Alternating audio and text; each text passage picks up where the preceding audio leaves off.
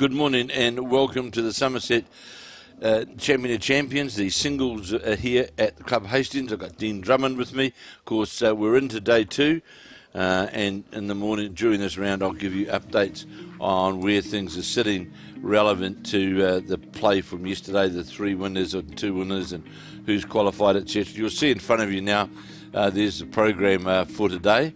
And we'll be live action with feature matches right throughout the day into the evening session. And there you'll see there's the women's table at present, and we've got 2 qualifiers, Natasha Grimshaw and Linda Ralph. Linda Ralph of Carlton Cornwall, and Natasha Grimshaw of the Kia Tower Club here at Hastings. They went through unbeaten yesterday, so they're qualified for post-section, requiring 1 win to go through. Is Leanne Paulson of Papakura, Tanya Wheeler of Martinborough, Beth Brown of Taieri, Kathryn McGaughey of Waihi Beach from Thames Valley, because they had a bye yesterday, along with Amy McElroy and Sue Hodges of Tauranga. They've got a clean record. And then we've got the others who really have, with only the 1 win, they're really out of contention with 3 out of 4 to qualify, and because we'll update the men's for you shortly. So that gives you the progress results after day 1 of the women's singles here at the Somerset Champion of Champion women's and men's and women's singles being played here.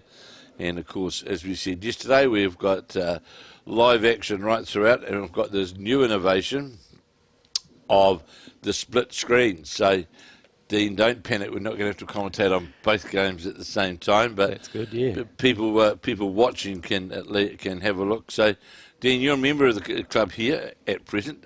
Yep, I am. And the surface here there seems to be a very good indoor surface. Yeah, I think so. I think it's even to everyone, and everyone has their chances on it.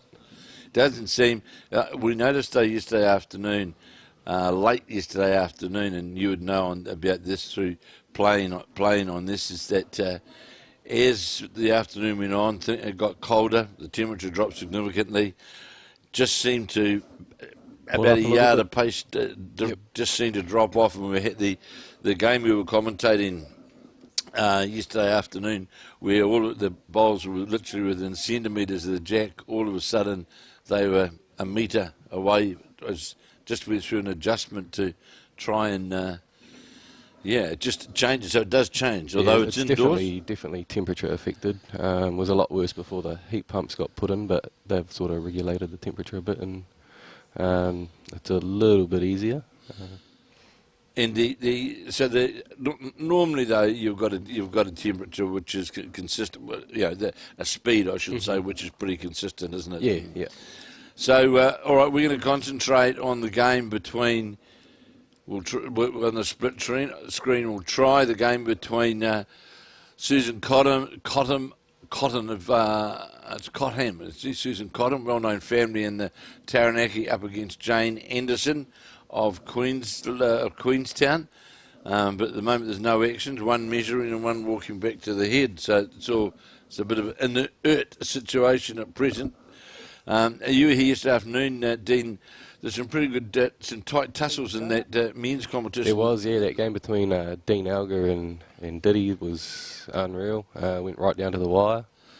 Of course, Dean Alger has won this before, and the New Zealand Open singles as well. And Stephen Ditford, formerly of Canterbury, playing out of Wellington, very, very good singles player. And it was anyone's game right to the bell, wasn't it? It was, right to the bell. They got timed out. I think it was 19-18, I think, from memory. So it was anyone's game. It was, 100%. So the Shona Elder game, we've got our markers. The Sue Cottam Jan Anderson match, the marker there is Grant Sargison, and the match between Shona Elder and Rebecca Walker, the marker there is Trevor Murtha, and they're microphoned up, and they should be able to keep us informed as well of the score as we watch in the Shona Elder Rebecca Walker match. The other thing, the surface itself has got a pretty consistent speed right across rink by rink, hasn't it? Doesn't seem to vary greatly. Rink 8 is a bit quicker than the rest of them. Don't know why, but it's just one of those things. Not, like, for example, in those previous years gone by at Nainai, when we really used to have on the indoor there, really used to swing around the speed of the green, and rink by rink you had inconsistencies in the pace. Not so much here, though. No, not so much, no. So, Shona Elder from Tiana, right down in the deep south. One good thing, of course, Dean, about having the Champion of Champions back in vogue again is we do have the clubs from, it doesn't matter how big or how small the centre is, and there's a lot of smaller clubs who are here, isn't there? And that's one of the great things, of course, about Champion of Champions. You win your centre title, and on you go from there. Yeah, it gives everyone a chance to get to the big dance, doesn't it? It does, and we'll just get to, I'll ask Tamara, who's sitting alongside me too, because we need to keep those scoreboards up to date, and we're relying on the markers, of course, of feeding us that information. Right. And there's a good bowl coming in here from... Lovely shot. Superb shot from... That was from Rebecca Walker. Just a bit, because I'm measuring in the ditch in the other rink. Just a bit of a miss here, not sure what's what or who's who. And there's a good attempt coming in here. He's got the weight to get all the way, certainly trying to get right down to the jack, and going to, and just sits right on top of the jack. Couple of lovely two bowls there, isn't it? Certainly are. Yes. Both on the jack, and we'll get this update shortly so as we can keep you right up to date. As I can see on the other game, it looked to be the Taranaki player Sue Cottam that opened her account on the first end. And here we go, Shona Elder with a 2 on the first end. So that's the Shona Elder bowl, which is sitting right on top of the jack. Pretty hard to improve much on that, Dean, isn't it? Isn't it? Yeah. Probably just be looking to get a little bit of cover, maybe. Yeah, just because Tiana, one of the smaller, one of the smaller centres in Southland, but as you know, by goodness, trying hard again here. It is, yes. He gets a touch on that and moves the jack back. Well, move back another couple of inches, could have made 2 or 3 of it. Yes, absolutely. So good bowl there from Shona Elder, who didn't have the best of days yesterday, but certainly has got away to a good start this morning here at One and a Measure is the call from Trevor Murtha, one of your members here, Dean, is he? He's from Bolzoma Nui, across in Napier. Right, so the markers that have come here have come from various... All over Hawke's Bay, yep. Fantastic. It's great to see them. From around the countryside, around the region. Yep, all over. Big team of them. And you were out there last night? I was, yep. I got to do a couple of games. I marked, had a game on the TV between Matt Day and Dean McMurchie, is it? Oh, yeah, from up north? Yep, that was a good game. Very tight. And there you'll see in the other match, the Sue Cotton Gene Anderson game. It was a Sue Cotton. It scored a 1 on the first end with the with the jack in the ditch, and the umpire called here on the Shona Elder Rebecca Walker match that it was 1 and a measure. So 1's come out comes the measure. And just quickly from yesterday, just to let you know while they're doing the measuring, remembering it's 3 out of 4 to qualify. And we've got 2 qualifiers through already. That be Linda Ralph and the local lady, Natasha Grimshaw. Now, Natasha Grimshaw yesterday, Dean, you'd know quite a bit about Natasha, but she was very impressive yesterday. Yeah, she's on fire at the moment. I got to experience that firsthand a couple of weeks ago in the PBA. I had to play her in the final, and she gave me a bit of a bath. Well, she beat Leanne Paulson in the first game yesterday, which was a big win. Mm-hmm. And then, of course, going on from there, another 2 wins throughout the day, and has qualified for post-section play. And there's, of course, there was a number of ladies yesterday as well who just played the 2 games and won 2 from 2. Like Leanne Paulson, Tanya Wheeler of Martinborough, Beth Brown of Taieri and Dunedin, Kathryn McGaughey of Waihi Beach in Thames Valley, Amy McElroy from Stoke and Nelson, Sue Hodges of Tauranga, and Leanne Paulson, of course, dropping that game yesterday. So needs one more to qualify to get through to the post-section play tomorrow. And then there's some others who've got to win 2 games today to make their way through to post-section play, which will get underway here tomorrow. And of course, later on today, or the next round, we'll also be covering the men's, who will be back here. The men get the lie in 2 days in a row. Yeah, get the sleep in. Very nice. They get the sleep in. So Shona Elder has jumped out to a good start. Shona Elder from the Tiana up in Southland, leading 4-0 over Rebecca Walker of Blenheim, but Walker here looks as though he can't quite get to the shot. Both bowls lower the jack. Probably not quite, just fell short, eh? So you've qualified for the triples and 9-9, is that right? I have, yes, the triples and 9-9, the pairs in Dunedin next week. And who you're playing the pairs with? Murray Glassy. Murray, and in the triples? Pat Golder and Neil Barron. Oh, and Neil Barron, yeah, so... 2 out of... Well, that's a pretty good effort. Two lots of champions. Yeah, looking forward to both of them. Shona Elder just going to drop by, and that'll be the shot. Came around her front bowl. So 2 New Zealand champion chances. And what happens the following week after the triples, mate? Fly to Aussie to go play at Musgrave Hill. And with the aim being, obviously, to get a berth in that... Queenstown and that Premier League pennant competition, which is, boy, that's a real... Yeah, you love to test yourself against the best, don't you? And certainly what is. better place to do it? Well, you know, you'll become... although Brian Baldwin, the secretary manager at Musgrave Hill, is shortly to retire, but you'll be in amongst some other Kiwis there. Krista Leave, of course, who you would know fairly well, and Gary Mountsie, who's been at Musgrave now for a long time. And they were first year. Careful here, and got narrow, was shown Elder and tipped over the Rebecca Walker bowl for a shot. Yes. So they did well really in the pennant bowls last year, made their way through to the finals, which is really well. a good effort. And they've just had major alterations done at the Musgrave Hills as well. So I'm sure you'll have, you'll enjoy it there. Yeah, I'm really looking forward to it.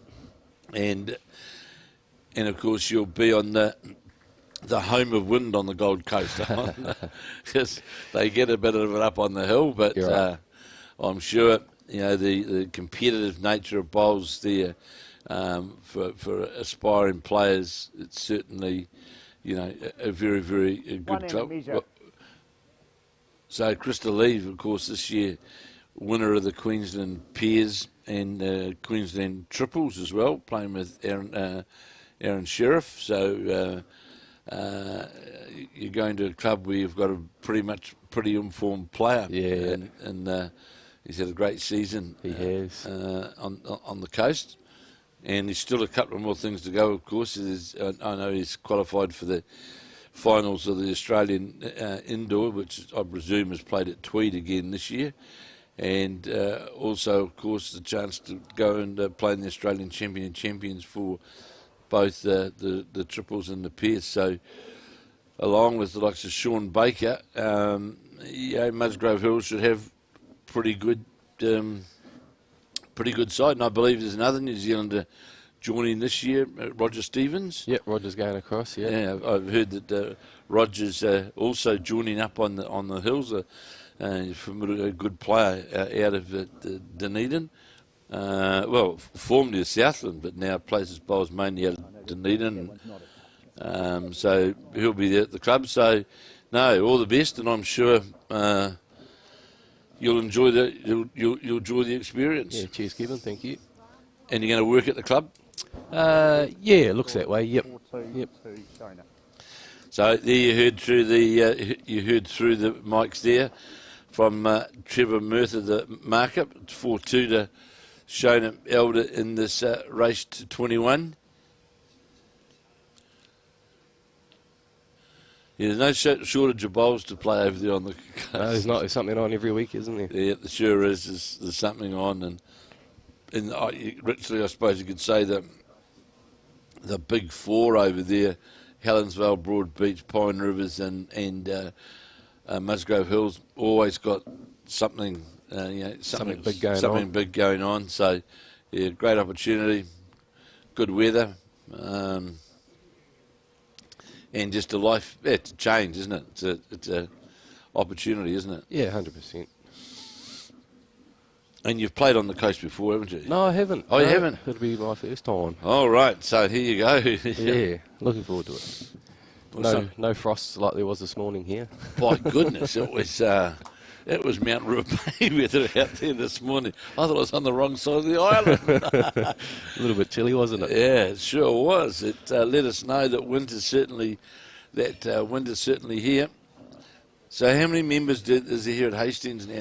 I think there's about 70. Right.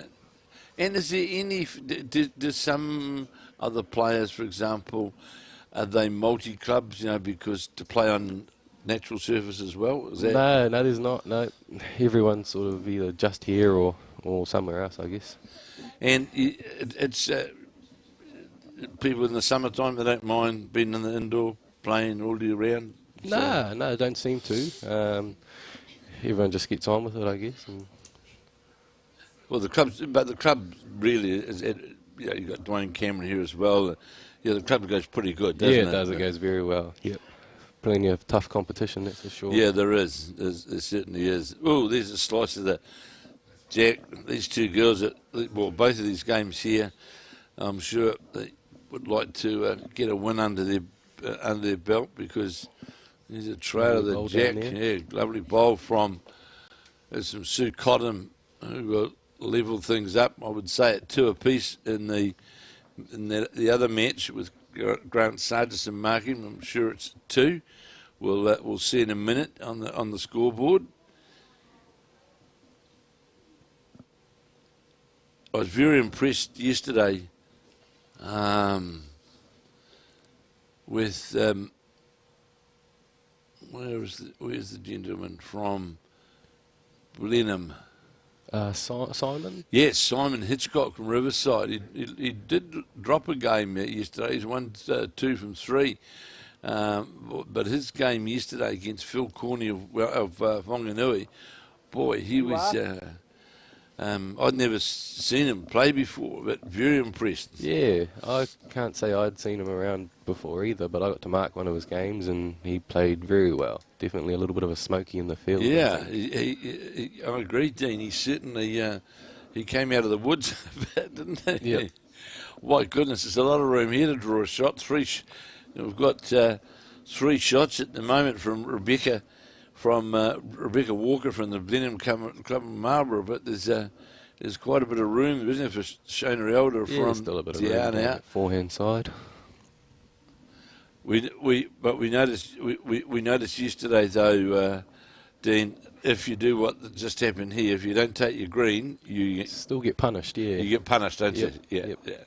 And it's going to be a 3, I would say, to Rebecca Walker to take her to a 5-4 lead. We'll just wait for the marker to confirm that. Now, don't forget, you people watching this at the early time of the Saturday morning breakfast, to go on the Bowls New Zealand Facebook page. You can share this with your friends, relatives, or whatever, and also click on the subscribe button, and you will then get a reminder, and you'll see the little bell there. Just give that a tick, and that will give you a reminder and to be able to watch particular games at certain times throughout the day.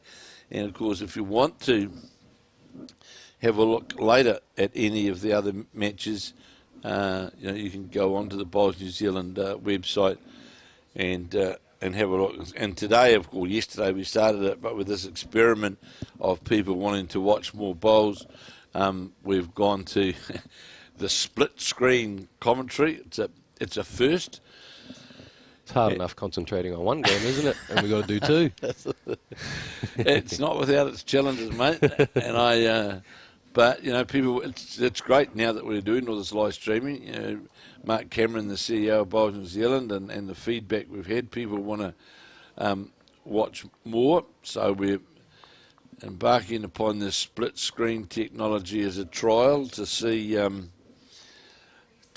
it goes. It does look very good, yeah. And the more bowls on TV, the better, isn't it? Well, it's easy enough to more than likely do this split screen environment with singles and pairs. It'll become more challenging in triples and fours. A lot more players on the rink, exactly. Yeah. It'll make it pretty tough, but we'll see what happens, and we'll wait to hear what the boss Mark Cameron's got to say. I know it's a lot of work for Tamara and Colin yesterday, getting it all up and running and getting everything sort of in sync. It's a bit challenging, but we got there. Just took a wee bit longer than what they thought, but that's life. That happens. But it's good that we can bring you in. And of course, once you get into post-section play, you'll be seeing like 2 quarterfinals, 2 semi-finals. So you'll be seeing lots of live action on this split screen basis, which of course you couldn't do before. So this is a new technology, and that's what it's all about now, though, isn't it, Dean? You've got to try these new things. Exactly. Yep. Try them. Seeing the Sue Cottam Jane Anderson game, Sue Cottam of the West End Club in Taranaki up against Jane Anderson of Queenstown. We had a very tight head on the second rink. We look over there, now you can see there's about 4 bowls all locked in pretty close. And look at this bowl coming down towards the jack. It's unfortunate. Just got the sideways slice on it and left it 2 for Sue Cottam of the West End Club. But that was a pretty tight end until that jack got moved, Dean. And yeah, it was. She's probably cut 1 out, moving it sideways like that. So it's Sue Cottam on the backhand. Just question whether it's got the weight to come all the way back. Is it going to get? No, it won't get all the way back, but definitely laying 2 shots.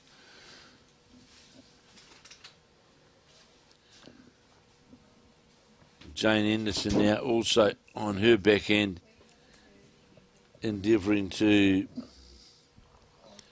rescue the head. Looks to be on a fairly good line. Just has the weight to get all the way down to the jack. We're just going to get a sit. This will slide by. A good attempt. Just found the hole. Just found the hole. Wasn't far away from getting a good result. Holes for bowls, as they say. So the game between Shona Elder and Rebecca Walker, I can tell you it's now 6-4, I believe, 6-4 to Rebecca Walker from from Marlborough, and this should be 2 to. I think it'd only be the 2. Though it's deceiving on the cameras, on the camera angles. It is deceiving. So I see the second boss, Steve Beale, out there giving the instructions to the marker that we want to hear what's going on. So make our job easier, eh? Yeah, certainly. I agree, mate. Definitely. So there's Steve, the technician,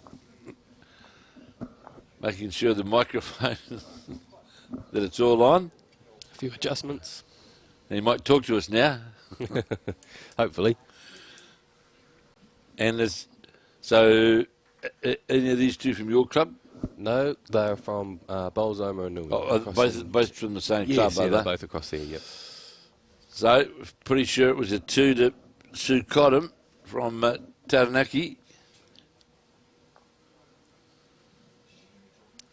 Good starter on the other rink. Yeah, right good opening bowl from Rebecca Walker from the Blenheim club.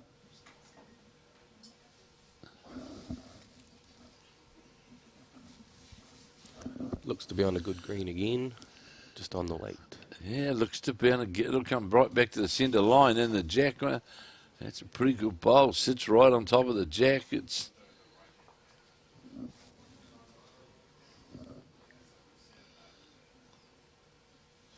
We might see a change of hand. No, she's going to stay there. Well, definitely not going to get to the shot plane on the backhand, is it? You know, that you can get second shot, but you won't get around to the bowl, and really it's going to be under, unless you got some sort of slide, a fortuitous slide, but difficult to get the shot there. Good chance here now for Rebecca Walker, ready to build the head strongly in her favour. Changing hand to the forehand. Maybe looking for cover. She's got very much out on the wide side. We did notice yesterday on one of the rinks, just if you on that side of the rink, if you just got out a wee bit wider. Yep, just like we've seen. Yeah, it just took a long time to move, although but you really had to be. This seemed to be an area you had to be inside it. Yeah, 100%. Yep. Otherwise, the draw is just not quite so kind to you. Well, here's a different. Just lodge the jack, or move the jack across the rink. See, there's the brains trust there, Tamara and Stephen Beale. Yeah, one down's the call to Rebecca Walker.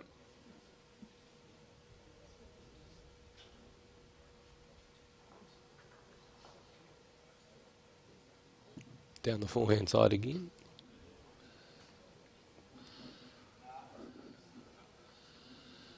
Bit of line. Bit of line. How's the weight? Looks on a pretty good line. How far is it going to go by, though? That's the... Yeah, it goes right back towards the... Falls into the ditch, does it? No, it doesn't.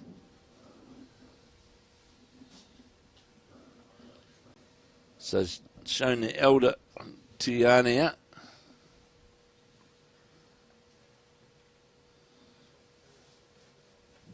Probably just a touch wide. Yeah, bowling a bit wide. Speed was good. Speed was very good.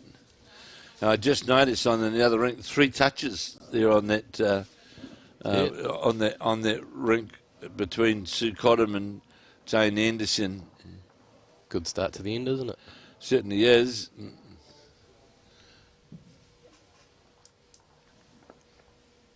2-2 Shona. Shona Elder. It was now 6 all. 6 all. I think that's what the marker just said. In the Shona Elder Rebecca Walker game, the marker now indicating that the score is 6 apiece, 6 all. And another good bowl there from in that game between Sue Cottam and Jane Anderson. There's 2 sitting right alongside the jack from Jane Anderson, and Sue Cottam can only really try and reach down on that forehand draw, and she wasn't far away with the last bowl. In fact, got a touch on the jack. No, so she'll be looking to just repeat the dose, I guess. Well, gets past the front bowl. If it got past clean, not going to do so. At least 2 down, could in fact be 3. 6 apiece in the Elder Walker game, and 4-2 Susan Cottam of West End of Taranaki against Jane Anderson of Queenstown. And of course, if you want to get updates on both the men's and the women's champion in Somerset, champion singles, if you just go to the Bowls New Zealand website, you've got shot. And all the results will be are up there, and you can see results for both the men and the women's through to the completion of play last night, and also the ladder, which will show you where the various players sit in relative to qualifying for post-section play. This bowl here, another bowl coming in close to be counting. Another good bowl there from Jane Anderson. definitely 2. Oh, it looks like 3 from here. It does. It is. Third one's taken out. Don't think you get 4 in. So it's a 3 to Jane Anderson. Both games are very tight to start off with, Kevin. Yeah, they are very tight matches, and 1 in a measure.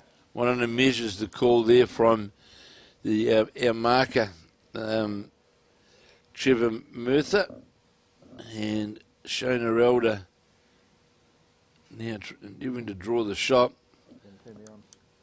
and not going to have the weight, is it, to get all the way. It will still come in to get them past the bowls, will make it, and yet sits right low of the jack. That'll be the shot. Ditchan does have a lovely drawn at that side. It's got a bit of nice late movement. It does, yes. Yep. So you'll find it different going from playing here. A lot of your bowls in the bay on the carpet, looking for the jack here as Walker touches around the corner. Might have made 2. Might well have made 2 of that. So there's a bit of a difference going from the carpet to the green, the natural surface, the Queensland sort of composite weed and grass green. So yeah, it will be. I've heard nothing about good things about them, so really looking forward to it. We don't quite get any wind in here, so that will be a lot different. Well, the Hill Musgraves is certainly well known for it, but the really good thing about over there, Dean, is like all of the clubs really put a big emphasis on their greens, and because they play on them all year round, so in the main, the greens are pretty consistent, pretty good, and in the Hills I think they've got 3 greenkeepers, I think, or three on the green staff up there. Right. So yeah, they've got good greens.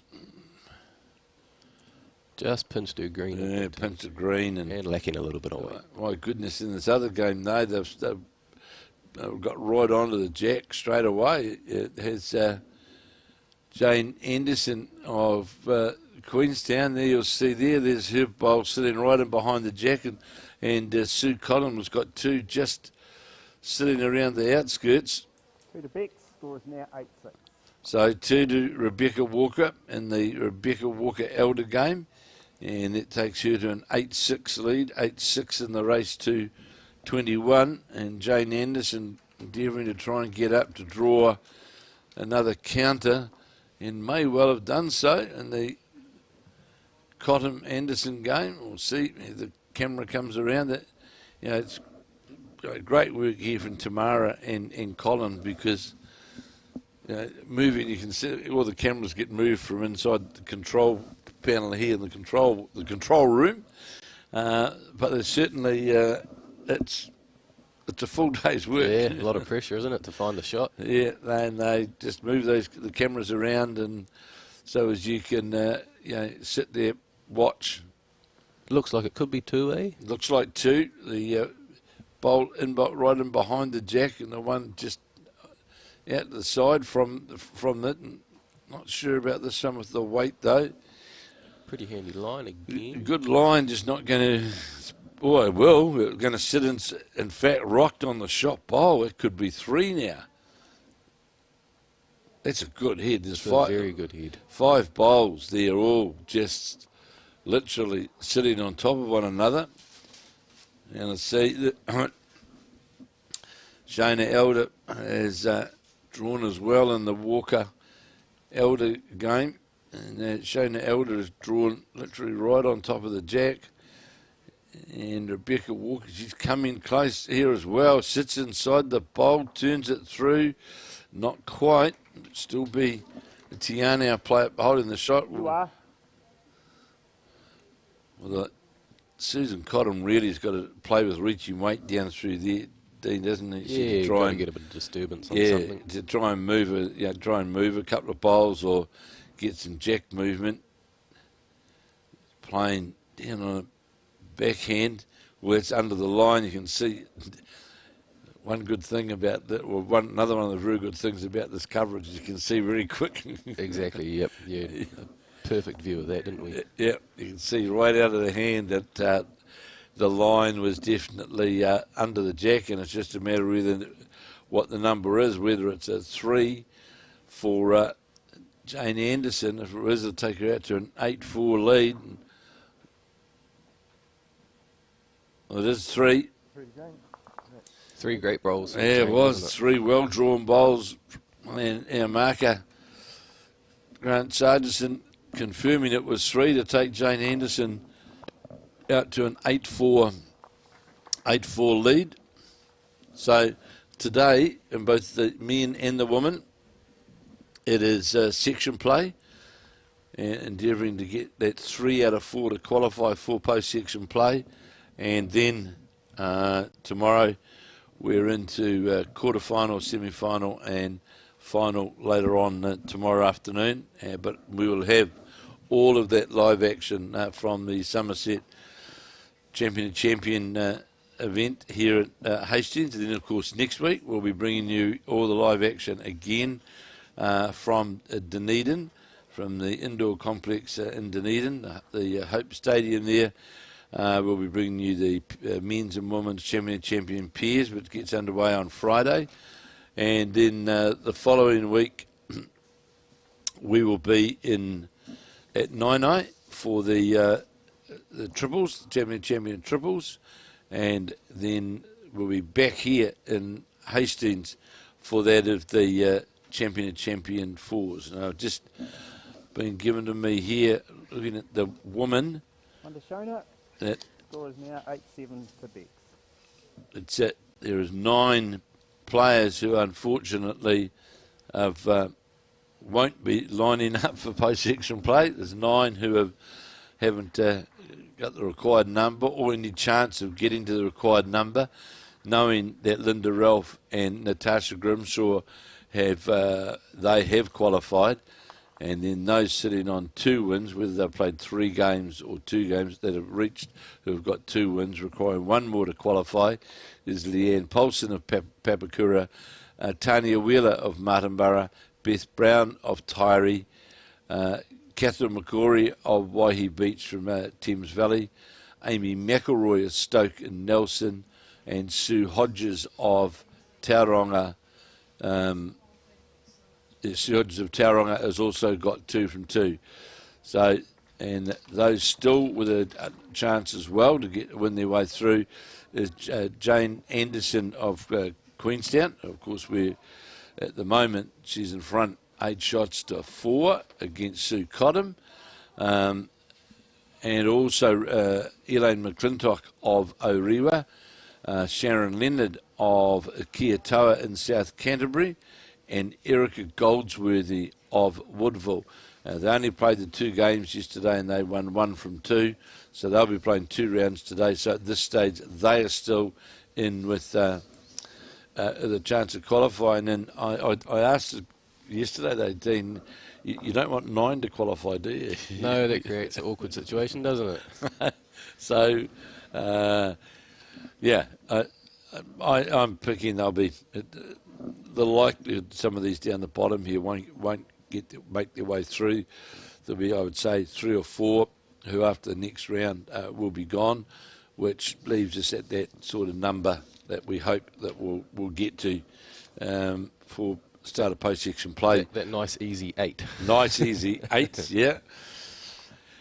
So, of course, the Jane Anderson from Queenstown, of course, as we said yesterday, played the 2 games, had a win and a loss. So this game here for her against Susan Cottam of the West End Club in Taranaki, very important for her to keep her chances still alive, and out to an 8-4 lead, and has drawn some pretty good shots the last few ends.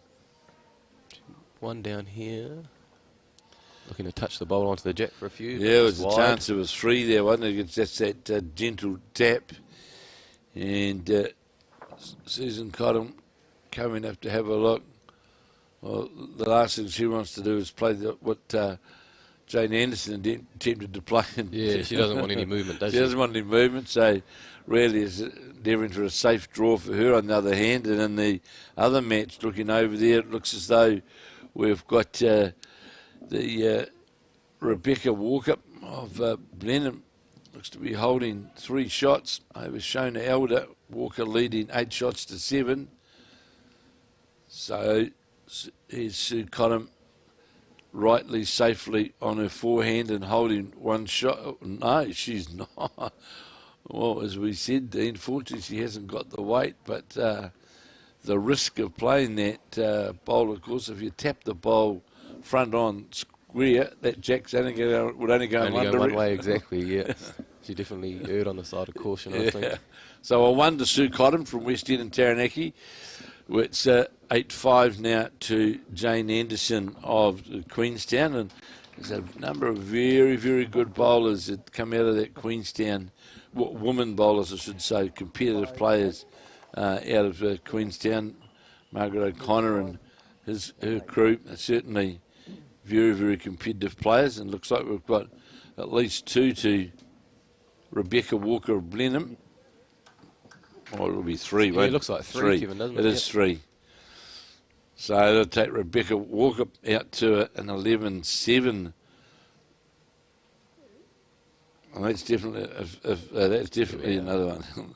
So it was 3, as we said. So that takes Rebecca Walker out to 11-7. 11-7. I think it was actually 4, Kevin. Was it? Yes. This is David Clark wandering in here trying to get warm. Had a good day yesterday on the green. Unbeaten yesterday in the men's champion singles. And he'll be in action later on this morning. You want to go for a run or something? He's got 3.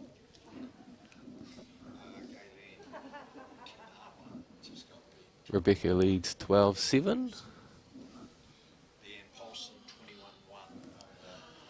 Right. So I can tell you that we've got another qualifier in the women's singles, and that is Leanne Paulson. Of course, Paulson, a reserve in the New Zealand side for the Commonwealth Games. Didn't make the starting lineup, but a reserve in case of has just qualified. Defeated Galen Harvey of the Waikato in a pretty convincing display.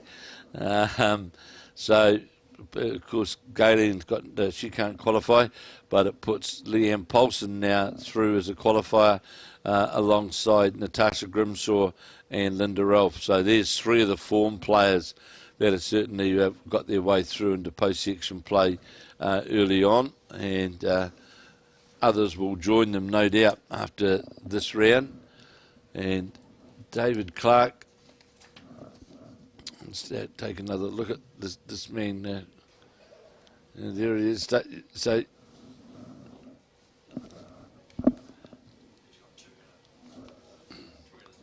David Clark unbeaten, winning 2 yesterday. So this game for Jane Anderson of Queenstown becomes pretty important for her now to stay alive. Yeah, it's do or die for her, isn't it?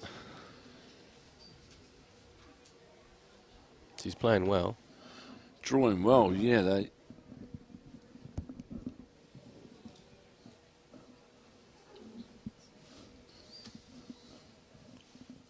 Shona Elder just falling short, was on a very good line.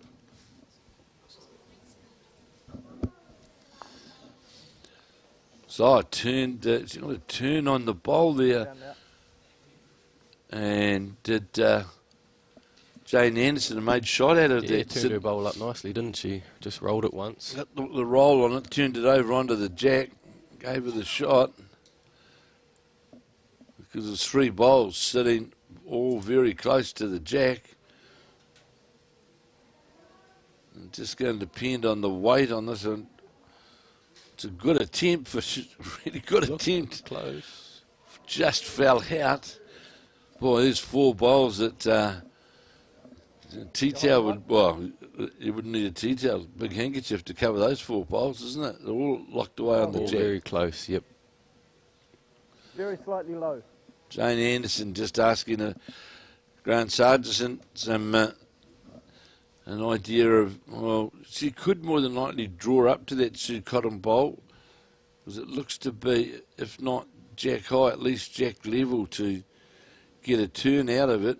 It's going to be under the, it's going to slip by. Doesn't want to touch that rocking thing too hard. No, doesn't want to turn that bowl down, did she? No, she didn't, for sure. And in the other match, it is again Rebecca Walker, who's holding the shop and leading 12-7 in the race to 21. She's played a very good last couple of ends, from what we've seen. She certainly has. It's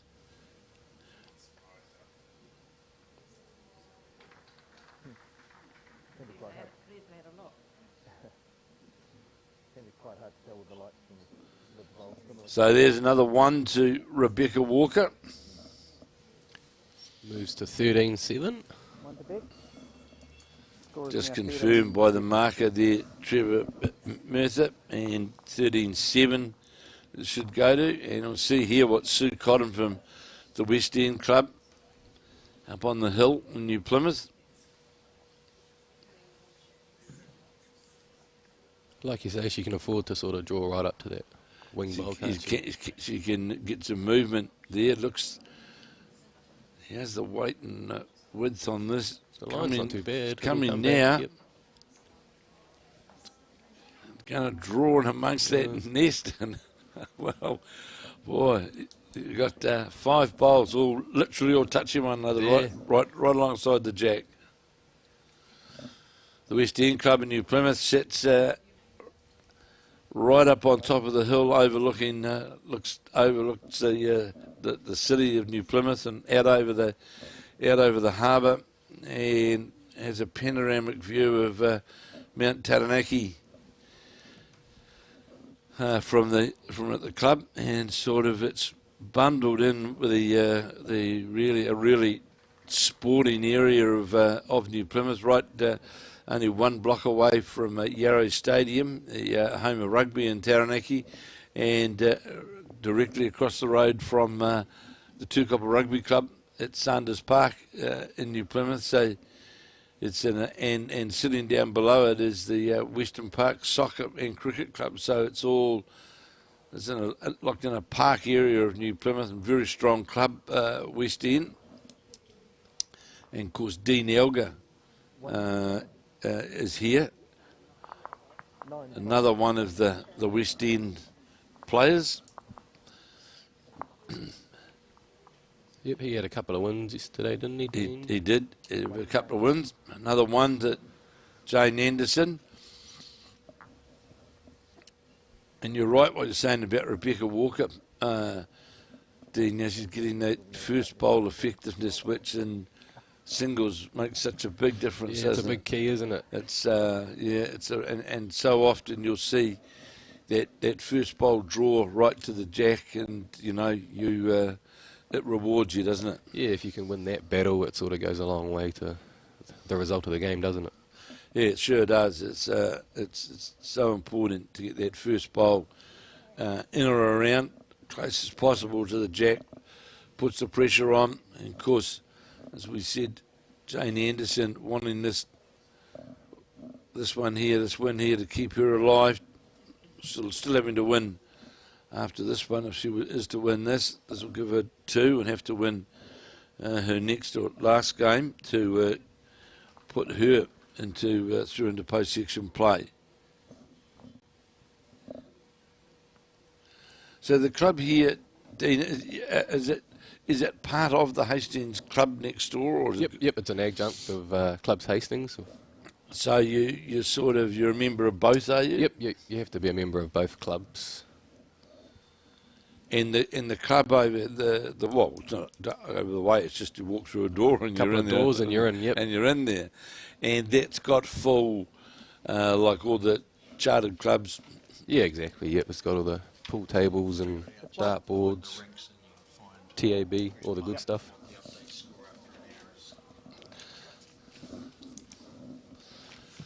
So I can give you some updates around what this round have just been given to me, as we've confirmed. Liam Paulson has won her way through and through into post-section play. We've got Natasha Grimshaw of course, Hawke's Bay, who is also qualified, playing Sue Hodges of Tauranga, of course, who really needs it. That's a crunch game, and it is, in fact, Sue Hodges was leading that game. Sue Hodges, in fact, leading Natasha Grimshaw by 11-8. And Diane Patterson of Wanganui playing Kathryn McGaughey of Waihi Beach, of course, who is still a chance of qualifying as the Waihi Beach player. But at this stage, it is Diane Patterson of Wanganui who is leading that game by 10-4. And in the game between Sharon Olsen of Tolaga Bay, playing Marie Bevan of Central or the Kapiti Coast, it is the Tolaga Bay player who is leading that by 11 shots to. I've just got to check the number. 11 shots to 7. And in the another game down here, that's the Linda Ralph match, of course, again, who is already qualified, and Ralph is up against Beth Brown from Taieri, who needs us, of course, and it is the Taieri player who is leading the unbeaten Linda Ralph by 12 shots to 7. So that's a good start at this stage for the Dunedin player. And in the last game, I gave you the game of Bevan, who is up against Leanne Stewart of Hikarangi of Northland, and it is the Northland player who is leading that by 13 shots to 2. So, yeah, a couple of pretty important games there, that being the Natasha Grimshaw game up against her game against Sue Hodges of Tauranga, and it's the Tauranga player who needs the win, who is in fact leading at this stage. And the other big game, that of Beth Brown of Taieri in Dunedin up against the unbeaten Linda Ralph of Carlton Cornwall, and it is the Dunedin player Beth Brown who is leading that match. So looking good for those. Well, a long way to go, of course, but the two already qualified players at this stage are behind in this particular match. And just to confirm that Leanne Paulson has already won her match this morning and now joins the qualifiers. The other thing, so you're a member of both, is that right, Dan? You're a member of the... Yep, member of both clubs. And they've got all the facilities over there, of course, haven't they? They've got everything you could dream of, yep. And that's the place everyone goes, is it? That's the... Yeah, it's always nice to finish the night with a couple of drinks, isn't it? And was the club always here? The bowling club was always here? Yeah, the bowling club was always here. That club was built about 5-6 years ago. There was the Hiratonga club, which right, correct. Was a little bit further up, and that got taken down, and a brand new club replaced it. Well, I see, because on the board here you've still got the Hiratonga Women's Club. I looked at it before because I noticed the name there. One of the former Blackfern, Colin Ferrick, played at the Hiratonga Women's. And she plays now. She's still playing. Yeah, she's still around. She's, I think, a member of Bowls Taradale. Right. Doesn't play anymore, but still very interested in the game. Yes, well, Colin Ferrick represented New Zealand at Commonwealth Games. I think it was, yes. Yeah. Just a touch tight there from Rebecca, running into the blue bowls. So Jane Anderson of Queenstown's got a nice little break now at 12-5 in the race to 21, needing this game, of course, to qualify. So this becomes a nice little buffer that she'll certainly want to hold on to. Certainly.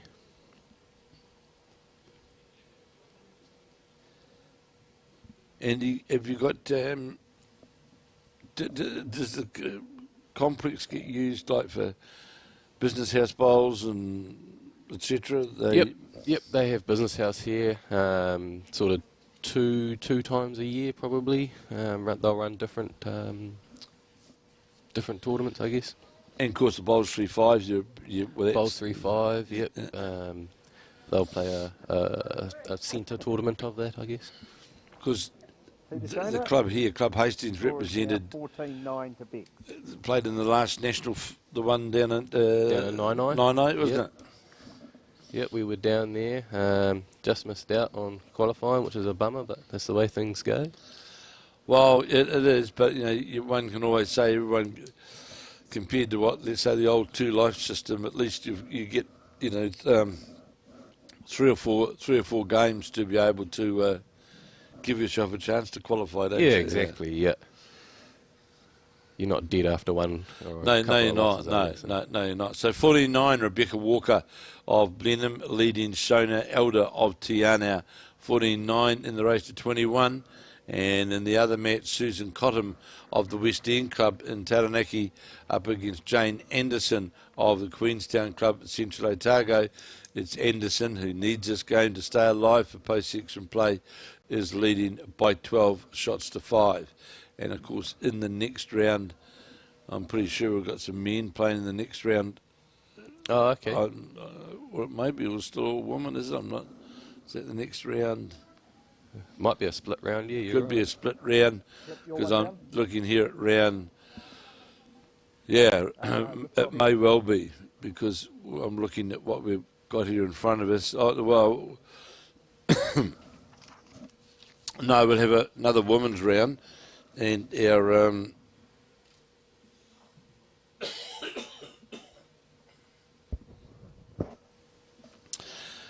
yes, because I see Amy McElroy is playing Shona Elder. In fact, in the next round, McElroy needs that, of course, to win. And there's still a lot of, another big match. The next one, Sue Hodges at Tauranga playing Beth Brown at Taieri. Yep. So there's a lot of games for us to keep you up to date with, but we'll certainly endeavour to do so throughout the day for both the men and the women. So obviously when we get to round 6, that will become a split round. Yeah, there'll be a couple of men's games in there, won't there? And they may well, no, there won't be in the next one, will there?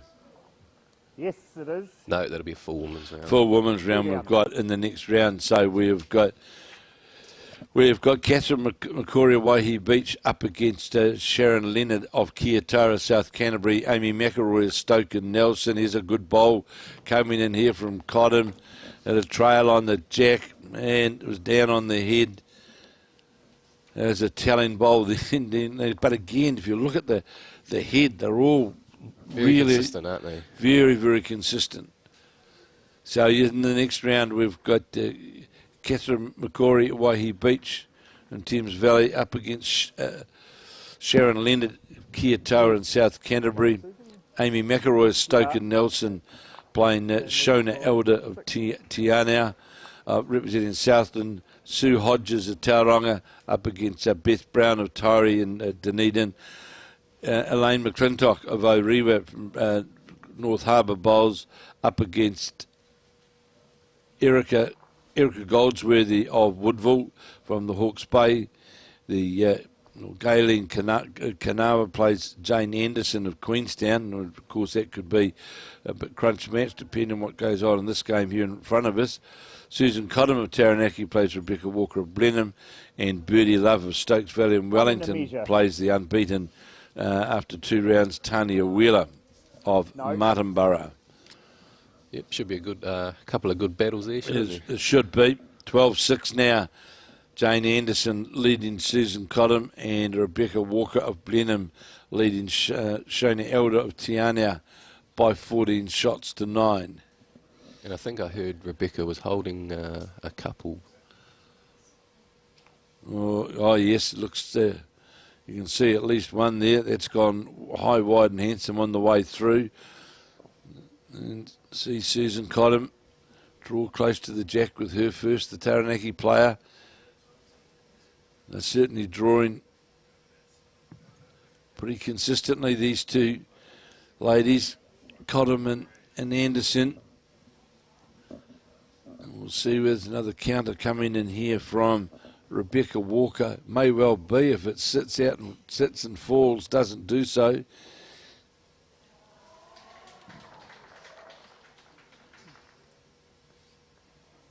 One and a measure.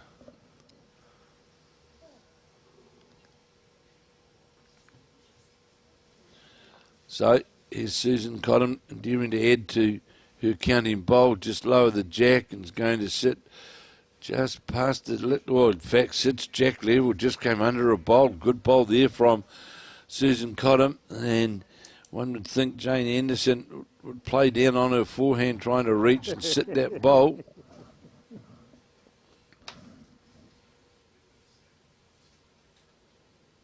Looks to be on a good line. Good weight for it. Great shot. Toucher, tucks it around the corner, hides it away a little bit. It always looked good, didn't it? That, as you rightly said, Dean, you could see out of the hand that it was on a good line and got rewarded. And if you control that good line, you'll be rewarded. All right, 14-9 now. Rebecca Walker leading Shona Elder. That's Rebecca Walker of Blenheim up against Shona Elder of Queenstown. As we see Cottam trying to get to the jack, just goes past. Just a fraction wide, that's all it was. So you would think... You're holding one?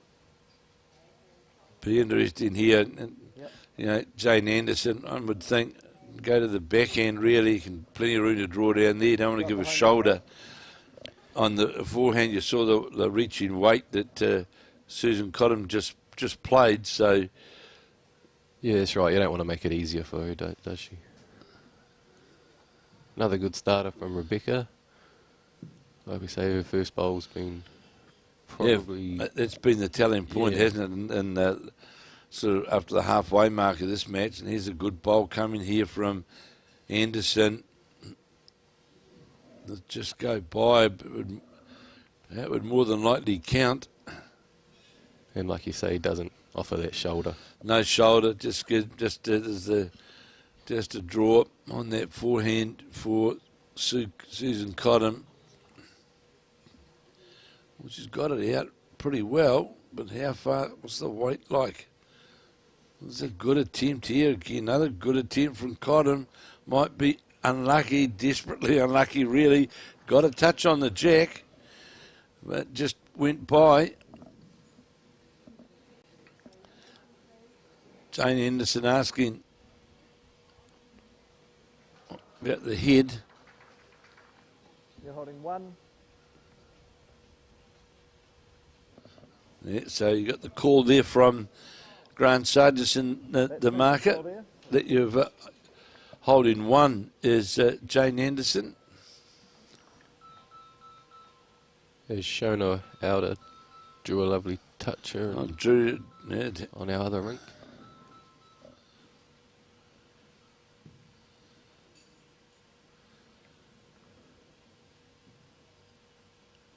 So Jane Anderson is on a good line again with this bowl. How far is this going to... This is a lovely bowl. It's going to draw him behind the jack. Well played from the Queenstown player.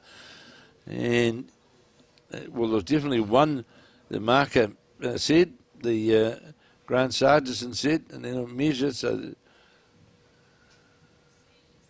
Two taken out. Two have been taken out. Now looking at that third. Out comes the measure.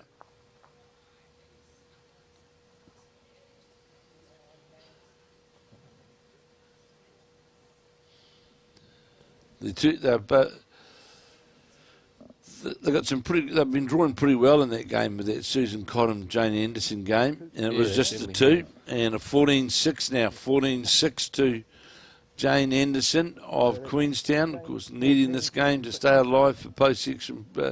Have a chance of post-section play. This will give her, this is to win this, it will give her 2 from 3. Has a touch on the jack, unfortunate there for Rebecca Walker just moved it ever so closer to the Shona Elder bowl for shot.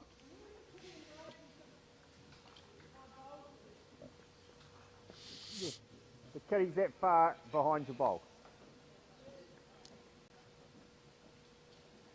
So Bowls Hawke's Bay, they use the venue a lot for centre events and So it's always on standby, I guess, for weather. And the Champs are played in here. They're normally towards the sort of winter months, and no one really likes playing out in the cold like we did this morning. So, well, Hawke's Bay's supposed to be the sun, sun and sun. Oh, the sun will be out later today. Yeah.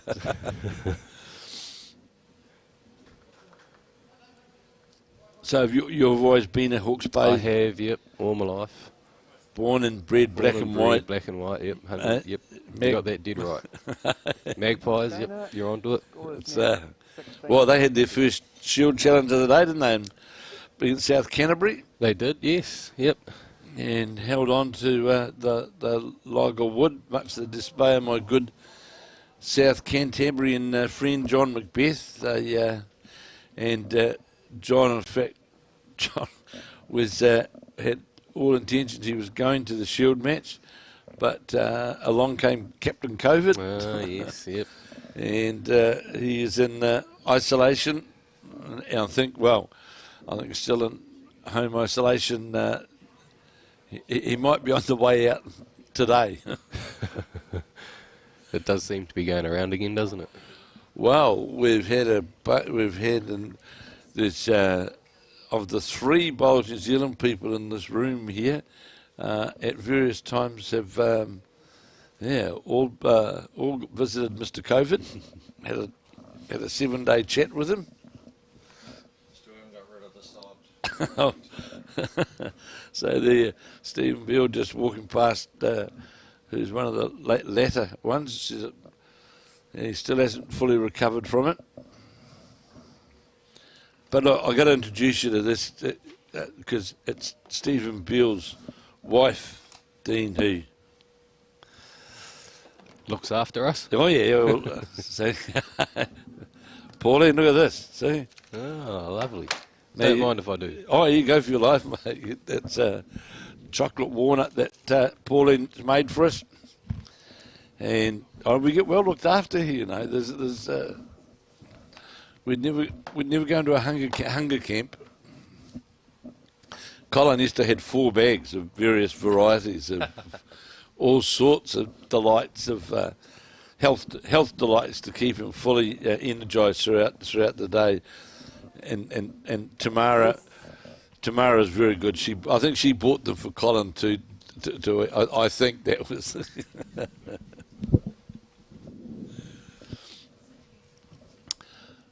So Susan Cottam holding the shot. Once again, Rebecca Walker's first bowl, right on the jack. This one just falling a touch short. Lovely line.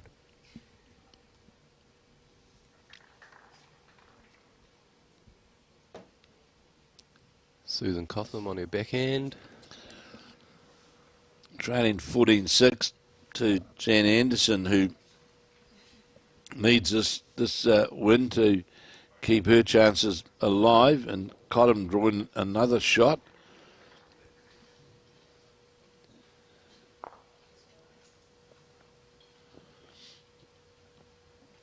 The champion of champions now, though, Dean, it's great because we're able to accommodate them, thankfully, for because of the indoor complexes. Yeah. This time of year, it's outside's not the best, is it? And if a few days were to be rained off, you're in a rather large pickle, aren't you? Well, this time of the year, the chances that they're happening are pretty strong, aren't they? Exactly. That doesn't matter. You can just about guarantee at one event or more than one event, at some point you're going to get rain's not going to, or inclement weather's going to curtail it, isn't it? But we've got the luxury now of the indoor, so yeah, it just takes that risk out of it, doesn't it? It does.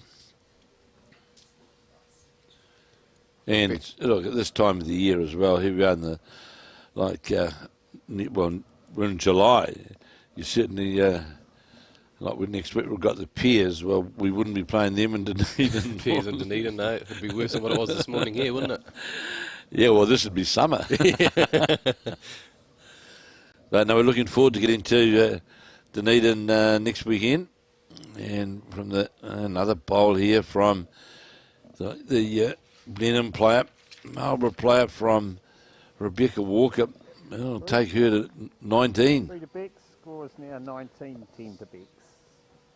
And to check out country, isn't it now?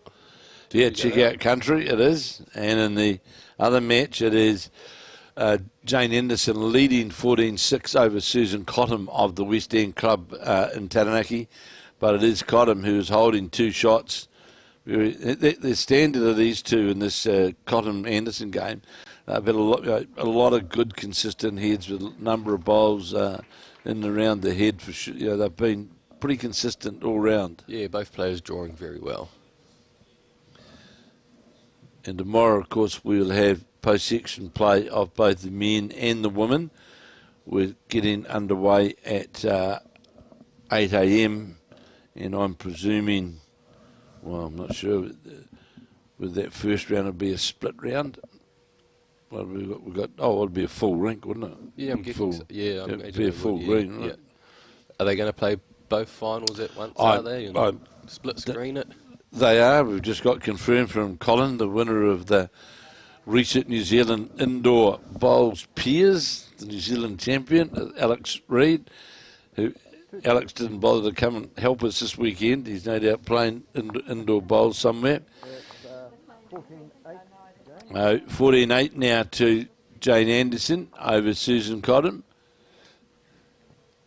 Because when we get to the champion fours back here in Hastings, Alex will definitely be here because he'll be part of the Auckland fours side along with Colin, who's one of our great workers here. And they're the Auckland qualifiers for the champion fours.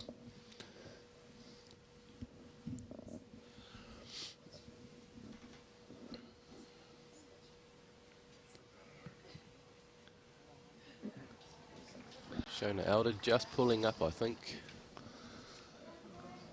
Rebecca holding 1. No.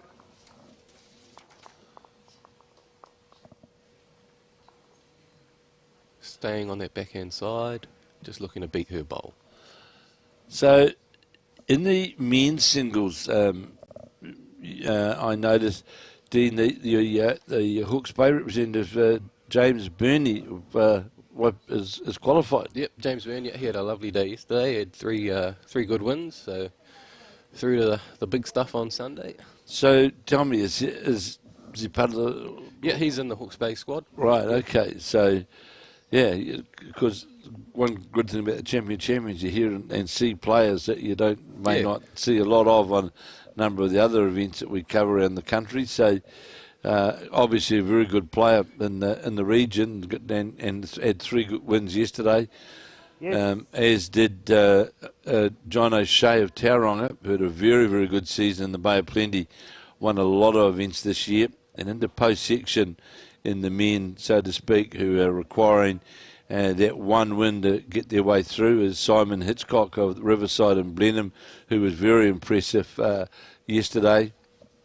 Also from Waihi and Invercargill, Donald Rees, Steve Ditford, of course, playing representing Wellington now, Ricky Cook of Redcliffs in Canterbury, Richie Muir of Wanaka, Adrian Roberts of Waimate, represents South Canterbury, and Brett Dick of Opanoni in the far north. And those who had the 2 in the men who were unbeaten from their 2 rounds yesterday were David Clark of Manuera Cosmopolitan, Ross Ellery of Foxton, Bart Robertson of Helensville and North Harbour, Dean McMurtry of Onirahi of Northland, and Dean Elgar of Taranaki. So obviously that group there, a lot of those guys will be playing one another at various stages, won't they? So we'll see some changes there for sure. Yep. A few of them will cut each other's throat, won't they? Pretty handy players you sort of rattled off there in that little bunch. Rebecca picked up one that end and moves to 20-10, needing just that last one to go out. Well, if you look at that men's field, Dean, nothing. All right, John O'Shea, we know in Tauranga's had a very good season, and your guy who say goes very well as a good player as well. But then we've got like David Clark, Ross Ellery, Bart Robertson, Dean Elgar, Stephen Ditford, Ricky Cook. There's a really good bunch of players. Just looking to chase through, aren't they? Yeah. Only needing the one more to get through.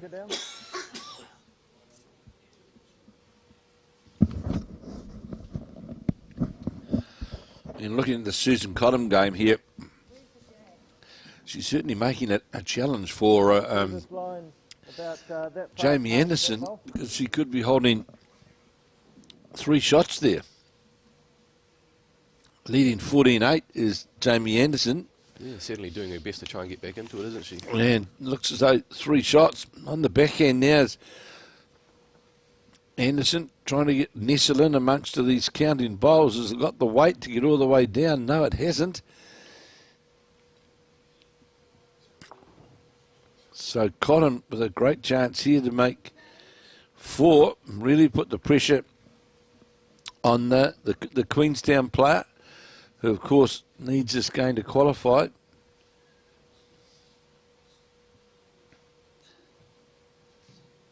Or needs this game to still give herself a chance of qualifying.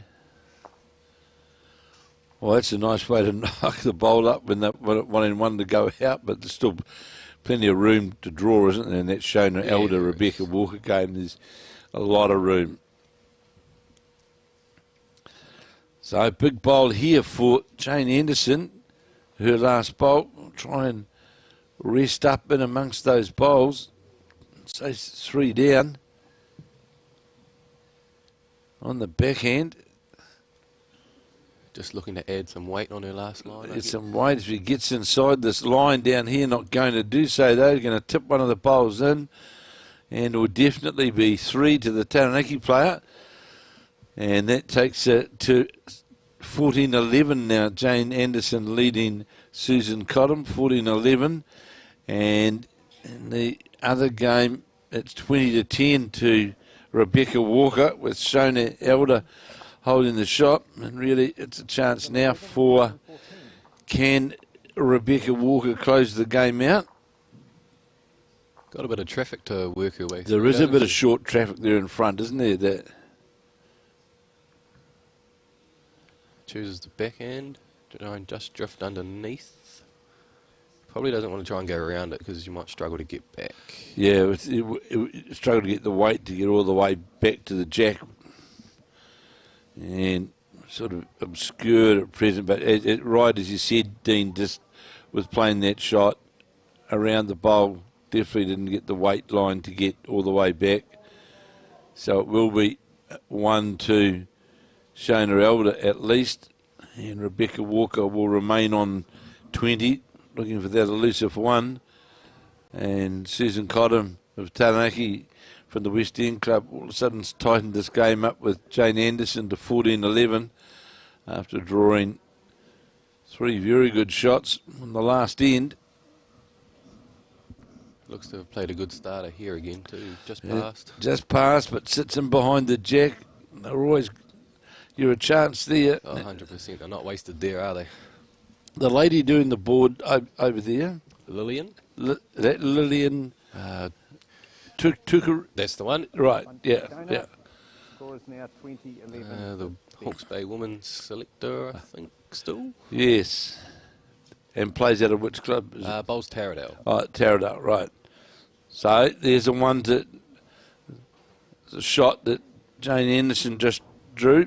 She always seems to be a good, every time there's events on. Great supporter of bowls in Hawke's Bay, isn't she? Yeah, always seems to be around doing something. So Susan Cottam Now getting on the backhand, coming down to try and get to the jack's going to be close. Just slips by, but it'll sit inside. That's the shot for sure. Certainly making these two ladies, Jane Anderson and Susan Cottam, certainly making that work for every shot. Yep, they're having a great battle. Plenty of close draw bowls, isn't there? Well, the three bowls again there, the first three bowls of this head, Dean, are all pretty adjacent, aren't they, to the jack? I just wonder whether Jane Anderson here is holding up with some weight. Is going to get to the jack, sit on the bowl. Will do so. Well played. Great bowl. Magnificent bowl by the Queenstown players. We look quickly across and see Rebecca Walker has drawn a front toucher, which when you want in one shot, it's pretty handy. Nice way to start once again, isn't it? Yeah, it is. First bowl right on top.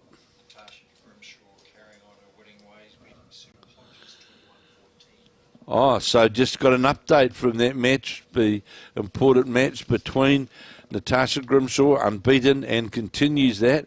And our first report this morning was behind, in fact, in her match against Sue Hodges of Tauranga, the Tauranga Club at a Bay of Plenty. Grimshaw has run out the winner, so she continues on her winning way. And of course, already qualified last night, along with that of Linda Ralph. And this morning we've seen Leanne Paulson, who has qualified. So Sue Hodges of Tauranga, I think will need her last game now to qualify for post-section play. That was one of the games that we mentioned before. And Sue Hodges, in fact,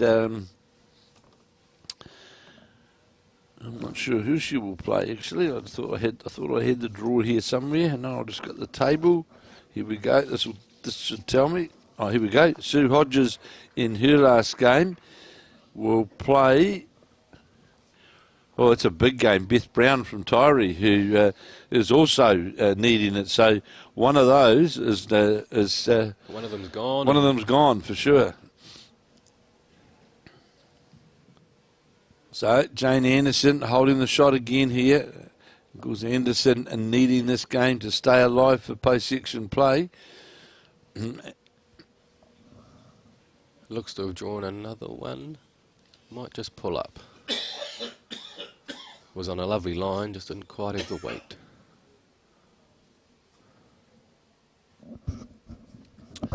So Jane Anderson now at 50. And it is Rebecca Walker running out the winner in that match by 21 shots to 11.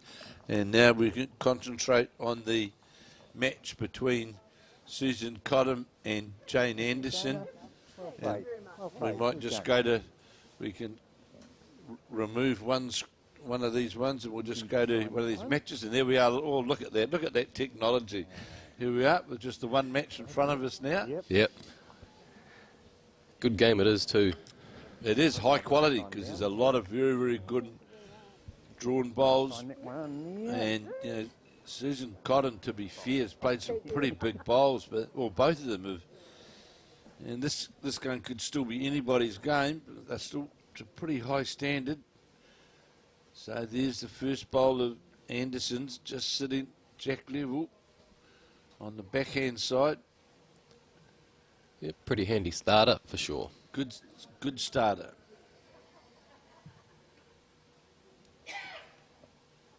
So on the backhand is Sue Cottam. And this looks on a pretty good line as well as was the first bowl of Anderson. Just goes by, all but a touch on the jack.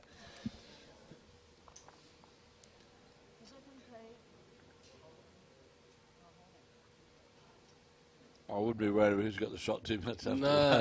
No. Still a few more bullets left, isn't there? Yeah, I wouldn't be too concerned at this point in time about I'm either one up or one down. Changing her hand, jumping across the forehand trying side. to set back the bowl, but it's interesting that some players, you know, there's still quite. If you've been consistent on one hand, there's no sense early on in the head to try and do something different because it's up to the opposite. If you've got the shot, it's up to the opposition to then get the shot as well, isn't it? Exactly, yeah. Make them change it. And of course, Susan Cottam playing on her backhand as she sits inside the bowl of Jane Anderson's, but not going to because she's going to be, in fact, under the head and just gets a feather. That sort of blocked off that hand. It has. It comes to one hand really now, Dean, doesn't it? That which Jane Anderson providing now she can finish on the other side of the head. She's got look to get that away a bit. No, it looks on a good line though. Just got to, you notice here you can see where they get that sort of twist out of their hand, but running towards the jack, and this will make. It would just did it touch? Yes, it did. So one would think it is the jack level bowl of Jane Anderson's, which is shot.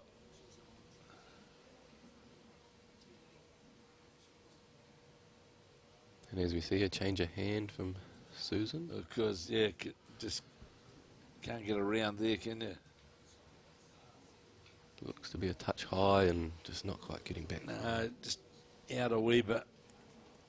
So just confirming that we have had this, we've had Leanne Paulson qualify this morning and Natasha Grimshaw continue on her winning way, winning her match over Sue Hodges of Tauranga of the Bay of Plenty, who needs that to win.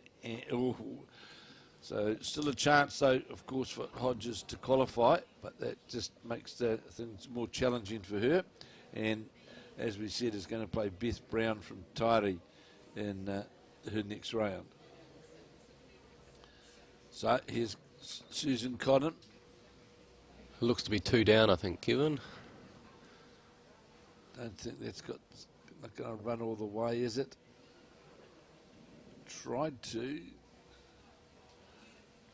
Might have cut one out. Might have cut one out. We'll see in but a moment.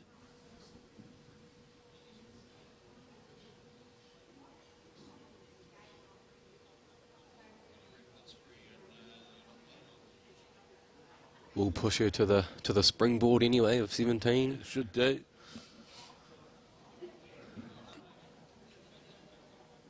Here comes the measure.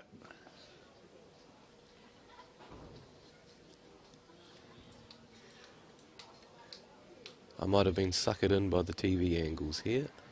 It can happen, I can assure you. I can assure you that it happens.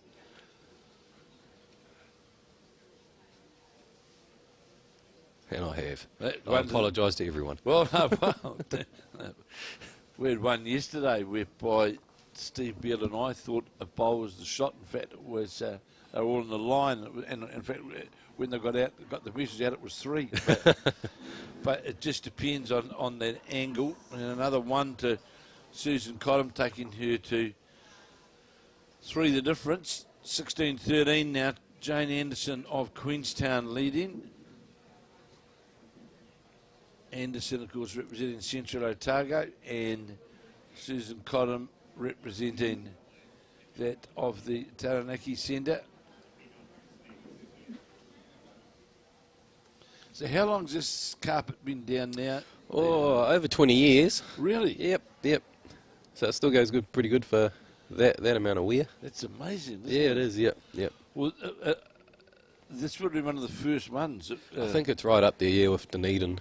Yeah, that long ago would definitely be one of the first carpet surfaces, and it still looks in good. Yeah, and like I say, this is still the original one. We haven't changed it. They are looking in, I guess, in the process of exploring options.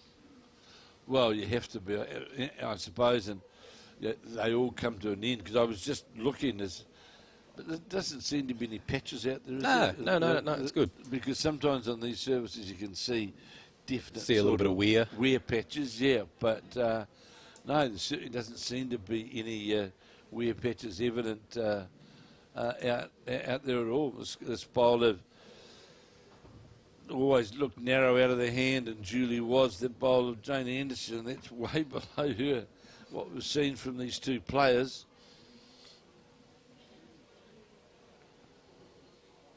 Like you say, if you're just a little bit tight, you really get punished, don't you? Oh, okay, but the good thing is, you get punished quickly. Yeah.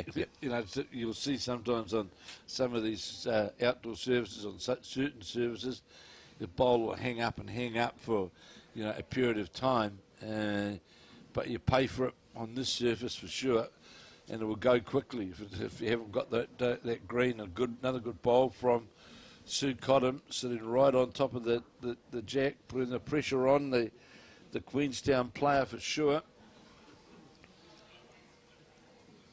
This looks to be on a better line. And should sit in between the first and second shot, and does so. And clearly second shot just in behind the jack.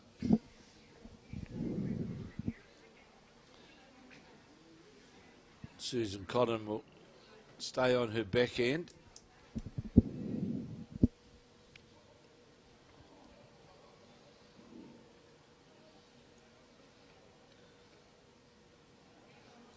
Well pointed. Yeah, this will start to work now. How far is this going to run? Just had that yard of weight on, but we certainly could see it was on the good line, well on that wide drawing arc. It's the marker indicating what the distance is. It's only a few inches really between the jack and the shot bowl of Sue Cottam's. So Anderson just needs to drop around that bowl. Well, it's a pretty good attempt. Going to get to the shot bowl. Did turn it. That's a good attempt. Very good attempt from the Queenstown player. And still holding shot though, Sue Cottam. There is a chance, of course, though now, isn't there, Dean, that they can play to that bowl. Can Anderson and move it out of the head. Yeah, a little bit of weight down that other side should hold up for her and give her an opportunity to sit that bowl out and make a three.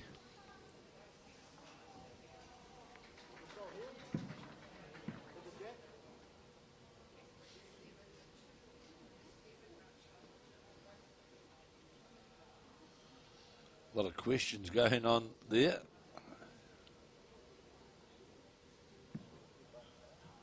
Yep, Grant Sargison being made to earn his paycheck, so to speak. Oh, it's a big paycheck.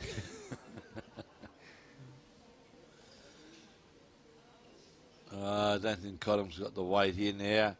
Here's the chance, as Dean said.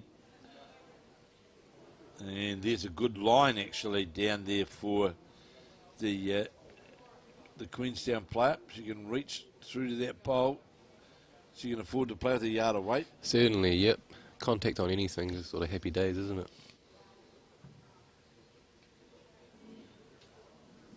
Let's see on this line, and it's got the weight that we were talking about. Has it got the weight we were talking about? And yes, it has. What great bowl, whether it's worked in her favour or not. But that was a shot that we were talking about. Dean, perhaps just another couple of feet of weight would have got that bowl out of there. Yeah. Taken the bowl cleanly out of the head.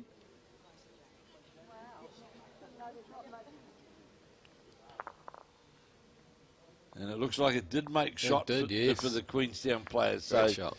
It was a very, very well played shot, very well judged shot. And another one to the Queenstown. And they're on 17. And although Susan Cottam is only sitting on 12, she certainly hasn't disgraced herself at all at this stage of the game. She played both these players have had some very, very tight heads. They've been putting on a bit of a show, haven't they, with their draw bowls? They've been very, very good. See the crowd starting to build. Yes, starting to arrive. I've been asked to ask her one question. So in the big club over behind us, yep. Do they have the NRL on it over there? Do they? I'm sure we can get it on for you, Kevin. For the Warriors game tomorrow afternoon at 4 o'clock. I'm sure we can get it on. Well, I'll be commentating, but I know Marlene. I know she wants to watch it at 4 o'clock tomorrow afternoon. We might even be able to get it on the TV in here. Oh, well, that was...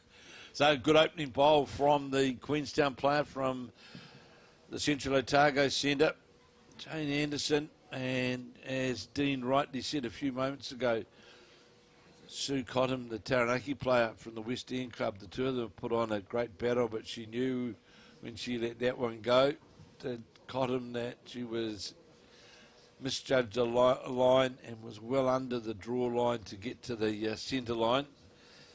And as you would know, Dean has been a very good draw exponent. That centre line's so important, isn't it? It is, yep.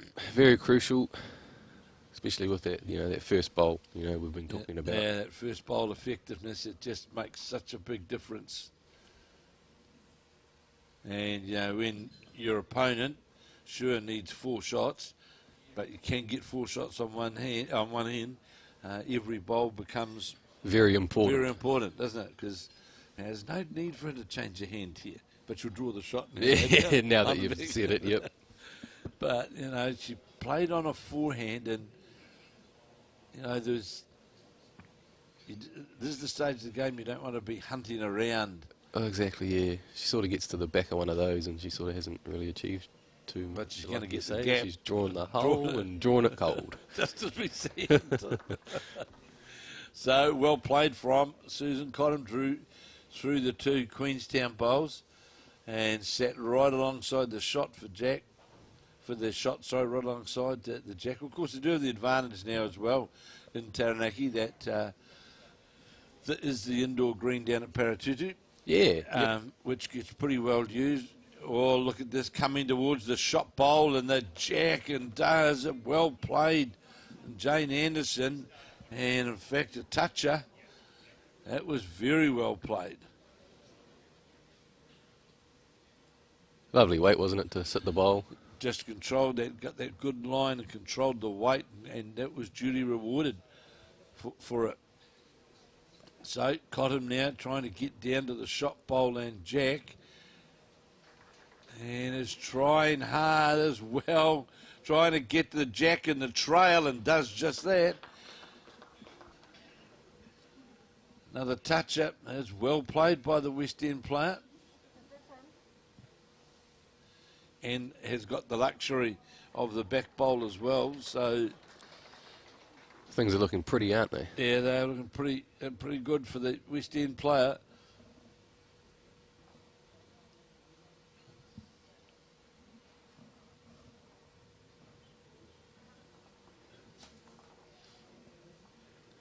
So Jane Anderson trying to draw the shot back. It's changed so far 3 times in this head, and it's out on the wider side, and will go out past the Sue Cottam bowl. So Cottam holding the shot. Coming down to inspect things. Inspect what, might I ask, Dean? What to do with the next one? It is just to draw another counter. I think so, yeah. You've got the back bowl, beat your bowl out on the side, you've got a counter, isn't it? Yep. Sometimes we do try to make things... a simple game made hard, isn't it, by ourselves? Yeah, absolutely.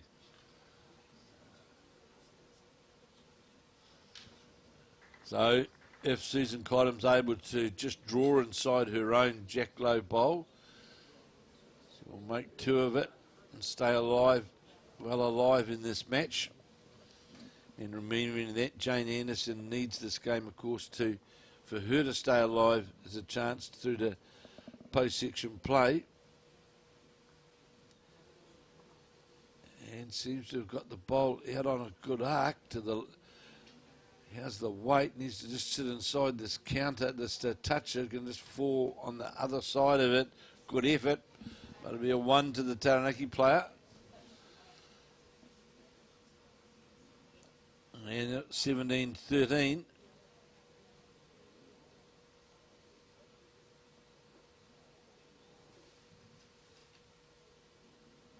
As you said, in the earlier game, we saw Rebecca Walker of Blenheim from the Riverside Club defeat Shona of the Tiana Club representing the Southland Centre.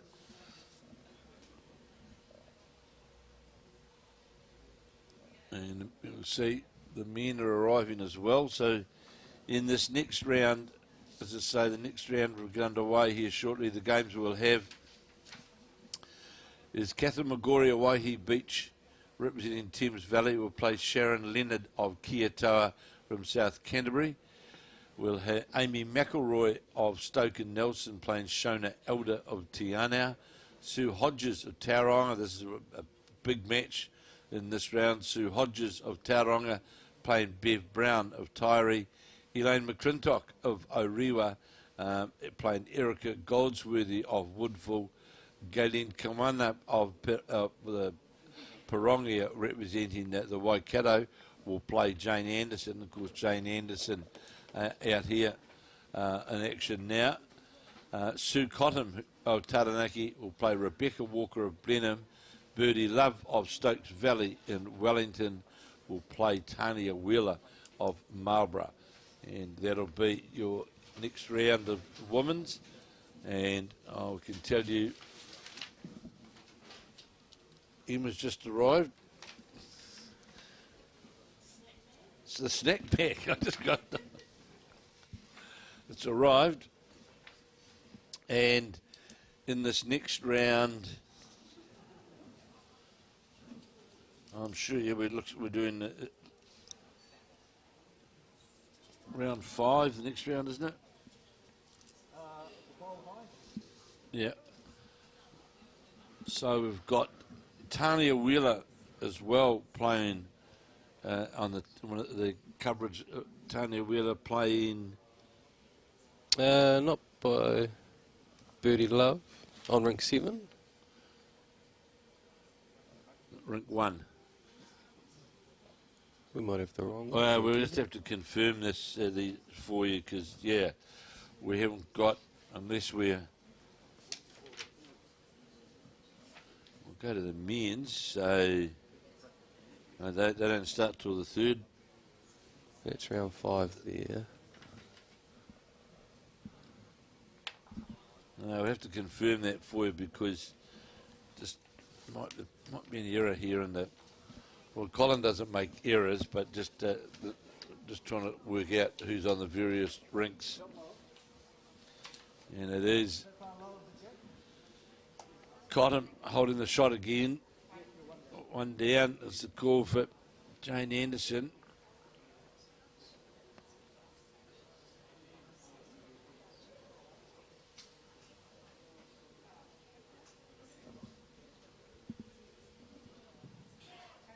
Down her forehand.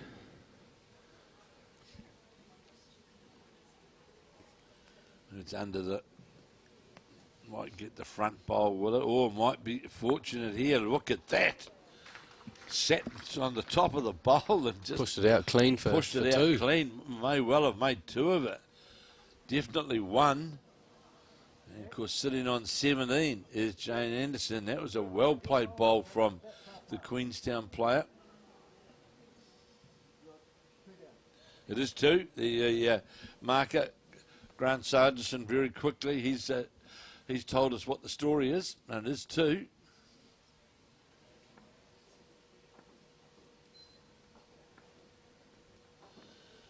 So, it was a Cottam now. That's her 3rd bowl. Trying to get down to these 2 counting bowls. Has it got the weight to come back? Don't think so. No, it doesn't. Now, there's a chance here, of course, for Jane Anderson to put her in a position of all but. And really, it's just, for Anderson, it's just a draw to where that second shot is really, and that would... really put the pressure on. Really put the pressure on.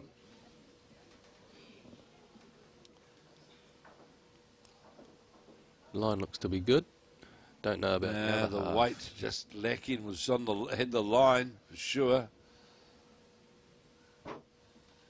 And Susan Cottam now just going to needs to come past that last bowl. Just drift around past it down towards the jack.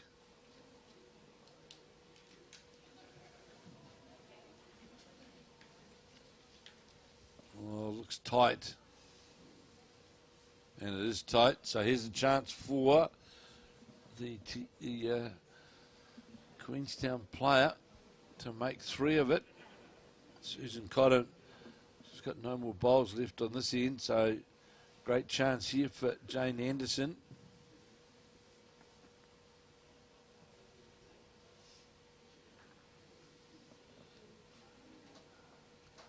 Great line again. Great line, and this has got the weight. Gets past it. This is well played. Superbly played by the Queenstown player. 3 bowls right on top of the jack. It's pretty good bowling, isn't it? Oh, absolutely. And she dislodged that with the second bowl, of course, dislodged it to get shot, and then drew again. Well played. Now all goes to 2013 now. Jane Anderson of the Queenstown Club in Central Otago, leading Sue Cottam of the West End Club in Taranaki. And I can confirm that we have had another qualifier in the women, that being Leanne Paulson of Counties Manukau. Won her way through this morning, won her match over the Waikato representative, Galen Kawana. So that puts Leanne Paulson now through to post-section play, joining Natasha Grimshaw and Linda Ralph as qualifiers. So, great chance here for Anderson to stay alive, and that's a pretty good opening bowl. Very good opening bowl when you're only needing 1, isn't it? Lovely weight. And don't forget, just to tell your friends or share this. Go on the Bowls New Zealand Facebook page, share this coverage with your friends, relatives, whoever they might be. And of course, you can just then as well press the subscribe button, and you'll get and the little bell, and you'll get notified of all the coverage that we'll be bringing you. And we've got lots of days of coverage of bowls over the next month. As I say, we'll finish here tomorrow with the champion singles. Then on Friday we get underway again with coverage of the champion pairs from Dunedin, and then the following weekend we're in in Wellington for the champion triples, and then back here at Club Hastings for the champion fours. So it's a pretty full month. It is certainly full on for you, isn't it? All go, bit of travelling, but we're fine. Tamara, Colin, the team here, they do it. Emma, who's helping out yet again. Hello. Oops. There's one, a Taranaki one. It's going to the wrong way to Rugby Park.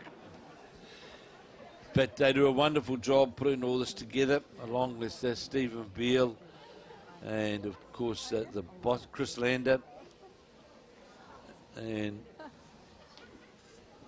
Martin McKenzie. They do a fantastic job travelling around the country, getting all of these events, firstly to get all events underway, and then the team in here of Tamara, the boss, and Colin and Emma. They do a wonderful job to bring this coverage and put it all together.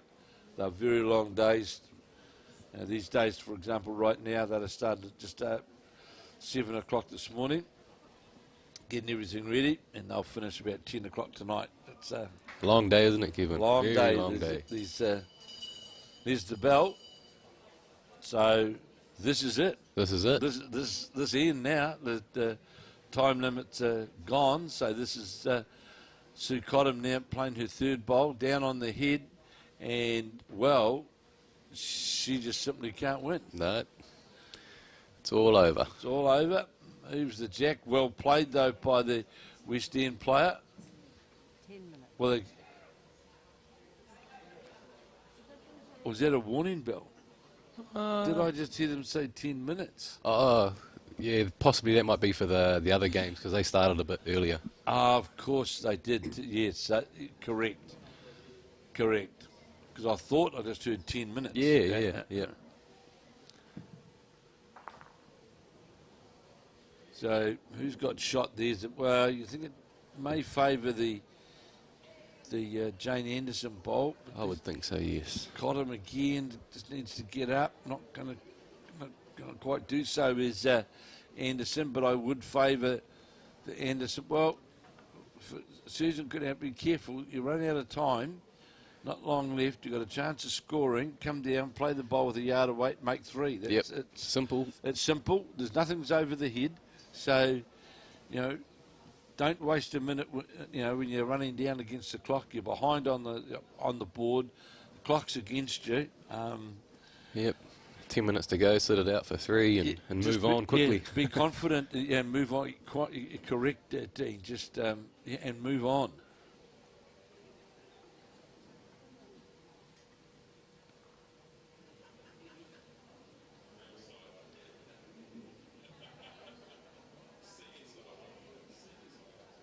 Because if she is to score 3 here, she needs the clock in her favour. Exactly, yeah. Needs to fit in that sort of extra end, really. Absolutely. Well, trying to play with reaching weight to get under the bowl to get to it, not going to do so. So it's another one, obviously, without Jane Anderson. And now that's it. That's the game. And it is Jane Anderson of the Queenstown club of Central Otago, who's run out the winner over Susan Cottam in a great fight, really. Susan Cottam of the West End club of Taranaki. To be fair, the score, there's debate going on. No, it is over, yes. Although losing 21-13, Cottam, they still played. Their bowls were very good, weren't they? Yeah, both players really put on a bit of a spectacle for us today. Plenty of close draw bowls. Yeah, it was a good match, and of course now here we go. We've got what we've got next. Here's the 2 games. The big game: Sue Hodges versus Beth Brown, and Kathryn McGaughey up against Sharon Leonard. And we'll be back shortly with the live action here from Club Hastings.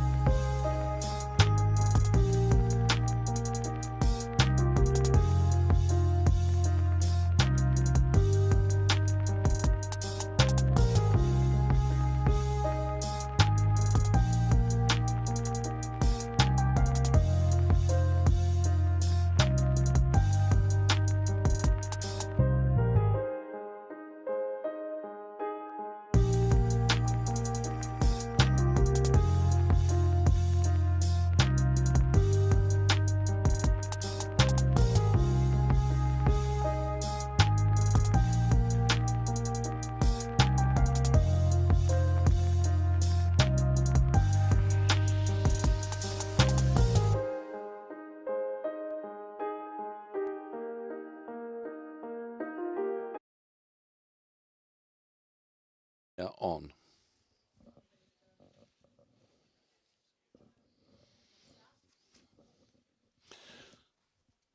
Good morning and welcome back to Club Hastings, where we are hosting, of course, the Bowls New Zealand Champion of Champion singles, and this is round 5 of the women's post section play.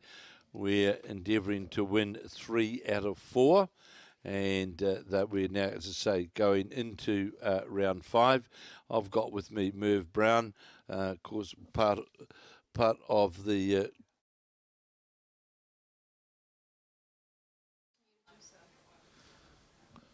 good.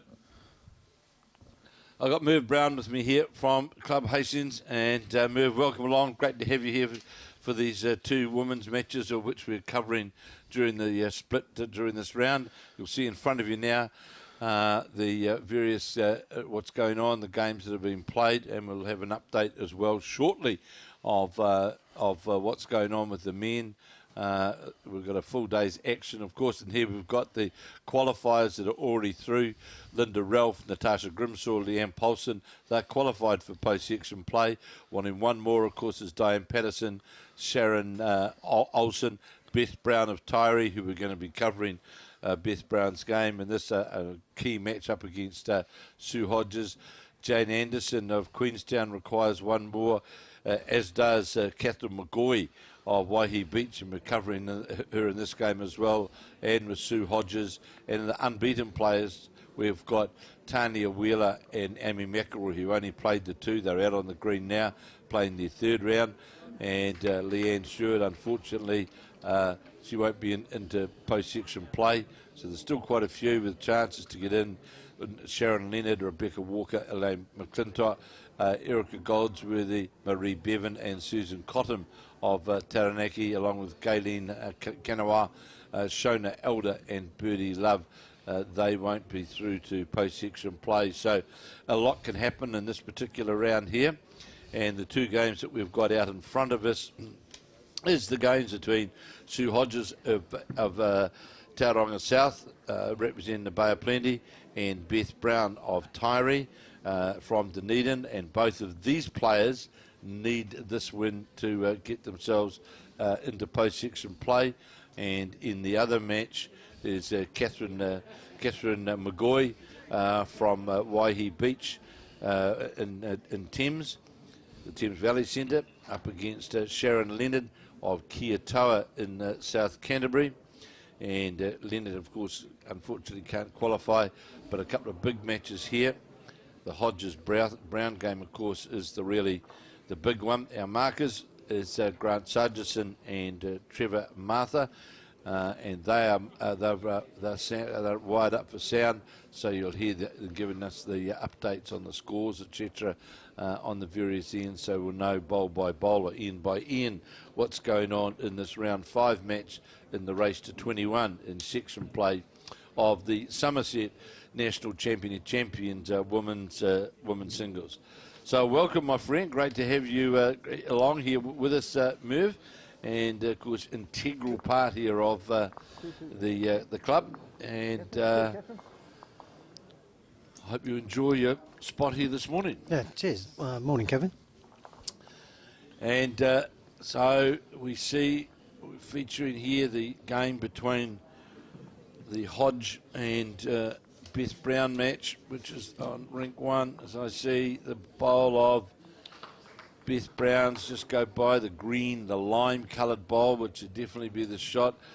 Kathryn McCoy of McGaughey has jumped out on that first end to a 2-0 lead over Sandra Leonard. So please, if you're sitting there, and just share this coverage, this Bowls New Zealand coverage on their Facebook page with your friends, whoever they may be, whatever it may be, friends, relatives, whatever, and share this coverage as we see Beth Brown just slide by with a bit of weight. And of course you can subscribe, push the little clock on the icon clock, and you can then get reminded of all the live action of which we'll be bringing you from the Champion of Champions event. So I had Dean Drummond in here before, so it's a bit of it's a club day in here. So this bowl of Sue Hodges not going to come into the count. Looks like 2 shots to move. Yeah, definitely looks like 2 there, Kevin. And just moved 1 out. 2 to Sue. And 2 it is. You'd have heard the mark-up, Trevor and Martha confirming it was 2 to Sue Hodges in this race to 21. And in this other very tight starting end there, we look, it's the bowl of Sharon Leonard's, which is shot right on top of the jack, and just out of the Kia Toa Club in South Canterbury.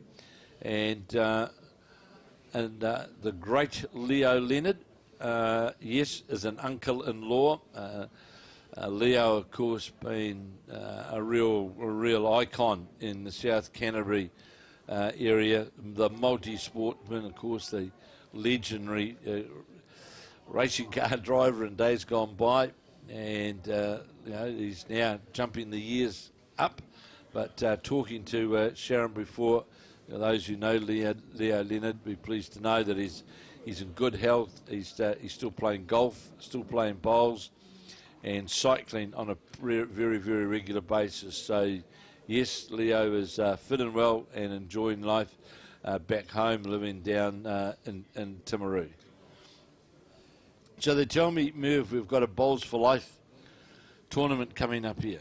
Yeah, in the end of August, Kevin, we've organised the Bowls for Life. It's a charity tournament. It's we're playing it on the Bowls 3-5 format, trying to keep the Bowls New Zealand Bowls 3-5 going, and that's the play on the Bowls for Life. Erin has helped us design the logo for it all, so it's we're looking forward to that. We're raising money for suicide awareness for a local charity, so the money stays in Hawke's Bay. We've got a playing for 3 days, and then a dinner and an auction on the Saturday night. Great Bob coming in here from the Waihi Beach. Look at that.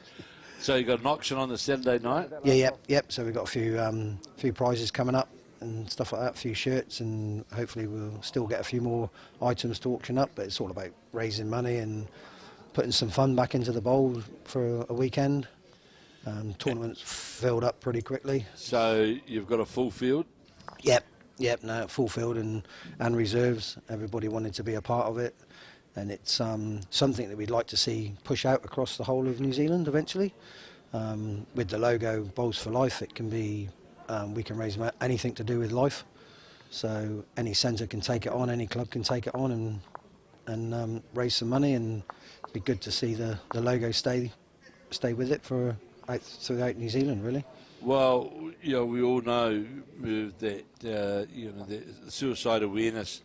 You can't get a much better cause, can you, than suicide awareness? And it doesn't matter what sport we play or what line of our whole life. That suicide, unfortunately, is a daily reality that faces so many people, and the aftermath of these suicide occurrences, the aftermath that it can leave, it does leave for family and friends, etc. And work, my good friend Sir John Kerwin, who is doing so much in the mental health sphere, and running various events and all sorts of things, again, to bring that mental health awareness, which runs into suicide awareness. And really, we can't, in the world we live in today, it's something that, one, that we've got to be fully aware of, and two, whenever we can, roll our sleeves up to sort of do our bit. Yeah, definitely. It's I've been personally affected by it and stuff, and we seem to struggle in Hawke's Bay for charities for people to go and talk to. The charity that we are raising money for is a charity called Staros. Yes. That are really out there now and doing a lot, and they're not only helping with prevention, but they're also helping with the aftermath as well, which is awesome. And they're doing a great job, and we want to do our bit to try and help them. And this is something we're starting this year. This is our inaugural one, and we've got plans to run this every year and just get it bigger and bigger and bigger. and Bowls New Zealand right in behind it, no doubt. Yep, definitely right in behind it. We've got everything going on. It's the Bowls 3-5, but we've also got other things going on. We're having a corner-to-corner competition over the weekend, so on the 19th, 20th and 21st of August, if you're not doing anything and you want to come down and chuck $10 in the bin and throw a bowl for corner-to-corner for $500, then it's all about raising money. So the more come down, the better. And tell me, will there be, for example, I see it regularly now with charity auctions and that there'll be the online facility to bid for the auction or raffle tickets or... Maybe not. We're not quite that technical here, but yeah, we can certainly look at that and try it. We've got a few guys that are a bit savvy on that, so yeah, we'll try our best. We would have loved to. The guys down in Nainai did a great auction not so long ago for Foxton Beach and all that. They certainly did, yeah. We were trying to get on to bid for the horse that they had going, but you had to be there to bid for it, so unfortunately we couldn't get down there. Do you know what price it went for? I do not know, but yeah, we had a little kitty going that we were quite willing to get in there to buy the horse and a few years free stabling. It was going to be a good deal. Yeah, and I saw that as part of the list of items for the auction, and I thought, by goodness, that's a pretty generous. Yeah, we do know Lisa White that was involved in that, so we will be making a phone call to see how she got hold of that, to see if we can get hold of one. We might end up with a little bit of a donkey and from Hawke's Bay, but yeah, you never know. We'll certainly try our best to get the bigger the auction things, the better, the more money we raise for the great cause. Well, it is a great cause, and I can only but endorse the efforts of the club in this pursuit for such a good cause. And look, if there's any opportunity out there for those who are watching or whatever to subscribe, donate, whatever, or come along here, you'll be well looked after, I can assure you, and for such a wonderful cause. Cheers, Kevin. It's that's what it's all about, the cause, really. It's all about getting people talking about it. The more it becomes a general subject that we're all happy to talk about, it's not a taboo subject, then the more lives we'll save. Well, it's real, isn't it? It's an everyday. We live with it.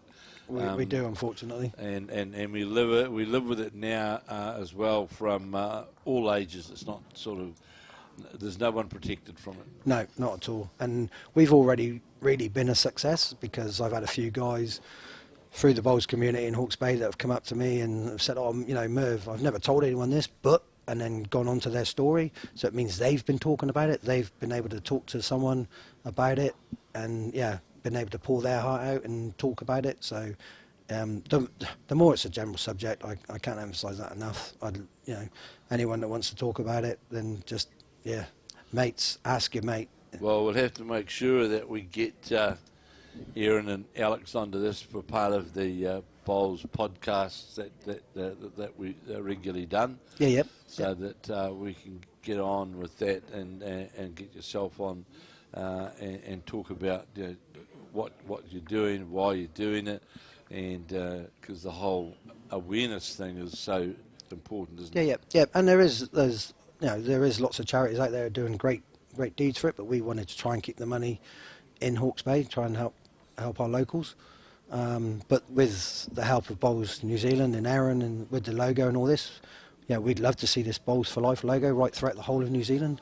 Any centre, any club want to take it on, run something for charity, give us a call. We've got the logo, we can send it to you, and it's all there. Dynasty have done a great job with the design for tournament shirts, and Well, there you've got the message out there, and anyone you know at all that can be part of it would be, I know the organisers here, Muir, and the team here at Hastings would be more than receptive to have you along, or let's say get rid of some loose dollars. Exactly, mate.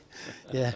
Unfortunately for the people here, I'm running the bar as well, so they're not getting a lot of change. They're just being told and shoved the bucket in front of their face and told them what it's for, and I haven't had one complaint, and no one's refused to put any money in it so far, so the bucket's filling up, which is great. It's good to see. So what do you think of this new split screen concept here? It's very good, eh? It's, yeah. Yes. Good luck for you keeping up with it, with all the names and stuff like that, Kevin. But yeah, no. It's not without its challenges, but it's great for the viewing audience at home that they can see the live action. And of course, we've got the interaction with the markers as well, who are really keeping things like up to date. And it just adds a wee bit more to the spectacle, to the coverage that we're trying to get through, and I hope we're achieving in doing well. We obviously are, because the number of tournaments that we're now doing around the country, certainly, there's a lot of bowls on TV. Yeah, and it's great that you can sit at home and watch it. But yeah, the bar is open down here, so if you want to come down and watch it live, then yeah, it's a cold morning out there, so there's not a lot else to do. Heaters are on and the bar's open, so yeah, come on down. Well, and to those in the area, I must say, like tomorrow, we're into finals day tomorrow, and you'll see some of the best players from around the country lining up for post-section play to try and win that New Zealand Champion of Champions singles title. And we've got another full day here today, of course, of men and women, and getting down to post-section play. And as we say, the games that are going on, of course, the important ones that went on that last round, which gave us a couple of other qualifiers. We've now got, as I say, we saw Leanne Paulson defeat Galen Kawana, which put Leanne Paulson through to post-section play. And we've got Leanne Stewart of Hikarangi, was defeated by Maria Bevan. Diane Patterson of Wanganui defeated Kathryn McGaughey, whose game we've got here in front of us. And McGaughey needs this game to qualify. Shona Elder of Tiana was defeated by Rebecca Walker of Blenheim. Linda Ralph kept her winning title up, winning 18-16 over Beth Brown, who we've got out in front of us now. And Beth Brown, of course, needing that. Natasha Grimshaw came from behind early on in her game against Sue Hodges to remain unbeaten. So Natasha Grimshaw, of course, is qualified. And beating Sue Hodges, who's playing Beth Brown right now, and we're covering that game. Needs that. Susan Cottam of Taranaki got defeated by Jane Anderson of Queenstown. Anderson still alive and needing this to qualify. And Sandra Leonard of South Canterbury was beaten by Sharon Olsen of Tolaga Bay from Gisborne East Coast. So the pretty important matches here now as we concentrate on the game. That is the game between Sue Hodges and Beth Brown, but it's Sue Hodges of Tauranga South, who is leading by 3 shots to 1 over the Taieri player and Dunedin of Beth Brown. And it's Brown holding shot with the blue bowls. Very well performed player in the Dunedin region, and holding one. And it's got a delivery that is always difficult to actually pick which hand she's playing. And you'll see this bowl come through now of Beth Brown's would count, sitting just lower the jack. That will be 2 shots. Sue Hodges, of course, both of these players, the winner of this stays alive, and the loser, it's all over for them. They won't be able to qualify. As we see, Sue Hodges, she's got that bowl right out on the wider side. Will it come all the way back? Trying hard. Has it come back? Calling to the market. Yes. And I presume the comment Trevor Martha was making then was that it is still the shot to Beth Brown, the blue bowl in front. Looks as though it may still be the shot from what the marker sort of indicated.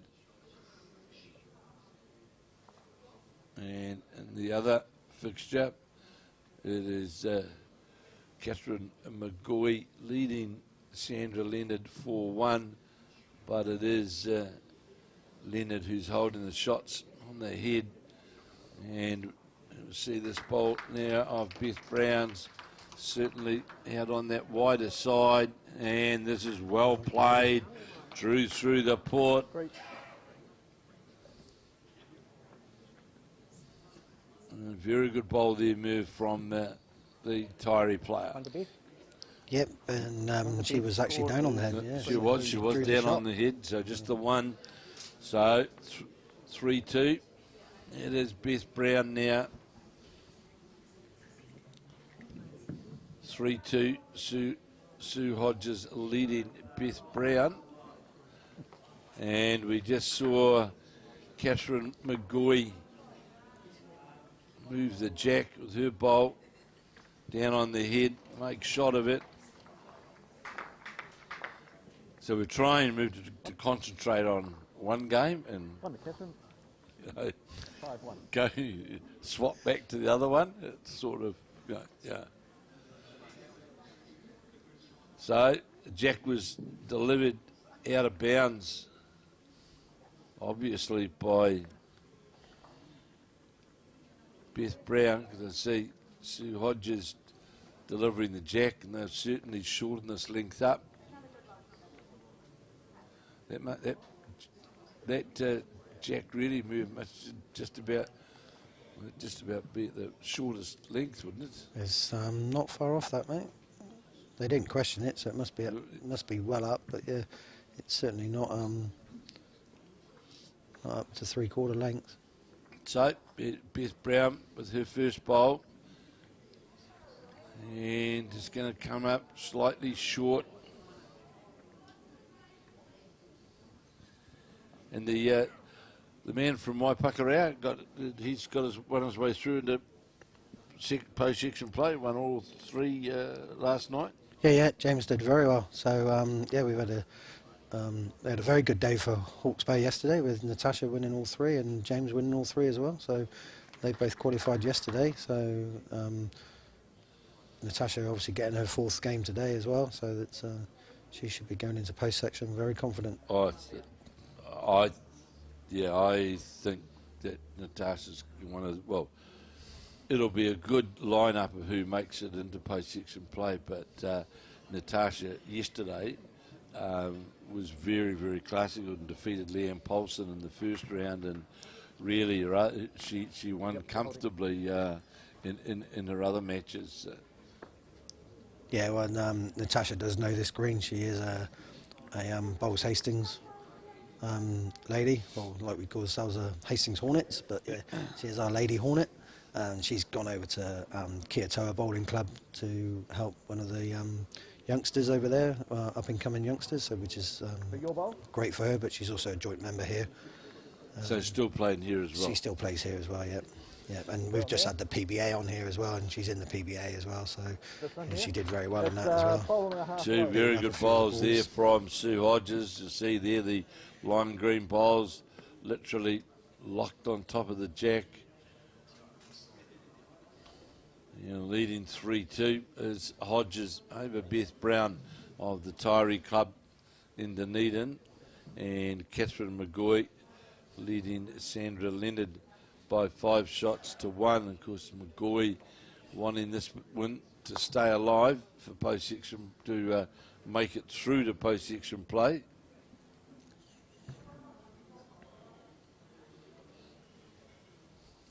Pretty hard there, big challenge there for Beth Brown, but trying hard to get to the jack, and just what a great effort.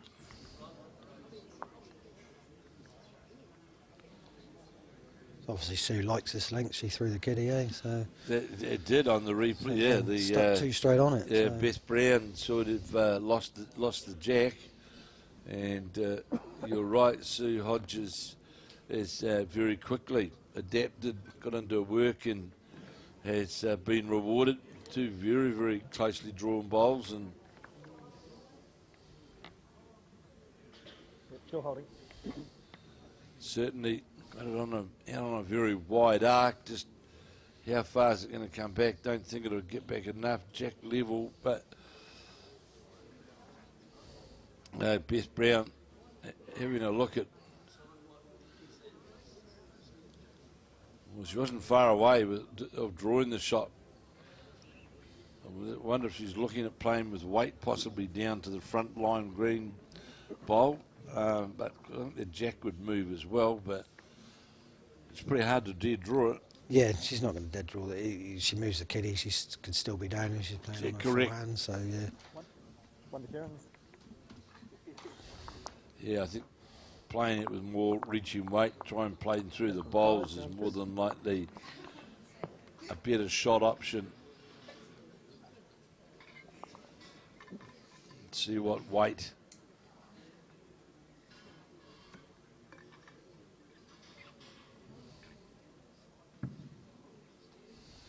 Well, playing down on that forehand, but I don't think she gave it any weight at all, really, to be fair. No, she sort of had the right line, but just a little bit short on her weight. But well, she certainly cut it down there. Yeah, a bit fortuitous, got a bit of a bump and a ride, and sat on what was the shot bowl of Sue Hodges of the Tauranga South Club. And it is Kathryn McGaughey leading Sharon Leonard by 5 shots to 2. Of course, McGaughey needing this game to stay alive for in that last round to try and win her way through to post-section play. Of course, the next round as well, we'll have the men in action.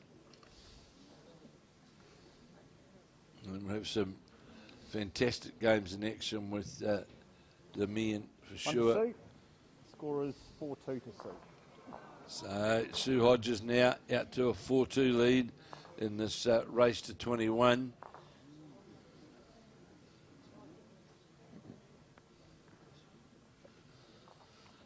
So move the Bowls for Life. What date is that again? The first is the Friday, Saturday, Sunday. So it's just Friday night. We'll just be having one round on Friday night and a sort of meet and greet and give out the tournament shirts that we've had done. That your good friends at Dynasty have done a little bit of sponsorship with us and designed all the shirts for us. So yeah, we've managed to get all, and what we've done is we've got all the teams sponsored. Oh, individual sponsored. So we're going back to the little bit of the rugby days where you've got your team sponsor across your shoulders, but then on the back of every shirt is every sponsor, and as of next year you'll see there'll be a board up with the Bowls for Life tournament and the money we've raised so far, and we're just going to keep that total going over year after year after year. And and that's the first week in August, isn't it? The 3rd, 19th, 20th, 21st. Oh, right. Yeah. 19th to 21st of August. Yeah. Okay, well, we'll keep promoting that and we'll make sure that it gets plenty of publicity. So, if there is anybody out there that's got any of you top boys out there that's got one of your signed shirts and want to donate for the auction and all that, we'll be contact you guys and get it set up. I know Steve's got a few Commonwealth teams shirts he's going to bring up when you come back up for the fours and donate for us for the auction, so we can put a package together. But yeah, if there's a few of the guys that are off to the Commonwealth Games, and if you've got any spare shirts, and we'd be more than happy to receive them and auction them off for charity. So we've spoken to the likes of, say, Shannon McElroy and Gary Lawson yet? No, we haven't. So we've got Dwayne Cameron here, so I'll be getting on to Dwayne, and he knows Shannon and stuff like that. So yeah, we'll get on to those guys. And Shannon's wife's here, so we could. We could really put the heat on. Well, yeah, she's probably got a bit of a say. He'll just do as he's told, will he? So we'll pencil him down, right? Yeah, yep. Okay. He's in. We'll put him down as a yes. Yeah, he's in. So You're listening, Shannon. So I know you're looking after the little ones this week. You're on babysitting duties. So Shannon, you're going to be contacted for a shirt for the to come along here for the Bowls for Life. Obviously, you can't be here yourself. We understand that. And Gary Lawson, you're also down, mate, for a shirt. It's booked. Done, all right. Mike Kernahan, I'll get one from you next week when I'm in Dunedin. So I'm expecting the high performance man from Bowls New Zealand, Mike Kernahan, to help out. So just putting you on notice, Kearney, that I'll pick it up off you next week. And one of his famous bucket hats. We could get him to sign one of those. Well, we could get one of the great. I don't know if he's only got one, but yeah. Well, he might have a lot of old grubby ones. Yeah, I'm sure he has. But yeah, no, I'm sure we can get something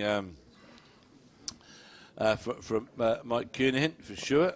I'm sure these boys have got a few spare sets of bowls around as well that they can, if they're collecting dust in their wardrobe.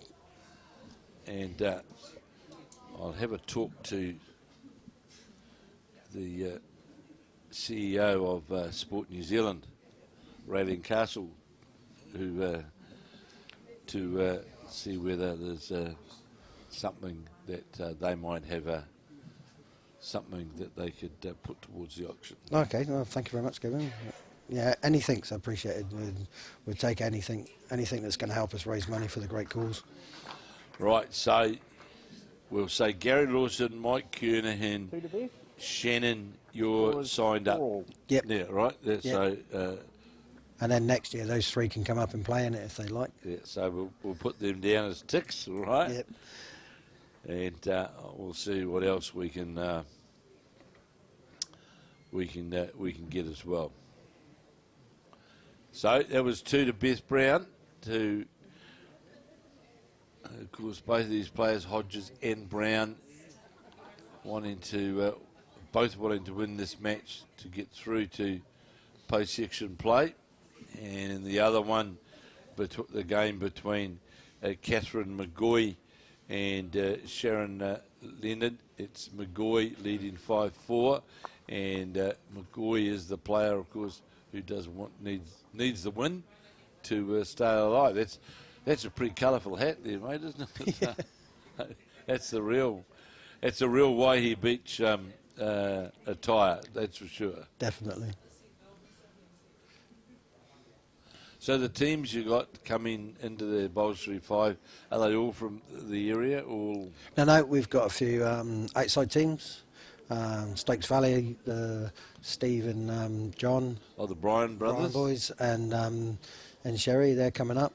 We've got a few from Wanganui, Manawatu. So yeah, we've stretched out to a few of our friends. We put it out on our Facebook page, and a few guys came in. The guys from Wanganui. Looking forward to coming over and playing in the complex. So yeah. So we're in for a full weekend. Yep, full weekend of bowls, all Bowls 3-5, and yeah, guaranteed 7 games, and sort of finish up lunchtime-ish on the Sunday. So we've got a chance to travel home. So we, this game now is Sue Hodges 4 apiece, but they've got the scatter gun out, haven't they? As Sue Hodges now on her backhand, trying to get something close. And that looks to be out on the wide side as well. We'll see on the camera how far it's come back towards the centre line. And, well, both games we've got at the moment, we've got, there was a 4 to Leonard in that last end. Boy, it scatters. Is that a good?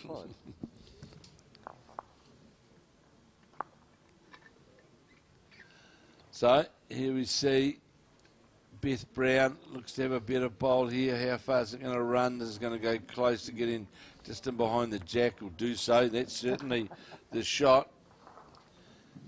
Sue Hodges on her backhand. Looked out of the hand. It gave it did, yeah. Looked to be get a tweak out. And you can see one of the great things with this move, you can very quickly see. You can see out of the hand there that Sue Hodges had dipped her hand in, and once that happens, you know what the result's going to be. Yeah, she just seemed to overcorrect herself a little bit there. Well, looking on the camera there, it's in fact looks 3 to Beth Brown and Taieri, and so you want to get another bowl close here, really put the pressure on Sue Hodges. And this another good line.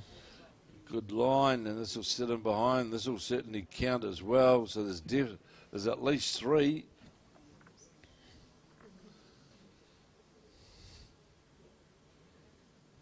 So here is Sue Hodges out of the Tauranga South Club. Also got a better line with this bowl. A metre. This looks a better bowl. Won't be 4 down after this. May still be 2 down, or will be 2 down, I would say. We'll see what the marker has to say. Trevor Martha.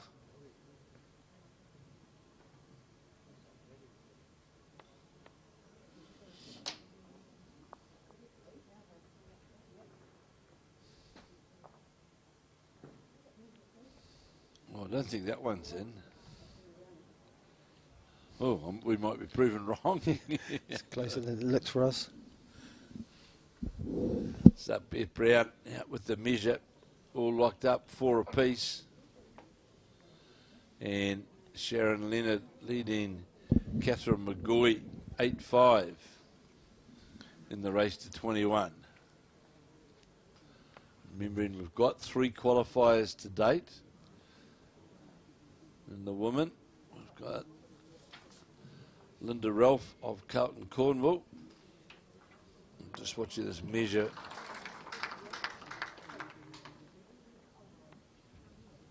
Whatever that was in. Yep. So 2 to Beth. Oh, it was 2 as we predicted. It was 4. So 6-4 now. Beth Brown leading Sue Hodges, and those qualified, as we said, already through to post-section play in the women. Linda Ralph of Carlton Cornwall, Natasha Grimsaw of Kiatoa here in the Hawke's Bay, and Leanne Paulson of Papakura. And of course, remembering the last Champion of Champions that we had held in Nainai, Leanne Paulson was in fact runner-up in that event, and a very tight tussle in the women's singles final, where she was runner-up to Val Smith. So Beth just put the kiddie in the ditch again, unfortunately for her. So I imagine she's going to shorten the length up again here, mate. So another end completed in the Kathryn McGaughey Leonard Bowl game, and it'll be 1-2. 9-5.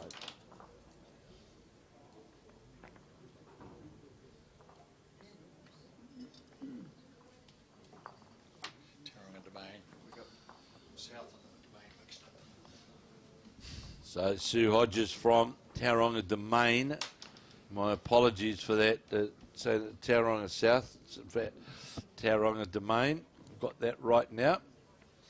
So it is Sharon Leonard leading. Sharon Leonard of Kiatoa in Timaru leading Kathryn McGaughey of Waihi Beach. The club at the RSA there leading 9-5 in the race to 21. And Beth Brown now leading Sue Hodges 6 shots to 4. We were talking earlier on with Dean before it moved, that how important on this that you get that first bowl close. It's it just sets yourself up, doesn't it? Yeah, and it's the green's very good. there's no real big quirks in there, so you can, once you get that first bowl on, it's you've got the upper hand straight away. You certainly have. Here's Beth Brown trying to get down to the, then got just rested on top of the Sue Hodges bowl, sits Jack low. So Sue Hodges now playing on her backhand. Oh, Does it come down on the forehand then, can it? yeah, well, it's going. Well, whether she was running at the head or not, I'm not sure, but just a bit of a strange bowl, I suppose. That's a nice way of putting it. And with Beth Brown, I'm not going to try and guess what hand she's playing. Because it's a delivery that's sort of a bit different, hard to just pick, but it's on a good line. Is it coming down towards the jack now? Sit on something? No, it doesn't, just slides by, but it's in behind the head. Nothing wrong with that.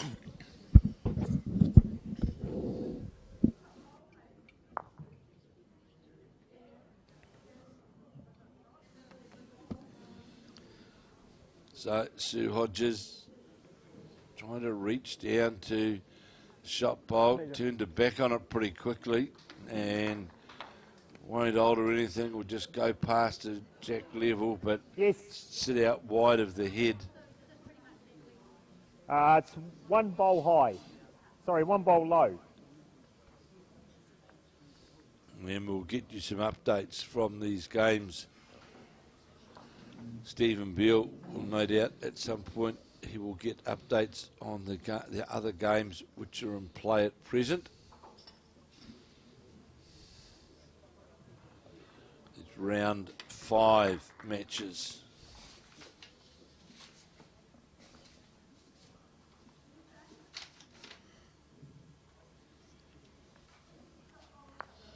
Here's the jack being moved again by Sharon Leonard.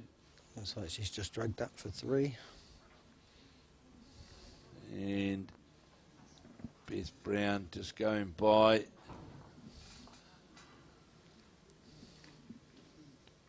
There's Sharon Leonard here, could jump out to a handy lead.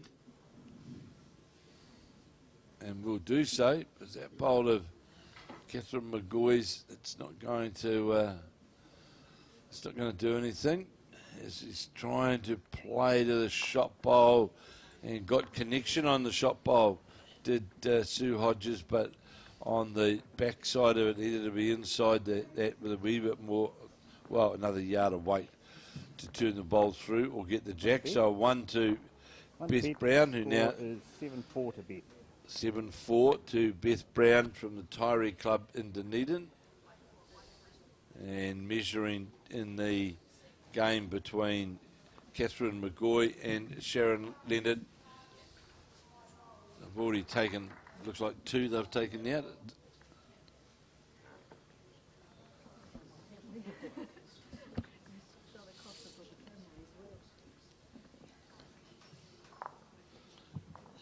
Well, that's in that bowl there. That's 3 to Sharon. 3 to Sharon, and you're right. 12, 5. You're right. They're all along with that move, and you said that jack got moved. That was advantageous, wasn't it, to Sharon Leonard? Now she's jumped out to a 12-5 lead over Kathryn McGaughey, of course, who needs this win to stay alive. So Yeah. So, and Beth just put the kiddie in the ditch. that's the third It's the time. third time she's done that, so Sue's just set the length again. This is where she put it last time when she put 2 straight on it. So it's obvious that, that Beth Brown obviously wants to play deep, doesn't she? Yeah. Now, I've got to put your note in here, move in my book to make sure that we've got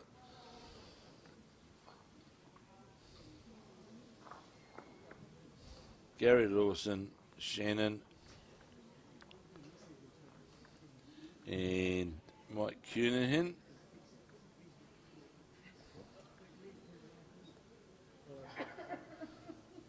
And let's we've got their names down for the tournament, for the charity tournament, the suicide awareness tournament, that they will be donating something for the auction.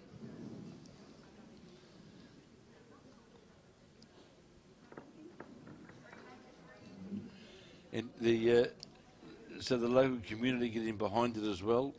Yep.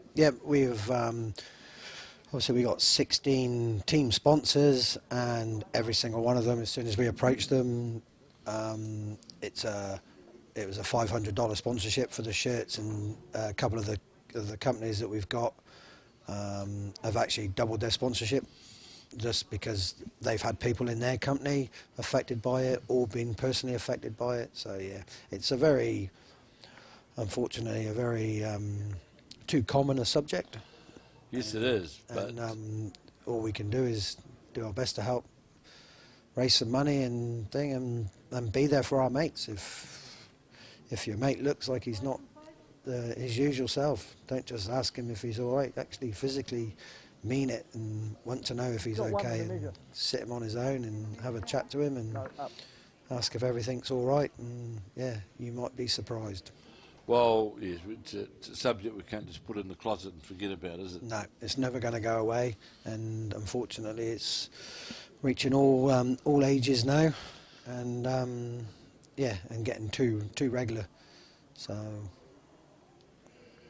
Well, it's great for what the club is doing.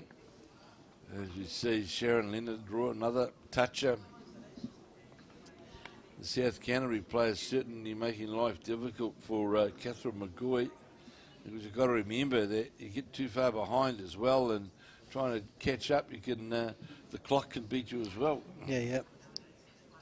Kathryn just needs to knuckle down now and just try and, as we were saying, like you were saying to Dino, just get that first bowl there. Yeah, well, now she's rushed by, and there's been a lot of trouble on this particular end, especially if Sharon Leonard draws another shot. On the backhand is Leonard. Looks to here to be holding 3. How far is it going to come back?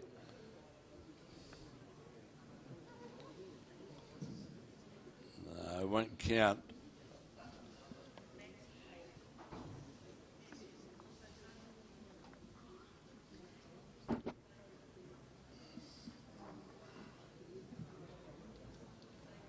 So, change of hand from Kathryn McGaughey. But again, this looks as though it's going to, well, it may cut some out, and it will. Yeah, she might just cut that down to 1. It could well just be the one shot now.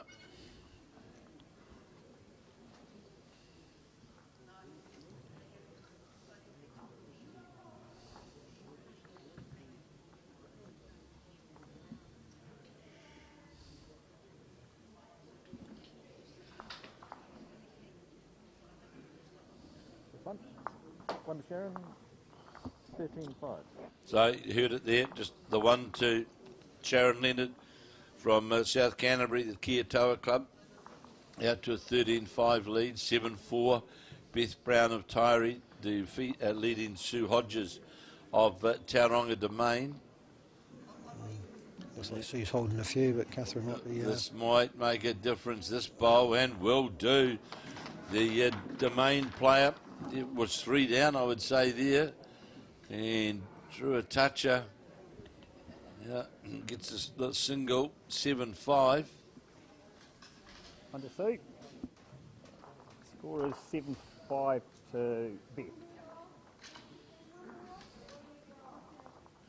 Of course, in this round, we know that Kathryn McGaughey needs the win to keep her chances alive of qualifying.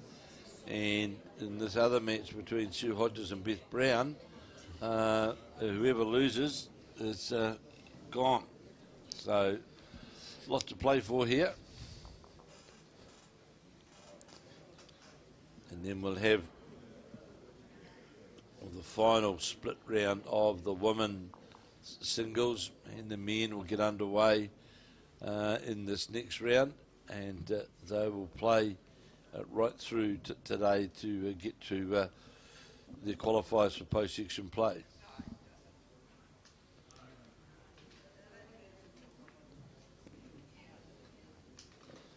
So there's that first bowl we were talking about before, and Sue Hodges draws right alongside the jack.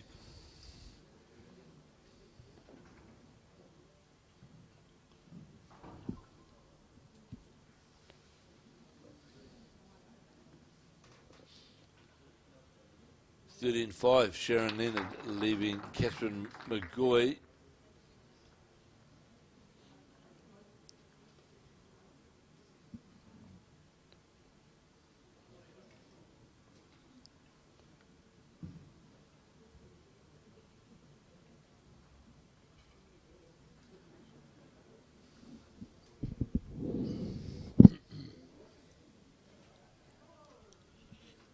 Short bowl from Leonard. Holding on.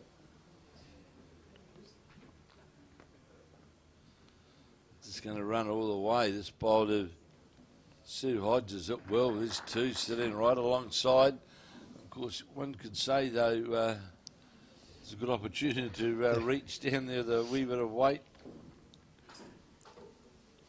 That would be her shot, wouldn't it? Just come in on her forehand. Well, no sense in being short here.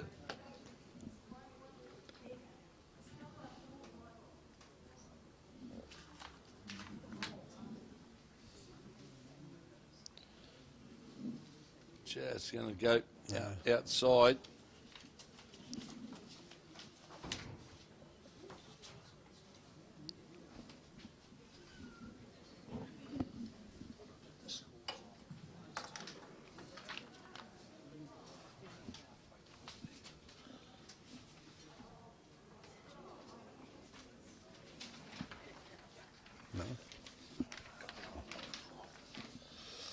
So, big end here, definitely two shots to the Tauranga Domain player, and not sure who's got shot in the McGaughey-Leonard match, with Sharon Leonard leading 13 shots to 5. The big thing for Beth Brown, he's got to reach the head, and the Taieri singles player.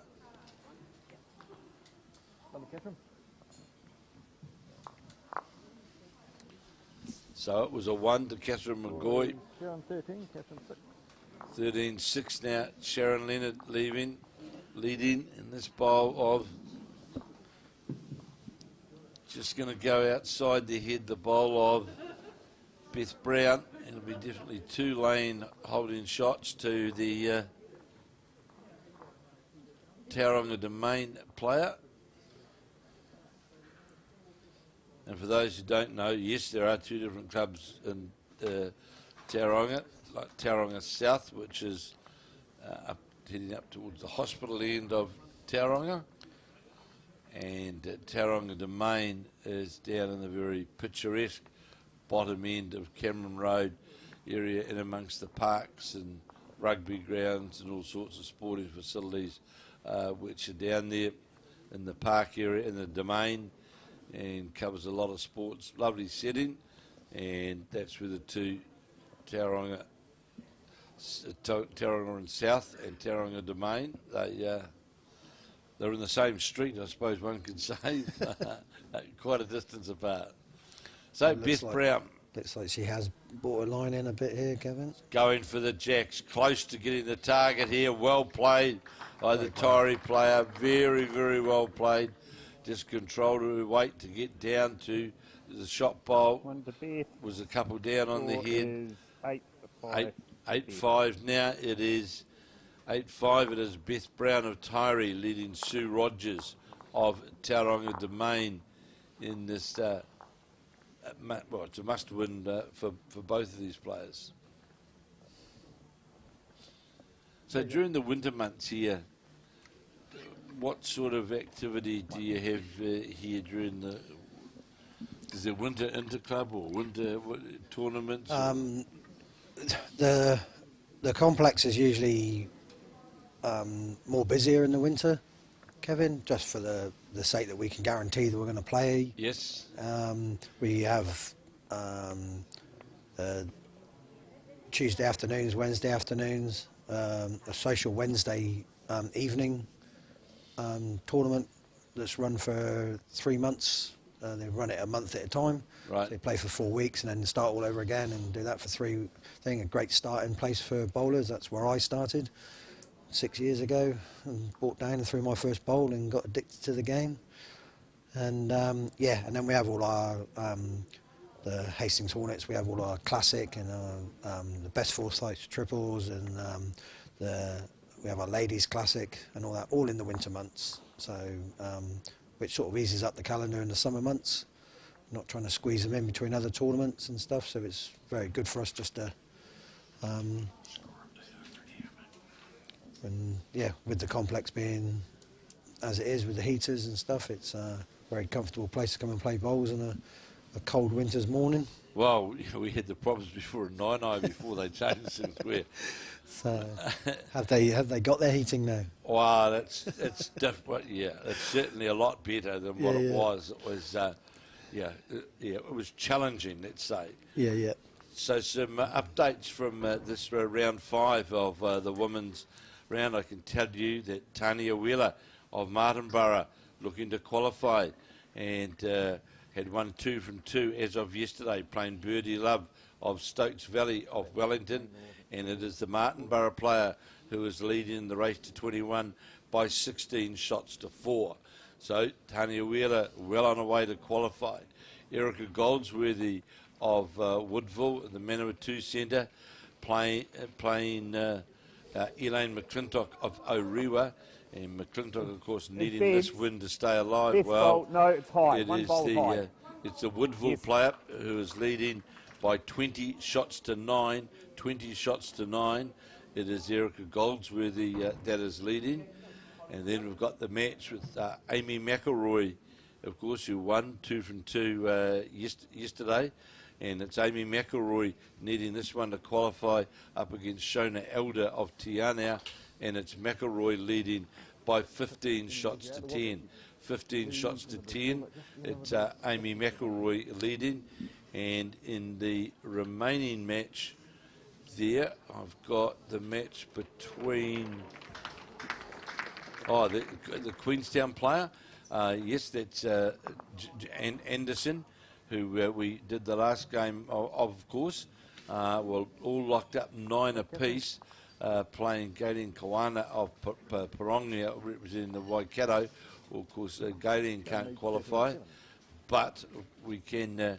The Queenstown player can qualify, and that's all locked up at 9 apiece. So, at this stage, it is Amy McElroy and Tanya Wheeler that look to be, not on. They're in a healthy position, endeavouring to qualify, to join the qualifiers, which we've already got with Leanne Paulson already qualified from Counties Manukau, from Papakura. Linda Ralph from Carlton Cornwall in Auckland has already qualified, as has Natasha Grimsaw of the local Hawke's Bay from Kiatawa has also qualified. So Tanya Wheeler is sitting close, all but close to qualifying. So those numbers starting to come through now, and I'm picking we'll have 7 or 8.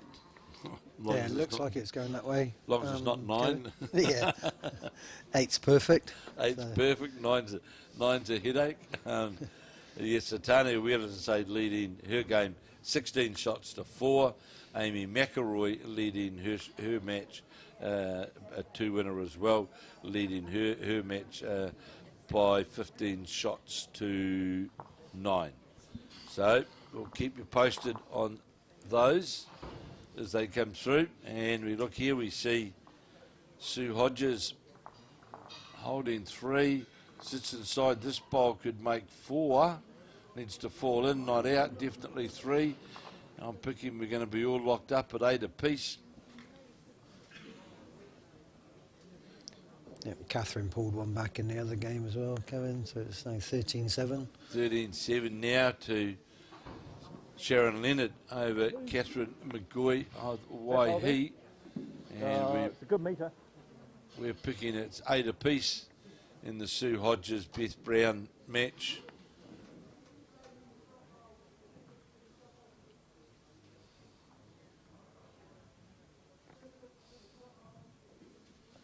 And the men, of course, will get underway in this next round. And there's a few women's matches still to be played as well. The catch-up ones, well played there by Well, it's close.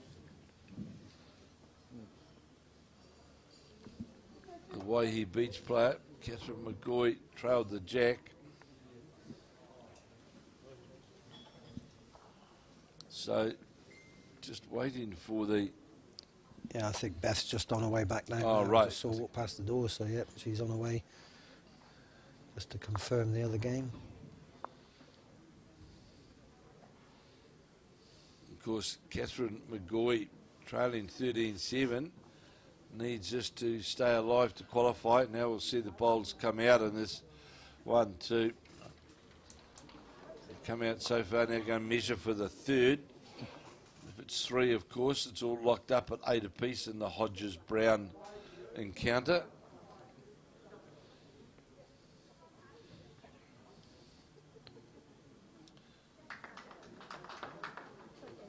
Two it was. There's only 2. 2. So 8-7. Even. Beth Brown leading Sue Hodges by 8-7. And it is Sharon Leonard leading Kathryn McGaughey by 13 shots to 7. With McGaughey, I'd say, holding 2 shots here, I'd say, as they change over.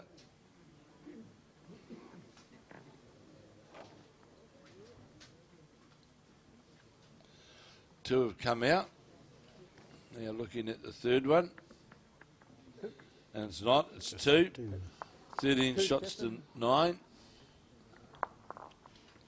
So there'll be some big clashes going on this afternoon in the men's, won't there? Because there's some that are looking good, but there's some that have dropped one, and they're going to play one another now. And it's a very, very good field in this men's singles. And when you look at the calibre in this field, knowing that John O'Shea of Tauranga and James Burns of Waipakarau from Hawke's Bay have qualified, and we've got still with strong chances of qualifying the likes of David Clark from Manuera, who's won 2 from 2, Ross Ellery from Foxton Beach, also with 2 from 2, Bart Robertson in North Harbour, 2 from 2, Dean McMurchie of Onurahi in Northland got 2 from 2. Boy, Dean Elgar as well, I'm sure, is Dean Elgar got 2 from 2 yesterday. So in that group of players there, we've got Hitchcock, Clark, Ellery, Robertson, McMurchie, Elgar, and Ricky Cook, we've still got it down there as well. Steve Ditfit, Adrian Robbins of the South Canterbury. It's there's still a lot that can still qualify if they have a good day today. well, it's going to be a very strong, the post-section play. You're going to see a very, very good field in the men, no doubt about that. We've got David Clark, a well-performed player. Dean Elgar, well, he needs no introduction, former winner New Zealand singles. Ricky Cook, who won 2 titles this year in Canterbury, very good player. Adrian Robbins, he's won the South Canterbury singles, I think 3 years in a row now. He's won the South Canterbury singles. Another very good player. So, there's a lot can happen in that men's draw, which will get underway after this round, where we've got Beth Brown of Taieri up against Sue Hodges of Tauranga Domain, and it is Brown leading 8 shots to 7, and in the other round, It's Sharon Leonard of Kiatoa in South Canterbury up against Kathryn McGaughey of the Waihi Beach, representing the Thames Centre. Have you ever been to the club at Waihi Beach?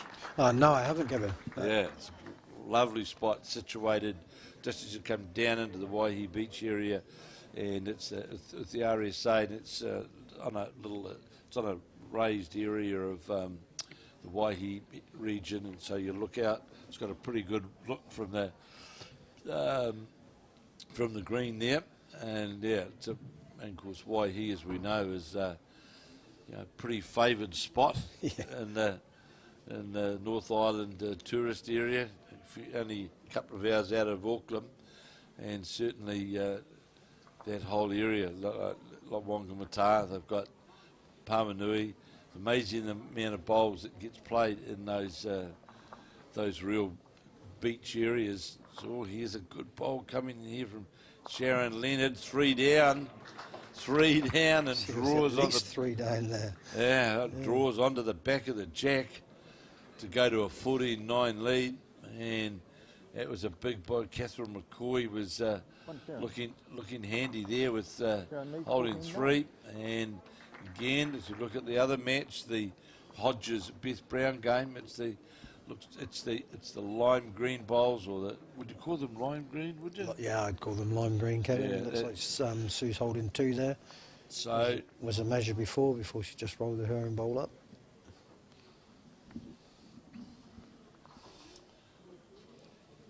and Beth Brown, of course, last year at the Inter Centre, the last Inter Centre, represented Dunedin Centre, played the singles for them in the Inter Centre. Very good, competent draw player.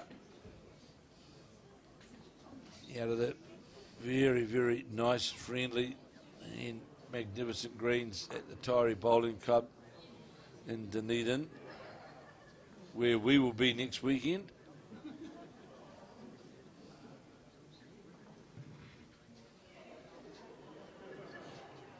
We're doing, and of course we'll also be in Dunedin later on in the year for the North-South match as well. Beth Brown needs his lucky slide here. That was fortuitous. Just touching on that short bowl. She's got 2 out of it. She got 2 shots out of it. It was going nowhere really.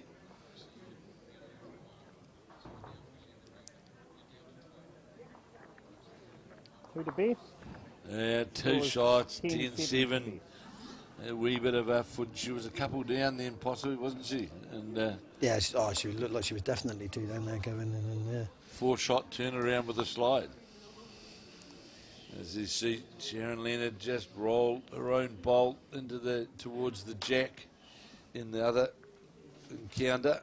And of course, it's Leonard of that famous South Canterbury name, Leo Leonard, leading 14 shots to 9. So there's, I can see another non-qualifier. The game is over. It's the game Elaine McClintock of North Harbour, who at our last report was trailing Erika Goldsworthy of Woodville, representing the Manawatu Centre, was trailing by 20 shots to 9. So I think it's safe to assume that the Manawatu players had a victory. I would have said so there, Kevin. I don't think she would have scored 12 points in that short time. No, that takes McClintock out of the equation for post-section play.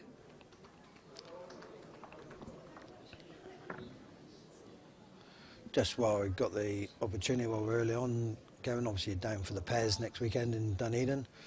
We do have Dean Drummond and Murray Glassy from our club down there next weekend, so I'd like to wish those guys all the best from all the guys at the club, and hopefully they go well down there. Well, may I say, like Dean, delightful young guy, and I wish him all the best in his new occupational pursuit. Yeah, and, unfortunately we're losing him across the ditch. Yeah. But no, great to see a young guy going over there, and obviously Bowls Hastings is never going to go anywhere, so when he does decide to come back home, we'll always be here and we'll always be welcome. But we do wish him all the best over at Musgrove Hill, and I believe he's hitting the ground running when he gets there. He's straight in the Pennants team, and Yeah. that's typical Dean. I think he lands one day and he's playing bowls the next. So Yeah, it's a great opportunity for him, and it's also great to see Murray Glassy, who's had some health challenges. it's great to see Muzzer back. You know, he didn't. That was what 18 months ago. Yeah, 18. It's probably up to 18 months ago, but he had a good year of ill health. He's now all clear and back to his usual self and Bright and bubbly. and when we do play against him on our green, Muzzer is back to his usual self, whereas you do have to waste a lot of chalk on his bowls. Yeah, he's a very tenacious draw player, isn't he? He's a great draw player, and it's good to have him back playing. So he's back. This is his first year back in the PBA as well. And the PBA is going well over here now. They've. I'm not playing in it this year, but I've just been away for a month, so I missed the first 2 rounds. So it wasn't Going worth it for for the me. split here is Leonard. Well played, gets one out of it. It was controlled weight, well played through the port to the, and it was looking as though the other blue ball was going to disappear as well, but well played by the South Canterbury there, leading 14-9, holding the shot, and her opponent Kathryn McGaughey of the Waihi Beach Thames in the Thames Centre needs this win to stay alive, so the head was looking good for her. It was for a little bit, and she does have a chance here now. Well, she can play down, play to the bowl, get a trail on the jacks, or the big thing is don't be short. You can play with confidence down through there. Looks like Sue's playing on Sits on the inside of it, will draw another shot, and may well have. And it's going to be under the head. Might get a slide here with McGaughey. Got the slide. Oh, was off target. Was a bowl off target. Got the slide onto the jack and moved it back. I'm not sure if that's 1, 2 or what it is, but again, that would be a frustrating head for both players. But McGaughey turned it around into her head. Definitely won.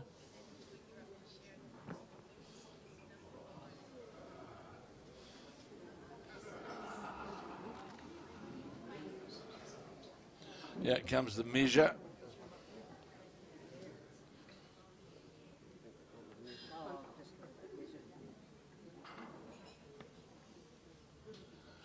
And as Beth Brown makes her way back to the rink, 1 down anyway, might be more. So that's 2 to Kathryn then. So 14-11. That was certainly a change of both players got a bit of luck and got the right results. Here's Brown now, doesn't like that. Having a run at the 2 bowls of Sue Hodges, and it's off target. So Hodges having a quick look at the head, trailing 10-7, but definitely I think these girls here need to be careful. I'm not sure how the time clock's looking, but they are using up a lot of time. They are, yep. They're going backwards and forwards up to the head, etc., and they are using a lot of time. I must check with Stephen Beale what time this game is due to. Well, we could just about work it out. No, we can't work it out. But yeah, it'd be interesting in that because they are using up time, aren't they? So he seems to have cut a line a little bit here. Just careful. Oh, careful there. So 45 minutes to go. That's not long. It's not.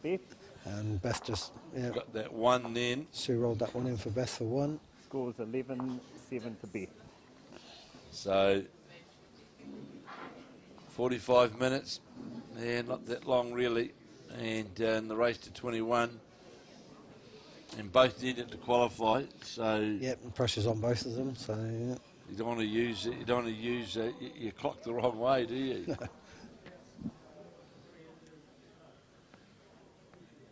And Kathryn McGaughey endeavouring to get back into this game, still with a chance of qualifying.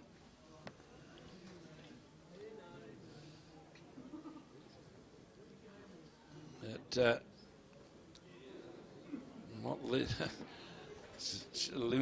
Sharon Leonard certainly not making life easy for it.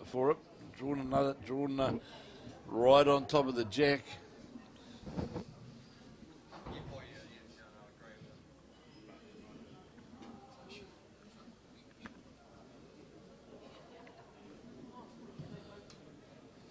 Not going to reach though.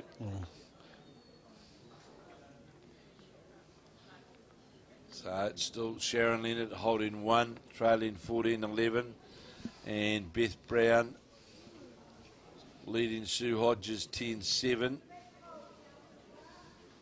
with just under 45 minutes to go.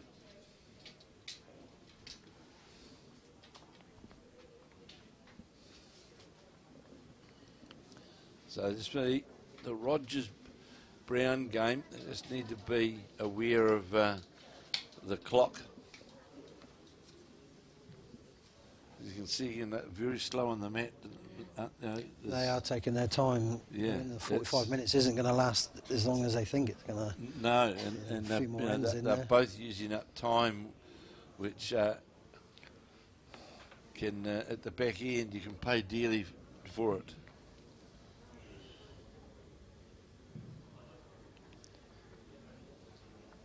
So it's Leonard holding the shot, her last bowl, leading 14-11, and will definitely score one. There's no bowls left for Kathryn McGaughey, so Leonard goes to a 15-11 lead.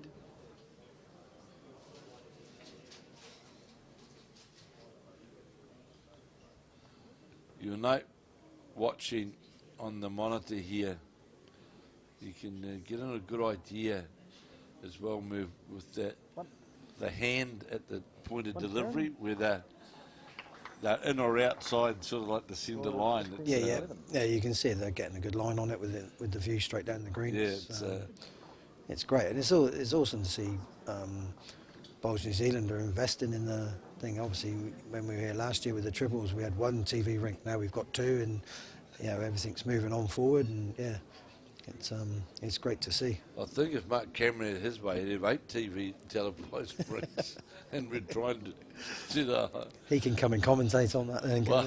Yes. Like to see him keep up with 8 rinks. He's doing a great job, Mark, and it's a great way of bringing the sport to the public, to the bowling public, and to others, of course. And we saw Beth Brown get some movement on that bowl of Sue Hodges. Just can't quite see that camera, and going for the bowl was Hodges. Not sure whether it's 1 or 2, because I know that Beth Brown has got a bowl down and behind the jack. We'll see if we can get that camera. And there is one behind the. It's hard to see whether. I'm not sure whether that's counted or not, but she's got 2. It creates just a nice little buffer, doesn't it? All of a sudden you go to 12-7, you're down to 40 minutes. I would say that is in. Looking at it from that angle, it looks like it's in shot. It looks like 2. And Kathryn McGaughey, she's got to get a couple of big scoring ends in her wallet, trailing 15-11. Oh, Beth Brown did a pirouette off them. Yeah. She must have known she was very, very short or something, because she. Yeah, it's coming up. Yeah, she did a full pirouette. Yeah. So being 2 down, that was quite a adventurous shot played by Sue Hodges, obviously trying to get down to get to the jack in the ditch. We'll see whether she's playing down there again. Playing on that line, but hasn't got the weight this time that she had with the first. Getting to the jack. By goodness, look at that. Had Got it. controlled her weight down to the jack.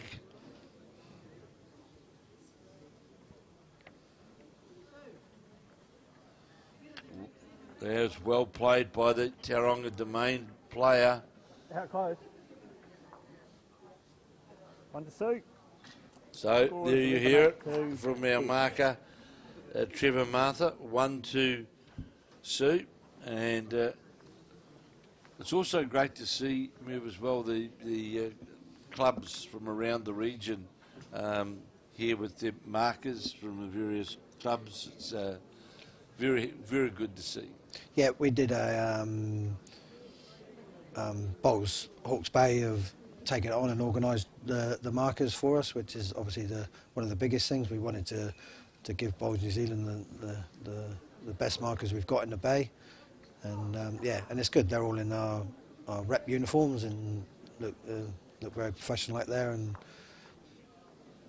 yeah, so they're all fully attired in the tracksuits, and so yeah, it looks good. It's well presented. Bit warmer up the other end. And going back to what you were saying earlier with the development of bowls as well, Kevin, I think it's a couple of weeks' time we've got the schools, got a little I saw interclub thing, that. Yeah, schools going on in the complex as well. So it's good to see that we've got the youngsters coming down and playing in the complex Great as well. bowl there. Trying to get a few more schools from Hawke's Bay involved and coming down here, and especially in their winter, they can Well, it's rock great along for them, and isn't play. it?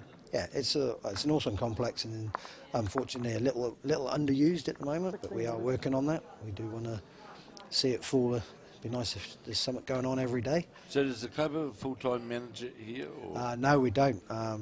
Mr. Porteous, who is unavailable this weekend because of COVID, is basically our club secretary, and lucky for us, he is retired, so he basically does he runs the sort of the day-to-day things in the week.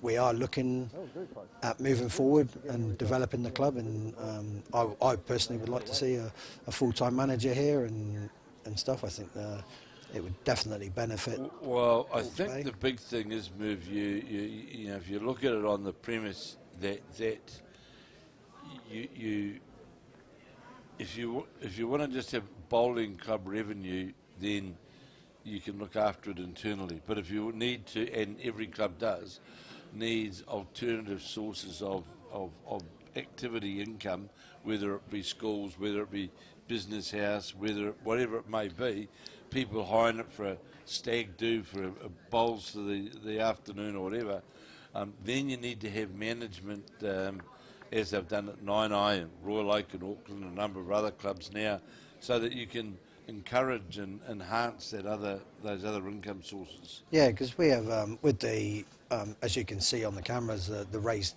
platform. It's quite a big platform, so it's very easy to set up a conference here, and then Yes, it is. So, a company can come and do team bonding, playing bowls and stuff like that. Especially with the franchises all around New Zealand, it's a great complex. We've got the Mother Club next door that does fantastic food, and it's got its own restaurant in there and stuff like that. So we have a great setup here, and it's just a little bit underused at the moment, but we're building on it, and every year it's getting better and better. We're very fortunate to have you Bowls New Zealand back here twice this year with the singles and the fours. Well, it's great to come back.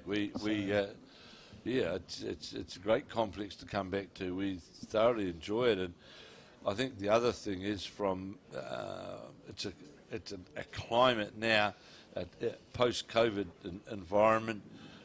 Good bowl here from Brown, sits right on top of the jack. People or companies or just people in general, but definitely companies, are looking at say less expensive type of activities for staff or functions or whatever. and an environment like here is ideal for that, isn't it? Yeah. It's perfect setup for Great it. attempt. So yeah, no, she's cut that down to 1 now. But yeah, it's definitely a perfect opportunity for companies to come along and use the facilities. Any local company that's listening now, and if they want to come along and talk to us and do something, holding so 1 and a measure. it's here to be used. Well, that's the whole thing, and you know, one of the big things about it, because of having the indoor complex, is we've got to look at these things from a commercial vein as well, because you've got lighting and all sorts of things to pay for. So Yeah. So you need it 7 days of the week to be operating in some way, don't you? Yep. And no disrespect to our club members, but you can't rely on the club members to be the continual stream of that income, can you? No, we'd all be alcoholics if we needed to keep it going, Kevin. If it was just down to our bar. Yeah. So yeah. So it does need that activity, doesn't it? Yeah, and weekends like this, where we had a good crowd yesterday. There's a fair few people out there today, and I'm sure it'll be crammed full tomorrow. I hope so. With the fours down here at the end of the month as well, I'm sure that's going to get busier and busier. Good ball coming here from Beth Brown if it sits and falls in. And just the one, but it was a well played end. And so it'll take Beth Brown now from the Taieri club in Dunedin. No, 12-8. Out to 12-8. I just heard the... She picked up a 1 on the end before. Oh, it didn't get swept over, so the marker there indicating Trevor Martha that it is 2, so that's 12-8. Sharon lead 16-12.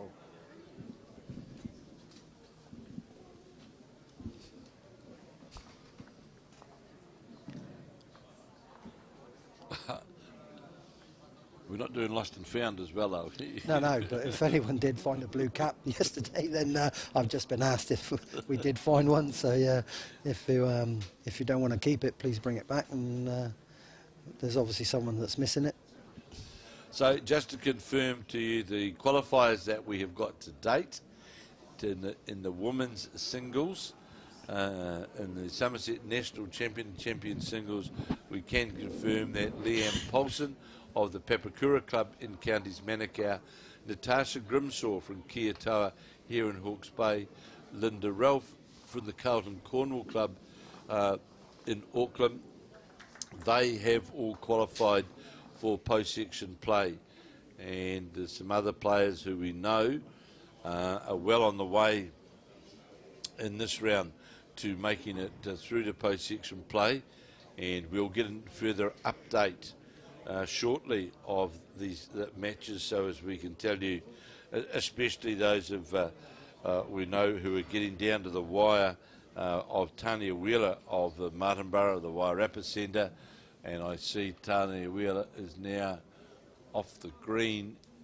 I see her walking around, so we might get an update on that one very shortly. And if Tanya Wheeler has won her match, which is now completed, she will join the qualifiers. And Amy McElroy was also leading, but that game is still in progress, so we'll keep you up to date of those qualifiers as we know the outcomes. We'll keep you fully up to date.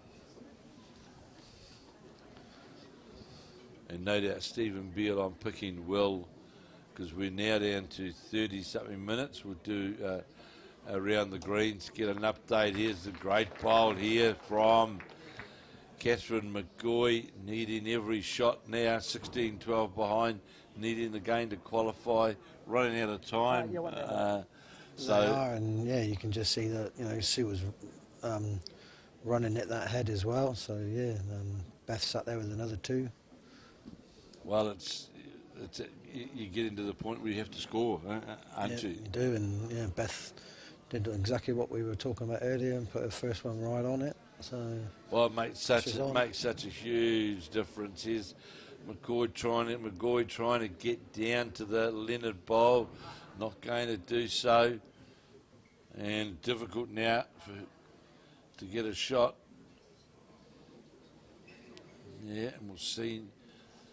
And Sue Hodges is starting to get caught in that dilemma of time now. Do I try and get second shot? Do I try and get the shot? Because, running out of, and then got the jack, did Sharon Leonard, making it more difficult for McGaughey as we watch Sue Hodges trying to get down, not going to quite get to the shot bowl. So it's Brown holding shot and leading 12-8. It is Leonard leading 16-12 in the race to 21 and is holding 2 shots at this point in time over Kathryn McGaughey.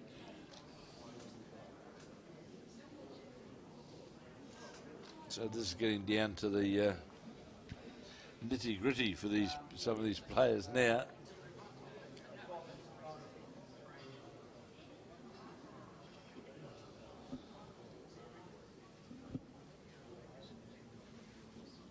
Not going to come back though, is it? This bowl tried very hard to. So the challenge for Kathryn McGaughey is getting harder, isn't it? It is. Sharon has a chance there of making 3 out of this. And possibly then moving to 19 in the clock in her favour. Yep, exactly. And that, of course, dashes the hopes of Kathryn McGaughey to qualify.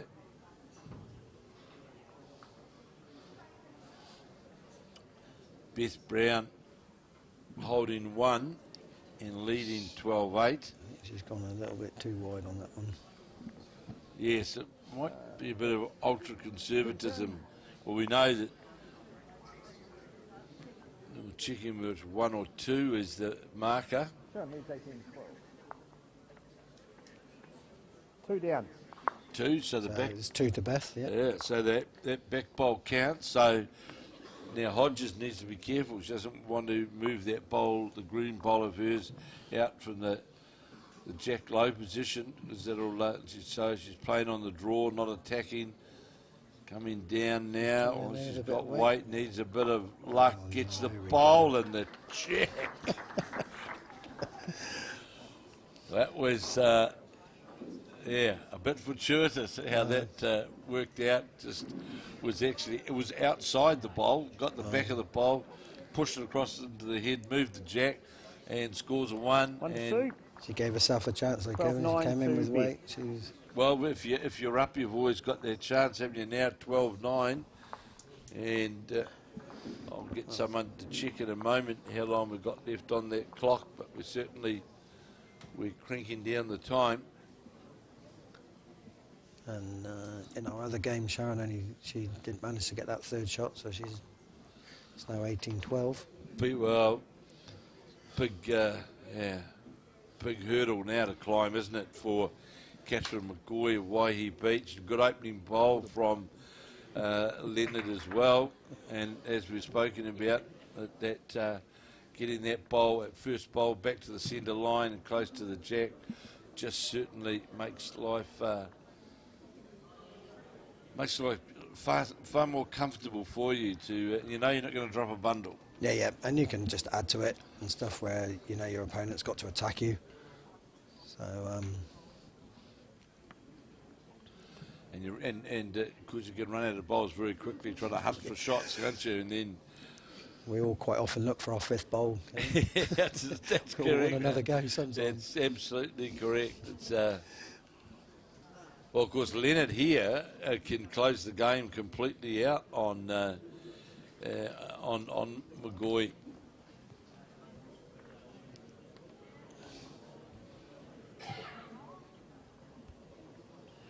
And Beth Brown got a bowl right on top of the jack.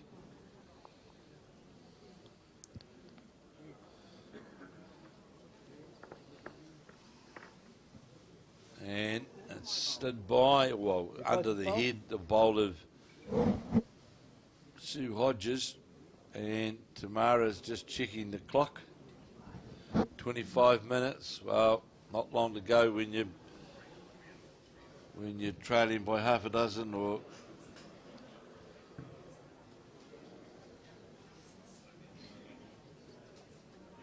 So Beth Brown, just how far is that going to come back out on that wider side? Coming back now, and this is going behind.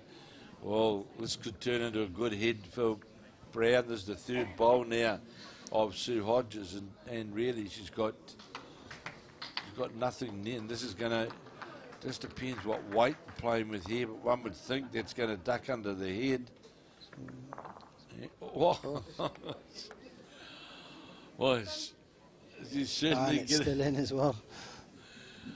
She's had a slice of luck the last two ends, really, has Sue Hodges, because this isn't easy to play to when that jack's been moved literally right out onto that the line, out onto the boundary line. So Kathryn McGaughey will score in the other match. She really needed that last bowl to come in, eh? She certainly needed, yeah, she wanted it to count, didn't she, for sure. So in the Hodges-Brown game, what can Beth Brown do to draw right out on the, because the jack's moved right out onto the extremities. And Sharon leads 18-14. I don't think our cameras can get out that wide. Well, that's difficult now, isn't it? Yeah. That's so. Beth Brown, the jack's moved right out towards the peg, and it's already clapping though. Look at this, draws down lower the jack now. So if you're Beth Brown, Minutes left on the clock. and they're talking about the clock now, asking about the time. Hodges has got no bowls left. So do you have to me, the shot for Beth Brown is to have a go at that bowl. Because she's got 3 seconds on She's got it. 3 seconds there. So And it would take her to 15. yeah. Well, if she can bump it out and stay, then Well, in my view, she might as well have drive for the bowl, because Sue Hodges got no bowls left.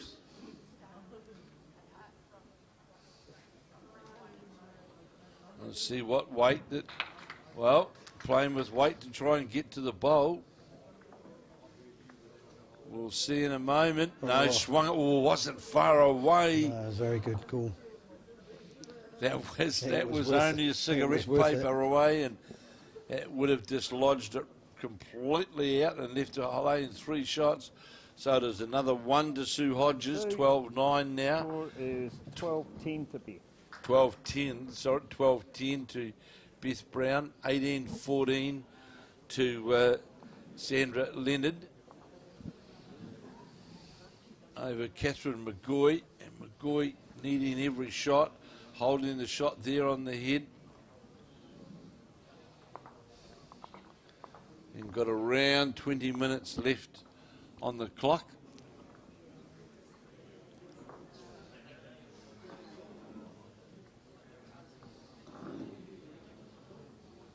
So Kathryn McGaughey's trying to make 2 of it. Not going to do so. She'll be disappointed with that.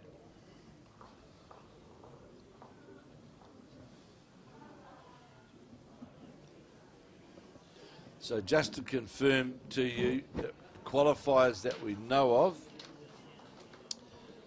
is Leanne Paulson of Papakura. What a bowl here. What a bowl from Sharon Leonard. Well, that's closing the door on you, isn't it? It is, and yes, Sue Hodges has just played a great first bowl in the other game as well, Kevin. Well, it's sitting, just alongside the jack. So we know that we've got Leanne Paulson, Natasha Grimsaw, and Linda Ralph, who qualified, we know, for post-section.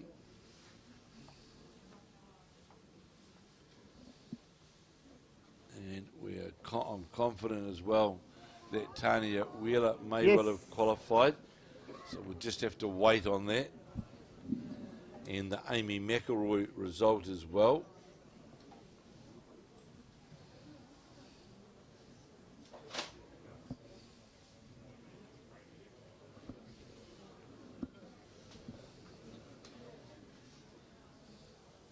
Trying to get down for 2 is Leonard.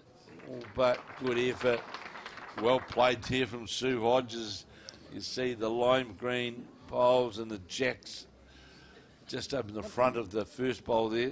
2 shots sitting literally right on. Trailing 12-10. Sharon leads 1914. In 1914, you'd have heard the marker just say 1914. And we just, well, Steve Bill might be able to confirm that 20 minutes, that might have confirmed that Tanya Wheeler has. Tanya Wheeler's through. So we can confirm it's another qualifier. Great bowl from Beth. Drew that shot, was sitting right on. Yes.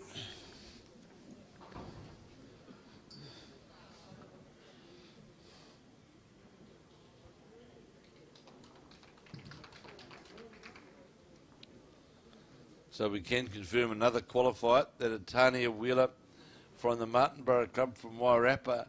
Sue Hodges trying to run that bowl out of the head after that superb, well, she played 2 superb draw bowls, and Beth Brown, the Taieri player, played a magnificent bowl. Well, she's not going to go, doesn't really have to go near it, does she?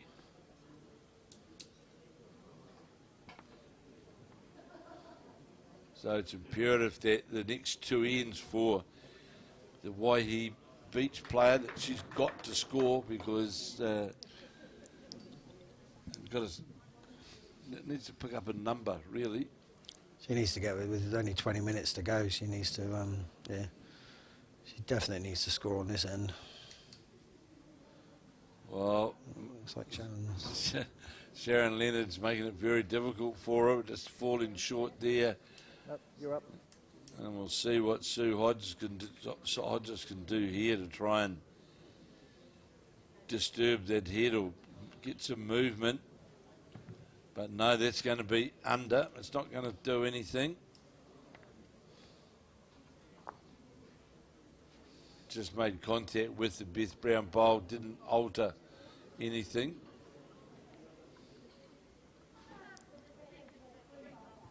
The green bowl. 3/4 of an inch. 3/4 of an inch. Yes. So there's not much room there. Beth must be holding, she's not playing her last bowl. No, one can't blame her for that as we watch. So Sharon Leonard's come around and drawn the shot, leading 19-14 over Kathryn McGaughey, who we know needs this game to stay alive. And it is Leonard holding the shot. 13-10 to Beth. So 13-10, you hear there, Beth Brown leading Sue Hodges. One of these players has to win their last game, and there's a good attempt here from McGaughey. Is it going to draw the shot? Yes, it is, a toucher. Well played by the Waihi player. Yes. Fighting to stay in it.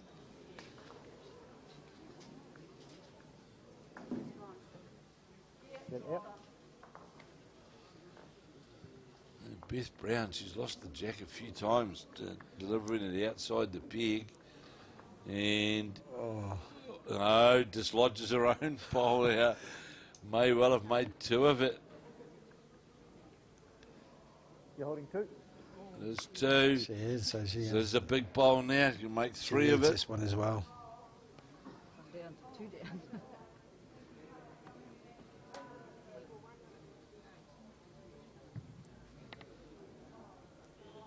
So endeavouring to make what? Change the hand. Coming down now. Will it have the weight? No, it won't. We'll take the 2. 19-16 now to Sharon Leonard over Kathryn McGaughey. Jack's been delivered in the all-important Beth Brown versus Hodges game, where it is Beth Brown leading Sue Hodges 13-10. 19-16 to Sharon Leonard over Kathryn McGaughey. And with under 20 minutes left on the clock. And of course, in this game between Hodges and Brown, the loser of this goes, and the winner, of course, goes on having to win their last game.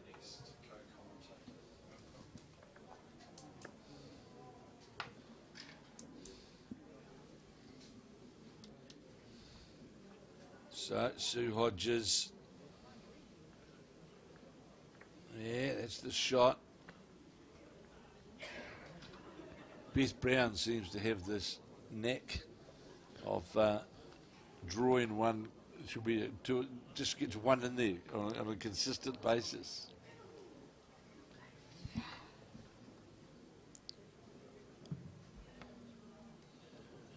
Good ball here from Leonard. Now, all but a toucher. Sharon Leonard there. Sitting on 19. Beth Brown under the head. And good weight.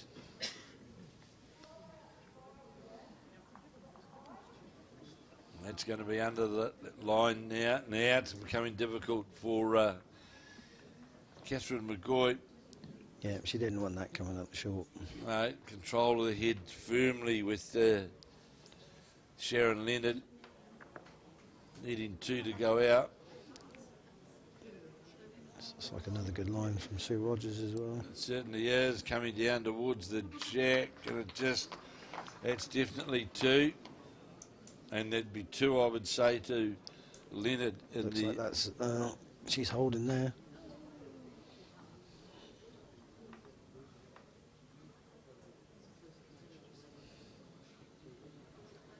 So, Beth Kathryn's Brown under there now again. needs to get that bowled in. Got a better line. Is this that one you were talking about, Kevin? It's got a better line. Is that one you were talking about? There it is. It's that one.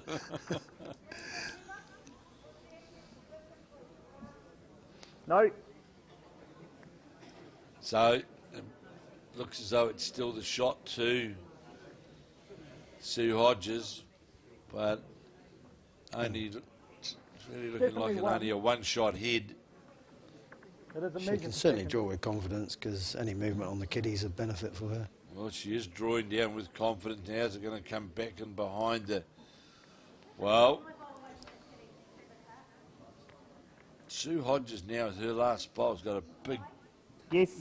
not One an easy bowl high. chance, but a movement on the And jack. you're one down. Yeah, 'cause- The movement on the jack makes 3 of it. yeah, Sue is holding. So you'd definitely be playing for that touch on the jack, wouldn't you, Only wants a little inch on it. to go to 13 all. And I hear it's a measure between that second shot in the Kathryn McGaughey Sharon Leonard match for the definitely one shot to Sharon Leonard. So Beth Brown has got this out on on the non-effective wide side. Now here's the chance for Hodges. Play down on the Yes. backhand. Only any touch on the jack is 3 shots. Yep.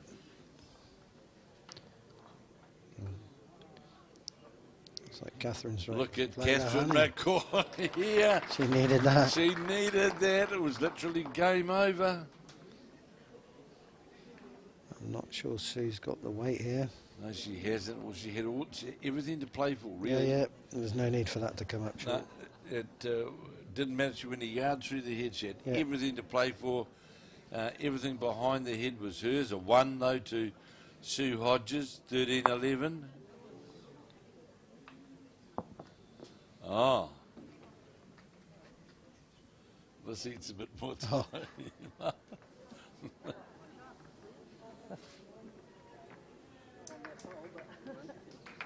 Well, this is... One to Kathryn. Oh, so 1 to Kathryn on this game. It is, so starting now to... And this is a measure here. That looked clearly it was... Very good. So that is 1917. So the Leonard game now, that's also tightened right up. 10 minutes on the clock. 10 minutes on the clock, you just heard. 1 to Sue.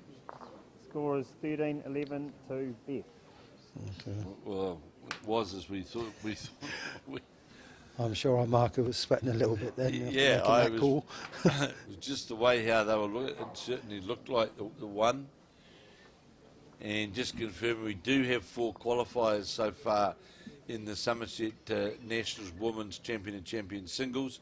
Leanne Paulson of Papakura, Natasha Grimsaw of Kiatawa here in the Hawke's Bay, Linda Ralph of Carlton Cornwall in Auckland, and Tanya Wheeler of Martinborough in the Wairarapa. They have all qualified. Those 4 are through to post-section play. And here we've got Kathryn McGaughey trying to stay alive for post-section chance, but trailing 19-17, and Sue Hodges and Beth Brown, both of them needing the win. The winner will qualify, and the loser will depart the opportunities. And there again, as you rightly said before, definitely getting that first bowl control, isn't it? She's certainly controlling the head with the first bowl. It's just that one bowl that Beth Brown, just that aggravating one that tends to make its way into the head.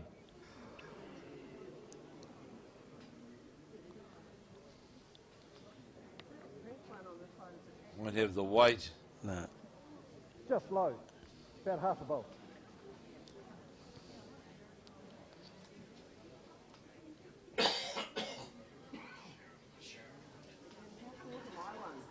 Your bowl?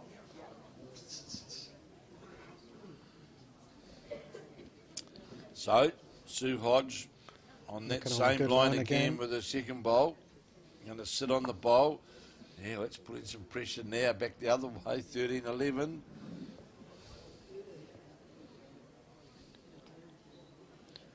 Good, trying to tip her own bowl into the head for shot. Going to do so. Trailing 19-17, now holding the shot.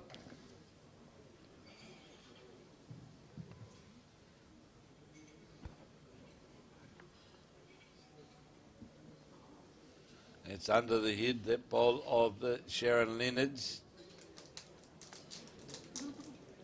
And there's there's Beth's bowl. There's that bowl. Always gets one in a round. Julie done so. Yeah. Sue Hodge. Ideally, she can get a touch on the jack, all in favour for her. And now with the last bowl. Yeah, played for that.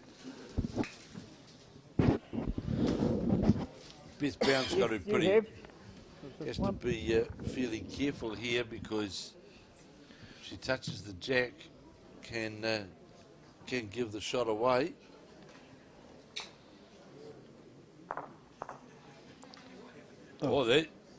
Wow. Did that flick that bowl in for 2? I don't think so, and that was Kathryn's last bowl that she just knocked up then as well. It's that last bowl of Kathryn that seems to have, when she's had chances to add extras, she hasn't done it.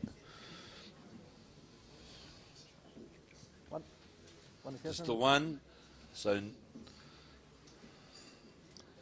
19-18 now. Sharon leads 19-18. There's anybody's match there now. And in the Beth Brown, Sue Hodges match. Sue's dropped her weight. That's really twice at crucial stages. You're still holding, yes. Yeah. Needed to be up to get into a scoring chance, and it's fallen short. So Sharon Leonards, well, Kathryn McGaughey has made a great comeback, because I think it was 1912 that she was down. Yeah, she has, and yeah, this would be a great chance for her just to get that first bowl on. That first bowl on, and Beth Brown is holding the shot. And you're right, She's done it. Done that. Just drawn right on the back of the jack. Under Beth. Score is 14-11 to Beth. 14-11 Beth Brown. from the Taieri Club. The winner of this, of course, will still alive for post-section play.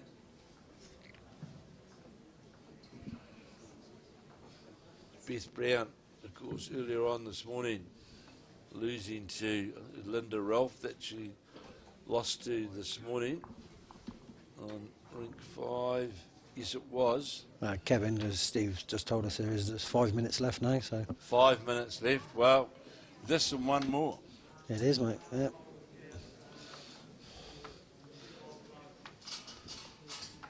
And it's 2 shots being held by the Waihi Beach player, Kathryn McGaughey, holding 2. Short again is Sharon Leonard. Well, it's all starting to happen, isn't it? It is a little bit, yeah.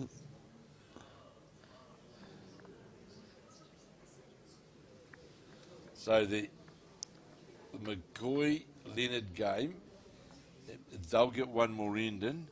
Yep. They may not, though, in the Brown No, Hodges. no. They So this is definitely a crucial end for Sue here. She definitely needs to. because they're not the quickest either. No. So And she's coming up a little short with the first. No.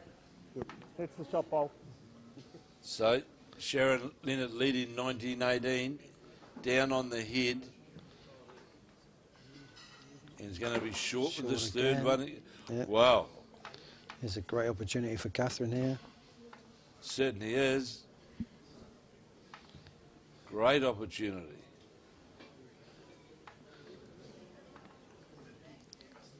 We've seen it a couple of times in this game where Kathryn has needed to get that.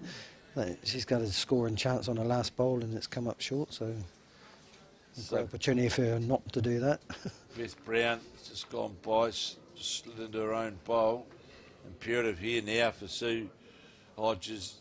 She's got to be up to the head to give herself a scoring chance. And is going to get the front of the bowl. 2 minutes 30. Oh, well, this is No. it. They No. will get another end in the Yes. the McGaughey game, I would say. Kathryn Here's hasn't come another up shot short as this well. time. And who gets it Move- back in moving the on, jack, who kiddies. makes 3 of it. Oh, there's a great bowl from Holding the game there. there's a great bowl from the Waihi player. Trailing 1918, holding 3, holding game. Holding game, mate. What a recovery. Down 1912, needing this win to stay alive. Sharon Leonard on the mat.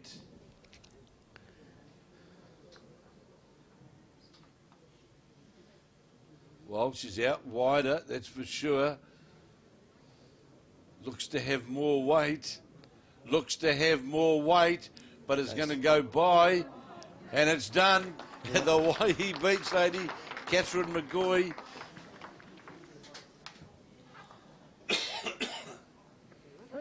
Kathryn McGaughey has been behind literally all of this game. And to Yeah, come she back, has never what a been in front. fight back. 19-12 behind, came back, scored a 3, goes to 21, Well done. Well done. and puts herself still in with another with a chance to qualify this afternoon in her last That's game. second. And that's third. And McGaughey in her last game will play on rink 2. Well, no, she's finished now, according to this. So Brown has gone way out of Never Oh, Nevers. long game. Now, yeah. Beth Tell me what is you like. holding, I've put the so- final 26 down there, 21-19. It is. Oh, I didn't want to run off and get a card. They had 1 minute. So- to go, didn't they? This is now really, if 13-11. Crucial bowl here for Sue. 13-11, going to draw the shot, is it? Not going to touch anything, sits it out. No, it doesn't. 14-11, last end coming up, or will the clock beat it? 14-11 to Beth Brown of Taieri. Jack's got to be delivered. We know we're within seconds of closing time. I can see them. Out. There it is now. There's the bell. Jack's not delivered. No, it's all that's it. over. Oh, I knew it was. I knew it was down to seconds. Now comes the debate. It's shake hands time. Jack hadn't been delivered. There's not much debate about it, is there? The bell was way before she delivered this kick. And to be fair to Beth Brown, she didn't muck around. She got the jack, got the mat, and got it down at a win to Beth Brown of Taieri and a real clincher against Sue Hodges of Tauranga. So still alive now is Beth Brown, and still alive is Kathryn McGaughey. So they finished up two really tight games. Didn't Very look tight like games, it was going to yeah. happen, did it? Kathryn McGaughey had a great comeback there. What a against, superb Sharon comeback, wasn't it? So So we'll be back shortly here from the Hastings, Club Hastings, where we're bringing you the wrap of this last round in the women's singles, where we are the qualifiers. We're going to have a mixed hybrid round now, or there'll be men and women. So thanks, Muir, for being with me throughout this game, and all the best for your suicide awareness tournament. And let's hope it's a big success. And I'm urging bowlers out there watching this, listening to it, get behind it and support this worthy cause. The next games up next, we're bringing you Gordon Brown up against Ricky Cook, the Canterbury, and Tanya Wheeler and Erika Goldsworthy in the women's singles. So this is Kevin Hicklin and Merv Brown, and we'll be back for the next round action in about 30 minutes. thank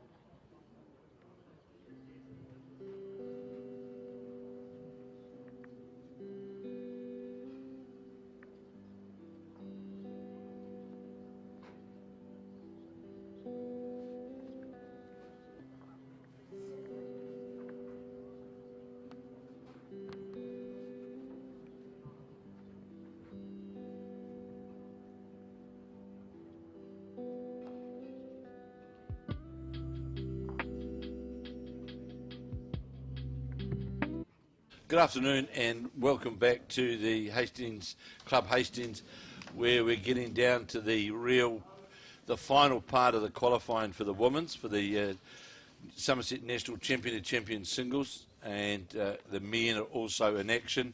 As you'll see in front of you there now, you can see the qualifiers: Linda Ralph of Carlton Cornwall, Natasha Grimsaw of Kiatara and Hawke's Bay, Leanne Paulson of Papakura, Beth Brown in a very, very tight game, qualified just a few moments ago.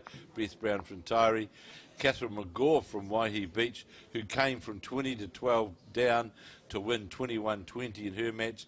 Tanya Wheeler of Martinborough, and Amy McElroy, who's sitting right alongside me, in fact, who's going to commentate with me in this game, and because there is one game of a chance of qualifying for the woman, and that's the game where Tanya Wheeler of Martinborough is up against Erika Goldsworthy of Woodville, and that game is just getting underway with the marker as Trevor Murtha. And we'll also be covering the men's, the game of Gordon Bond and Ricky Cook of Canterbury, and Gordon Bond out of the Tokoroa club representing the Waikato. Ricky Cook had a win and a loss yesterday, and Gordon Bond, I think, is a loss. So, Amy, welcome. Great to have you along. Thank you. Congratulations on qualifying, first of all, and now into it tomorrow morning. And you're unique, and you're in this sort of split screen coverage thing, which I tell you is like. It's great. It's so good to watch. After yesterday's games, we came and went back to our accommodation and we watched on there. So it was fantastic to see two games going at once. So. And did it look okay? Yeah, it was fantastic. Yeah. How was the commentary? Oh, brilliant. Yes. Sorry, everybody in New Zealand on hold, and I'm scared to let them go. Women's quarterfinal.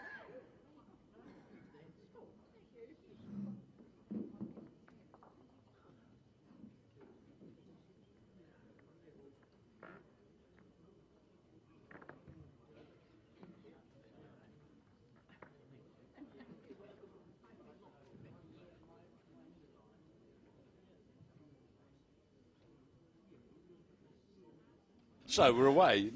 Just a bit of notice to tell you that the quarterfinals for the women's champion and champion singles will be underway at 8 a.m. tomorrow morning. And so here we go. So welcome, Amy, and congratulations firstly on qualifying. Thank you. I think it's the first time you've sat.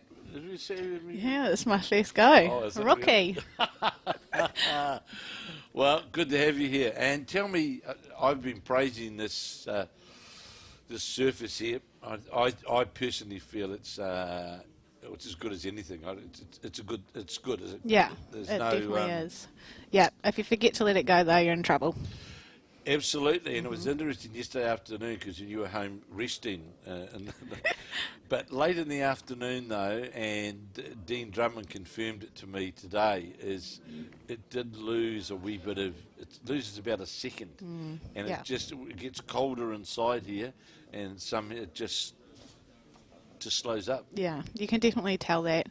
Yeah, like I said, if you forget to let it go, you're in trouble. And yeah, but it's a fantastic surface. I've really enjoyed playing on it so far. So fingers crossed for some more bowls tomorrow. Yeah, well, Ricky Cook, the Cantab, he started well in his game over Gordon Bond, and it's a 3-0 start. Ricky, so he's been around a while, hasn't he, Yes. Ricky? And Cookie. he stopped playing for a while, came back, and now back into it, and one of the sort of the Cantab's leading players, and he's going pretty good, although he lost one yesterday, so you'll definitely want to get those two today, and this is a pretty good start. He's holding 3 shots, and Gordon Bond, of course, formerly of Northland, Onurahi, in fact, and played for many years with John Dunn, a legend up there, and now living in Mangakino. I didn't think any people lived in Mangakino. I didn't. I thought people stopped living in Mangakino when they built the power station, but no insult to Mangakino, but Bondi, who's going to sit on the second shot here, is he? He might even make shot if he falls in. Good ball there from a winner of numerous Northland titles. Asking our marker, Grant Sargison, what the story is for the shot. So the game, the Tanya Wheeler game with Erika Goldsworthy of Woodville, if Tanya Wheeler wins that, Erika Goldsworthy is out of contention. If Erika Goldsworthy wins, she qualifies and makes the even number of 8. Yeah, important game then. Yeah, it is a very important game, and so that the women's post-section play will get underway, of course, here tomorrow morning at 8 o'clock. The men will continue playing today. You can't stay here too. It'll be too late for you to stay. Yeah, the shops might shut. Yeah. Did you hear that, Shannon? It's your shout, isn't it, Kev? Oh, okay. Well, Yeah, I could ask good. Martin for my pocket money. So, Gordon Bond on the mat was down on the head. Certainly played a good third bowl. He must be confident that he's got shot. Trying to draw down there. But there is certain points on the rink, though, that if you do get out of fraction wide, Yeah. you just won't, and it just doesn't, and of course on carpet trying to get weight and green all together is difficult, but if you follow the line and get that consistency, you get rewarded, don't you? Yeah, And, that's dead right. it was still 1 to Ricky Cook, so it takes Ricky to a 4-0 lead. And the Tanya Wheeler game was all locked up at 2 apiece, knowing, as I said, Erika Goldsworthy needs this game to qualify. And, well, Ricky Cook, of course, needs the win to make sure he stays alive. And getting more information coming from the man. Well, Tamara's the lady in charge, and Steve's the man in charge. Good combo. Yeah, they are a great combo. Yeah, no, they're all great to work with. And the live coverage that we're doing now, you know, with the Champion of Champions, next week we're in Dunedin, and then we're in Wellington for the triples, and back here in Hawke's Bay for the fours. So everything's been covered, and we start the coverage, of course, of these events from day one. So there's plenty there for the bowling fraternity to watch. And so what's it like being back in the competitive scene again? Oh, it's quite good having a break away from the kids. No, I'm really enjoying it, especially playing with some amazing people that we have back in Nelson. You certainly really do. lucky. You certainly do. There's, you know, some great players down there, and you know, you take as I said, you could literally yourself, and there's Kirsten Edwards, who's sort of playing a bit now, and Joe and Val and some others, and certainly there's no shortage of female sort of talent, is there? Yeah, exactly. In Nelson, it's all for, you know, which is great, and it's good to have.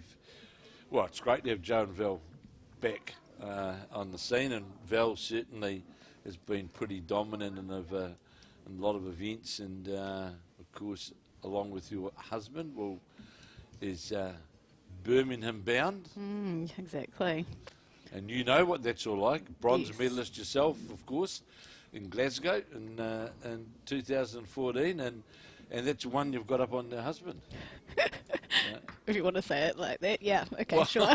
Well, you know, we've got to remember that the men, it goes back to Mike Kernan in 2002, where the last medal came home from a Commonwealth Games. So, you know, I'm sure Shannon and the rest of the guys will be certainly have their sleeves rolled up, endeavouring to try and break that drought and get some medals.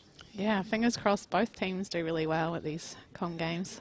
It's a challenge. Yeah, It's a it bit- sure is. And you know, you've been there, you're like playing in Glasgow, like a lot of people, and it's no fault of their own, but don't understand or appreciate the difficulty that it is on those home nation greens. It's Yeah, it's a totally different game. You have to change your mindset completely to change. You're literally changing your shots, which it's really hard to understand playing on New Zealand greens and even Australian greens, but it's a totally different game over there. Well, we think, like we played in Australia like the other week in the Trans-Tasman, how the Australians played a lot of their attacking the head scenarios, and that's completely different than that of England, because England are pushing them every bowl. Yeah. Every single bowl, the home nation teams are always looking. The minute that you've got the shot, that they're playing push and prod the whole time, and it becomes day after day. It becomes a real challenge, isn't it? Yeah, definitely. Even if you have the shot, you're still playing through, rearranging things. Absolutely, because the problem is, of course, that you try and play tenderly, as I'll call it, and you finish up falling short, or they're always playing through the head. The next thing you know, the jack's moved and you're 3 or 4 down, and you've got nowhere to go. Yeah, dead right. And it's hard work. And also, of course, with the Commonwealth Games is that you've got nations that crop up who may not be in your leading nations at all, but can come through in one discipline, and and they can beat any team on the day. Well, exactly, and that's the beauty with bowls. Any team can win on the day, so doesn't matter who you are. So you'll be happy you've qualified. Yeah, definitely. No sleeping tomorrow, man. No sleeping tomorrow. No, you can't. So, don't get many of those when you're a parent, do you? No, you don't. But it's great. Unless you're Shannon.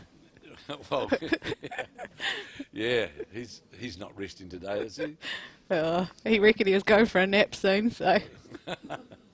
So Ricky Cook, he's going pretty good. He's on fire, isn't he? The front toucher leading 5-0, and Gordon Bond really he's got his work cut out for sure against Cook.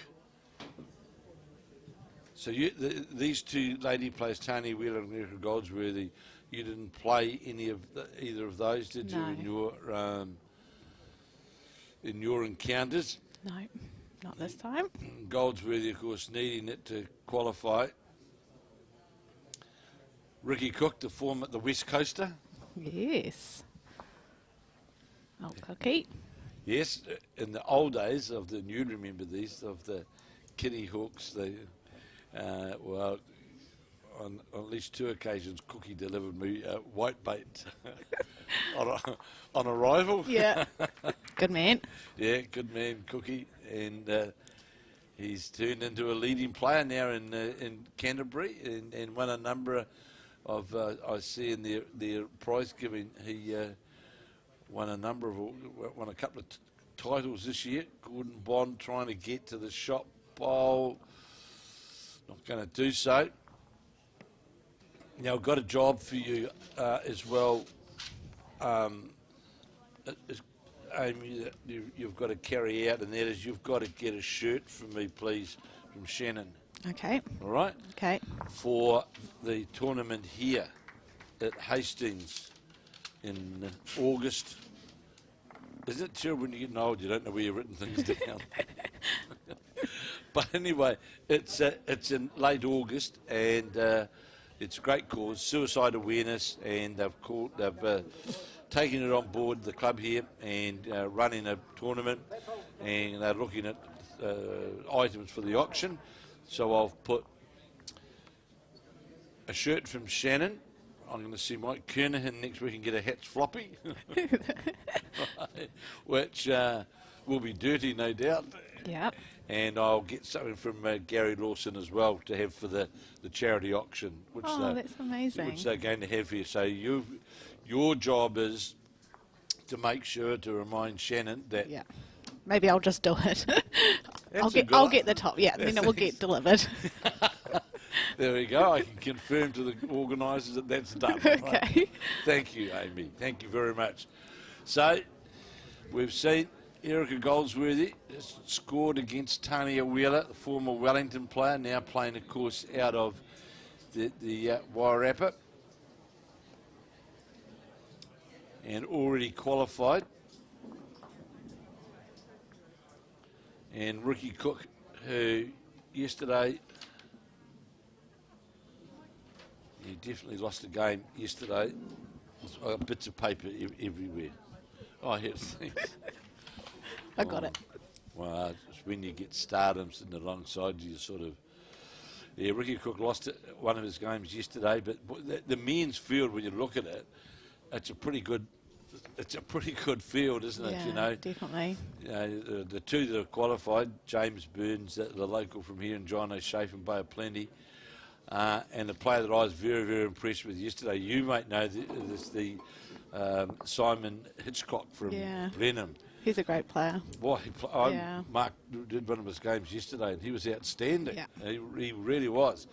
And they've got Ross Ellery and Bart Robertson, David Murchie, and all well known. Dean Elgar, of course. Well, he's won the national singles. He got runner-up in the world champion and champion singles, and then you've got others who are like into post-section now who must win, like Stephen Ditfit, now playing out of Wellington, Ricky Cook, and Adrian Robbins, another well-performed player who's unbeaten at this stage, David Clark from Manurewa.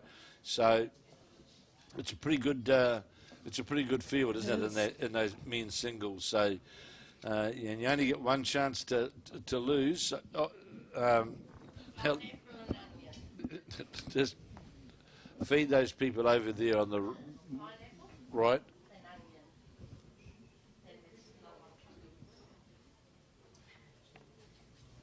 One of those is mine, but I'll get it later. All right. What would you like? No, don't worry about it. Oh.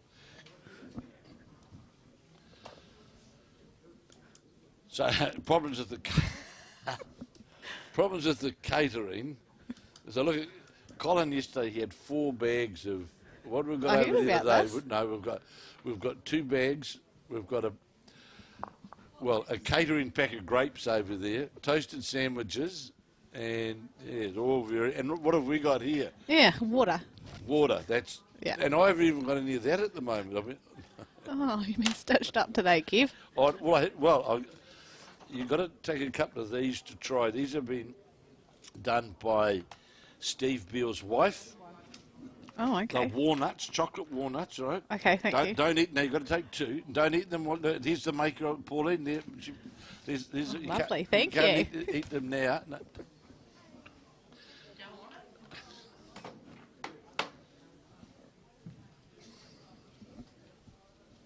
So we've the catering sorted out. The catering just walked out on it. Oh, dear, a bit of a calamity there. Next time. Next time we'll get it sorted. Yeah. So Ricky Cook leading 6-0 and 3-all. Tanya Wheeler up against Erika Goldsworthy. And I'm sure when we get down to the last 8 here, we'll into post-section play, and the men and the ladies will certainly have a classy field. The sandwiches walking miles. It's going backwards and forwards. They do a great job here in the catering department. So that was a very challenging 5 minutes. Amy. It was. Yeah. You still haven't got any kai. No. But that's okay. So Ricky Cook now leading 6-0.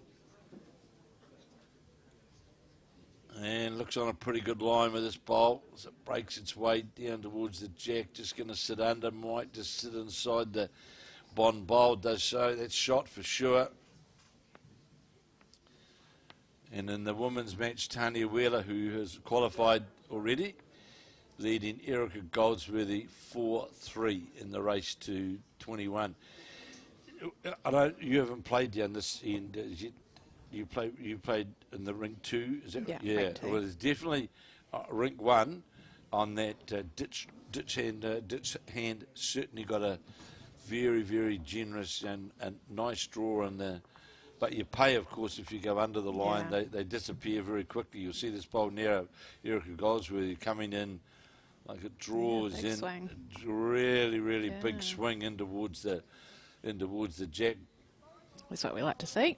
Gordon Bond looking for the jack, got a touch on it. Oh, But still a chance here, though, for Cook, because if he can play down there, get to the jack, it's a 3-shot chance.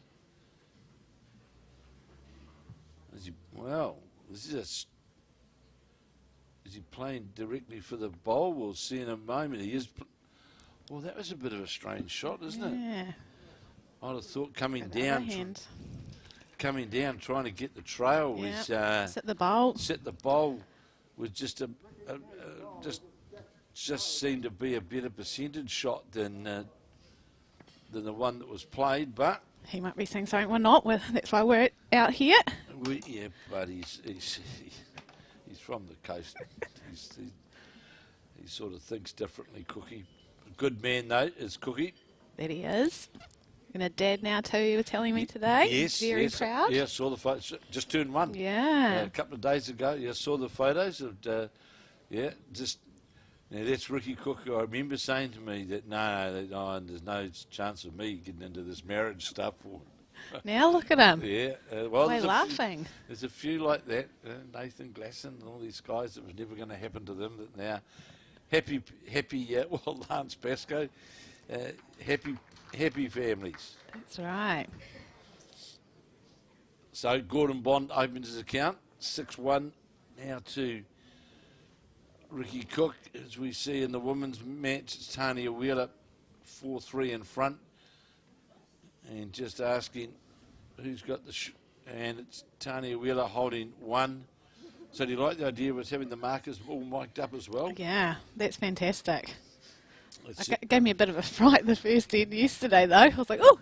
Yeah, it's different. It's different, but the markers are quite happy to do it, and I just think it just helps. It takes a lot of uncertainty out of it because of the camera angles, etc. We don't get it wrong that often, but there is quite a bit of guessing goes on, and it's great to have the markers there who can really give us the results as bowl by bowl, literally, if we wish to do so.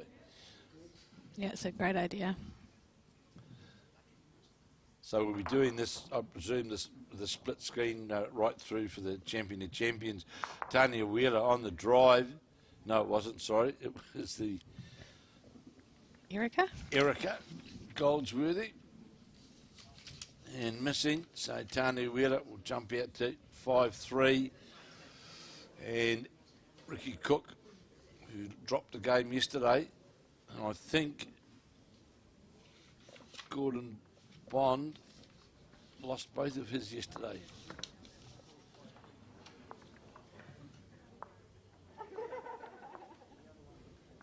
There he is, and he did. So he's out of contention. Nothing to lose. Nothing to lose. Those are the danger. Those are the danger ones. Did right. And 6-1 behind, but he's drawn 2 good openers here. So Ricky Cook play down on his forehand. He's going to hold up long enough. The colouring of Ricky Cook's bowls are very similar to someone else's bowls that I know that are very similar. They are. Yeah. Going just as good too by the looks. Yeah, so Shannon McElroy, of course the New Zealand singles player, they literally identical colouring, aren't they? Yeah. Shannon's got that many sets though, so I guess Yeah, it can depends what imagine day.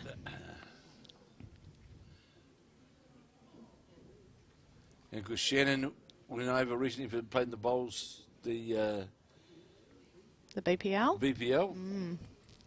Yeah, he absolutely loved his time over there. Such a fantastic tournament. And It it's is a great event, yeah, Yeah. it is a superb event.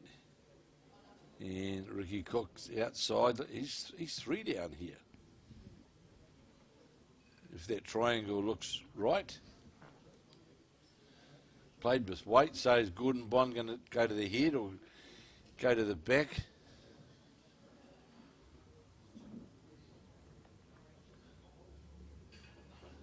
Gordon Bond, when living in Whangarei, played with John Dunn from Onirahi, and their Northland Centre titles would be in the 30s. Wow. For each of them. That's amazing. Yeah, they were very, very dominant in Gordon Bond led, and John Dunn skipped, and they won numerous pairs titles together and a number of other events as well. Well, Ricky Cookie's brought this one in. He needs a bit of West Coast luck here. Well, he doesn't do so. That's definitely 4. He was off target all.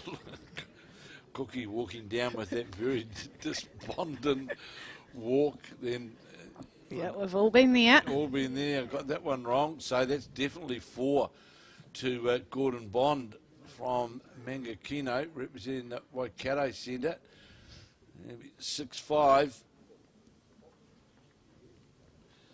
So that was it. So 2 ends. 6-0, now 6-5 can change. Yeah, sure can. Change the game around, can't it? Yeah, Erika Goldsworthy needs to get the bowl in here. She's still down, at least 1 down to Tanya Wheeler, who of course has already qualified. I don't know. So is there just an open draw? Is that how they do it? I'm not too sure, to be completely honest with because, you. know, I feel like it might be. Wow. Thumbs up even. Yeah. No, your stuff, kid. Yeah, so it is just an open draw. It's the luck of the draw that comes out, and you've got now whether Nelson can make it 2 in a row, because the last time we had the champion single, Oh, don't put that kind of pressure on me, Kev. Val Smith, of course, The legend herself. beat Leanne Paulson in the final at 9-0. So I just thought I'd remind you on Yeah, the way thank through. you. Thank you very much for that. I'm a part-time bowler now, Kev. Yes, you are a part-time. You're a mum. You're a mum, an early childhood teacher, and all those things come first. But let's just say that you're still very much got that competitive streak, which won't Thank you. I'll pay you later for saying that. which won't go away. So Ricky Cook needs to get back into that swing of things pretty quickly, because you don't want to have too many ends like that, and he has. He just goes by. And Gordon Bond's drawn jack level with his first.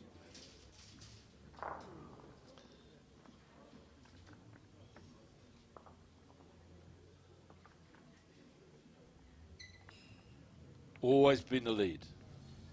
Really? Wow. Yeah, always been a lead. This is lead in singles. That is never ever aspired to go anywhere else. It's all he did. So, you know, he can certainly get bowls around the head for sure. And of course, Ricky Cook had a few years sort of not out of the game, but not playing a lot. But now, you know, he's into it and playing a lot, and here it draws the shot, sitting just alongside the jack. So it was only 7 qualifiers. It's going to be interesting, isn't it? Yeah. So they don't want 9, and ideally they don't want 7. They want that number in between, really, Yeah. isn't it? That was a lot of headaches. Yeah, it just makes things a lot easier. So Gordon Bond trying to get down to the Ricky Cook bowl, going to make contact, turn it over. Won't be enough.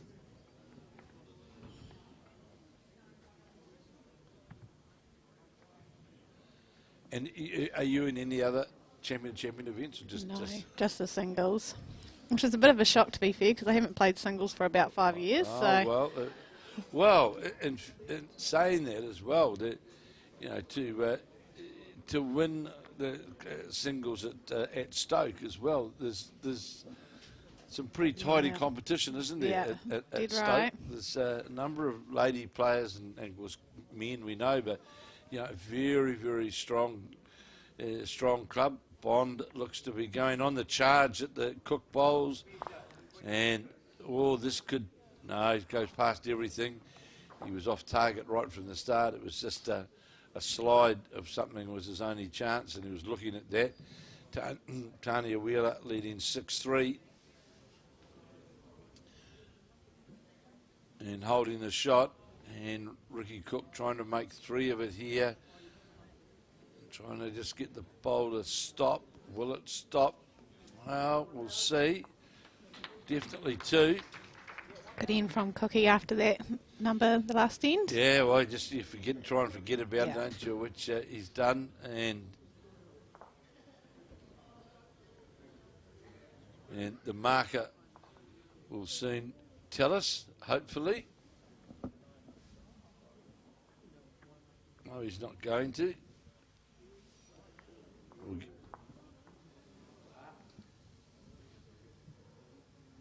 I'm sure Looks it was. like a 3, I think. Was it 3?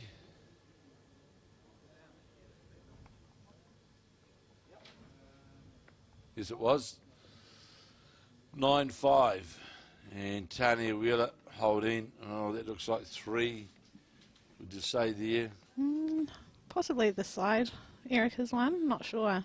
Yes, the angles are difficult. That when Yeah. you're trying to work those angles out, they are difficult. So, here's Ricky Cook going to finish jack level. Well, this might make. bowl? This is going to change everything. This bowl of Yeah. Erika Goldsworthy. That's the shot for sure.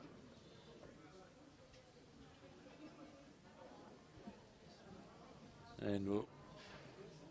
I think it's only the one. Oh, still. You're right. So they're looking at that bowl out on the side. And Close. there comes the measure. So you got 8 o'clock start again. Oh, that's right. I've got that other bit of paper somewhere that delivered to me. It's 8 o'clock, isn't it? Yeah. There you go. Oh, there it is. Right. Your own writing. Yeah, it is too. Oh, it's bad, this kid.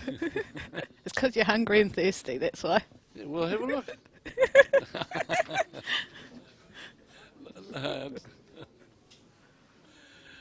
Yeah, they fly the caterers into one side of the room. Yeah. So another shot holding there for Ricky Cook, right in behind the jack, 9-5 leading over Gordon Bond of the Mangakino Club. Well, sorry, of Tokoroa, lives in Mangakino. He was telling me last night that the Mangakino Club, and he's going to draw to the shot bowl. He needs to fall in, I think. The Mangakino Club no longer exists, so he places bowls at Tokoroa. Now, you would never play bowls at Tokoroa, would you? No. Nor have I. Yeah. Ricky Cook going to come up short here, just under the target line. So these are pretty long days. He's starting at 8 o'clock, going through till 10 o'clock. Yeah. Yeah, I think the ladies were quite lucky to be playing in the morning because you felt for the fellas yesterday, starting some at 3 o'clock and not finishing until just before 10. So Yeah, it's a long day. Yeah, it's a long day for that's why the people alongside me here, they've got to be fed and watered because Yeah, got to be on to it. Yeah, they start very early in the morning and getting everything all set up, and they do a wonderful job. Because certainly from the old days, you were involved, actually, I think, in the very first game tournament that Tamara and I covered was at the Nationals in Dunedin. Ah, it's a throwback. And I think you won the 4s. No, I don't know if it was. Oh, it might have been. I can't remember now. Was Mandy? And Gemma? Or and Oh, I Selena? can't remember. It was definitely Maybe. it was in Dunedin, and that was the first coverage that Tamara and I did, with about 3 telephones and some cords, etc. Oh, yeah, that's when Mandy won. Mandy, Yeah, Mandy won and we got runner-up. Yeah, well, Yeah. that was a very Wow, that was a long time yeah. ago. That was the very first event Yeah.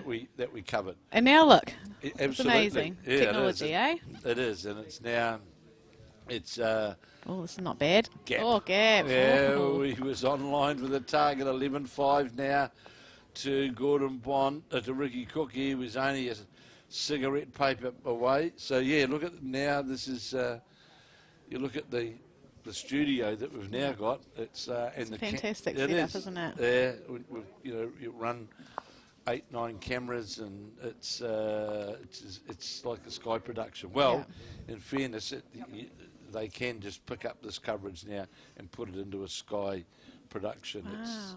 So if you go for, so you were part of the pioneers of Brilliant. that was the very first time in Dunedin when we did the coverage, and Tamara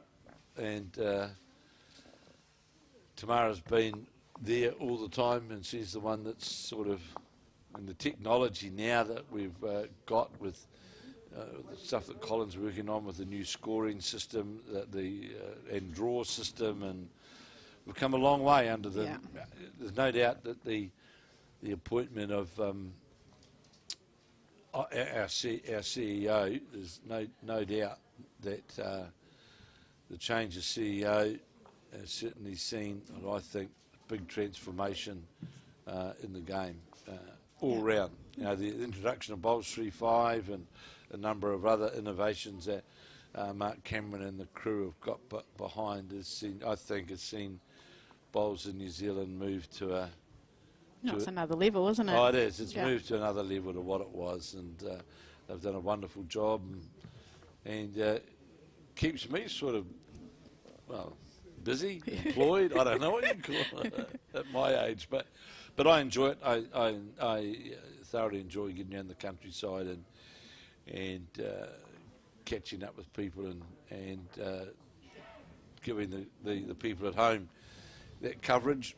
You do a fantastic job. I definitely look forward to watching the bowls when I'm stuck at home with the kiddies, so thank you for that. Well, now, you had some kiddies yesterday, I believe. Yes. In your early childhood role, sitting there to watch the boss. Yeah. Yeah, they were watching from about 10 o'clock, so they were waiting for a long time, so it's a long time for them to be patient, but yeah, they absolutely loved it by the looks and got a few videos, and my wee man was watching too in his all black gear, so. It's good. It's good now, all the things that we can do with the coverage now. And you know, before, of course, we were relying on people like Sky and TV1 and that, but now with the innovation of all the various platforms that we can now use, and it's good, and it's also for a number of players to use it themselves to go back and have a look. Yeah, I did that last night. Yeah, there's a number of players to go back, have a look, what did I do? And you know, I've said to Mike Kernahan as well that you're watching players, you can watch their delivery from a coaching point of view. You can see straight away. Cameron doesn't tell a lie. No, exactly. So you can very, very quickly see and take advantage of that. Looking for the jack. Here's Bond. He's got it too into that nest. Moved it round a bit, and it should be. Well, it will be 3 shots because Ricky Cook's bowls are all on the other side of the rink. Here's Cook now on the back end. 3 down, leading 11-5.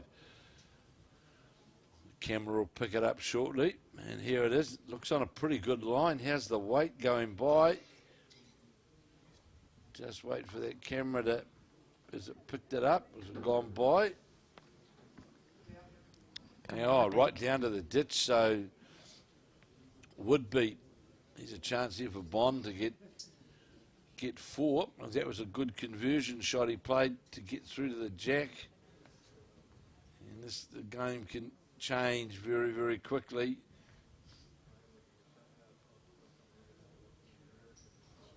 Might be going a wee bit quick. I suppose the difficulty with the split screen is when you've got you can't give it a lean to the side. You can't lean around the side and look around the corner to see where it's gone to.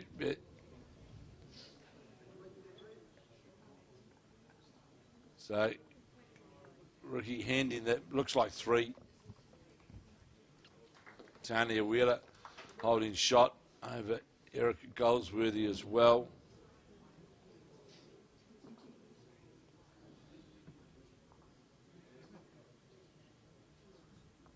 Someone will say something in a moment. Measuring. Yeah. Just got a message through from my mum saying that the boys are waving at the TV, so they're listening to us. Say hello, boys. So, hello to the junior Macquarie. And they're at Mum's place, are they? Yeah, old mate's going for a roll-up, he reckons. Oh, So, right. yeah. Oh, practice? Yeah. And 3. So make sure you're watching tomorrow and you can watch Mum in action at some point. Well, hopefully all day. Oh, that would be lovely.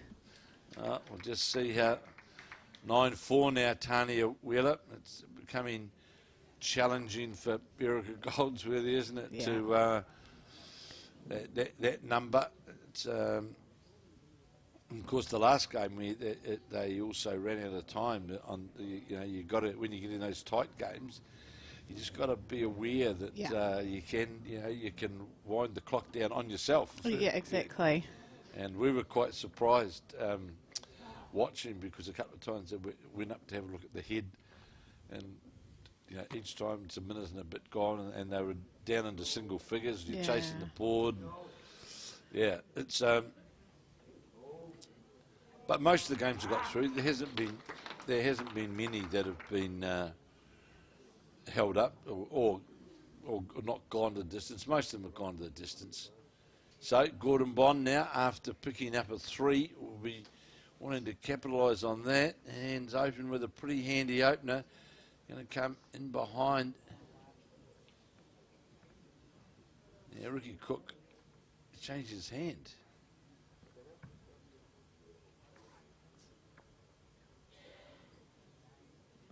Looks on a good line. Looks on a very good line. Just going to get the jack, is it? Got a feather on the jack. Sits jack level. You can see now Tanya Wheeler's really starting to put the... Yeah, she's found her range. Yeah, found a range, yeah. and really putting the pressure on, and it just quickly becomes harder, doesn't it? Yeah, chasing then. That's right, you're chasing. So this bowl at Gordon Bonds should be slightly under green to the jack. It is, sits inside. Good bowls. And it's sitting jack level. Ricky Cook now will come and try and sit down on that backhand, get to the jack or sit on one of those counting bowls. Has it got the weight to get to the bowl? No, it's not. Just under green fractionally. Could have done with a wee bit more to reach through the bowls.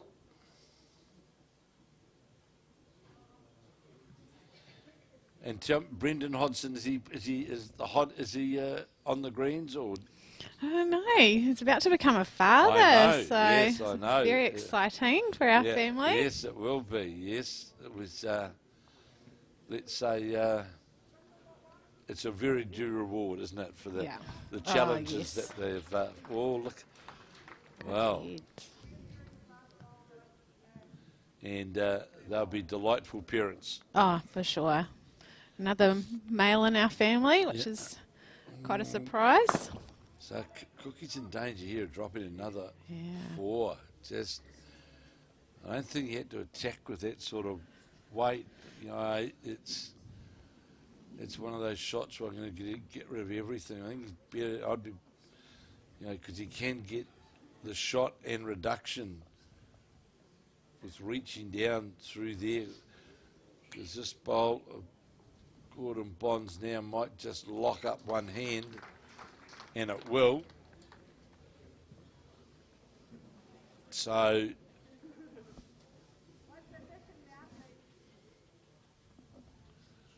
just apologise for that.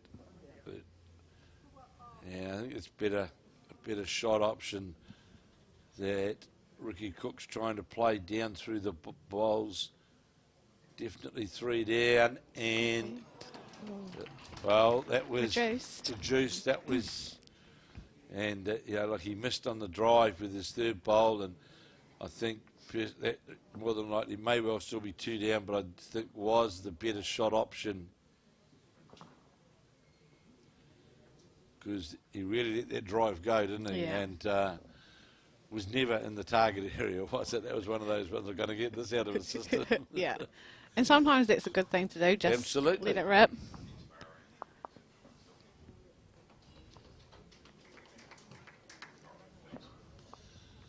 So is the plan to be just playing like you're playing now, or are you going to get more competitive again, or?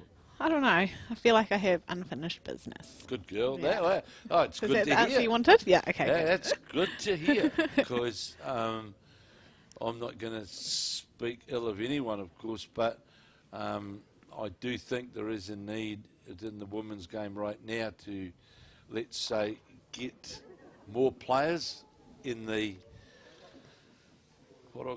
group. Yeah. I just think we're more than likely 2 or 3 players experience-wise short that have got, I think, a lot to offer. And I also with Mike Kernahan there now as well, and his role is the high-performance role that he's got. I'm sure that Mike would be delighted to have some experience. That's because you've got to create competition for others, don't you? Yeah. Otherwise, it just becomes. I'm not saying it comes too easy, but you've got to have competition, and Got to push each other to make each other better. Yeah, and we've always had that, but I just feel at present, especially in the women's part of the game, I just think we're lacking a few players that can add to that much needed competition, and it can only be a plus. But you've got to be a parent first. Yeah.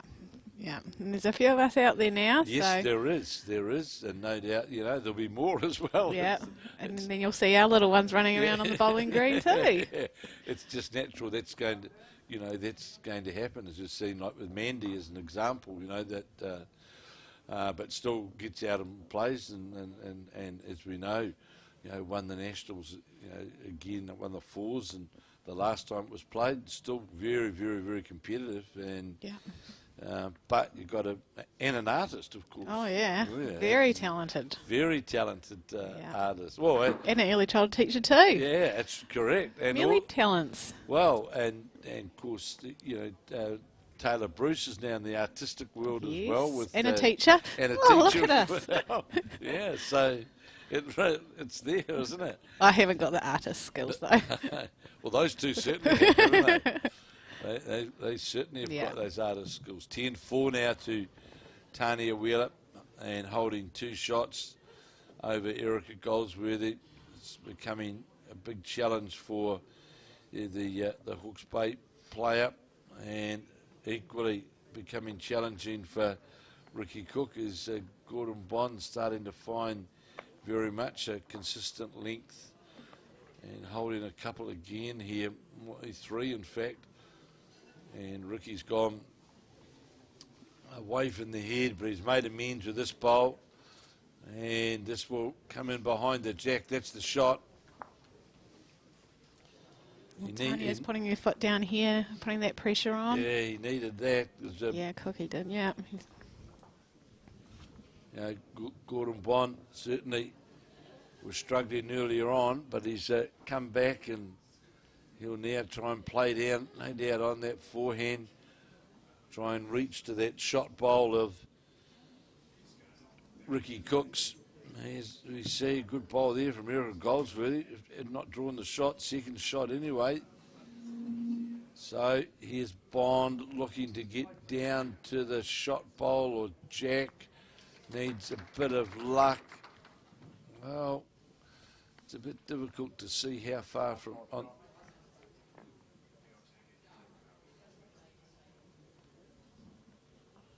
So the indication is that Ricky's still got the shot. Good bowls though.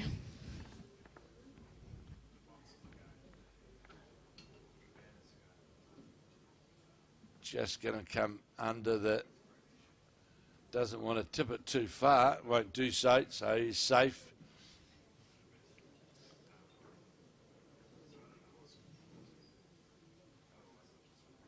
Cookie's got that very, what I would call, very nonchalant walk, isn't he? But it was another one to Gordon Bond. We're all locked up. Okay. 11 all. So, yeah, this is anyone's game here now. 11 apiece. It was, Ricky Cook jumped out of the gates, got a really good start, and Gordon Bond has just hung in there, picked up some numbers, and rewarded for it.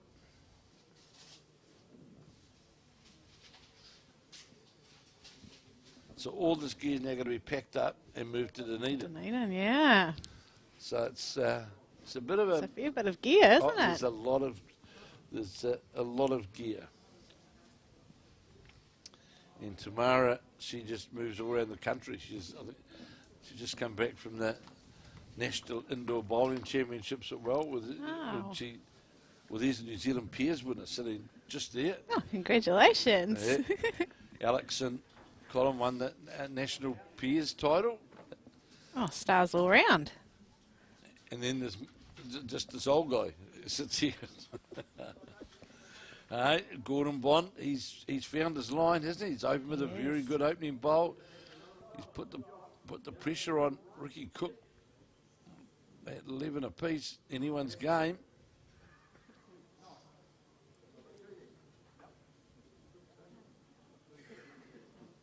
Just that metre, he's got perfect line most of the time as Cookie, but just a metre of weight. So Gordon Bond. Umpire and called over there in the Tanya Wheeler match. So Gordon Bond again is going. This is going to finish Jack level. This is another good pole. Yeah, he's put his foot down now, hasn't he? Certainly has. He's put his foot down and really put the pressure on Ricky Cook.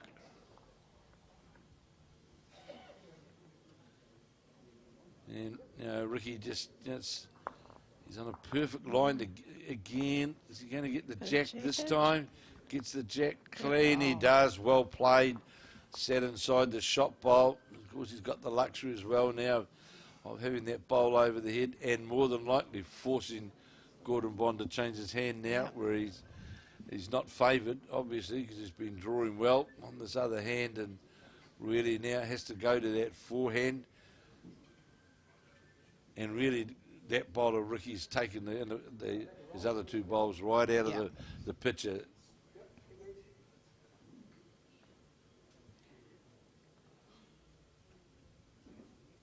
Trying hard, but is it going to get all the way down? Not quite. Cook would be quite happy here. Ricky Cook would be quite more than happy if he can get a touch on the jack. Tuck around the corner. Get some jack movement. It takes a lot of danger away.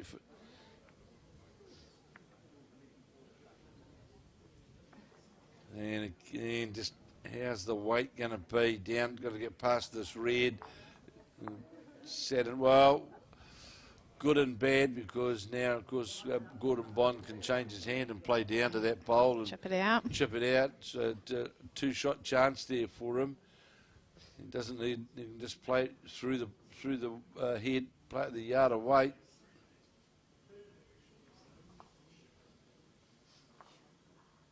Well, I think he's not listening to us. I don't think. This to me seems a strange shot selection when you haven't got the back bowl. Hasn't got enough weight. Trying to dead draw it, I'm guessing. Well, you'd have thought coming down there was just looked the logical place to go. And now, with no bowls over the head, Ricky can play with. He's no danger, and if he can get some movement back down there with having the back bowl as well, he can bring one more. Yeah. Can easily turn this into at least three. 11-4 now. Tanya Wheeler leading. 11-4. Tanya leading over Erika Goldsworthy. And he gets in through here. There's a good bowl here. Great ball. A superb bowl there from Ricky Cook. Just drew, sat inside. That'll make two of it. That'll make him feel better. As I said, the third was a measure, but definitely two.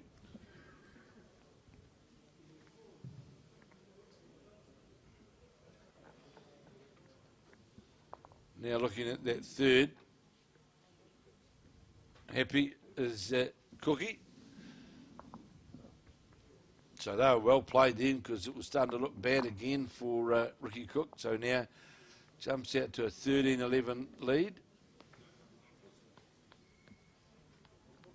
And big job there now for Erika Goldsworthy, isn't it? Yeah. Come back from there. Especially now you've got time on Yeah. going against you as well. Yeah, it's it's a big challenge there. And of course, Tanya Wheeler, a very experienced former Wellington player, so been around a while.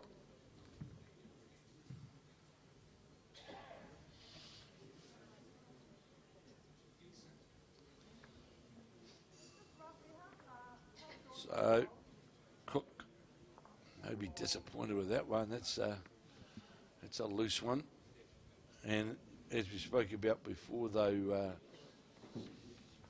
It's so important, Amy, get that first bowl, isn't it? It's Yeah. just, it's gold to Yeah. get that first bowl sitting on or near enough. If you get that bowl sitting just in that jack line right in front, it just makes life very, very challenging. Yeah, is that pressure right from the get-go, doesn't Yeah, it? it does. Yeah. It does greatly. And Gordon Bond, pretty good weight, but just slightly missed a fraction of green. So chance for Ricky Cook make amends to his first. We certainly got better green.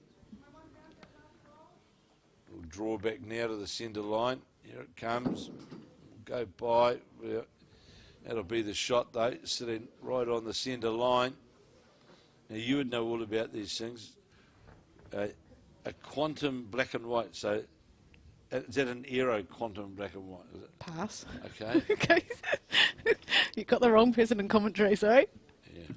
I think it's an aero quantum. Yeah, it looks like it, to be fair. Because I was just looking at that bowl of Gordon Bonds.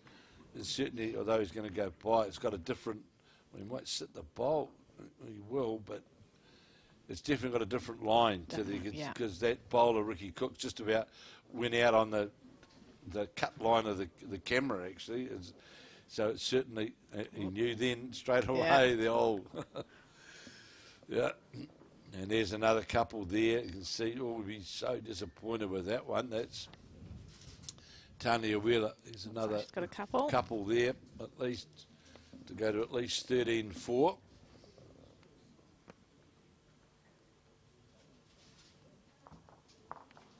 So Gordon Bond now got the opportunity to put some pressure back on Ricky Cook.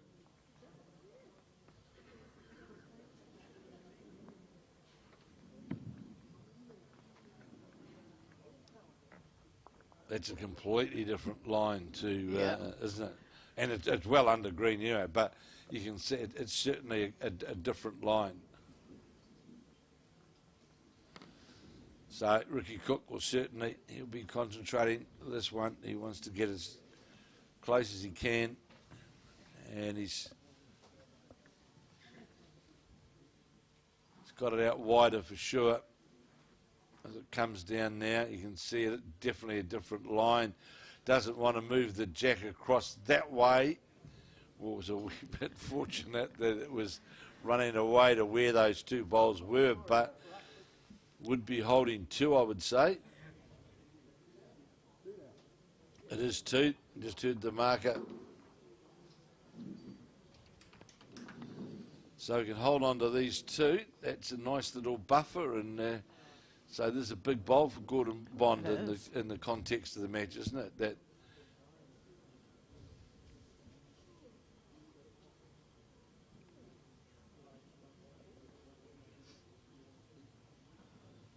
So Bond on the forehand, the former Northland player.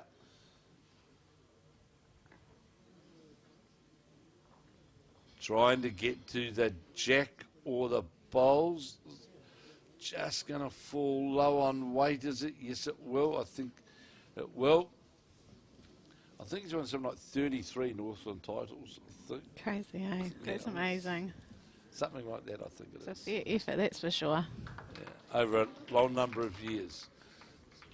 So, how many is going to concede Gordon Bond?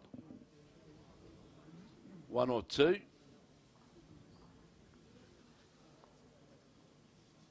Marker not talking.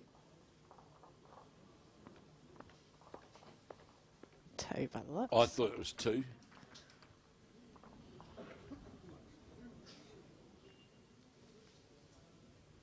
It is two. So 15-11, that's, well, it's not by any means over, but it's just a nice little, after dropping a 4 and looking in danger of possibly dropping another one, getting back into the game now with that handy lead. But Gordon Bond, as we see, he's a very capable draw player.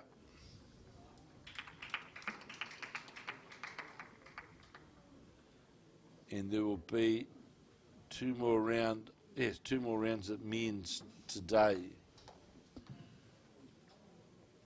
to get to their post-section numbers. And at this stage, unless there's a dramatic turnaround, it looks like 7 qualifiers in the women. Appears that way so far. But never say never, because you never run out of, well, in this particular case, yes, you can run out of time, but you never run out of ends. No. But you can run out of time. So Tanya Wheeler on the charge there, and Ricky Cook's going to come lower the jack, but will be shot.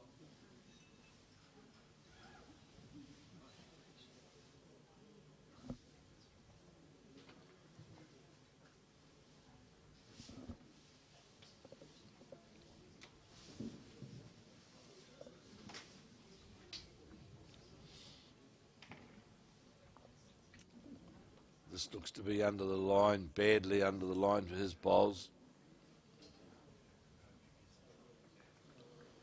So here's a chance for Ricky Cook now to score a couple here. It starts to really... Yep, puts the pressure on, yeah, doesn't it starts to hurt, doesn't it?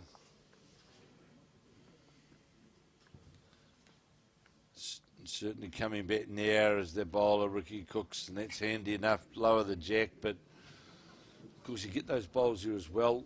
Only it can force you. You get one bowl wide, don't you? Yeah. You get no reward, and you know if you go narrow that sometimes those bowls can just lower the jack and put you the opponent in a pretty challenging position to try and get the line. And as you can see here, there's a completely different line of this bowl, and it's going to finish on to the jack, goes past, but that line was still quite a bit different between that and Ricky Cook's line.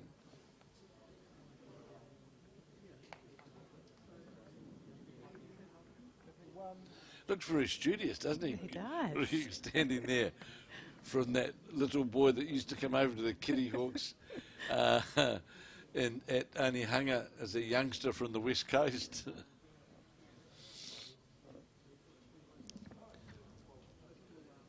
He's got another bowl here. This is going to get just down to the jack. Sits just if it closes that line off to get down to the jack. In fact, the short bowl of Gordon Bond's up front. It's a nuisance now, isn't it? It's created his own nuisance, really, hasn't it, now to get cleanly down. Well, you'd have to go real quick, one would think. So you're going to try and search down on the forehand, and then he's certainly got... This becomes a very important bowl in the context of this game. Yeah, sure does.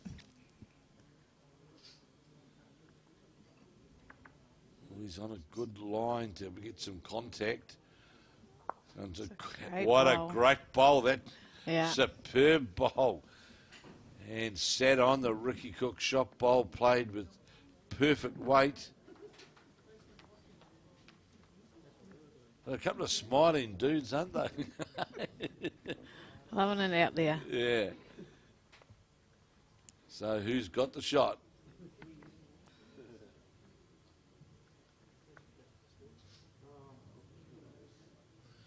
That's the tape. Well, that was a great recovery shot, wasn't it? It Regardless was. of the result, because it certainly wasn't looking good. A good outcome there on that game for Erika. Yeah, just see, turned the bowl over onto the jack.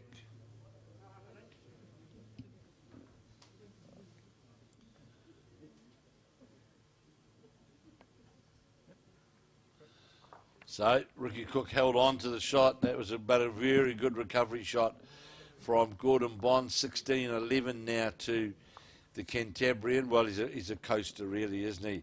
Good attempt here, and Tanya Wheeler just goes by and will be one down at this point.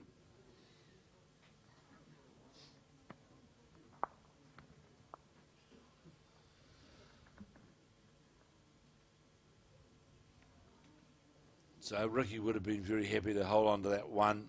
And now it's important he gets that first bowl.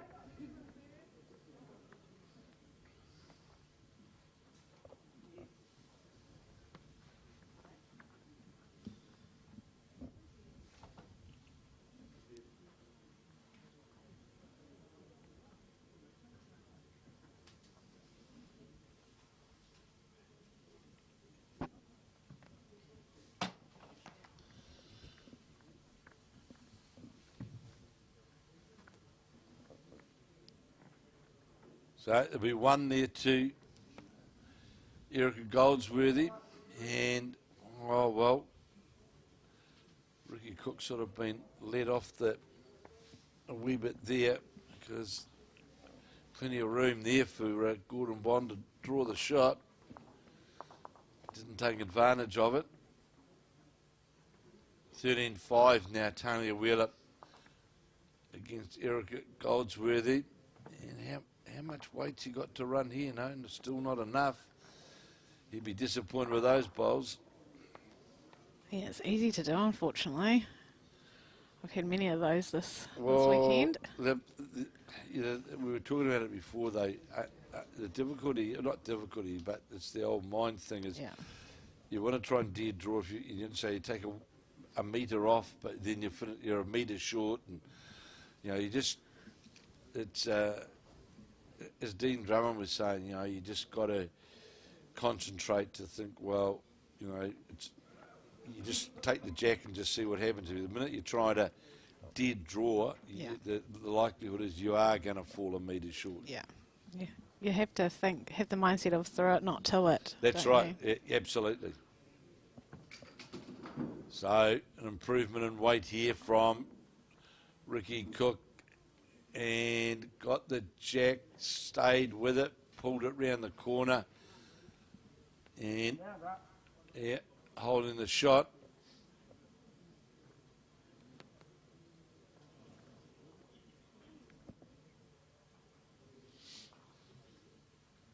Well, all really good, and Bond's got. He's got it. It's only the draw, really. You would think. But I wonder whether he thinks with his bowls, which have got a different line. Yeah, can't get around Cookie's one. Get in around that front bowl, because he certainly got a different line. And if he gets, he gets a couple of bowls wide of that target, it said so he's. Yeah. And that's purely that under the head bowl there is really purely because of that front bowl of Ricky Cook's and the difference in the drawing line of the two bowls.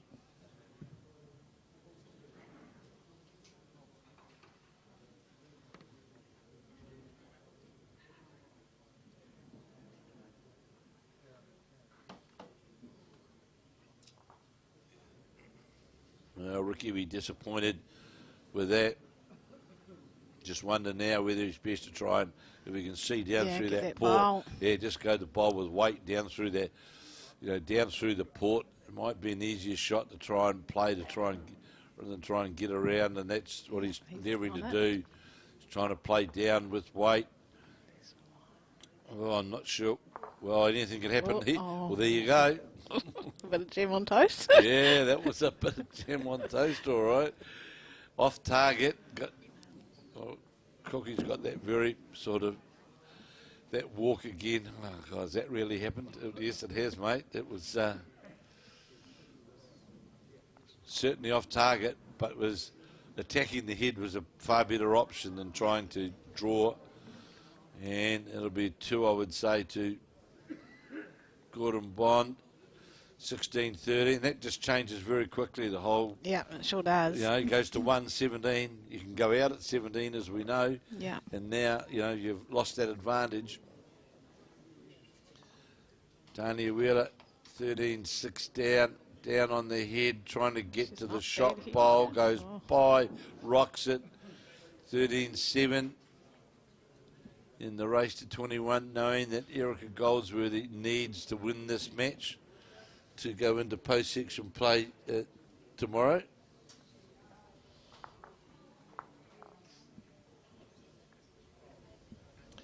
Yeah, so this is change of length here, isn't it? This is a real change of length. So Gordon Bond storing out, got to get that first bowl. It's the key thing on the backhand. We know we'll get a lot of draw back towards the jack, but how's the weight? It's not there now. With this change of length for Ricky Cook, it's imperative that he makes his first bowl very effective.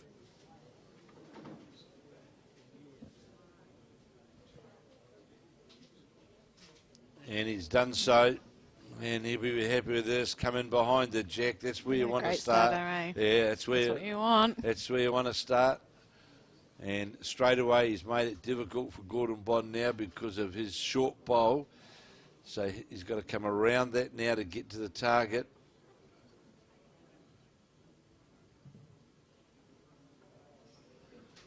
And he's certainly got it out wider.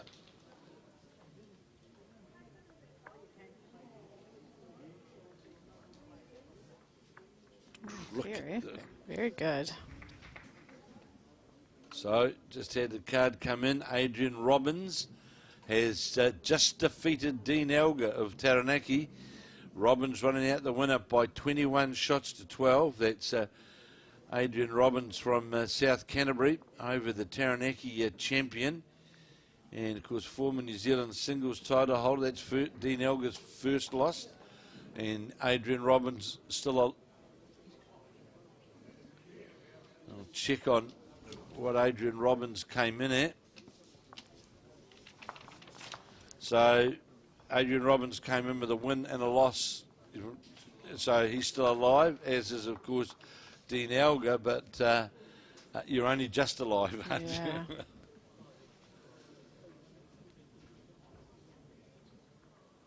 So Ricky Cook now needs to try and get down to that bowl. He's one down. There's a great bowl of Gordon Bonds to get shot. 13-7, Tanya Wheeler leading and holding 2 shots on the head.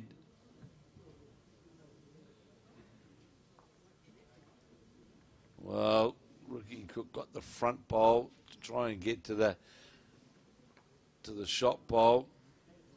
And really, it's one of those heads now where there's no big scoring chance for anyone here, is there?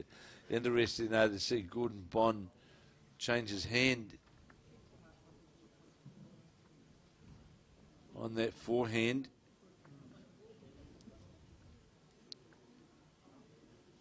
Looks on a pretty good line. Looks on a pretty good line. Yeah, very good bowl. Oh, fantastic bowl. Now, Ricky Cook's got, he's got to attack it, doesn't he? Get edge of both. Get the edge of both, absolutely. Yeah. No sense in trying to play with the fairies here. We've got to Ooh, is it going to get under this bowl clean? You're not going to. So you missed Yeah, that. the shot was under that bowl for sure. Missed it. And that'll be now 16-15. Game on. Game on, all right.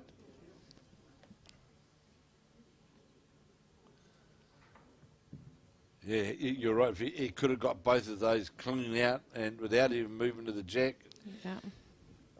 Get 1 and 2, and looks at the other match. Tanya Wheeler looks to have drawn another shot.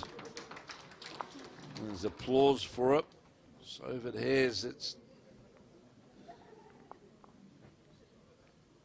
at least 3 there. It is 3, I would say. 16-7. That's starting to get very challenging now for Erika Goldsworthy, isn't it? That 16-15, Gordon Bond and Ricky Cook. I think they're pretty fine with time in this game.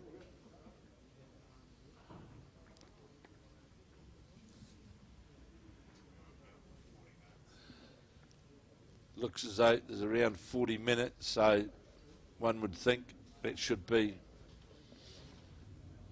enough. But I don't think it's imperative now then for Erika Goldsworthy. She's got to score and just to see what happens. So Gordon Bond will finish right on the centre line. And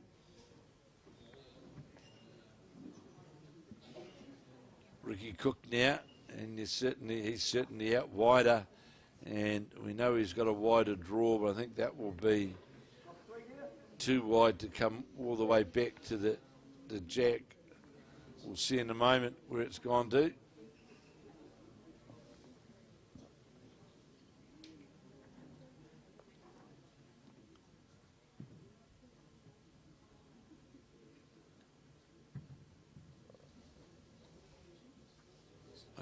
Gordon Bond.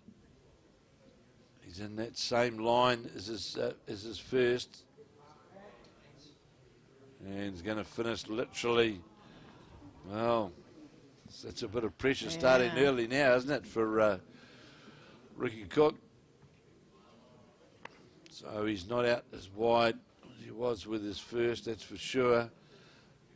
How far is this going to, oh, it's going to move back in underneath, not on the outside. Had good weight.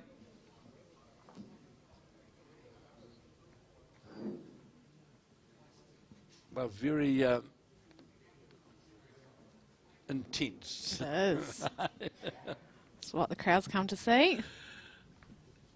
Gordon Bond trying to get to 3 shots, really put the pressure on Ricky Cook, certainly out wider.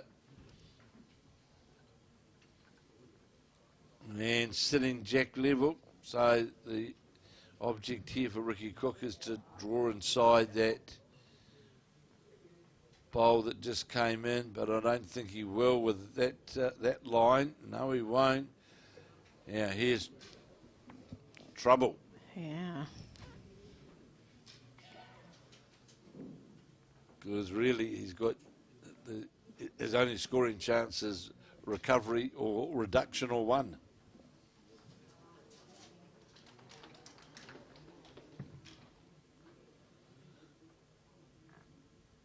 Oh, Bond looks to be narrower with that bolt and will be.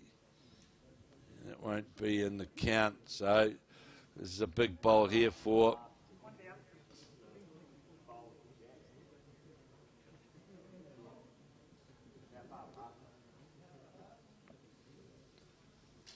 so asking how far past, so try and dead draw it. It's the only shot he's got, asking Grant Sargis in the marker. Well, he's out on a better line. Is it going to come back all the way down to the... No, it's going. Needs to get a slide. Does so. Needed it well. Wow. It might be second shot. Yeah. Definitely a saver. It was a saver, all right, because he was certainly looking at 3 down.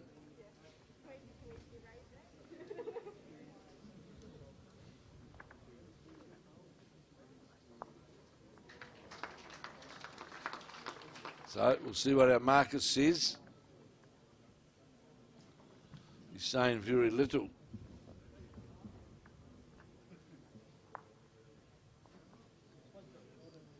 One. It was one. All locked up. 16 all.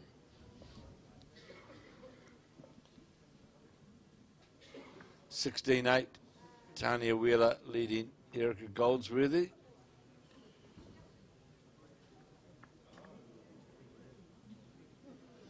So this men's game now, well, anyone's game.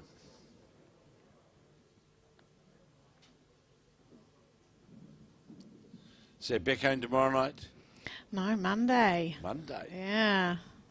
Which is good. Get to spend a bit more time with Kelly, my sister, so. It was a big excursion. Yeah.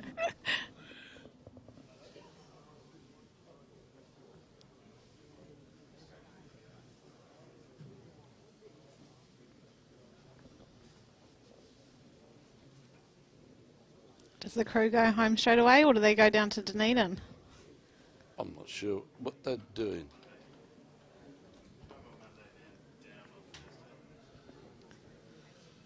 Good Well, times. you know, in the old day, I'm not going to mention anyone's name, but spending all that sort of money in the old days of Bulger's the other one. No comment. Yeah, boy. Get the bus. Yes, there's only certain people travelled first class. It wasn't the players. Right, okay, Gordon Bond, 16 apiece. And he's certainly got a consistent draw going as we see Tanya Wheeler slip by under the head.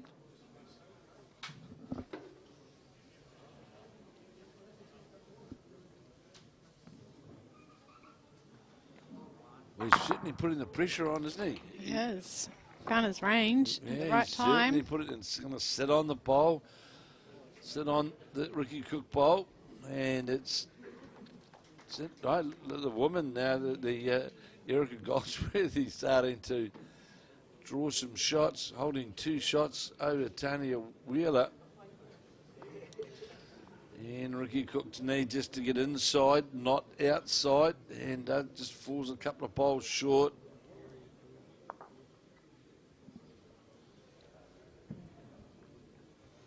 So, Bond looking again. What do I do? Well, I think just keep more of the same, really, is the object for the Tokoroa player.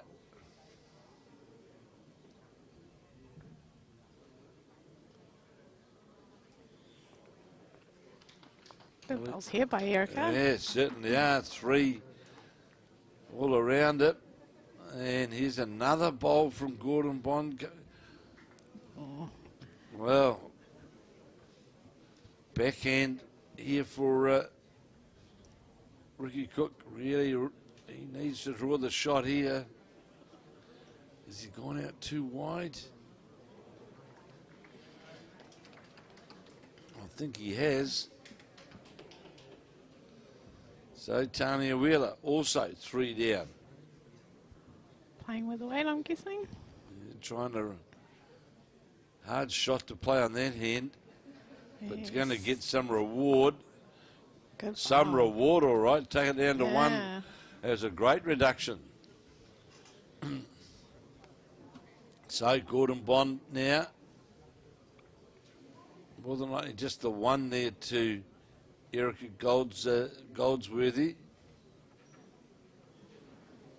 Oh, Cookie needs a bowl here. He needs a big bowl here, 16 all. This could change very quickly, going shopping. Well, he certainly changed his line with this bowl, has Ricky Cook, but Has he let it go? has he let it go enough? He needs some luck. No, he's not going to get it. There's a big end, this. This is whether you stay in or go home, really, isn't it? It's Yeah. at that point now.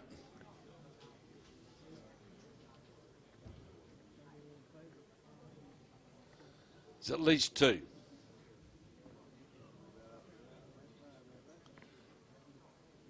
And it's difficult to judge that third shot. But definitely 2. Down comes the measure.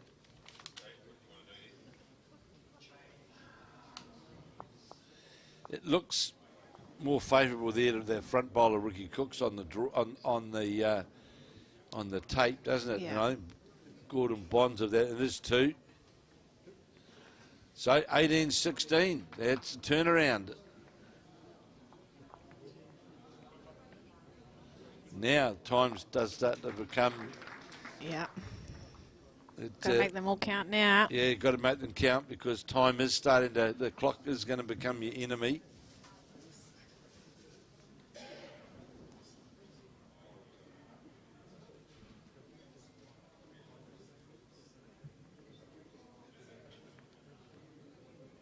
So effort here from Erika. Oh, certainly is. Just goes and falls in behind. Wow.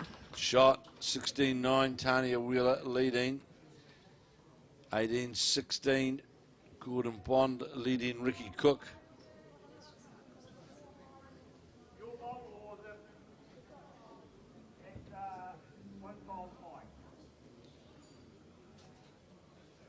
The markers here, they've come from all over the region. Oh, wow. They've done a fantastic job. They've done a great Yeah. job.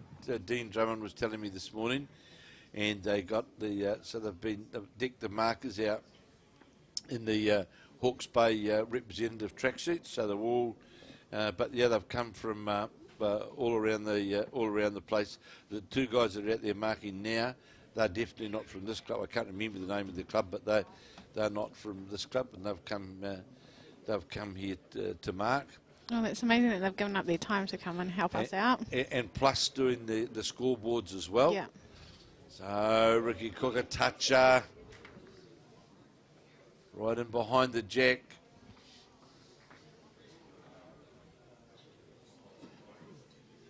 Yes, they provided the markers and the scoreboard attendance and from the clubs around the area, which is great. Just like they do in Nelson. Absolutely. Yeah. Well, I hope that Nelson, now that we're getting over this COVID stuff, that there's again that the couple of those really good tournaments that were in Nelson, the women's singles and the Stoke men's pairs. Hopefully they get back on the calendar again and in the coming season, because they're great events. I've been to both. This is turned into a real tight encounter now, isn't it? Oh, great bowls everywhere, to be fair. Yeah,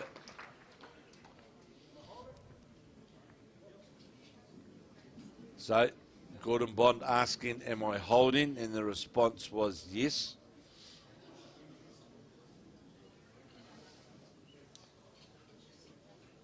Ricky Cook has got the advantage of jack movement, but of course, for him to get the jack movement really in his favour, you'd think he'd just have to change his hand, wouldn't he, to get that jack trail back to where his are. Looks like it now. Yeah, I reckon draw the Ricky.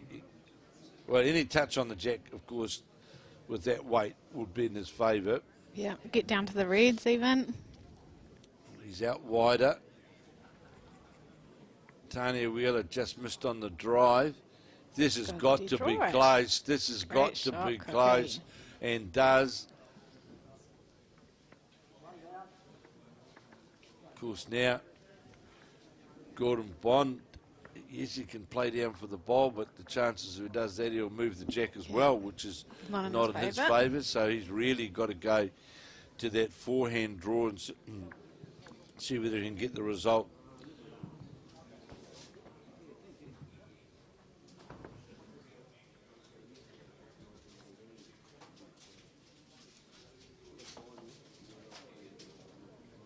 He's trying hard. Has it got the weight? No, it hasn't. So, I'm going to ask you now, does Ricky Cook change his hand, touch the jack, can make 4? I would, but I gave it away yesterday when I was holding games. Well, So I just think at this point, the other hand's literally closed off on the draw. On the dead draw, you're not going to give the shot away. The bowls are going to move around. yeah, And it's all the jack's all in your favour. There's nothing over the head for Gordon Bond on that side of the head. And I just think when these opportunities come along, you've got to give it. You've got to go for them. yeah. It's only a game of bowls at the end of the day. Some will come up tomorrow. So 16-11 now, and holding the Erika Goldsworthy's drawn one again, literally on top of the jack. So great comeback here from the Woodville player. I'm sure I've got that right. Yeah. Woodville, yes it is. And Ricky Cook listened to us. He's listened to us. He's listened to us. He's listened. Oh, he was on. fair effort. Oh, absolutely. That was on target for the perfect shot. And any touch the jack was 4 shots. Yeah. So 18-17. Close one here by Tanya. Yeah, go looking for the jack. And Great shot.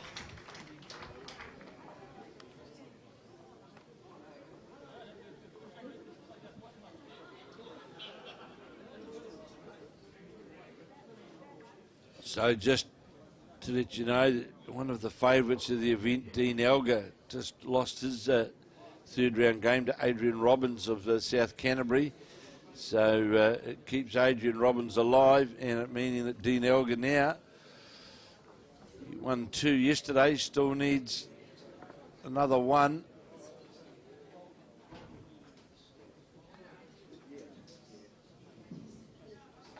So Ricky Cook really needing to get that.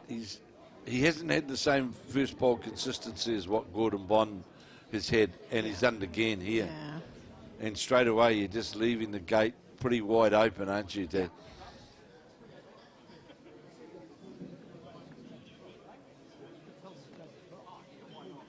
And there's no doubt Gordon Bond's certainly found his line and weight, hasn't he? He hasn't been far away with his bowls at all. He's been another Tanya Wheeler bowl, not quite going to run to the line. You know, I don't think that Gordon Bond's still going to leave some room for Ricky Cook. On the backhand is Cook. He'll be happy just to get 1. Yeah. That score should be 18-17, shouldn't it? I think you're right, actually. Yeah, 'cause he scored a 1 on the last end. I'm taking it as 18-17. Yeah, it is. It is. I saw the board. So Ricky Cook is trailing 18-17.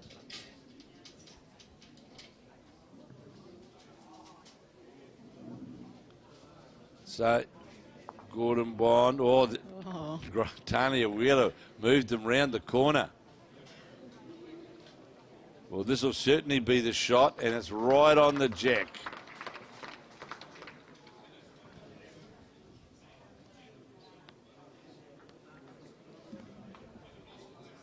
So now that really becomes a challenge, doesn't it? That front toucher. Because I think his other one's just behind it too. Yeah, so then this isn't going to deliver what Ricky Cook wants.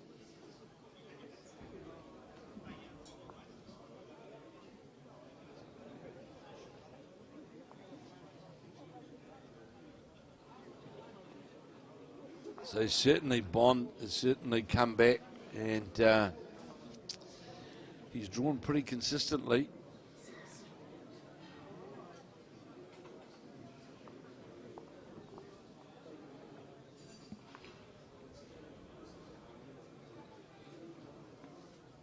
Well, there's not many shot options on at all now. For you can't attack it, can't do.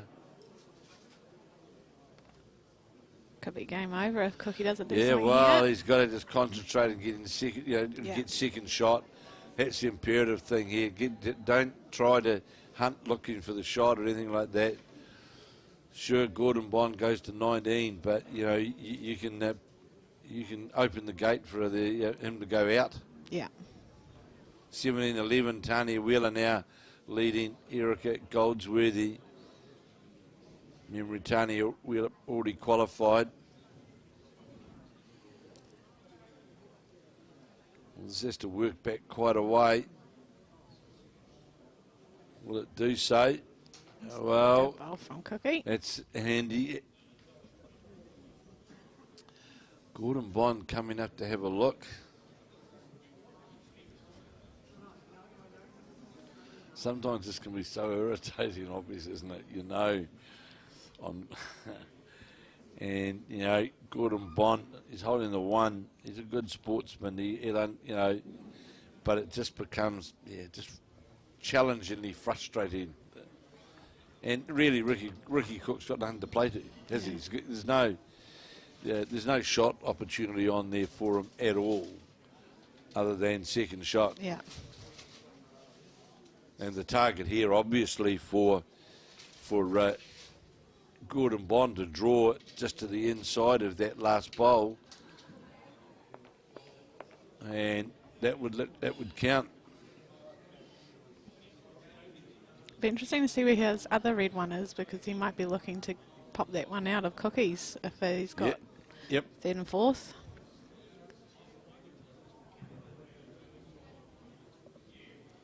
All right, so, well, this is going to be in the counting area. Well, how quick is it? Well, we'll know in a moment.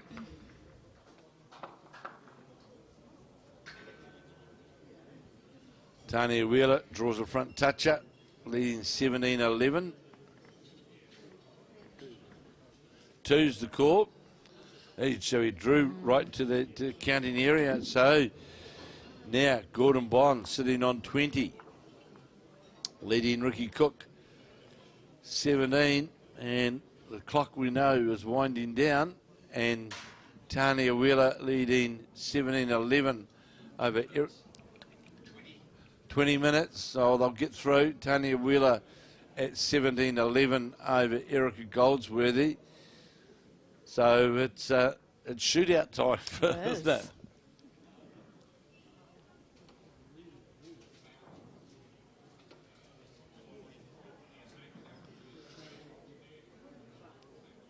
But yeah, Gordon Bond's just got that consistency. Really, he's been more consistent, especially, and had far better first bowl effectiveness than what Ricky Cook's had, and straight away that puts pressure on. That's handy enough. Jack level.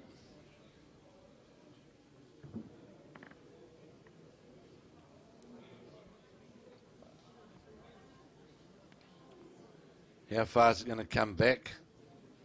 Certainly out on a wider line. It's going to come round behind the bowl of Gordon Bonds, but because you've it's handy if you hold the shot early when you're not, when the opposition's on 20, isn't it?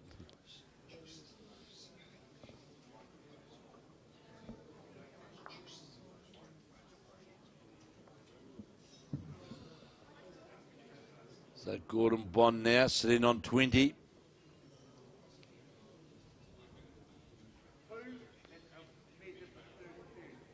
Oh, it's another. It's a shot. Well, that gives, to be fair, it does give Ricky a guide down to the that shot bowl and the jack movement. Just got to back himself,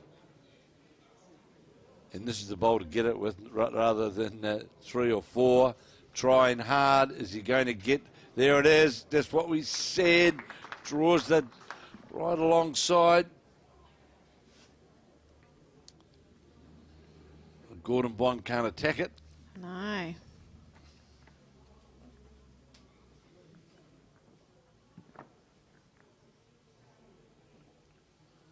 So it's just a dead draw to try and get to the jack or sit the Ricky Cook bowl with Bond leading 2017. Doesn't like it. You can tell that the body language pretty quickly. So Ricky Cook, the last thing he wants to do is go a situation where Gordon Bond can possibly run it that down through to the jack. So this looks pretty good too from Cook. Going to sit out the bowl, does so. But there's that run shot there. Yeah. Just what we spoke about. Just, you know.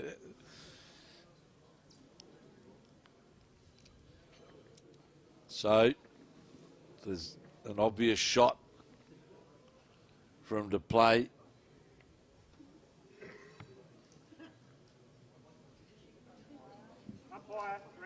Umpired 17-11, Tanya Wheeler. Ricky Cook coming to have a look. Well, of course, Gordon Bond also doesn't want to get rid of his own bowl because that would leave Ricky Cook room to draw 3. But you would think, well, it's just attack through the head.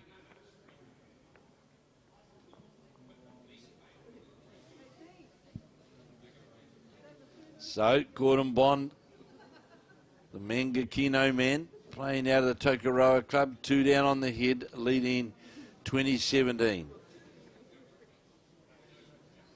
On the mat with his last bowl. We'll try and play down on the back end with weight, reaching weight down through the 2 Ricky Cook bowls, both counting bowls. Well, this looks a... Well, that was a strange... I know he's over the head, but I thought he'd have really played that with more direct, more direct weight. Yeah, more aggression. So here's a chance for Ricky Cook to rest on the red bowl and make 3 of it. And we go to 20 all. We're definitely going to 2019. So staying on his forehand is Ricky Cook. He seems to be out on the safe wide side, which is that. This is pretty well played too. Just going to go by, but was on the safe wide side. Just be happy, Cookie. You got 2 and you're still in the game. Another life. Yeah.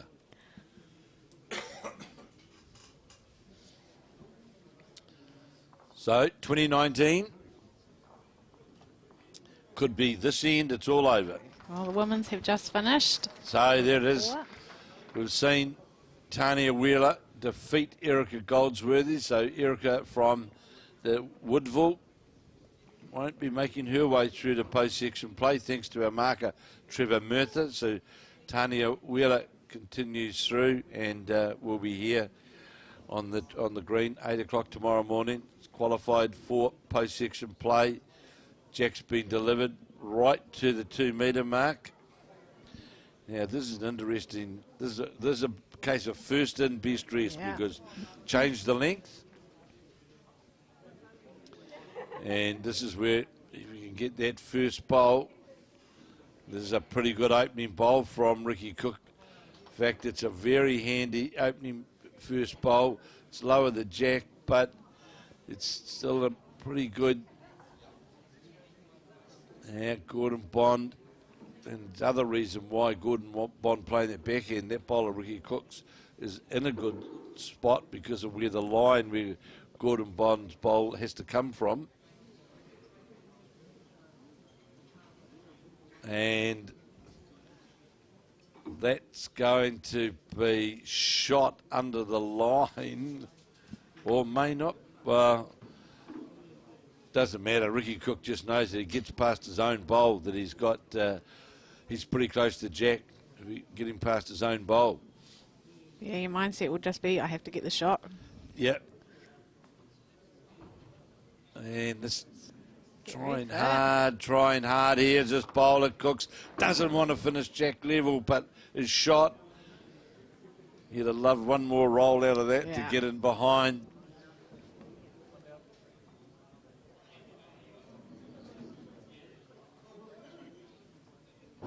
So Gordon Bond, obviously, my view's got to play down on that forehand. 20-19, and it is Ricky Cook of Redcliffs holding the shot.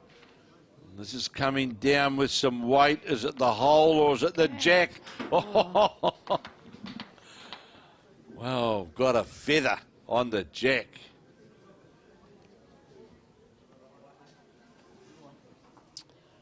So, of course, we've got Ricky Cook playing his third bowl. So, does he get behind with this bowl? I think you have to. And he's going to, well, is that two? They'll be asking, no doubt. Yeah. They'll certainly be asking whether. So Bond will again attack that forehand line. He does have a bowl over the head where with his, he went through with his second bowl. So close to getting the jack in the result. Oh, this is going to get something, or it's going to get the hole again. It does. Right, so Ricky Cook's got to get behind, doesn't he? Yeah. It doesn't matter if he's got one or two. He's got to get. Well, it's two. If looking at that camera angle, that's two. Is this going to get down and behind though? Oh, well, boy, might have cut the line off fractionally, but one on a measure. So it's pretty simple here for Gordon Bond. He either, well, I don't think now, though, to be fair, Amy, where that bolt out in front is sitting. So I don't think he can get the jack. No. I don't think he can get the jack. I don't think it's on that line to the jack to get it back. No, I think you're right. It's just moved slightly and it took it off the centre line, and it's really his red bowl in front really covers that line to get the trail of the jack. Yeah. So you think the best, well, the result is to sit inside for a one shot. Yeah, just can't see that. Yeah, I think you still got to be playing that hand. You sit cookies, get it back on yours. Absolutely. If he sits cookies and moves it, yes, he could make two of it. But that red bowl's definitely a bit of a mindset for him. So Gordon Bond from Mangakino makes his way back to the mat. What shot do I play? Well, he's going on that forehand, which you can't see the jack clean, but of course you can see the shot bowl. It's on its way. It's on that similar line to the previous bowls. Is it on the same line, or is it the hole again? Is it the hole again? It is. Can you believe it?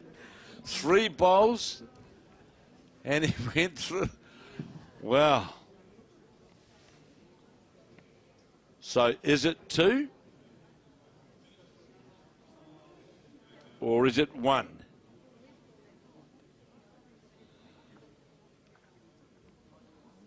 Well, he certainly gave it every opportunity, did Gordon Bond from Mangakino, looking as though he was going to get that trail. Yeah. I can see. Couldn't have played it any better, to be fair. Couldn't have played it any better, absolutely. Yeah.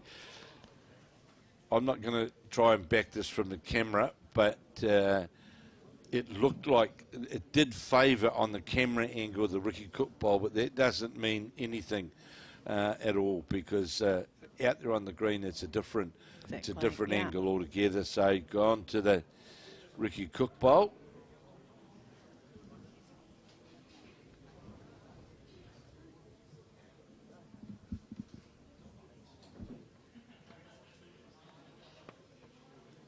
So, Ricky Cook, I think, thinks Yeah. he's got it.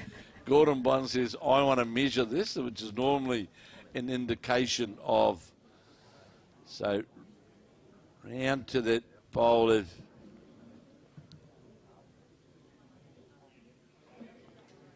Now to go to the front one, which always looked the most likely of the bowls. And it's 2.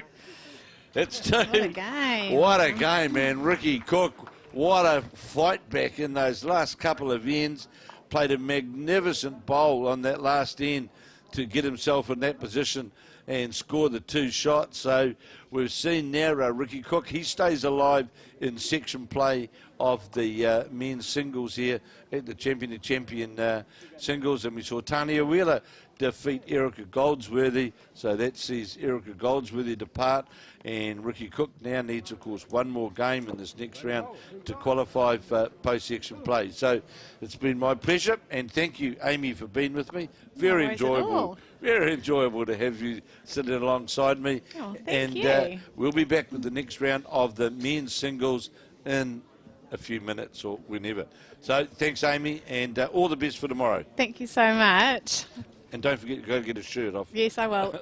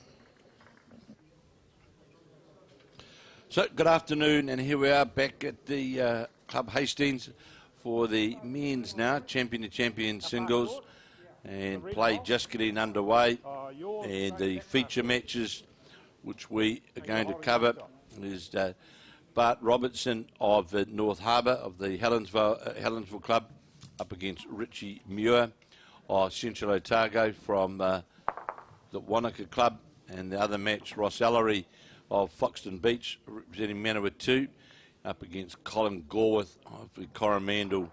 And with me is Grant Sargison, and I'll also give you some other updates throughout this round's commentary. So, welcome, Grant, and of course you've done a sterling job marking here throughout the last couple of days, and great to see so much support from the local bowlers for this national championship, and I presume you enjoy it as well. I do enjoy it. Yeah, Good. yeah. No, we had good support getting markers here, and doing 3 games. Did 3 games. Must be starting to feel a bit old. My legs are giving up, but that's all right.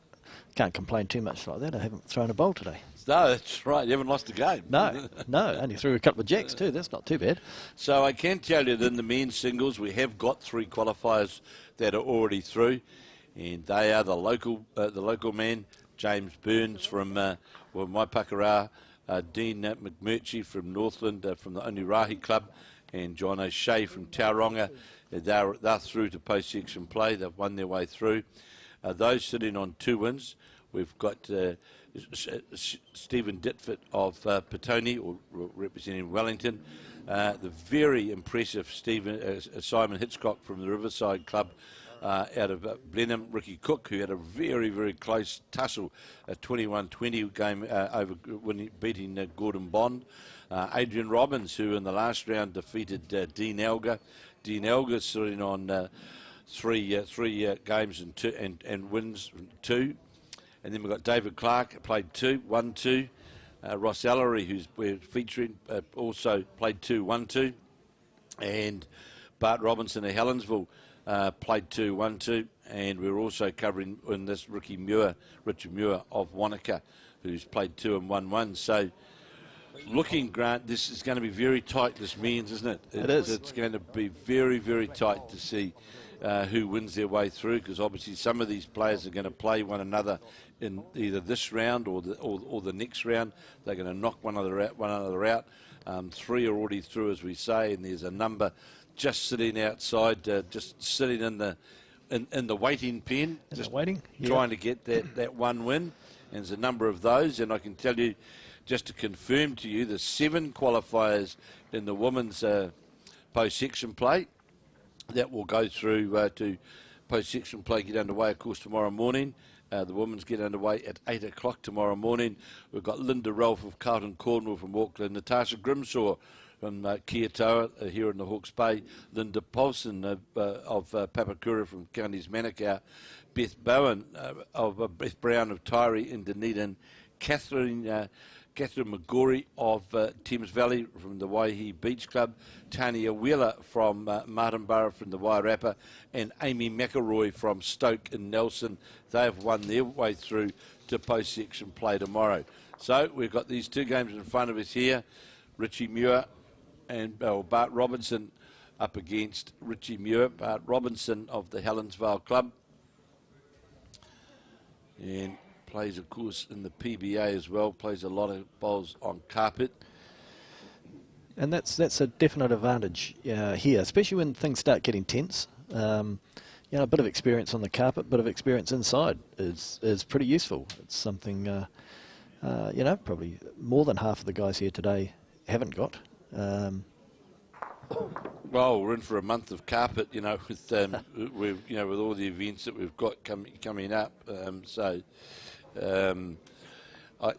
good thing, though, to be fair in that, Grant, is that the surface here at Hastings does lend itself, what I'd say, to for good players. Good players. It's pretty easy. I'm not going to say it's pretty easy to adapt, but it's very, very adaptable because it's a good surface. And Yep. It's a constant speed, and if you take your green, you'll get rewarded.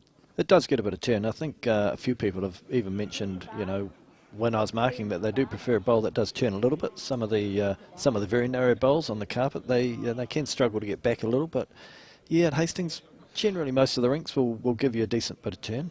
Well, I did notice yesterday, though, Grant, late in the afternoon especially, that if you did get out a fraction on the wider side, you definitely had a struggle to get your bowl back to the centre line.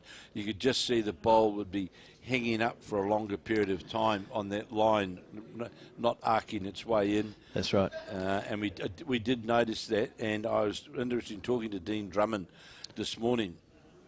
Dean remarked that and the temperature did drop significantly as well yesterday. He did remark that you can lose second and a half of pace. That's right. When that temperature does drop, and that was evident as well yesterday. And certainly at the moment, again, with the temperature in here is really pleasant. You know, I don't know what it is, 17, 18 degrees. It's very pleasant. With not a lot of air movement, it gets a little clammy, for want of a better word. And people do find sometimes their hands get a bit sweaty, and a little bit of extra tension that enforces that, doesn't it? But well, you did see a number of players yesterday who were wiping their hands quite constantly. It was, quite a constant thing. But I think we've seen already in these two particular matches, that it's the old story. If you take your green, you'll get rewarded. And we certainly saw that in the Ricky Cook match. And look at this bowl here coming in from, that's it. Bart, wasn't it? It's Richie Muir from the Wanaka club in Central Otago. And you saw the beautiful finish there as that bowl just arced its way into the head.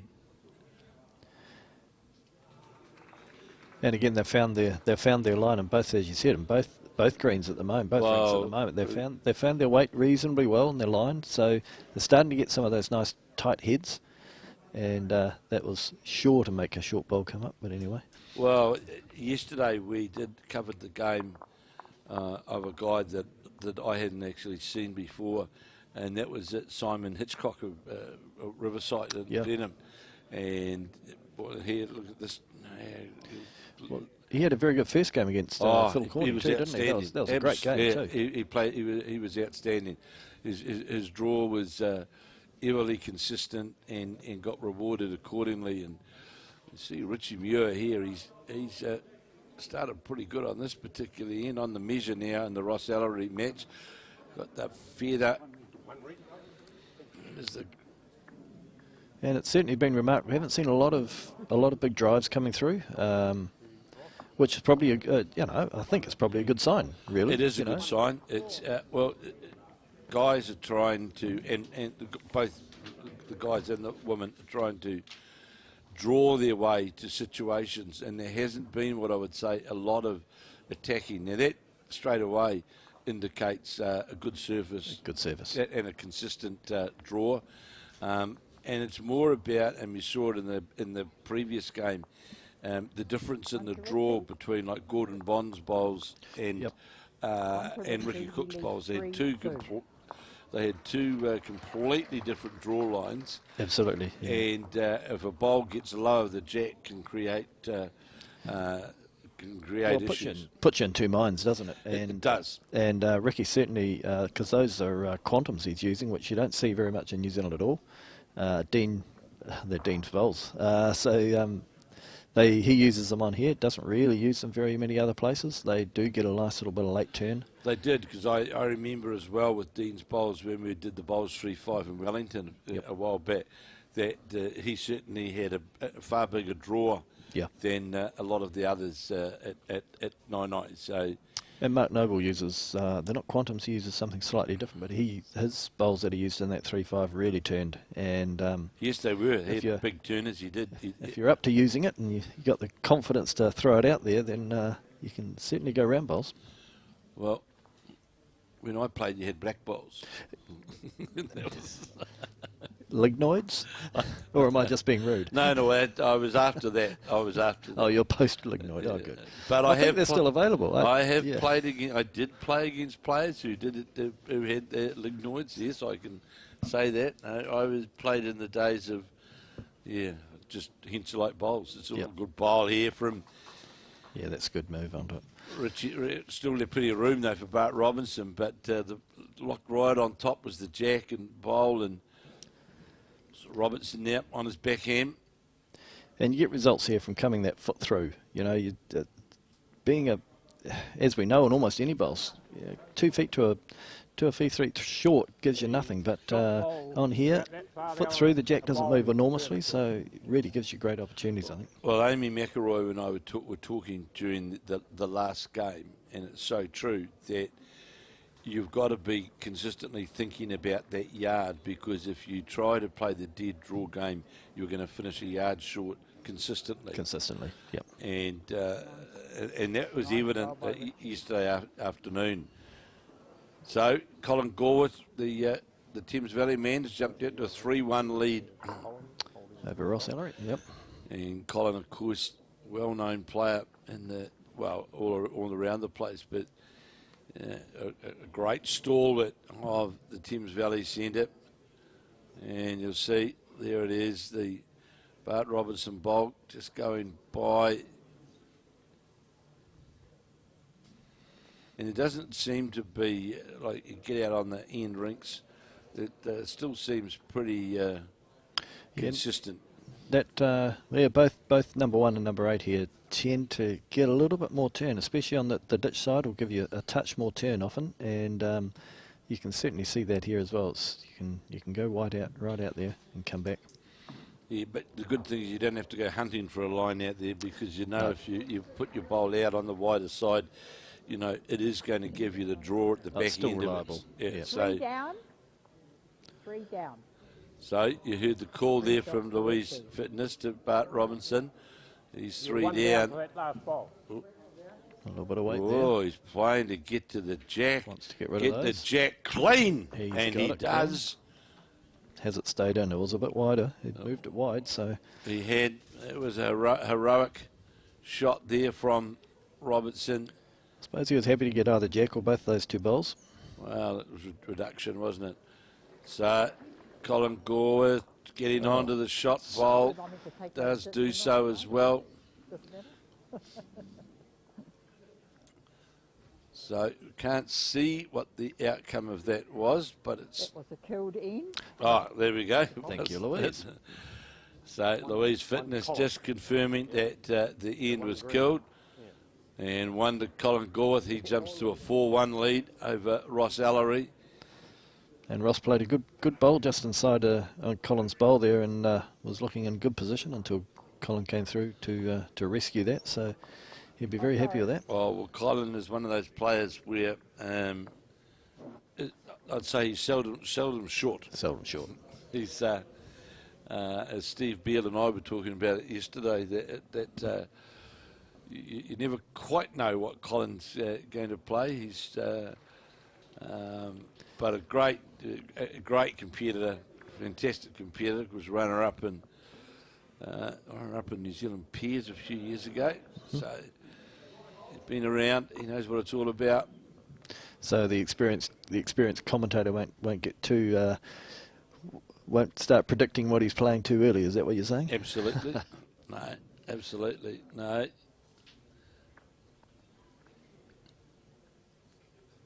So good opening bowl from Richie Muir from the Wanaka Club in Central Otago, of course. Well, they'll probably be used to the frost this morning, but you come inside and we've almost got summer in here. Oh no, it's pleasant. It's yeah, very very pleasant. And it's interesting is the other thing about this here is that for the number of years that this carpet has been down, Yeah. it's fantastic. It's got It still plays very reliably. absolutely. It's got no marking scarring on it. Oh, really? It's in pretty good nick. Bart Robertson coming up to the two Richie Muir bowls, making contact. You can see where that jack is. Yeah, I think it's been down close to 20 years from memory. Yeah, that was Dean Drummond. He said to me this morning we were talking that. Yeah, he thought it was 20 years was the number that he mentioned. So And the outside carpets, we get strong UV here in Hawke's Bay and the rest of New Zealand the same, but the outside carpets, that certainly knocks them around, so it does make a difference. on the search here is Your last ball. Robertson, obviously still down to the Richie Muir bowl. Holding one shot with the red ball. So I haven't heard. So from what Lloyd says, Ross is holding one, but and as you say, if he's playing weight at that blue bowl looks as though it's hiding the jack quite nicely for us. It is, and so in the Wanaka, Yes, the last bowl is shot ball. Come Helensville, down to that ball. gone really wide It's gone here. very wide there. Gone search for the stars out wide. So Bart Robertson can't really attack this too greatly because, well, he loses his own bolt. He goes down another. I just noticed both these guys so far in this game just need to be a wee bit careful. The old continuous walking to the head thing can play against you in the. Well, you can lose a bit of rhythm, Yeah.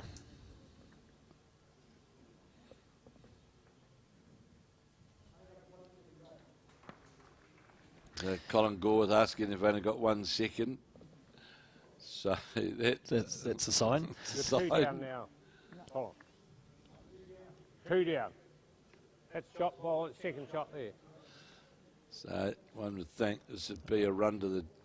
Yeah, looks as though you can run a backhand through the hole there to the jack. It's that.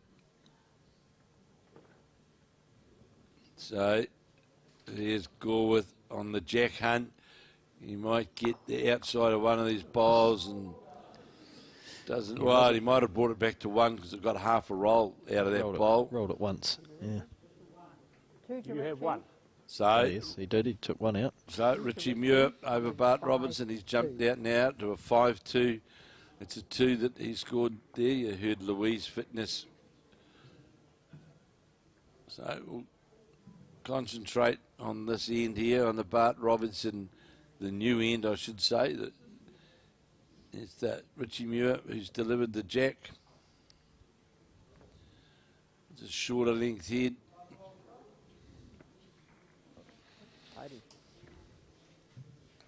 Yeah, a little harder to tell from our angle here on the screen when the length of the head, isn't it? Takes a bit of getting used to it. So on the backhand is Richie Muir, and just going to go by. 1 red. It's 4-2 to Colin Gorworth over Ross Ellery, 4-2. So here is Robertson at the Helensville club. Of course, the club that was made famous by the late Ivan Kostinich and Pat Robertson. It was their home. Okay. One of those names I kept hearing when I was growing up.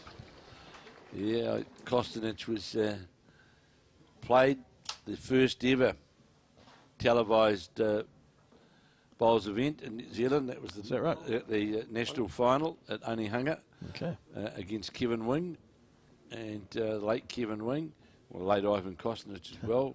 Yeah, that was and it was interesting. There was a number of wrong biases delivered. It was one of the first times that they'd played with the discs on the bowls, Oh, yeah. etc. Yep. And Ivan Kosnich was a very, very quick play, didn't sort of muck around, and yeah, there was a few wrong biases in that memorable final at Onehunga, which Ivan Kosnich won. But it was a fantastic game, a huge crowd at Onehunga. Another good bowl coming in here from Richie Muir, and Bart, when you're starting to you're struggling for your line, etc. I think you better try and open this up a wee bit. And that would have been the days when club membership numbers are a bit higher too. Oh, absolutely. Onehunga at that point in time had around about 300 members, around about that number. I might get a rub off that by now. You might get fresh air. It's you the danger of that weight. Yes, it is. You'd have normally thought that he'd have got something. Well, you saw it with Gordon Bond in that last game. Exactly. He went through that hole 3 times. Yeah, absolutely. Yep. And it wasn't, it was bowl and a half, 2 bowls wide, that's all. It wasn't. He was literally down the same line. Yep. 3 times in a row. And here's the danger of not out. Now you've got to try and... He's got a bit of a look at it now. He has. Whereas didn't have a look before. He can play with weight to reach now.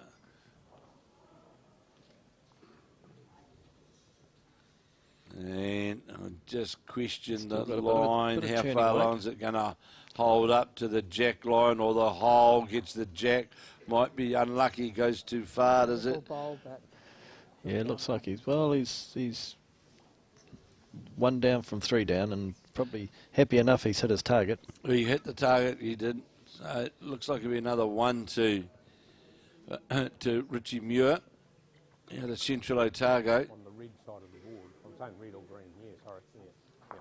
Yeah. 4-2, right, Bill. 1 to Richie. And while Ross is not putting them all over the jack, he looks like he's got 3 there at different positions. He has got 3 there, and you see that bowl just fall over, one of those counting bowls. They can do that on here with the wooden surface. I've noticed there's been a Colin Gorworth. He's probably done enough there, has he? He's altered the head for sure. Yeah, I've noticed that last bowl. a number of bowls that do fall in afterwards. Quite a long time afterwards sometimes, a couple of bowls later. I have noticed that. Yeah. It is a wooden-based floor, so you do get a little bit of very small amount of movement, possibly depending on the size of the bowlers, but we won't comment on that too much. 5-2, Richie Muir out over Bart Robertson, and really We've got 5-2 on both rinks again. So, and this will change things. This has changed things. Oh yes, well we have won, but could have had a far bigger result. There's a well-played bowl from Ross Ellery. Yes, he was only halfway off getting the full bowl there. Yeah, could have got a great result.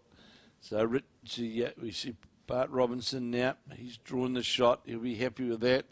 He's got one really close on top, but not to be outdone. Richie Muir, all but. Colin Gorworth, I see hands on head's going to hold up long enough, does it? May well have. So, Bart Robertson coming down that line to the jack. He's on a pretty good line to get to the jack clean as he just goes by in a good position. Nice location there for that. Just in behind the head. So, and the last bowl Richie Muir just asking Louise Fitness, the marker, the location of where those bowls are, where he might be looking to try and play up on that backhand with some... Yes, just maybe trying to roll one over. Yeah, just to reach the target, not going to do so underneath it. Takes a little while for some of the bowlers here with the lights to get their depth perception too, and because you've got no, in an open green, you tend to have good reference for your length. Some players tend to find that a little bit difficult. These guys have been playing here a little bit now, so that. But with the lights, sometimes it's a little bit hard to get your depth perception. So again, Robertson trying to get down to the jack and not going to do so, and falls short of it.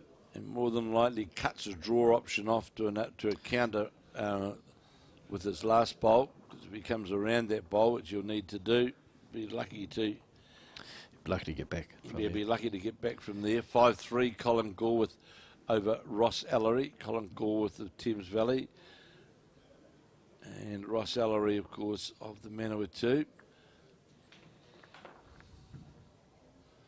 So Richie Muir again trying to get down to what are his own bowls.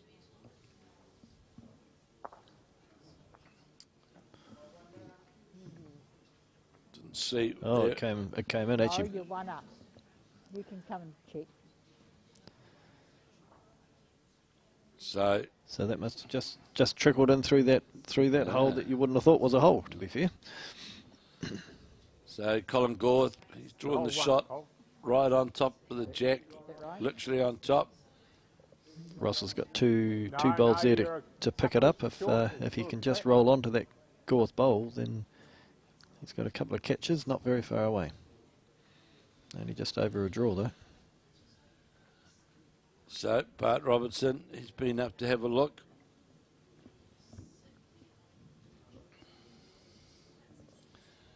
Pretty good bowl there from Colin Gorworth. That changed that potential shot now. That's very tight on that. So Bart Robertson with his last bowl, trying to draw past and get down to the Rests on jack, his own bowl. rest inside it, sat the bowl up back and down. down again. So Ross Ellery has 4 bowls there, literally a tablecloth. There's a split on the 2 bowls. He gets Oh, that the was a good 2. shot too. Well played, got the a split. touch. Still be 1-2. You still hold one shot, Colin. One to Yeah. Bart. So Bart Robertson, One to Bart. He's down 3-6 to Richie. 6-3 to Richie Muir, and 5-3 to Colin Gorworth. Colin Gorworth didn't look completely happy. A little slap of the leg there, but he's not far off, is he? Oh, he gives you. Colin gives you great. But of theatrics. Oh, he gives you great emotion during the game. I can assure you. He's. The shot bowl to the jack, it's still about that. You touched it and you've gone about that far past. You are 1 down. Yep.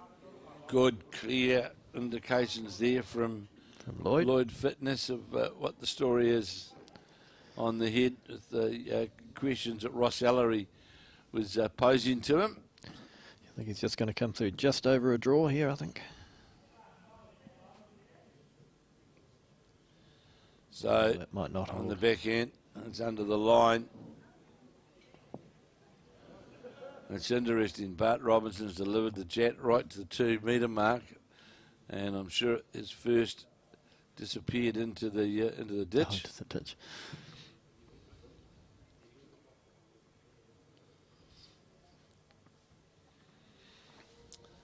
Yeah, just holding up a couple of metres there.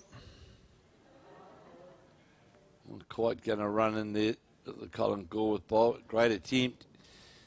Yeah, I don't know if you want to try. Certainly didn't want to be touching his own bowl if the jack's quite close, so might be pretty happy with one there. So Bart Robinson, the blue bowls, 1 green. Well, that's a good adjustment there. Colin. comes right in behind the jack. That'll be the shot for sure. So out on that backhand side again is Richie Muir. And how far is this going to come back? It should start to work now, but it'll work past the shot bowl. And leaves Bart Robinson holding the shot. The XGs, both XGs on this rink, they actually work pretty well on here. They're not a wide bowl, but you do get that little bit of turn at the end, which can help. Yeah. So Robertson He's looking pretty good again, isn't he? just going to go by with that metre of weight, but will count. Bart up 2. So Richie Muir from the Wanaka club gets past this. He's on a different line, but he's got weight as well. We'll just go past, might get the gap in tight. No, he doesn't. Just it's the one shot. Down to 1.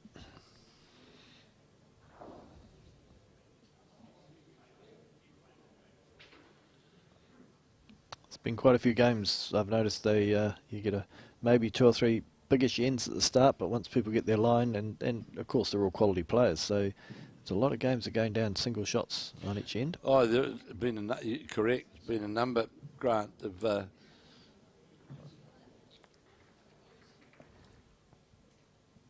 so it's 1 at the moment to Bart Robinson. May not be in a moment though. Yeah, that's looking. This is on a good line. This will be 1 to the Wanaka player, 1 to Richie Muir. Draws inside the Bart Robinson bowl. It's 7-3. 7-3 to Richie Muir. And those last 3 bowls of his, he just adjusted his weight slightly on each one and worked his way into the jack. They were all identically green bowls. They all just came back at the finish. And just to confirm to you, so as you know, who is in post section, play tomorrow in the women's Bowls New Zealand Somerset Champion Singles.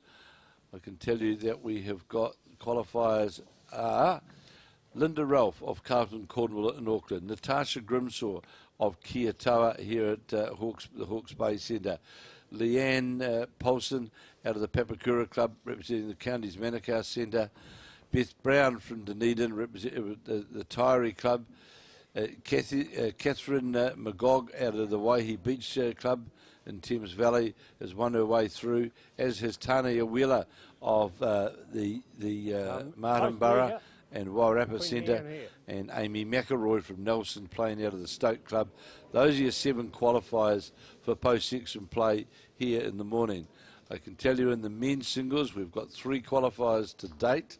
Those being James Byrne of Waipakarau from Hawke's Bay, Dean McMurchie of Oneroa in Northland, and John O'Shea of Tauranga in the Bay of Plenty. Those 3 have all won their way through, and there's a number who are sitting waiting to try and get over the one win One down now, Colin. to win their way through to post-section play. In these 2 games we've got Richie Muir from the Wanaka Club in Central Otago up against Bart Robertson of Helensville at North Harbour, and there's Richie Muir who is leading 7-3 in the race to 21, and in the Ross Ellery from the Manawatu game up against Colin Goldsworthy, who's just drawn a toucher of the Thames Valley Centre. It is Goldsworthy leading 5 shots to 3 over Ross Ellery of the Manawatu. Very happy to get both of our Hawke's Bay players through. It's you might get a little bit of advantage playing, understanding the green a little bit. They've both those players play here quite a bit, and but you still got to do the job. And I know for one that James was pretty nervous. It's you're supposed to be nervous. It's a big event, but yeah, he was very happy to get his 3 wins under his belt straight up, and Natasha the same. So it's good option for us in Hawke's Bay. We're happy about that. So Robertson just ran into the bowl of Colin? Muir. Green. Muir now playing on his forehand. This is under the line. Looked a bit tight there. So Bart Robertson, he was on the search for the bowl really, wasn't he? And so I'm sure Robertson will try and finish on the other side of the head. Well, he's not. He's still going to play down that line. Oh, well, it's last bowl, so Just trying to make the extra if you can. you won't do. He's going to not get under the... Well, he's going to get a rub off that bowl, is he? Oh, he needs to get the generous Yeah, slide. Not going to. So it's a Touch more weight. 1-7-4. Richie Muir of Wanaka leading Bart Robertson of Helensville in North Harbour. And 6-3, Colin Gorworth of Thames Valley representing Thames Valley against Ross Ellery of the Manawatu. So here's Ellery now on the mat with the maroon coloured bowls. And of course, Colin Gorworth out of contention for post-section play, but Ross Ellery certainly not. Well, Ross didn't look that happy, but he's Well, he did should it. be. Body language wasn't indicating that it was going to draw right to the jack, but he surely did. Yep. So Colin Gorworth now. Bart putting a good first delivery in there. He's going to be short as Gorworth.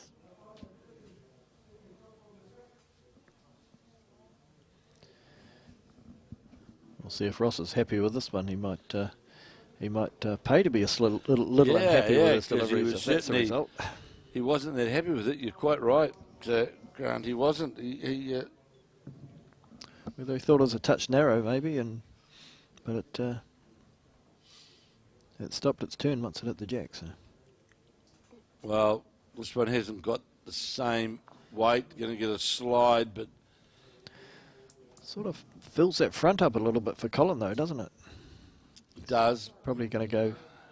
Might almost be Last tempted to ball. go inside. In relation to the jack, you are So- only one down. Yep. Just the one down. It was the call from the market, Lloyd Fitness. Oh, another good bowl from Richie. Certainly is. He's got two bowls sitting right alongside the jack. So, Oh, this might just promote Ross a little. well, Robertson's charging at the... Jack, last ball's jack low by I back. know he's trying to get a jack result, a jack trail result, but you can waste a lot of bowls trying to get a one-shot result. That's right. A little bit less weight. He could well have turned onto those bowls more than going through them. High. Half a bowl high, that one. And I think Richie's tending to play that the ditch side, getting enough turn, getting some consistency there. So, As I say that, of course, he goes the other way. another good bowl here from Ross Ellery and Colin Gorworth. He's got everything he's got a couple of bowls to work off. Two shots is the call. Doesn't need to be charging at it. So Bart Robertson going to be outside the jack again. Played similar shot again, didn't he? A similar result. So Colin Gorworth. I knew he was too wide. So at least two here in the Robertson-Muir game. And will he make three? Well, moved the jack, definitely two. And Ross again just has to see if he can put one on top of his other two for the third shot, probably. 3 shots to Richie. No, he still held the three there. Richie's up 10-4. And Ross is not quite there. No, Richie Muir jumped out to a very, very handy lead, 10-4 over Bart Robertson, and really, at this point, certainly more consistent on the draw. Yeah, he's certainly finding his line out there down that side and Two shots to Ross. forcing Bart to play a little bit of weight. So I'm sure he'll be encouraged to keep drawing.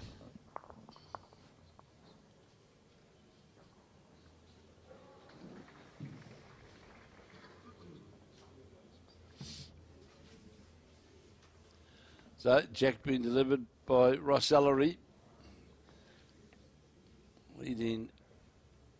trailing Colin Gorworth 6 shots to 5. And Richie Muir of Wanaka leading Bart Robertson of Helensville at North Harbour 10 shots to 4. And of course each of these players here, well, Gorworth in fact has had two losses, and the other players, Adrian Robbins, well, he's playing but not on the screen. Dean Elgar, 1-2 from 3. David Clark, 2 from 2. And of course Ross Ellery has won 2 from 2, as is Bart Robertson. So some interesting results here going into the last round after this evening. They'll be certainly encouraged to move on to 3 wins here, the two guys. Absolutely. In contention. That's, you don't want to start relying on getting a win in your last game. It's as we've said, they're all experienced, competent bowlers here, and a couple of the games that the people have lost have been very close. Well, that last round in both the women's and men's, you know, the Tanya Wheeler game and of course the Ricky Cook game, they were very, very tight encounters, weren't they? Both of them. And people have, you can see within the game, I suppose, particularly the Ricky Cook game, because I was marking it, I had a good view of it, and you'd get 4 or 5 ends of ascendancy, and then someone else would pick that up, and it's often the way in absolutely. singles. You slightly lose your weight, or you know, it's just not picking the line, and the other guy will get 5 ends on you, and then it often flip flops the other way. So Ross Ellery trailing Colin Gorworth 6 shots to 5, and trying to draw down to the bowl of maybe second shot, just finishing over Jack High. I think Richie might be looking for a bit of cover here in case Bart decides he needs to attack this a little bit. Looks like Richie's got 3.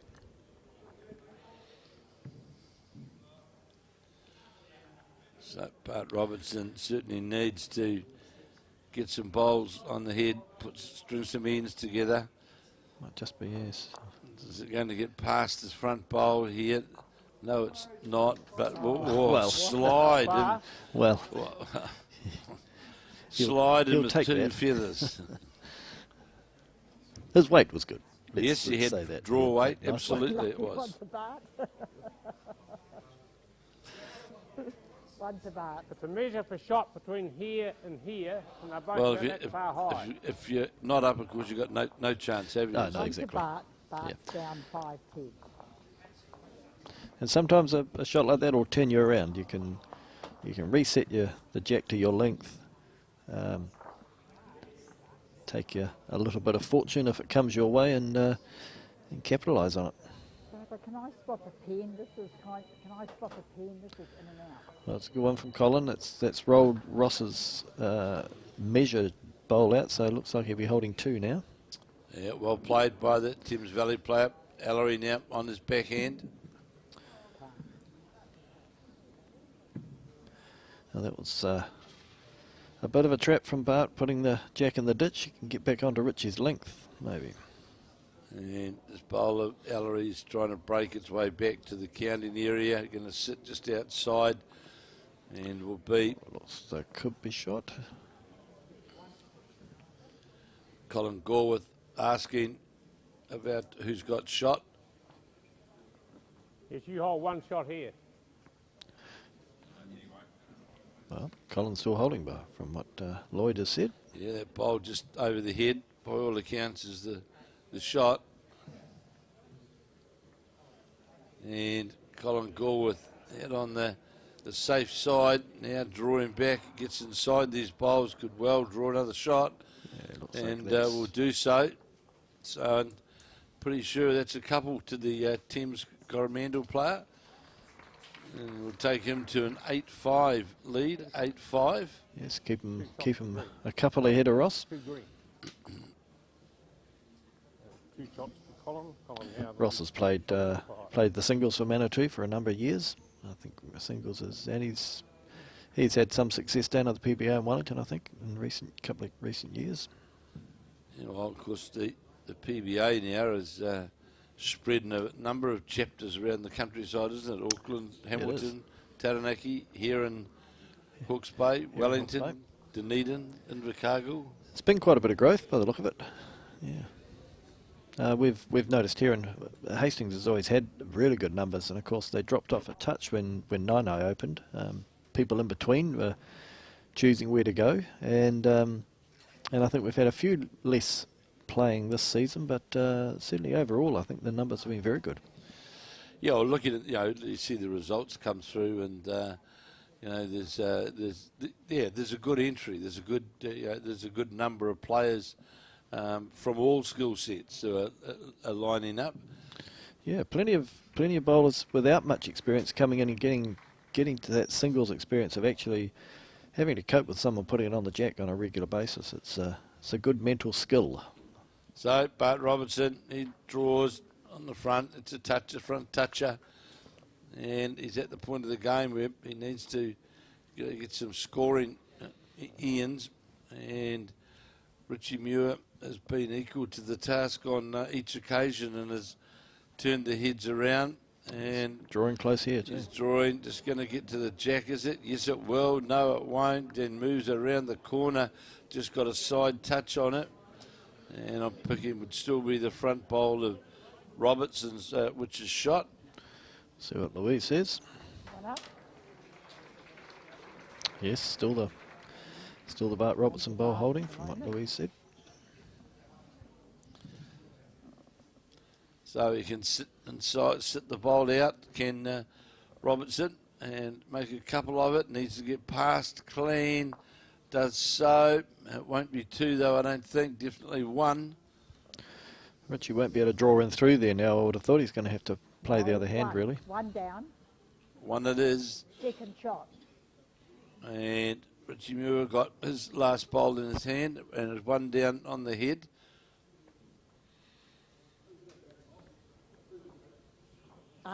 Bart.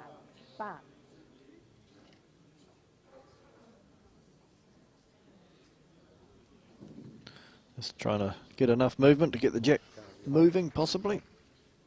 So, Richie Muir looks as though it's going to be under the head. Might tip another one in. Will it roll it up far enough? We'll see in a moment. Definitely one to the Bart Robertson, that's for sure. He's down, of course, 10-5.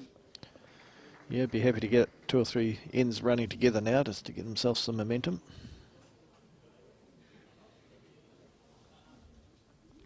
Slightly more open head on the other rings there. Down, Colin. Yep. Just the one it is. Bart. 10-6. One to Bart. 10-6 now. It is Ross Ellery leading No, you only Bart had 1 Robinson. second.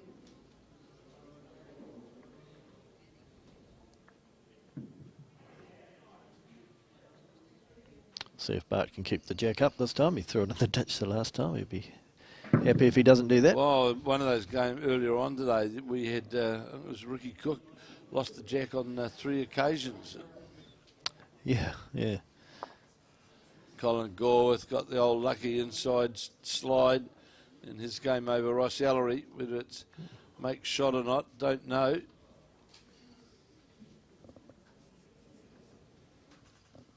He gets 1 down to that bowl there.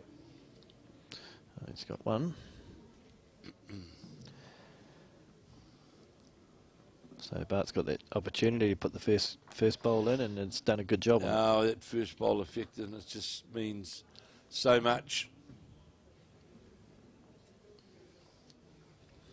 So Ross Ellery endeavouring to get down to the shot bowl, and is going to be close. Rolled it over, may well popped still be itself holding. up on top. Be interesting to see. Good enough. Oh, There we go. Tape again. You want that on in? I think you might have done enough. So can Bart put another one on the top there. and he's just hanging out on that wider side. You'll see if you watch his bowl coming out this way. You'll see that larger draw that he's got out on that side of the rink. Now here's Richie Muir endeavouring to try and reach up to the jack or... Oh, he could well have used that bowl, but he slipped through the hole. Yeah, that's right. Yeah.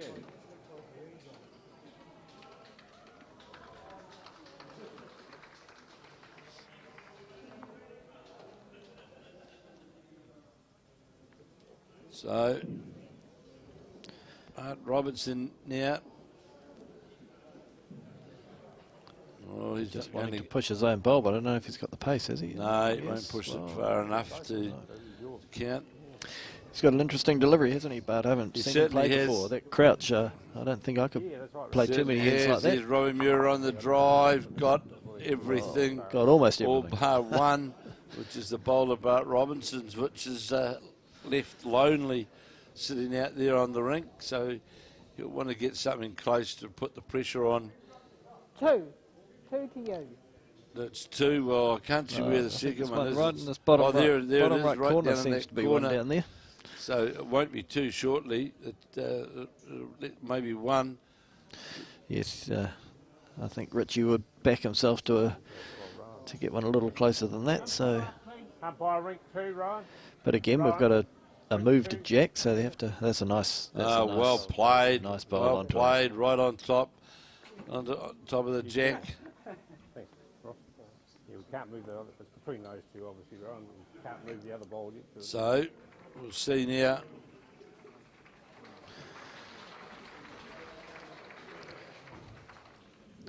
Richie's going to have to push that wide, but I don't know if it's coming back.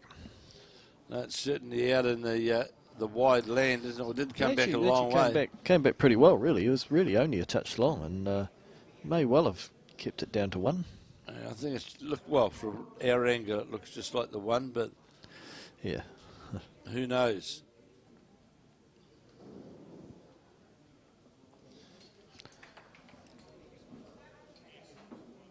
The umpire out there. Got Rowan out there with the umpire.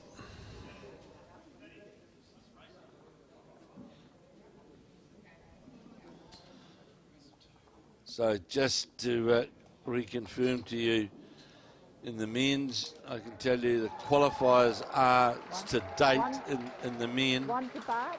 We're still a long way to go because we've still got a round to go, and those are.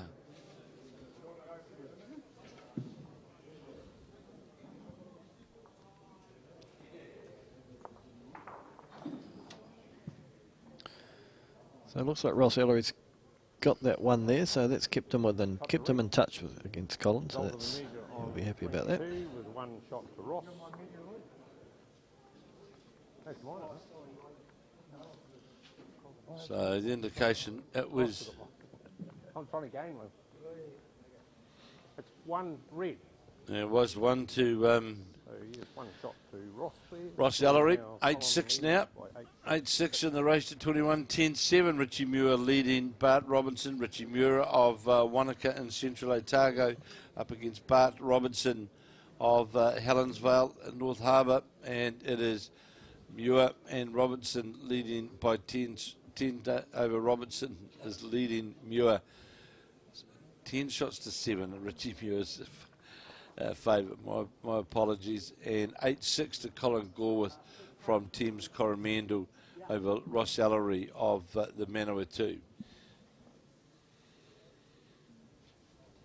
Yeah, and I don't know where Ross has been playing his bowls recently. Of course, Foxton Beach had that unpleasant fire there, which they destroyed certainly their club rooms and damaged the green. And I'm sure they'll be working hard to get that up and running as soon as they can. Well, we've got congratulations to Nino, the club who've got right in behind fundraiser, etc., to raise money for Foxton to help them out in their dilemma faced post-fire. It's good. Well, and they had very good insurance too. Oh, well, they probably had Bowls New Zealand supported insurance, I'm sure. That was a good. A good thing for Bowls New Zealand. It's I know my previous club took advantage of it, saved a bit of money. Didn't have to give anything up to save a bit of money. That's not a bad thing. Well, clubs today need. It's fine. People say sponsor tournaments, do this and do that, but I can assure you our philosophy is that at Apex that if we can assist in giving good premiums to the bowling clubs, well, that certainly assists their balance sheet, which is pretty important. And good advice too. It's insurance is not an easy everyday experience for a lot of the people on the committees. So no, it's not. Bit of good advice doesn't go amiss either.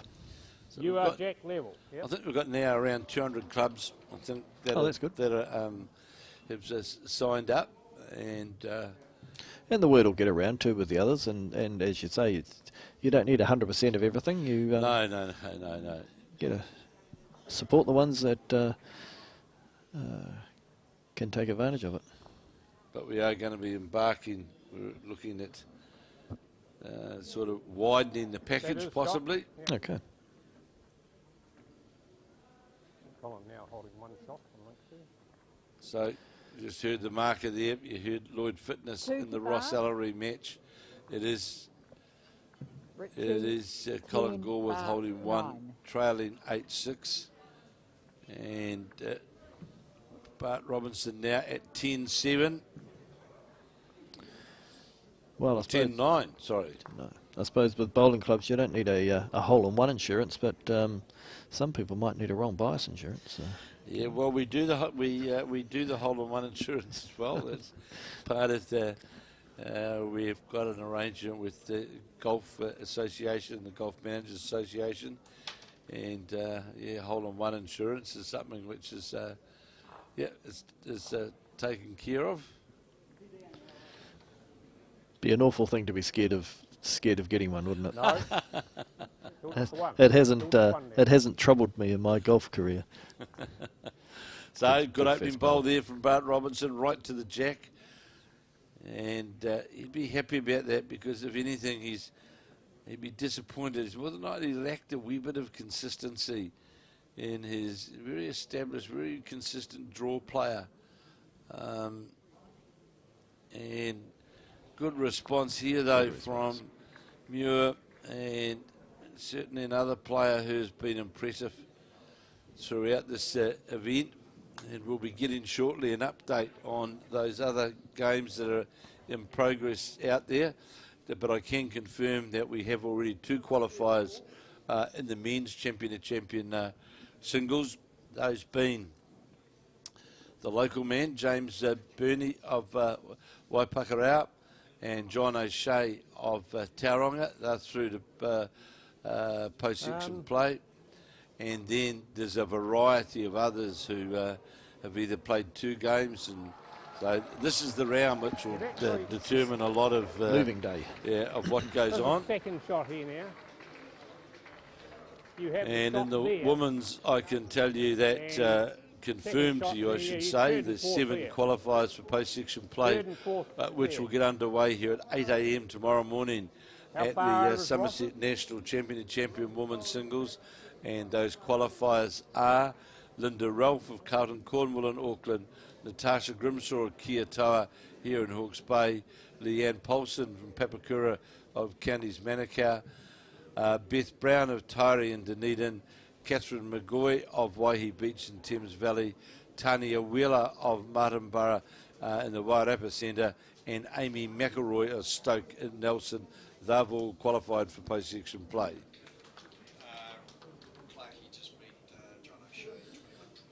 Right, so a real tight encounter just come through there from Stephen Beale just come through. And John O'Shea, unbeaten in his 3 games, has just gone down by the narrowest of margins from David Clark of Manurewa by 21 shots to 20. And that now gives David Clark 3 from 3 and puts him through into post-section play tomorrow morning. So he will join at this stage James Byrne and John O'Shea, and now David Clark will also join that group of qualifiers.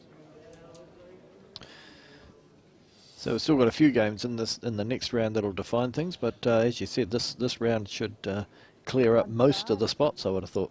Yeah, it will, because it will put for those who lose, it's going to put a gap in between. So Bart Robertson now at 10-7. Colin Gorworth leading 8-6. And of course, Ross Ellery is one of those players who sits on. I just looking at Ross Ellery's results a few moments. 2 from 2, I think, is he? He's got there he goes. He's got 2 from 2. So an update on that score there. It's 10-all in Bart Robertson. 10-all. So that's anyone's game. Yep. So Richie Muir got a bit of a lead there. Bart's pulled it back and having his run of probably nearly 4 ends in a row, I think. Oh, of course, Bart Robinson won 2 from 2 yesterday, and Richie Muir just won the 1. So Robertson's to win this. He goes through the post section, and it's goodbye to Richie Muir. But of course, if Richie Muir gets up, then they're both into the chance. Both got a chance still. Yep.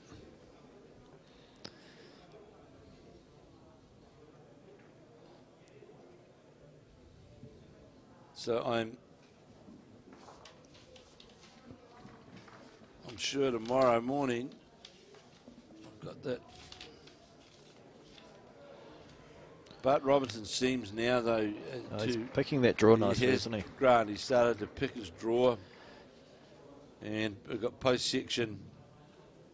So I presume you're playing 1 full rink tomorrow morning for the quarterfinals at 8 o'clock. Sure, I think that'll be the way. It sounds as though we're likely to get sort of 7 or 8 through in both sections, aren't we? So that being the case, can all be played in the 1 round. Yep, get that round out of the way. It'll be a quarter, semi, and final on both sides, won't it? So Bart Robinson now, as Grant rightly said, started to get his drawing game. You look at the 3 bowls he's played on this end, have all been on a consistent line towards the centre line. Yeah. And Richie hasn't been far off, but he's just that probably that foot or 2 off, which means when Bart's playing well, he's done again, hunting for the jack, just hunting for it a bit. And you don't, one shot, Colin. no disrespect, but on this surface, the way how that head's lying now, you don't have to be hunting for the jack. No. No, there's a good draw in there, and this is just opens the door. He's going to reinforce it with this bowl, isn't it? Well, especially if he sits in behind it, and he's going to roll it. Well, it may only be 2 now, but it certainly, it just makes that shot harder. That line so much harder now for Richie Muir. And I was about to say there's not much to hit, but but he has, and gets the shot. And possibly the shot. It's got a sideways cut across the ring, got the back bowl flicked it into the head, and we'll just have to see. He pretty much got his target, which is always your aim when you're driving. You want to get within sort of a bowl width of your target, don't you? And things can happen. Well, you're a chance, aren't you? Yeah. So out comes the measure. And I can tell you that Colin Gorworth has scored another 2 to jump out to 11-6 lead now over Ross Ellery. Two green, Bill. This looks quite close, actually. This is close, this one. 2 shots. Colin now leads 11 shots. And with that, with that game there with Colin and Ross, 11-6 is 1 more score to Colin, and suddenly that gap just looks that little bit bigger, doesn't it? Here's the umpire. You were right, Grant. It is very close, in fact. That's that close that we've got the umpire out. I think we've seen the umpire a bit more on this game than we have for most of the rest of the day. So Colin Gorworth, though, watching, he's been pretty consistent with his draw. And Ross is a draw bowler, and he's essentially outdrawing Ross. He is at the moment. Well, I just commentators exactly. That's we should have watched before we said that, but It's a bit early to put a block in, I think, so.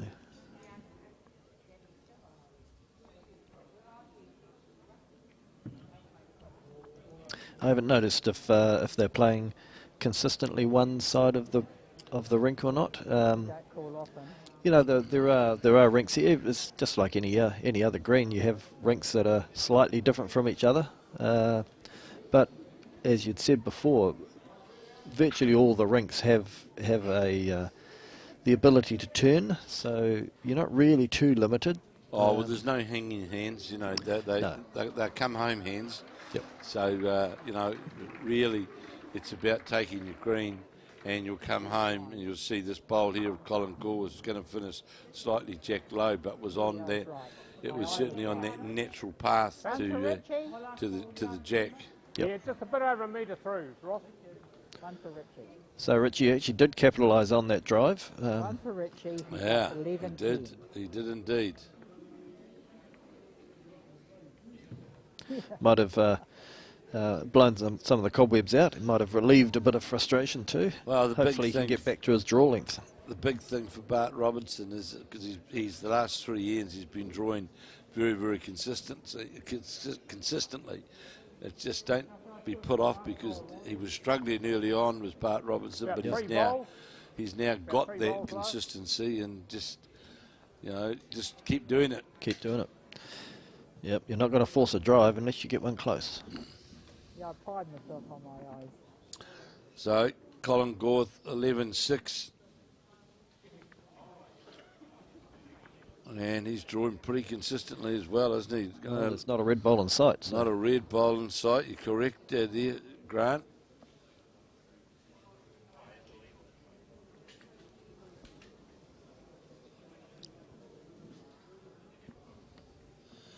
And look, a big thank you to Tamara, Colin, Emma, who are doing a wonderful job sitting here all day, all night on the cameras and doing all of the touch-up work and to bring this coverage. It's certainly, well, I might be biased, but I think Bowls New Zealand bring now a world-class coverage to those who want to take up the option to watch. Oh, and I think there's now we're certainly promoting it at Hawke's Bay level, but I know just with people you talk to and a lot of non-bowlers, that gives us options to get the sport, a level of interest in the sport, and there's people that'll watch any sport at all, and you get them starting to watch bowls. It's a great thing. It's as I said the other when I watched it on Friday, the coverage here is good. It's sharp, and we get a little bit of comment from on the floor, which doesn't do a bad thing too. Oh no, it's very good now what we bring, and Ross Ellery, it's the old. They just saw the shot played then. I'm not sure whether I'm drawing, running, or what I'm really doing, and on this sort of surface, that's just. And now we're going to see Colin Gore with run to a 14-6 lead. Which looks a lot different. It looks a lot different. Well, there's a bit of game management there because there was a great second shot option down underneath the Colin Gore with bowl. And it's, it's sometimes you just got to, just read it a wee bit better is what I would say. Yeah. And percentage. That little bit of a run shot as he did, well, it just slightly weighted. You only have to be just slightly under on that as he was, and it just, as you said, it goes away, and you get nothing unless you get a fortunate collision, if you like. We saw that in the last end. No disrespect that the bowler Richie Muir, he was slightly off target, but got the result. Got the result. He was on a drive and got the result. That can happen, but. Another one to Robertson now. He goes, we're locked up again at 11 all. And the score tells one message, but Bart is certainly in the ascendancy. He's I think, playing with a bit of momentum at the moment. Well, I think, Grant, he's now playing with, firstly, he had to catch up. And he's, we saw Richie start off so well and it was about a 4-shot deficit and But now, you know, Bart's got into what his best game is, which is his natural drawing game, and he certainly he does that well. As we saw then, just a little slide for Ross Ellery playing under the bowl, got onto the Colin Gorworth bowl. The shot ball's that far short of the game. And it was a touch narrow, and it's got a result. So it gives them a chance to remedy that. So this now for Bart Robertson getting that first bowl, not riding on the jack, but getting himself in a good position. And got it in Richie's eye line for his draw too. I was just going to say that's so often is, and it just forces that out wider, can force a wee bit of Touch weight. more weight. And it hasn't been in a bad place, but Bart can now make a small adjustment and be sitting quite nicely for this end. Well, you can build ahead from there, can't you? Yeah. It's the big thing for Bart Robertson. And especially if he does rest on that, that's almost the perfect bowl, really. Oh, two good bowls from Ross Ellery. I think I know what we're going to see here from You don't Colin think he's going to be Gorworth. short, do you? I'm sure he won't be short. No, he didn't like it. Doesn't like it. He's going by, as has Richie Muir. Good to see Dean Drummond out there. One of the promising young players about to embark his move to the Gold Coast. Yeah. Join the Musgrove Hills Club. Oh, it's good. It'll be a great experience for him. He wins a lot of stuff here in Hawke's Bay, rightfully so, and I think he's most of the players around here in Hawke's Bay are very encouraging of Dean to see what else he can do on the wider stage.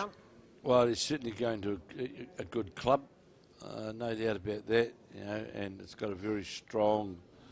Looking for the jack hunt here, and that's going to be fatal.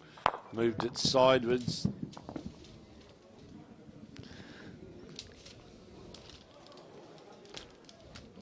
Just got a little bit of information from we're having a secondary school tournament here shortly, so which is great. We're getting a bit of secondary school bowlers here from Waikato and Wairarapa, and Wellington. So always good to be looking at the newer bowlers and something we haven't managed to do here much from the past.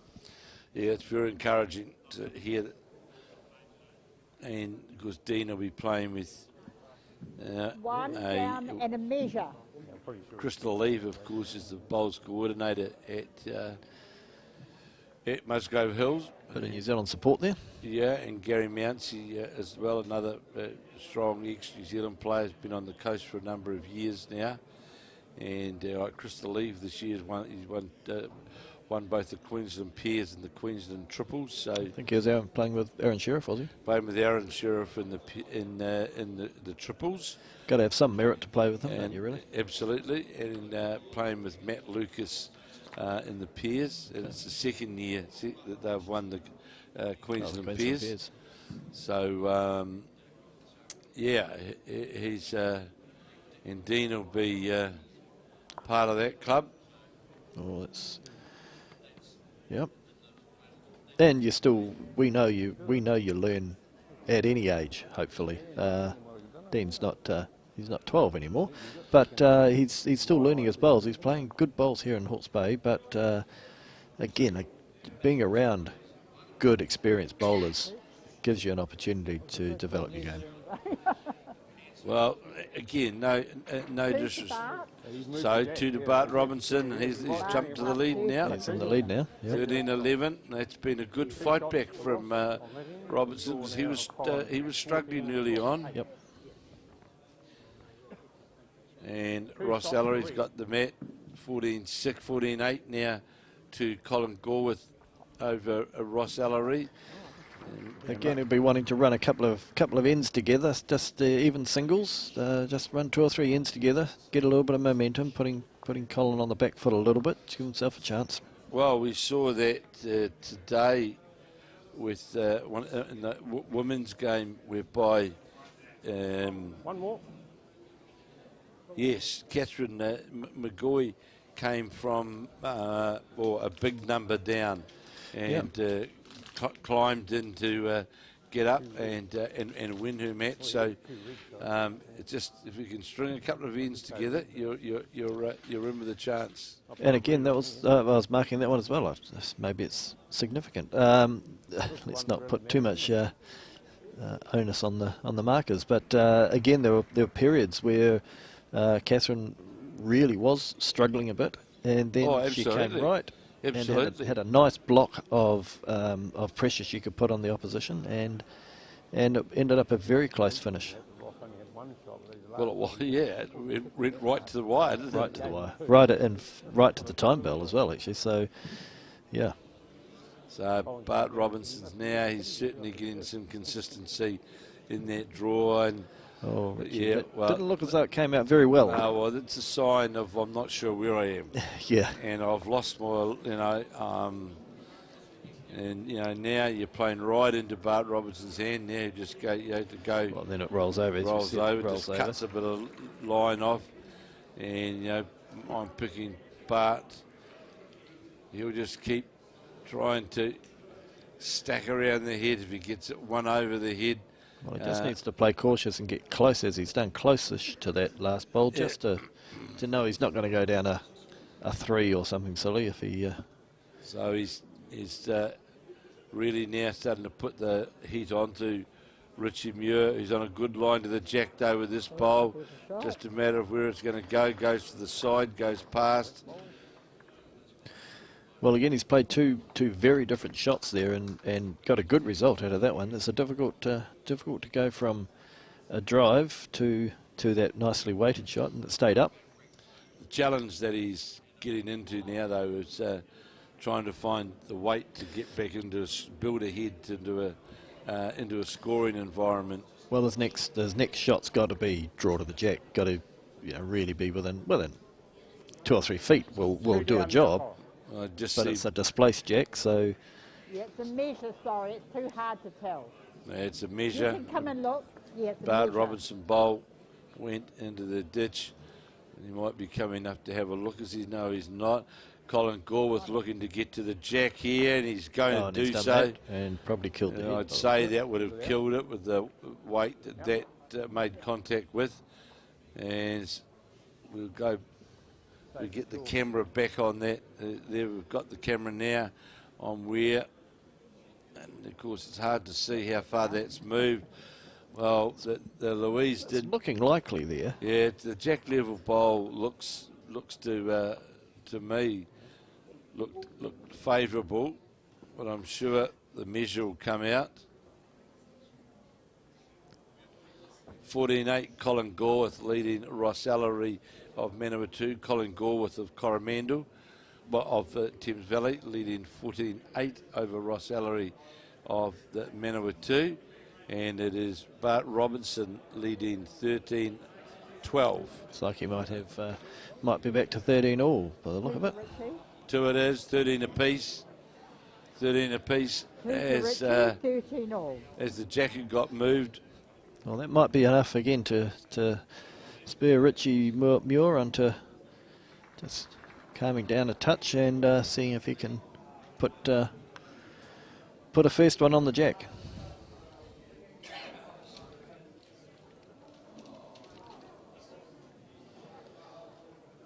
So you can see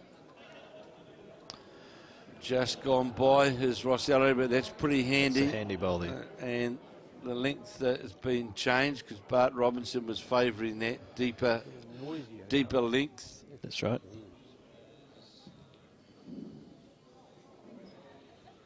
So while it's a good first effort, it allows Bart to put one to get that first key bowl onto the jack. Well, watch the Bart Robertson bowl. He's looking interested, but... Well, it's short. He'd be disappointed with that. Yeah. The gate was left wide open and didn't capitalise on it. So, Richie Muir is outside the bowl of Bart Robertson is in. Yes, he will. Just He's done enough. slipped by. Got enough. Ran a path towards the jack. Good lesson here for newer bowlers too. Bart didn't change his hand. That bowl could look as though it's in the way, but he's been drawing well on that hand, and no harm going to be done there when he gets around that. Oh, he comes round and behind the bowl of Muir. Oh, and Colin Gorse picked that jack off Ross's bowl again. Well, they were Ross will be wondering what he has to do. They were locked pretty much on top of the jack, weren't they? Yeah. So Richie Muir looks as though he's going to draw another shot in here, and he will. And yeah. Now the target now for Bart Robertson. There'll be 2 shots. The jack level bowl on the draw. You get to there. Almost repeat the same bowl, yeah, really. You've either got second shot or shot. Looking closely at it is Robertson. Starting to break its way back towards the centre line now. It's on a pretty good line. How's Little the rub off weight? that, Going to not run a quite. bit further. It's a good bowl, though. A good bowl in behind the head, and he's got a great opportunity there of a touch on the jack. Certainly would, is favourable to Bart Robinson, the North Harbour player. And it's essentially the same bowl he's bowled. He's going to have 3 bowls basically on the same line, which gives you a fair opportunity to get to do it. I just wonder whether Richie Muir may change his hand and can still draw a counter, but get some cover on that other side. Not going to do so. Electing to stay on that backhand side.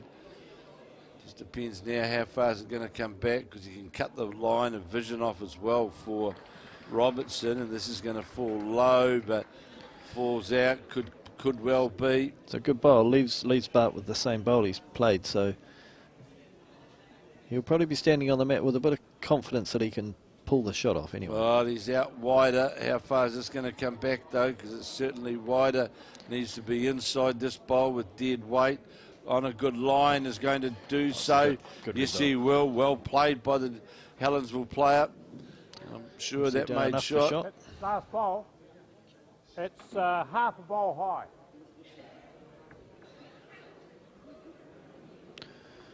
high. Out comes the measure.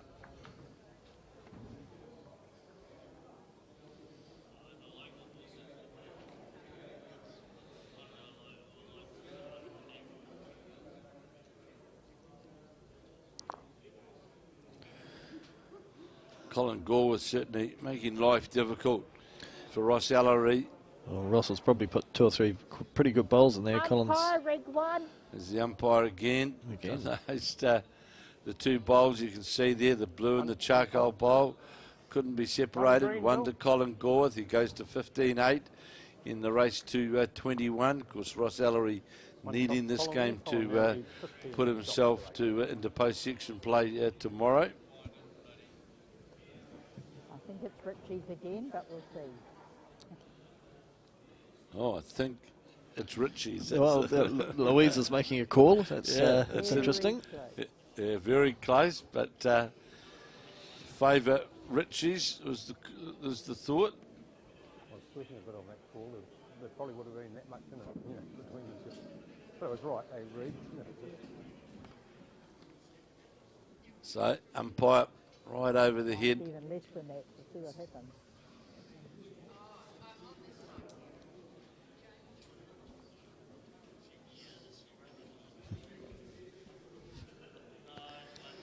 We've actually in Hawke's Bay had a with our younger players. We've had a couple of our secondary school girls have won open titles this year. Fantastic. Which is wonderful.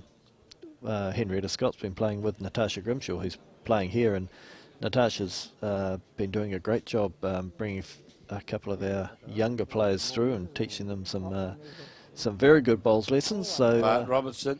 1 to Bart. Bart picked that one up. Yeah.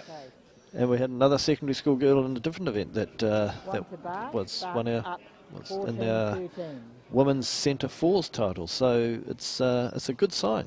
It's a good Absolutely. sign. So Bart Robertson now in front, 14-13, and Colin Gorth making life very difficult for Ross Ellery, leading 15-8. Oh no, his Is last the ball's Thames only Valley, that. the Thames Valley player.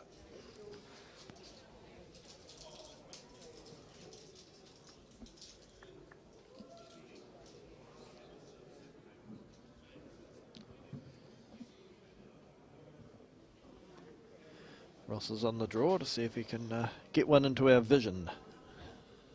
Yeah, It's holding just a touch there. yeah, maybe. it just seems to hang just ever so slightly. Yep. If you got to be in by about, You're only a bowl. about a bowl. I was going to Yep. say 6 to 8 inches is about the line, and And I know you've spoken with Dean, but probably the most experienced bowler in here, of course, is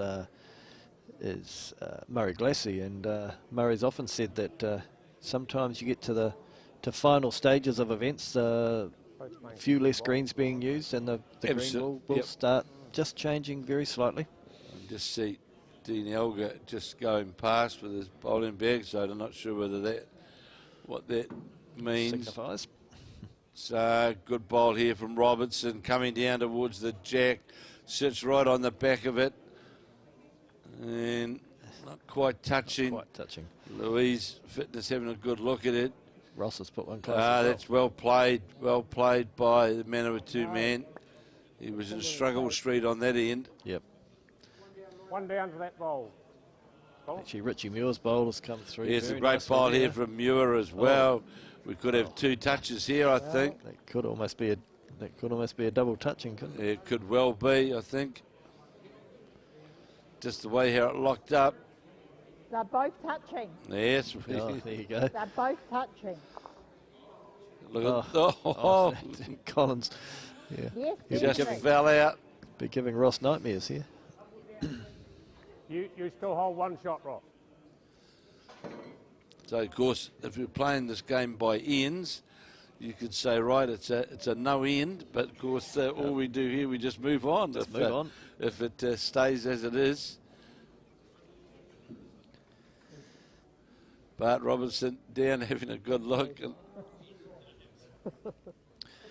And of course, it'll be interesting if he takes the approach that he wants to move on, roll onto those Richie Muir bowls, and as the jack's moving, it's going to go towards him. You would hope. It would go back.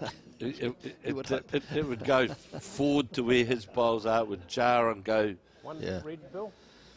And of course, with being that close, you can go from a dead end to 2 down without too much trouble at all.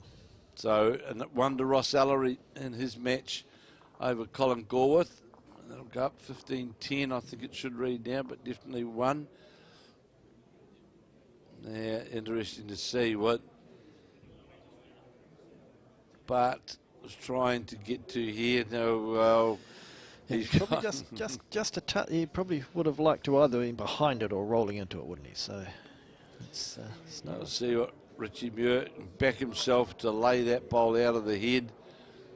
That's the option, of course, to get to the blue bowl and lay it right out of the head. And just going to go, is only a touch that it missed by. 15-9, Colin Goldsworthy leading Ross Ellery. Ross put a good first bowl in. We'll be back, of course, tomorrow morning. We'll be here live from 8 o'clock with all the post-section play. It's quarterfinals, semi-final and finals. We'll have all the action. A little tap of Richie's will do it. There you go, a little tap. That's the call, we'll do it. Certainly not an easy shot, but... No.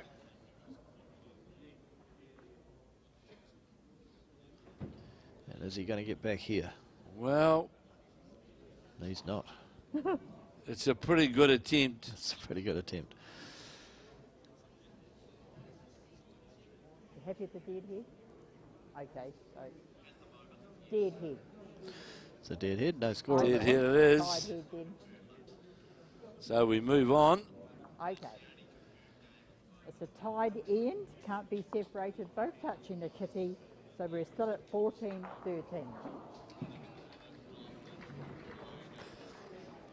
Two.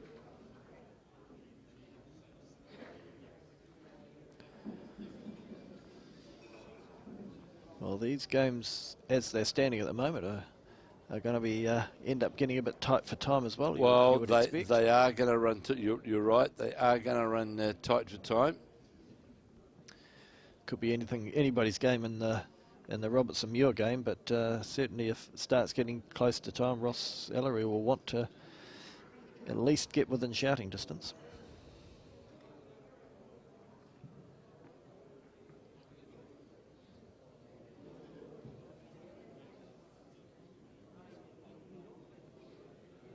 He's holding 1 or maybe 2 here, so this is looking a good bowl as well.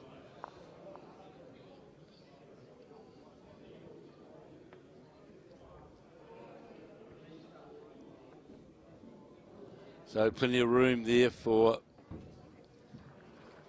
Bart Robertson to draw.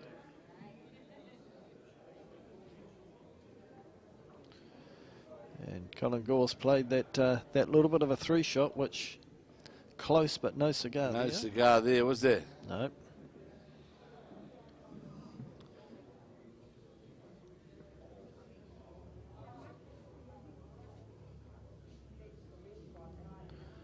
Ross will be keen to keep this intact. Yeah, another good 3 bowl maybe. coming here from Richie Muir. Not quite going to run to the jack. Is Ross going to turn enough to count? Probably not. Every chance he's got 3 there, though.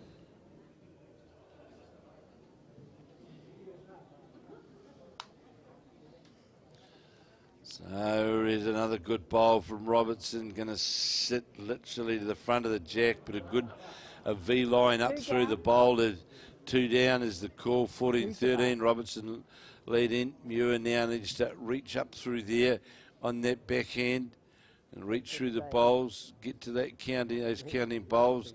Is he too wide to come back? Yes, he is. Not turning back. 1 read. 1-2 East Ross. Ellery.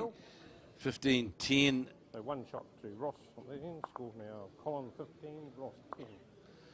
And Bart Robertson would be, you want to try and get behind. He's not going to do so. Might tip a bowl over there, cut that line off. And that does tighten that line off. Well, Richie has been keen maybe to drive onto this. No, he's just rolling onto it. Well, that line now, he's changed his hand to try and get. Don't know if he can get shot here, can he? No, he can't get shot, but he's going to go outside it, and that's 2 to Bart Robertson. 2. And that'll take Robertson now to a 16-13 lead in the race 2:21. And what Robertson's done, he's put Richie Muir in a position where I'm not sure what shots to play, because he's got that consistency now in his draw, and it's bearing good rewards for him. It is, and the score's not telling the whole story. Robertson, body language and just the momentum is in his favour. Well, it's composure, and you can see then, for example, Richie Muir is really keen to get onto the mat, and just little things that sort of you notice, which players subconsciously may not be aware of it, but it does make a difference. Yeah, and if you do notice it when you're in someone, like if you're in Bart's position and you do notice that, it's an encouragement. It just gives you that, if you're starting to feel a bit tired yourself, it sharpens your concentration. You just want to get that one close, and without protecting at this stage, and he's put one right on it, so that's just reinforces that from Richie's mind, that he's maybe having to do too much at a time. Can't win it with one bowl, can you? No, you can't.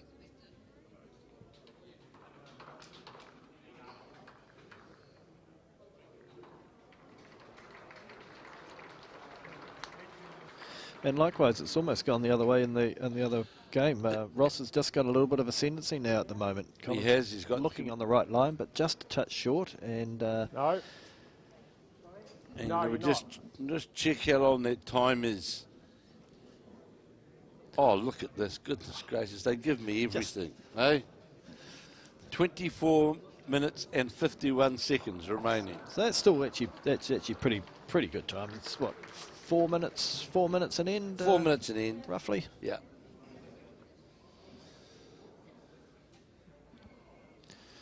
Ross is looking online here to roll his own bowl up. Oh, he gets the inside, And got pushes the the edge. ball with bowl out, and he's It starts 2 down going now, your Paul. way, doesn't it? It- it does. Some of He's those got- things. 2 shots is the call. This bowl here is level, yep. And got cover too if Colin does roll into anything. He's got the back bowl as well. Colin will be feeling like he needs to get something close here. And Richie Muir, he'd like to get into a scoring mode as well.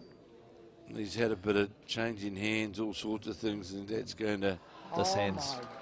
This hand's looking loose, isn't it, actually? It's looking a bit loose from Richie's point of view. Yeah, absolutely. Look at those 3 bowls, and you know he's going to have 1 bowl left now to save it a bit. to draw the shot.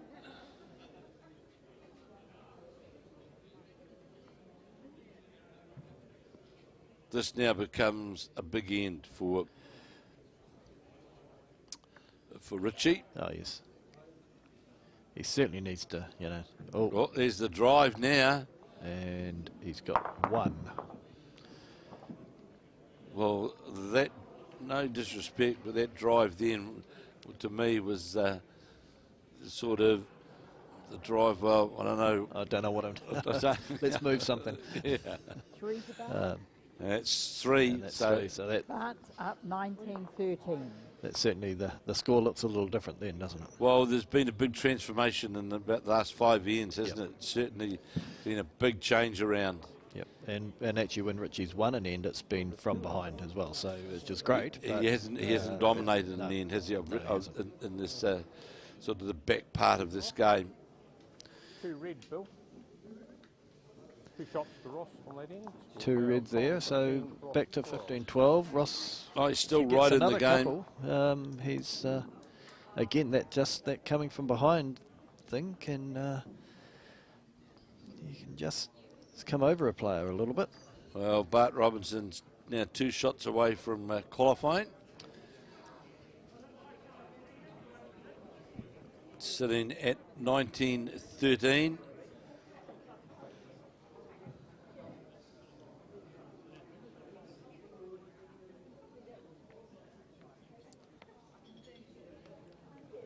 And Well, Richie's got a nice. He's he's played got a good bowl, opening yeah. bowl. That'll give him a wee bit more, bit of confidence because he's sort of his confidence has been battered around a wee bit in this the last few ends. Yep.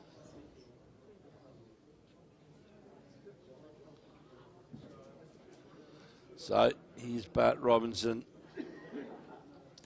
Trying to put the nail in now. Well, That's still getting a good turn. That's going quite wide there. Still getting a it good turn is out there. coming back and sits high of the jack. Plenty of room here for Richie Muir As you from. said, Richie's quite quick off the mat again. It's almost a touch hasty in there. It is. Well, that's. Yeah, And they're when you, pretty close to a metre short. the old story when you're sitting there, when your opponent's sort of on just about close to cash out, there's a better line here from Bart Robertson. Just how's that? Far as it going to run on that weight? He'll tip his own out. Well, it'll do. It'll do. That's shot for sure. Yep. So Richie Muir trying to. Drawing the shot, that last The ball. Wanaka player endeavouring to draw the shot. Well, he's on a pretty good line here. How's the weight going to be? Is it going to slide by all the way if it sits on the pole? Well, from our view, it looked as though it had to fall in. And again, he's done almost everything right. That sometimes it's almost worse to get so close and slide by, isn't it? So Robertson's certainly out wider with this, his last bowl. And how far is this now going to come back? It's got some weight on it. It's going to go past what would say is the measure bowl or possibly shot bowl, sitting on 19. Yep. 19-13 is Bart Robertson over Richie Muir of Wanaka, the Central Otago Centre. And this is arcing its way back. How's the weight going to be? Is it going to go past the bowl or sit inside it? No, it's just goes outside it. And We'll see your one is about that far short. we'll see in a moment whether it takes Bart Robinson to all but. One to Bart. One to One Bart to Bart. Robertson, you heard that, now on 20. One to Bart. He's winning. So it's He's fair to leading say, 20 to 13. Grant, there's been a consecutive ends, a number of consecutive ends now. That's right. Where Richie hasn't scored. So Yep, he's got to score an end and see if he can get some play with a bit of confidence and Now see if he music can make a stop difference. between here and It's here. a little bit uphill now for him. it is, and more than likely Ross I don't Ellery's know. in some regards also fighting the clock. Yeah, he must be. What have we got? 18 minutes. So 3 behind. 3 behind. And looks like he's down here. Certainly doesn't want to lose an end now. Ross can probably just get one shot and end, and be fine. Well, he's done just that there, drawing a touch up, and that's certainly the shot. You are one down, Colin. One down for the last ball.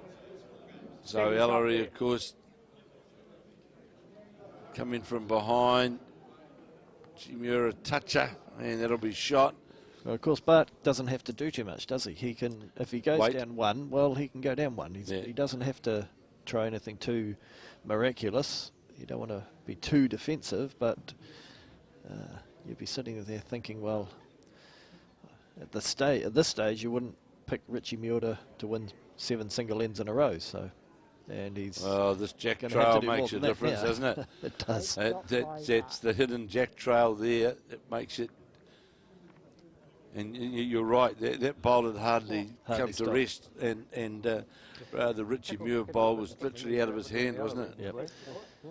But he's played it pretty well.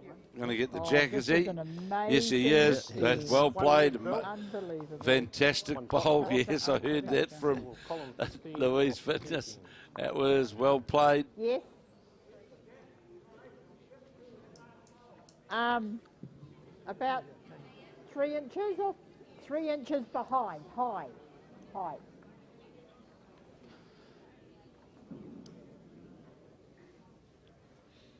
So I should have some results of this round come through any moment, because I've seen a number of players packing up their bowls, moving around for the be a next fourth round, one. or to say good night nurse, or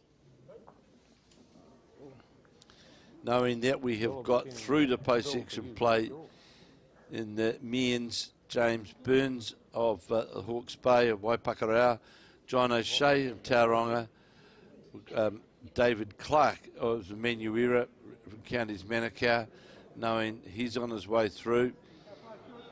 And you were right, you were saying just a moment ago, Grant, the first bowl effectiveness now that we're seeing from Ross Ellery is starting to take its toll as well. It's is. Wonderful bowls to watch.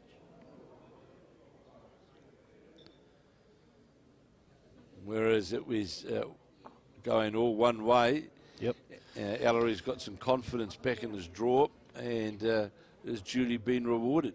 And Colin's playing good bowls, Up, but you hold one shot still here. being one down. So You hold one shot here. be interesting to see what Bart does here. He doesn't really need to Yeah, do it's much, a as we couple of said. bowls He could go down one on this end, but you don't want to rely on that, do you? He could probably play a bit of weight here and hope for the best. I don't know. Well, as long as he's not gambling for shots, so to speak, you're, Certainly playing back onto the back end, and looks like he's just drawing there. Really, it's quite a long head now.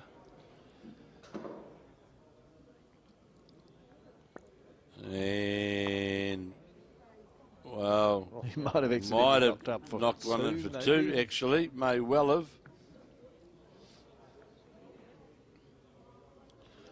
And Colin Gorworth trailing, or leading 15-13, and well, She might have just about paid it back. yeah, because they went sideways, and It did. so we'll see in but a moment. Definitely the one, as we know. And then is Richie going to try something different with the length of the jack? One shot to Richie. Just the one. Bart ahead 20 to 14.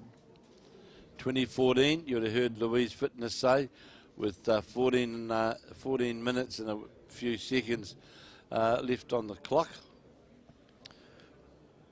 Ross has started to stack them in there a little bit. Yes, He's missed with that one a bit, but it's blocked out the direct shot for the jack. So it'll be 2 shots.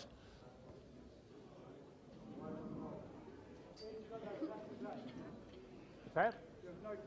Yes, there's one toucher here. The shot bowl's toucher.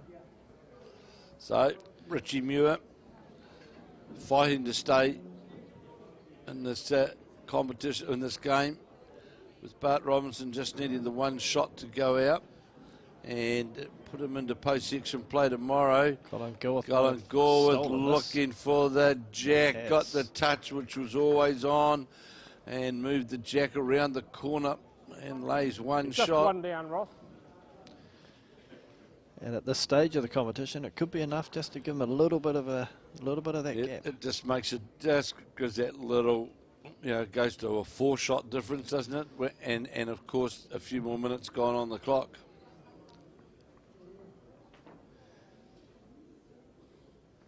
Is he coming back?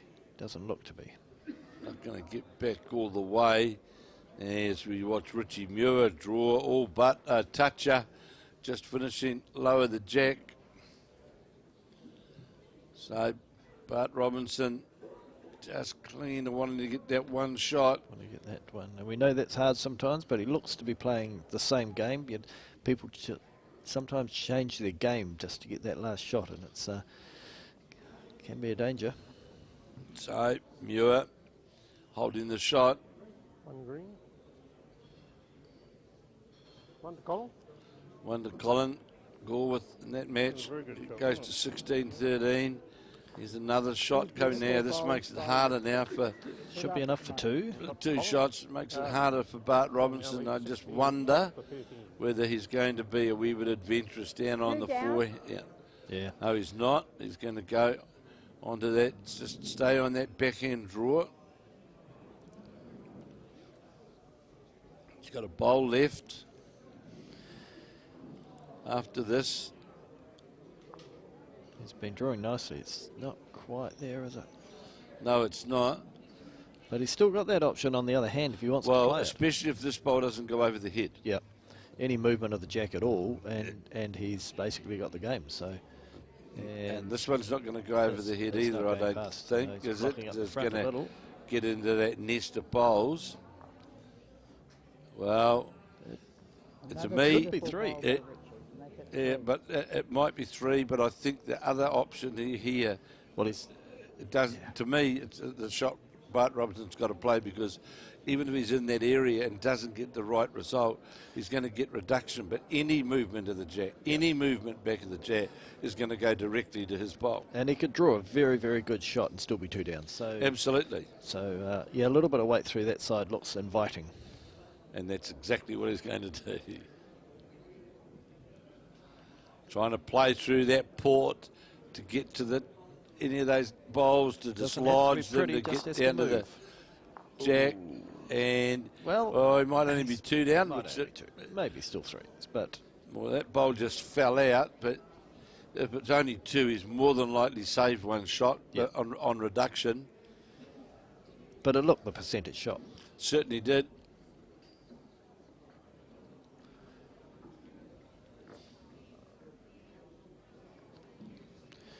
Yep. Drawing to 3 within to Richie. a foot and a half and From still left being to 3 down. It's not. Was 3. Yep, 3. That's not the percentage shot. So that was the To right. Richie. Richie's still got to win another couple of ends, really, doesn't he? Yeah, we've got 10 minutes left on the clock. I got 1 And left. Ross has got a toucher there. so, with 10 minutes left, this end becomes a pretty important match in now in the Ellery Goldsworthy game, especially for Ross Ellery. That he needs to score this end. Yep. Well, there's a three shot margin on both games, but being on 20 makes a bit of a difference. It does, compared to 13. Yep. To try and stay alive.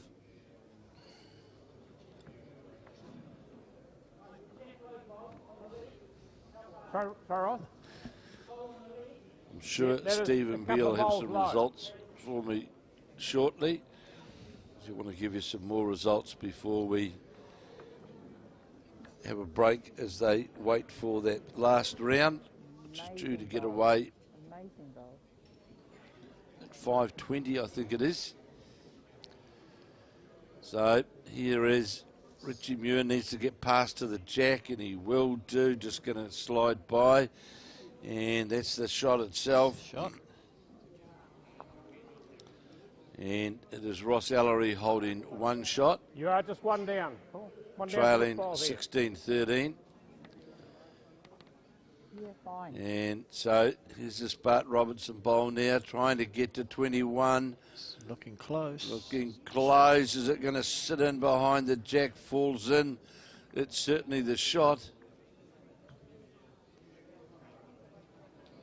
Oh, Colin Gorworth goes one down. Ross will be interested to move that jack himself if he moves it a foot. And there's, so we'll know here, Bart Robertson.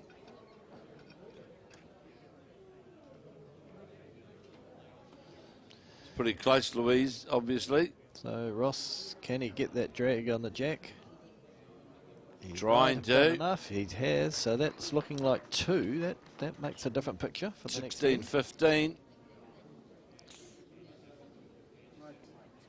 You can come and have a look if you want. Well, I think it is, isn't it? I think it's black, but it's just too close.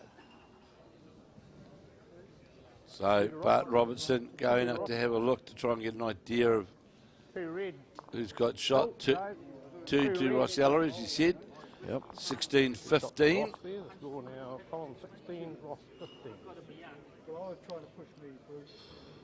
So I was practicing here. And this measure for Bart and Richie's game here, it's a critical measure. Yeah, well, He'll like to know if he's holding enough for game, won't he? 7 minutes, and it's clocks are counting.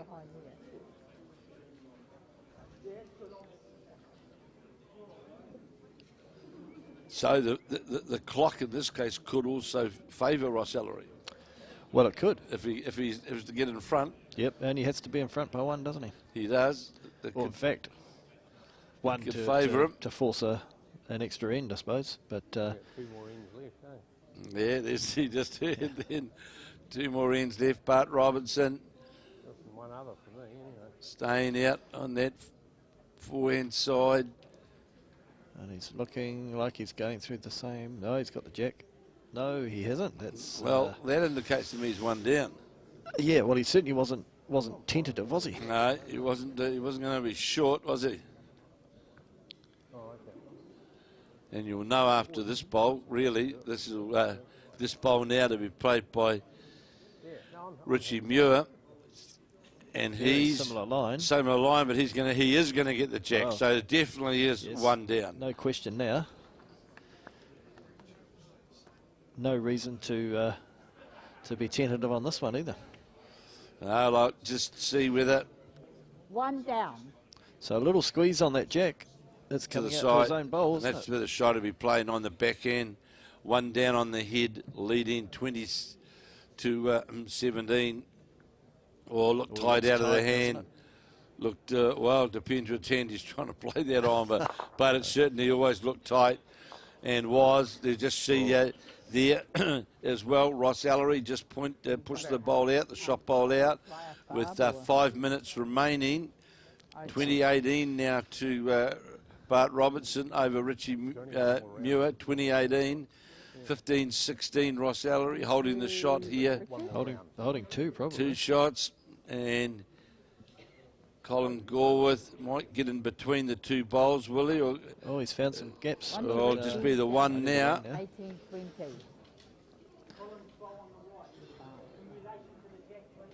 It's pretty much level, fractionally high, but pretty much level.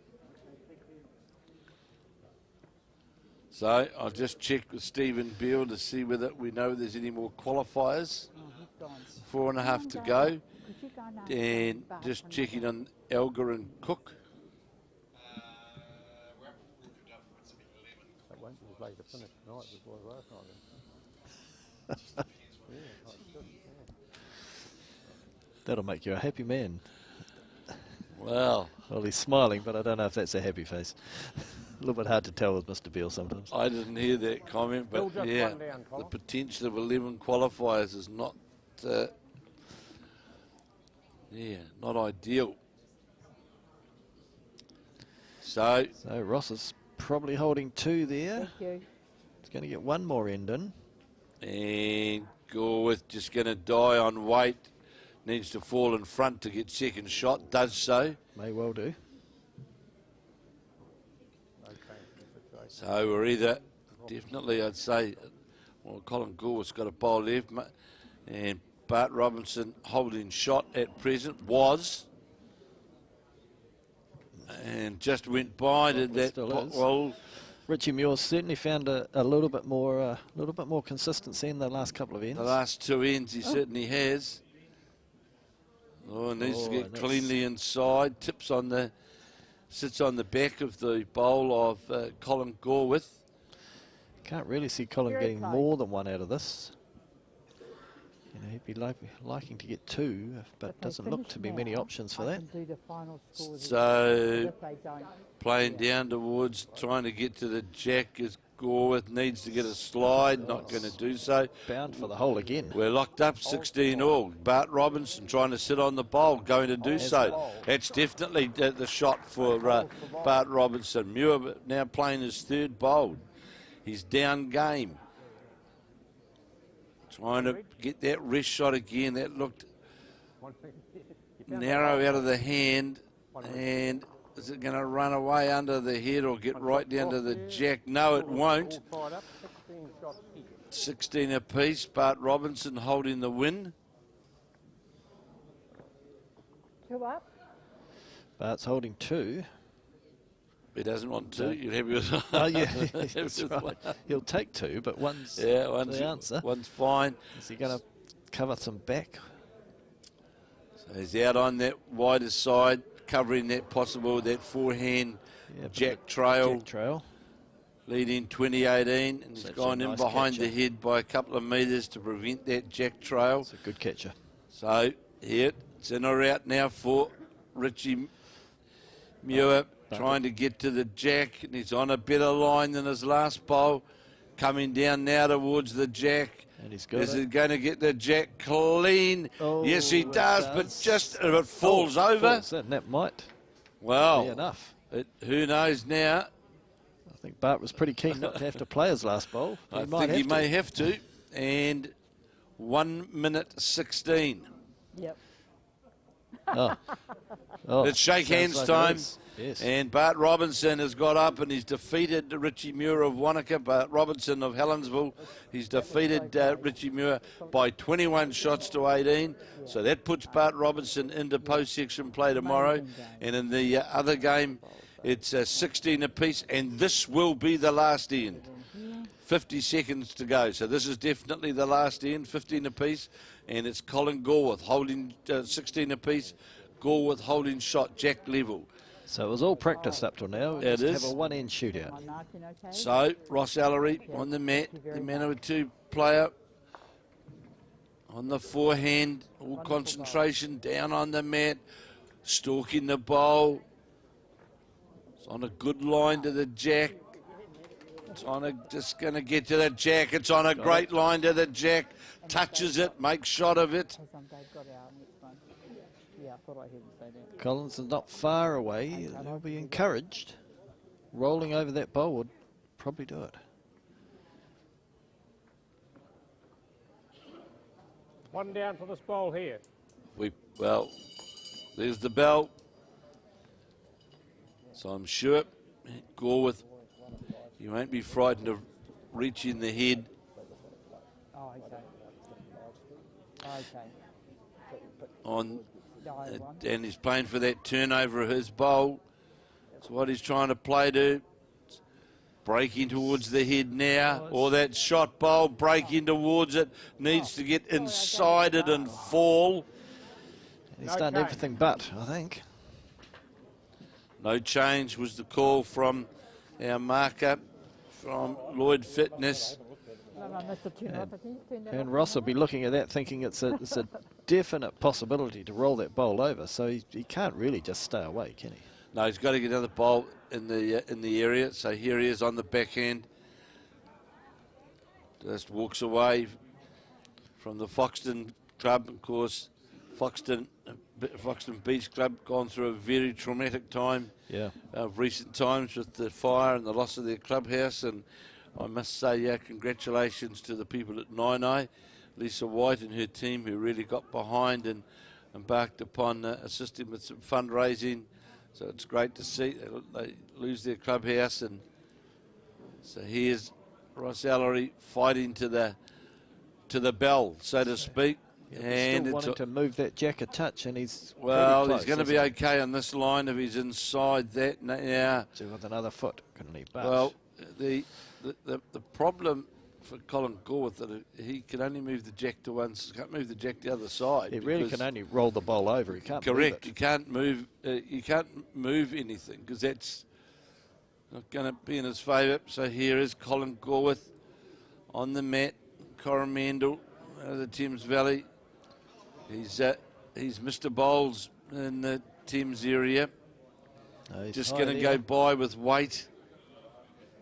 It's coming down right down to the wire now for this, for Ross Ellery.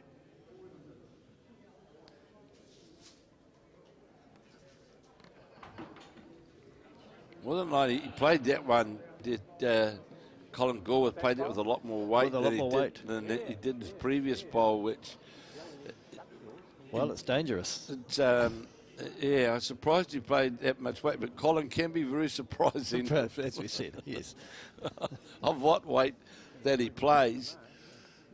But, again, just walking away, wiping his hands is... I think he'll still be playing the same Ross shot. Ellery. He's only got the one-hand option on the draw there, and he's played 3 good bowls. Deep breath, down on the forehand. Just be trying for just that little bit more weight than his last. Long-term Manawatu representative. He's out on a wider line. It's got a nice turn on it. It's got a good turn. It's turning towards the jack. It's turning towards the jack. Is it going to run far enough? There we've got 6 bowls all within a tea towel. And that's the bowl, right? It's the bowl, Colin, that we need to turn over. You all but got it before. So if Ross Ellery can hold on to this, what an amazing fight back. He's come back from a long way behind in this. Well, they're not going to reach, obviously, 21, but he was down behind, trailing by a good 8 or 9 shots, and fought back with just tenacious drawing and got that first bowl effectiveness going and got them counting. One would be interesting to look at the scorecard. He won successive ends, didn't he? He certainly did. So here is Colin Gorworth on the mat, on the forehand. Trying to get up to this bowl. He might get the port here to the jack. He might get the port to the jack. Look at that. Oh, he's got Look 2. at that. And turned that into 2. Just got the inside of the bowl. Turned it over. Made 2 shots of it. What a mammoth bowl from the man from Thames Valley, the Coromandel player. And he's defeated Ross Ellery of Manawatu by 18 shots to 16. Well, that certainly Grant was a really dramatic finish, wasn't it? Look how close those bowls are. Exactly. They haven't been kicked there. They've all been placed there. So a magnificent victory there. You know, it's bad luck for Ellery, but what a great game. And in the other game, of course, we saw Bart Robertson hang on by the 1 shot to defeat Richie Muir of Wanaka, which puts Bart Robertson through into post-section play tomorrow morning. Ross Ellery is gone, as has Richie Muir, so that really took care of 3 players, in that particular round. So one more round to go here at Club Hastings, and the team here. They'll be bringing you all of that live action and who's qualified and who's not qualified. And of course, just to remind you again, the qualifiers from the women, I can tell you we have got all of the women's qualifiers, and they are Linda Ralph of Carlton Cornwall of Auckland, Natasha Grimsaw of Kiatoa in Hawke's Bay, Linda Paulson of Papakura from Counties Manukau, Beth Brown from Taieri representing Dunedin, Kathryn McGaughey of the Waihi Beach in Thames Valley, Tanya Wheeler from Martinborough, and also Amy McElroy from Stoke. They're the 7 qualifiers in the women, and in the men, of course, at this stage, we're not sure how many qualifiers there'll be and who they'll all be, and we'll update you shortly, and we'll sign off. Thank you very, very much, Grant, for being with me, and we'll be back for the final round in but a few moments. He was one down to Ross, that was the last in, and he was still one down to the last bowl. From the last bowl, he turned it in and got. They hadn't. Did you see how their bowls were? It was just a cluster.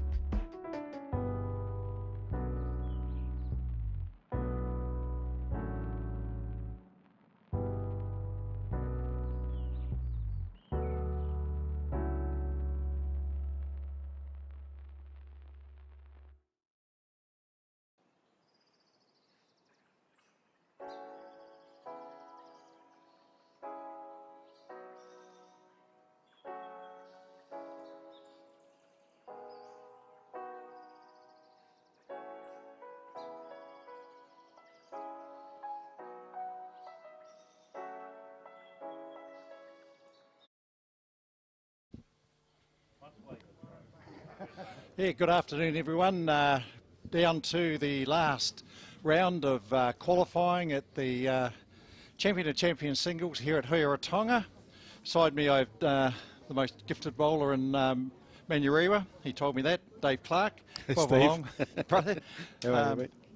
Good. Hey, we're down to the last 4 that are playing and looking to qualify. On your left, we have Adrian Robbins of the Waimate Club, South Canterbury, playing Ricky Cook from Redcliffs in Christchurch. Adrian's got the blue bowls, Cookie's got the Aero multicoloured, half white, half black sort of thing. So Call it grey then. Eh? We'll call it grey, shall we? We'll call it grey. Yeah, probably do. We probably will look grey on that. And beside us we have Matthew Day and Brett Dick playing Matthews from Masterton, and Brett's all the way from the far north in Opanoni. So they're just having a bit of a fun game. They're both not qualified at the moment. So, but for Brett especially, it's a heck of a long way to come from Opanoni. So here's his chance to be on TV, and good on him. And a bit of a character for the crowd here, Steve, too. I'm sure they'll liken to his antics on the green. He's a good fella. Played some really good bowls. I was watching the last few ends of his last game, and he was playing well. The standard's been really high here the last few days. You've got to be on your game to get through. Oh, absolutely. And he took Simon from Blenheim there pretty close, and Simon was going good. He did. And what a great last end they had too. Bowls drawn right to the ditch, so that's the sort of standard you've got to be at today. Absolutely. Okay, so at the moment we've got half a dozen qualifiers that have won their way through, and these games here will determine down to the last. So we definitely have qualifying, Dave Clark, beside me. Top qualifier at the moment, mate. Oh, well, 3 out of 4, that'll do me. Yep. James Byrne from Waipukurau, so local boy doing very good. Simon Hitchcock from Riverside. So the Hart brothers trained him well from the Blenheim Hotel, from Blenheim. John O'Shea, Tauranga. John was a bit crook playing his last game there, and gave you a bit of a scare, didn't he? He did. He was still played well. He'd already qualified, so he was a little bit carefree, but he wasn't feeling well, so I think he's just gone home to have a quiet night and be ready for tomorrow. And we have got Dean Elgar, West End, also through. Dean McMurchie. Hope I've got that right this time, listening up there in Honorary. And Bart Robertson's through from Helensville. So, first end on our left there, it looks like Adrian's... Looks like Adrian's got a couple, I think. Yeah, just hard to tell. The black and white bowl of Ricky's just past the jack, so they'll tell us. 1 out, and looking at the second. I think Adrian just thought it was only 1 there. Yeah, I'll wait for the marker to signal. Good first end though. That rink one's a little tricky. It's the bank hand's drawing really nicely on that off that bank hand, both ways. A little bit tighter on the inside hand, so it'll take the players just a little bit time to pick that up. But gold bowl's nice and close on the first end, so they'll be happy. Yeah, it's a good start all round. And I think Brett was holding a couple there, and Matthew managed to snake the jack a fair way. Yeah, sitting nice and close to it too. Yes. As I think there might be a bowl in the ditch that they're looking at, maybe counting as well. Must have been a toucher earlier on. Oh, they're trying to work it out. Back to the main game. Adrian's set his first bowl off on the bank hand, so he will have taken a little bit of green there. Let's see what it does. I've noticed the bank hand does come back. It doesn't on rink 8 though. Interesting, the bank hand on rink 8's not turning as much as the bank hand on rink 1. So the green's running about 15 seconds. I've been timing a few over the last couple of days. Some are coming up 14.8, some at 15.2, just depending on the metre or two difference that they might have. But good bowl there by Ricky. Cookie. Well played, Ricky. Good bowl, mate. And so it's a little slow. You've got to push through it, but it's really nice to see that bowl turning off that bank hand, which the bowlers like to see. Nice draw hand. Yeah, and it's it's been pretty fair for everyone. So. Oh yeah. The green's playing well. It's allowing everybody to play all the shots. Just got to keep in your mind to keep up to the jack, look to trail that jack a foot all the time, even if you're holding. Looks like Cookie's holding there by the indication from the marker. Yep, he'll be trying to draw up nice and close, maybe just sit one in behind. Put a bit of pressure on Adrian early. He certainly used his get out of free jail card in the last round, didn't he? Got up by one, bolted did him he? by one. Good stuff. That's a pretty good bowl by Ricky there, sitting in behind. If Adrian's going to play any weight to that, he's got nice coverage. Yeah, Adrian's got a big bomb when he needs to play it. Yeah, he has. He's close here. He might get Might onto his tip own. it down, lay it down. Has that changed it? Don't think so. I would say Ricky's probably still holding there. Yep.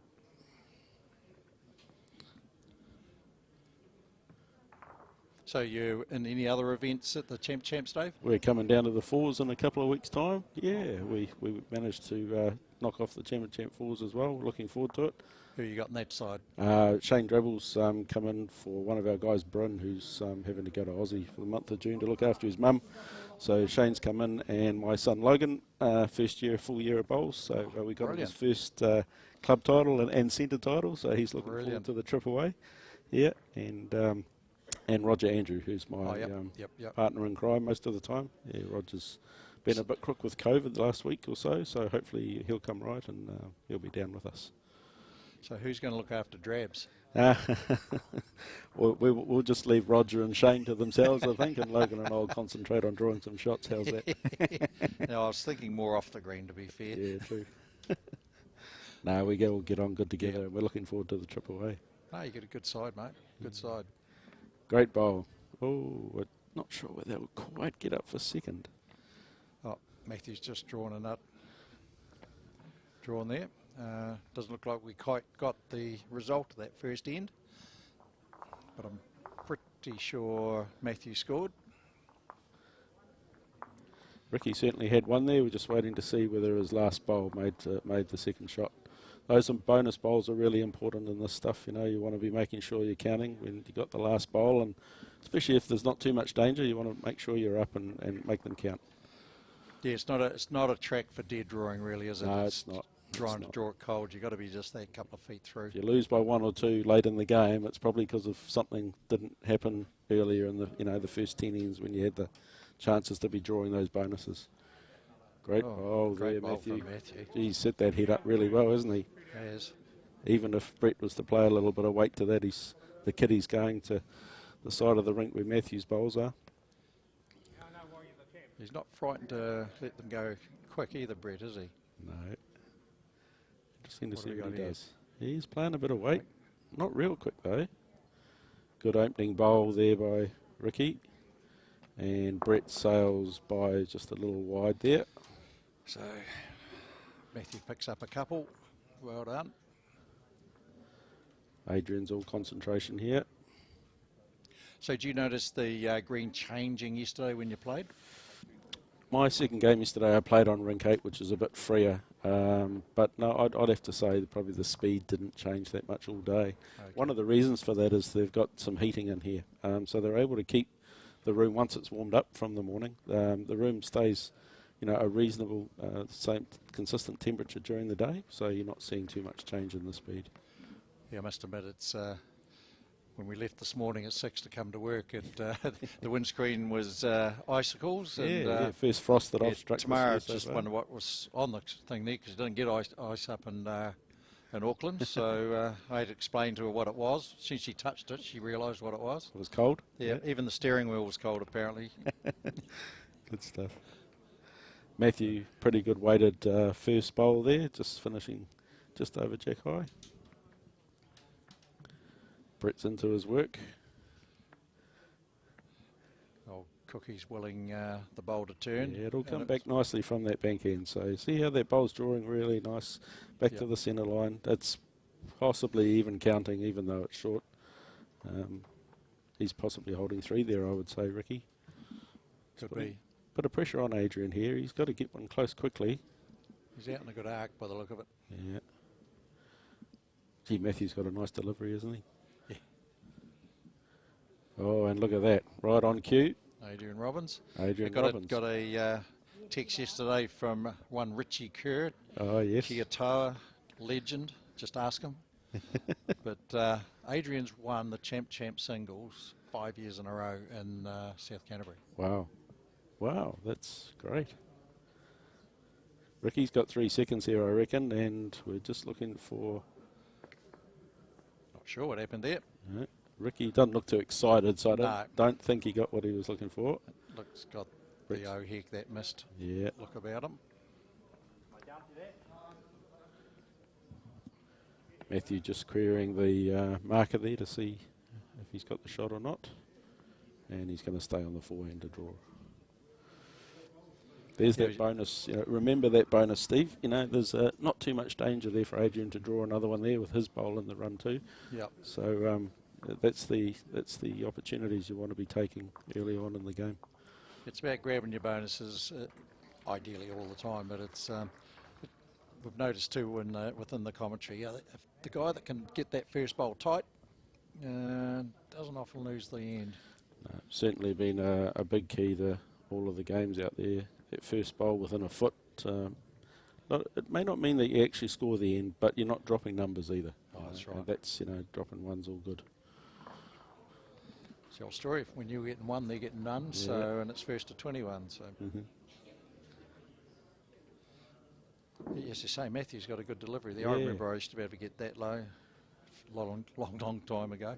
You get caught out here, it's got a wooden floor under the green surface here, eh? So if you're not getting it away, everyone hears it. Yeah, we've heard a few clunks. There's a few, lucky it is wooden because there'll be the sand we needed out to fill a few divots.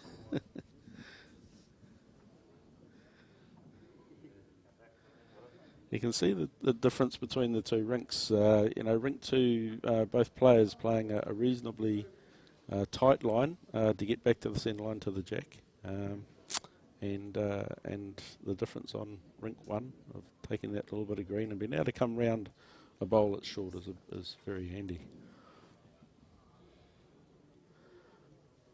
Yeah, Adrian, yep, did well. Good stuff. So do you normally just try and find the kind side of the rink and stick to that, up and back if you it's can? Interesting. If there's a little straightener or two, the Green Master bowls do stand up a little bit, and sometimes, you know, if you found your weight really well, sometimes playing that tighter hand can be an advantage. You can get there quickly ahead of your opponent, and makes it hard for them to play that hand if you're dropping them in on that. It puts them down to a one-hand game.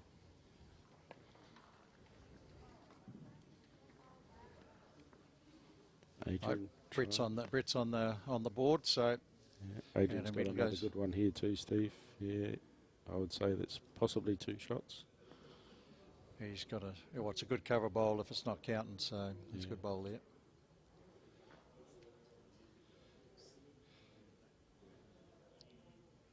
Ricky just talking to Cookie, managed to get to this event, and his young daughter, I think it is, or his youngest, first birthday, so he wasn't at home. So it's going to cost him. Make the most of it, eh? It's going to cost him. Matthew and Brett will be a bit disappointed with those 2 opening bowls. That's a no-no. You got to be over the head. See if they can correct it with their second bowls. Ricky looks a better line here, Steve. He does. I think he's made sure he's there too. As long as away. Oh, unlucky. If you found that closest bowl. Yeah, he made the adjustment from his third run, right? That's all, he'll be reasonably happy about that. He made the correction. To Adrian, is it? Maybe more. They're wandering around it. Oh. Get your measure out, boys. Come on. Probably Cookie doesn't own one. Matthew, good correction. So you can see the difference there on that right-hand screen. The opening bowls, Matthew's been able to make the correction from his first bowl and drew a good touch up.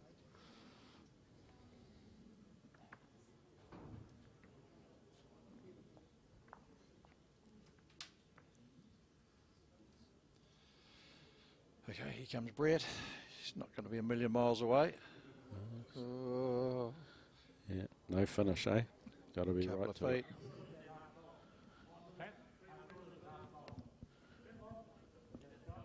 Slightly shorter end on Adrian's throwing here. Be interesting to see the 2 boys adjust.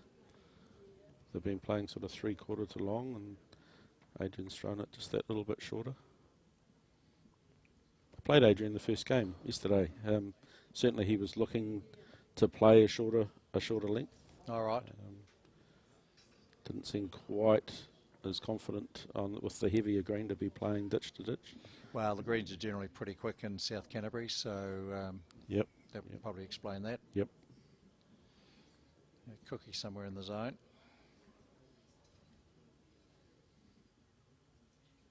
Good starter there. Great resolve, Brett. I bet you he's got a big smile on his face. He takes them. Yeah. Matthew not quite thinking the same, but hopefully he'll be able to draw it. Adrian, another good bowl. So he's playing to his strengths. Yep. He's thrown the short jack and he's made the most of it. And not much of a target. No.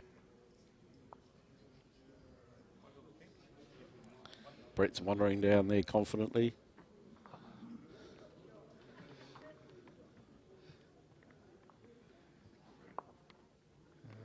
All right, big opportunity here for Adrian. 3-1 up on the board. Bit of pressure here now. You'll be looking to just tuck that jack round the corner. Yeah, you don't want to be dead drawn in this situation. Adrian will be looking to tuck it round the corner, definitely. You know, a foot of weight, drag that jack a foot, hide it behind. I'm not sure that he's quite done that.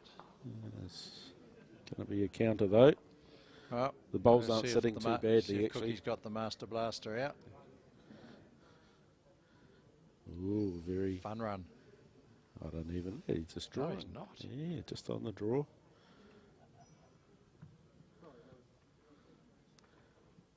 Edge. Oh, he got the bowl really full.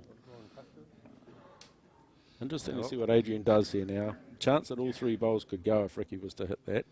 So he's got to try and decide whether he's going to try and draw another shot or go round the back in case there's jack movement. Well, you'd want to get between the jack and that back bowl, I would have thought. So. It cuts the swelling if...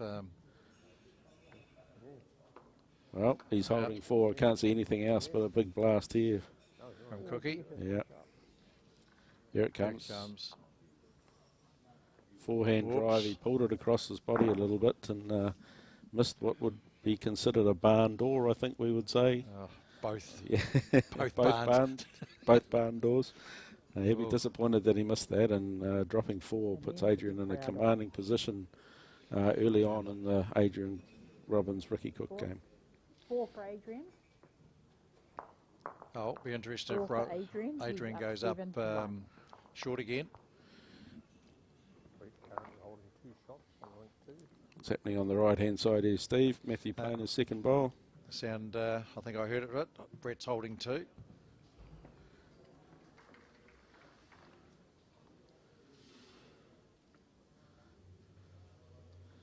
Got a reasonable line. Is he there? Good enough for shot, I'd say. Yep, probably the shot. Hear a bit of crowd noise there, possibly. It's quite deceptive watching this and who has and who hasn't got shot at times. You know, you swear that's the shot on certain angles, but in reality, out. He's not bad again, is he, Brett? He's drawing the shot. That's the boss anyway. Taking it back. Yep. So on the left-hand side, Adrian's drawn a good starter. He's thrown that jack in at a shorter length again and capitalised by putting his first bowl close. He'll be wanting to continue his good form of the last few ends and see if he can put a bigger break on Ricky. Matthew just ducks under the shot bowl of Brett's. Brett holding 1. Yep. So Brett's having a wee change.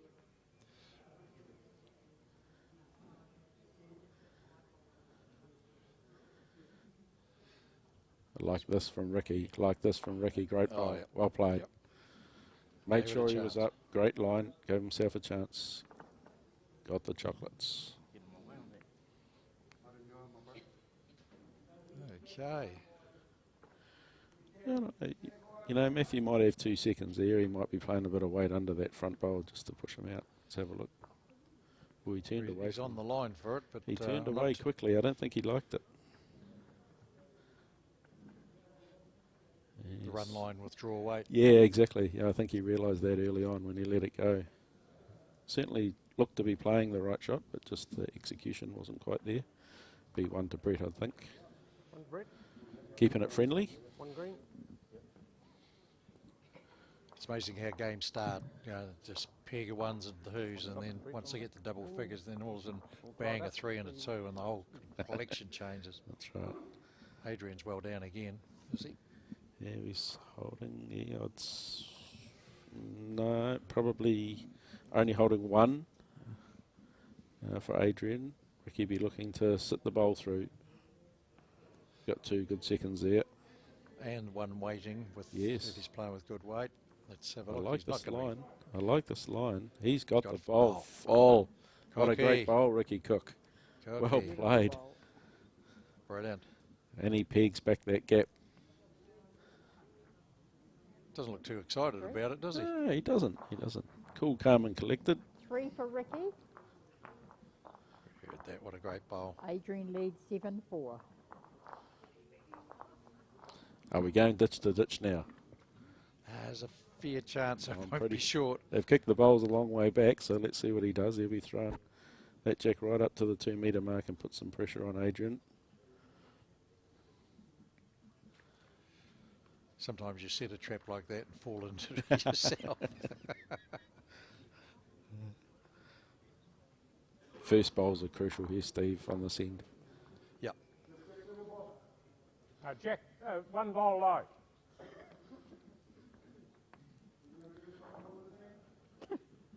I've just gone a bit deaf. Sounds like Brett was asking the marker which hand he should play. Ricky's just glided by, but look, only by 1.5 foot, 2 feet. He'll be reasonably happy with that. Well, it's the first time they've gone this deep, so. Oh, Brett had a wee niggle. Yeah, he's at it early. Must have looked like a good target from down there. Oh, look at these. These guys having a good battle here. Adrian's picked it with his first bowl. It looks like it's going to fall into, and it's just going to touch tighten it coming up Yep, and touch it. Touchdown. Matthew's onto it. Now, big decision from Brett. What does he do here?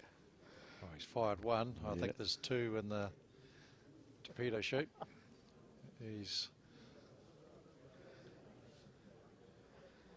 Practice swings would indicate that he's coming quickish. Yep. Not far away. Those XV1s are his, will hold up. And into the ditch goes the jack in the bowl, side by side. That'll be hard to beat. Let's have a look. He's got to be a couple of feet away, perhaps. Yeah. And Adrian's drawn a good second shot here. He's opened this end really well. Yeah, Cookie missed his line. Oops, how do we change here?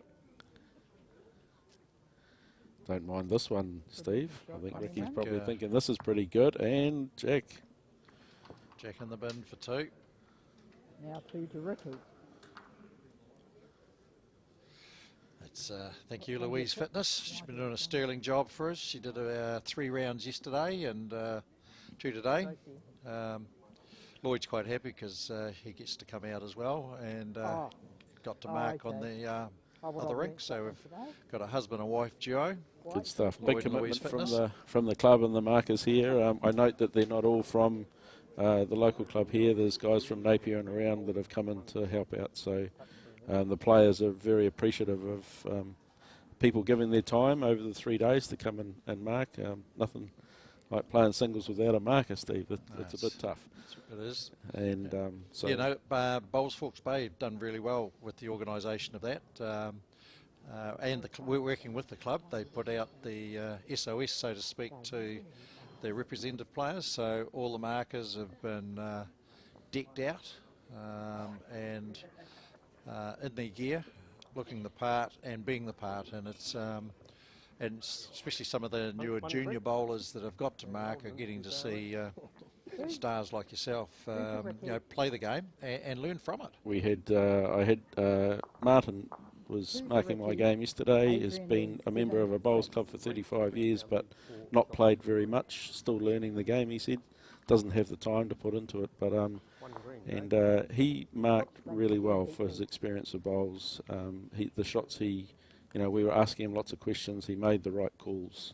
I was very impressed, and he really enjoyed the marking and learnt a lot. So, yep, there's opportunities for everyone in the game to be learning at different levels, and absolutely, marking's just one of those experiences that you can learn from. Yeah, I remember when I started 5 years ago, I was told go out and mark and learn the game, and just watch what the top players are doing, and ask questions afterwards as to why'd you do this, why'd you play that. So it was good. It's good. And it's good to see, the players are bringing the markers up after the game and having a beer with them and having a natter afterwards. It's not all just on the rink. It's a lot of camaraderie off it too, which is fantastic. Absolutely. Great bowl, Adrian. Because it's a big commitment to, we've got 6 rounds a day. Yep, so absolutely. It's, 8 o'clock in the morning till some of them have been marking all day. The 7:20 games didn't finish last night till close on 9:30. Yep. I think they split them into 2 shifts, but yep. But still, it's a commitment, and some of them were still here watching, even though they weren't marking. Yeah. So thank you guys. Big thanks from the players to Hawke's Bay Centre and the clubs and the people that have come down to help us. Yeah, and speaking of efforts, a big effort from Kevin Hickland today. Started at 8. And, 9 hours, just told me. Yeah. So appreciative of that. Just a couple of things happened with a staff member that required me to go elsewhere at the time to rattle the cage, and Kevin stepped up, so we really, really appreciate that, and well done to him. I hope he's clocked out though. Did he punch his card? Because we're not paying him overtime. Mate. It's flat rate. It's a flat rate of, he got overtime. When you double 0, he still gets 0. There you go. That's Kevin does it for the love of it, for everyone to take note of that. So we really appreciate the fact that, he gets himself here, he pays his own accommodation, and does a wonderful job for us. So we really appreciate that, Kev. Good stuff.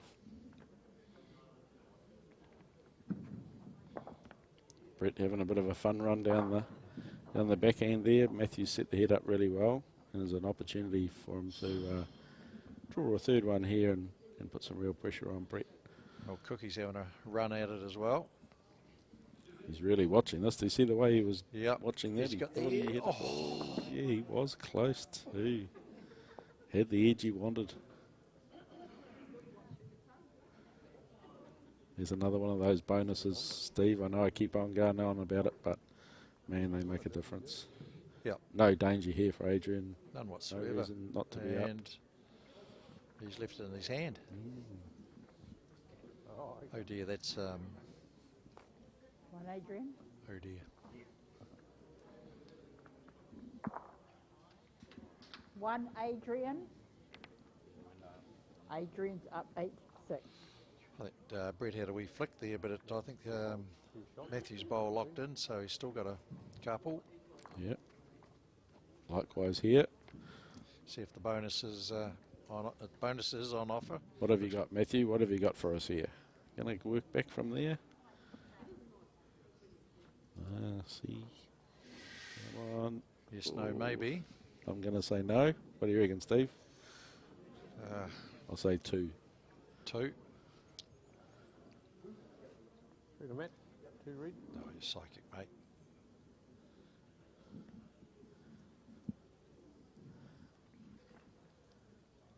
All right, 8-6 on the Adrian Robbins Ricky Cook game. Both needing it to get through to tomorrow. Pressure's on. Yeah, it's a winner take all with these guys.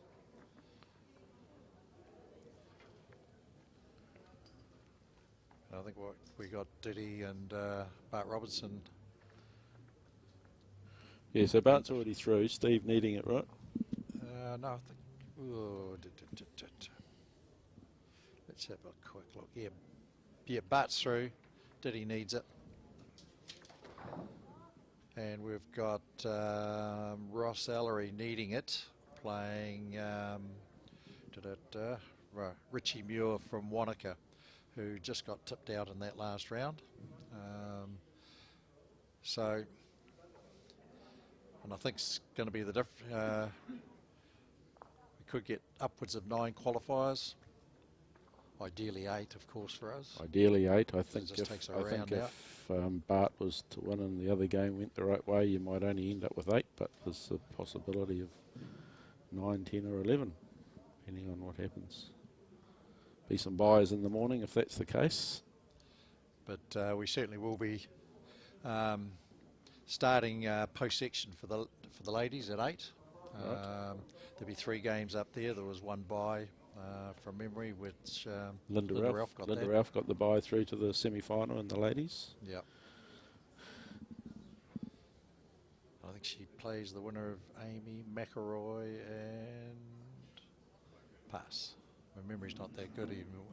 Get a bit long in the tooth for remembering stuff. Brett's just not quite enough on it. Very close, sorry. Close for shot on the Adrian Ricky game. I'm going to come down and have a look. Just for the non-bowlers, the players aren't allowed to come down until they've played their third bowl. So they can follow their third bowl down or come down before they play their fourth if they want to. But they have to play the third bowl before they're allowed to come down and have a look. Just to keep the time in check, really. We're on a 2-hour time limit here, so we don't want too much transferring back and forth. No. Don't want the time interfering with the result of the game if we can help it. So we will be dropping the time limit for tomorrow. No time limits from no time limit on. from the quarters on. Good. So Good. just to the games, they've been played at good pace, and 2 hours is about right.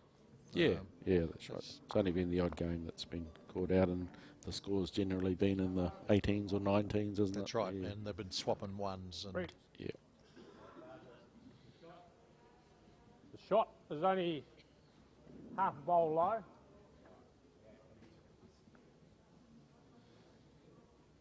So Ricky's been down to have a look.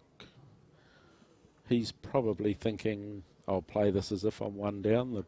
He'll be thinking, unless he's very sure he's got the shot, he'll. Well, that bowl of his fell down.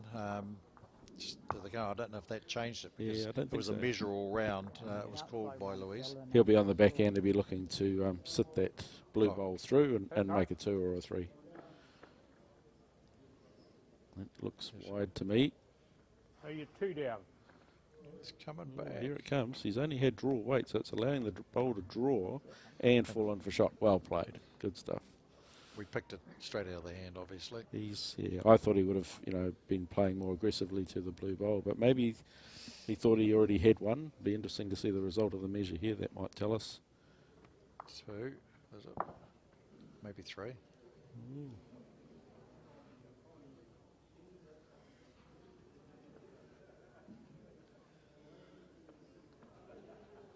Do we need the umpire, Steve? Looking like it.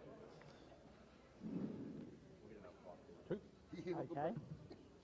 He's pulled the second one out. One. So Ricky probably had a look at that. When he played draw weight, I'd suggest that he felt confident that he had the shot and he was just looking to draw another one. So you've taken out one. And they've done the measure, pulled out 2, and we've called the umpire now to make a decision on the third shot for that end. Go ahead. 8 all or 9-8, depending on the result of the measure. Ricky's pulled back that deficit of 7-1 early on. So he's settled down, drawing nicely. He was telling me he hasn't played too much with these bowls. It's someone suggested they give him a run, and Cookie been Cookie says, why not? Matthews pulled a little lead here, 7-3. Brett will be looking to draw a few shots in the next few ends, catch that up. Thank you, madam.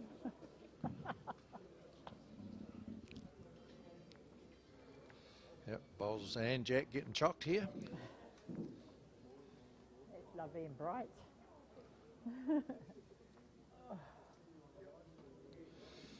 Matthew Day from the Masterton Club playing with XGs. We've had some viewer requests as to who plays with what, so they're XGs, and Dick's got the XV1s, Premiers. One shot to Matt. Green Master man yourself, aren't you? I got the Green Masters, yeah. Slightly tighter line than some of the other bowls, but that one. it's got its advantages and disadvantages. Yep. I usually find it's the idiot at the point, and there's a fair bit to do with what happens. Dead right.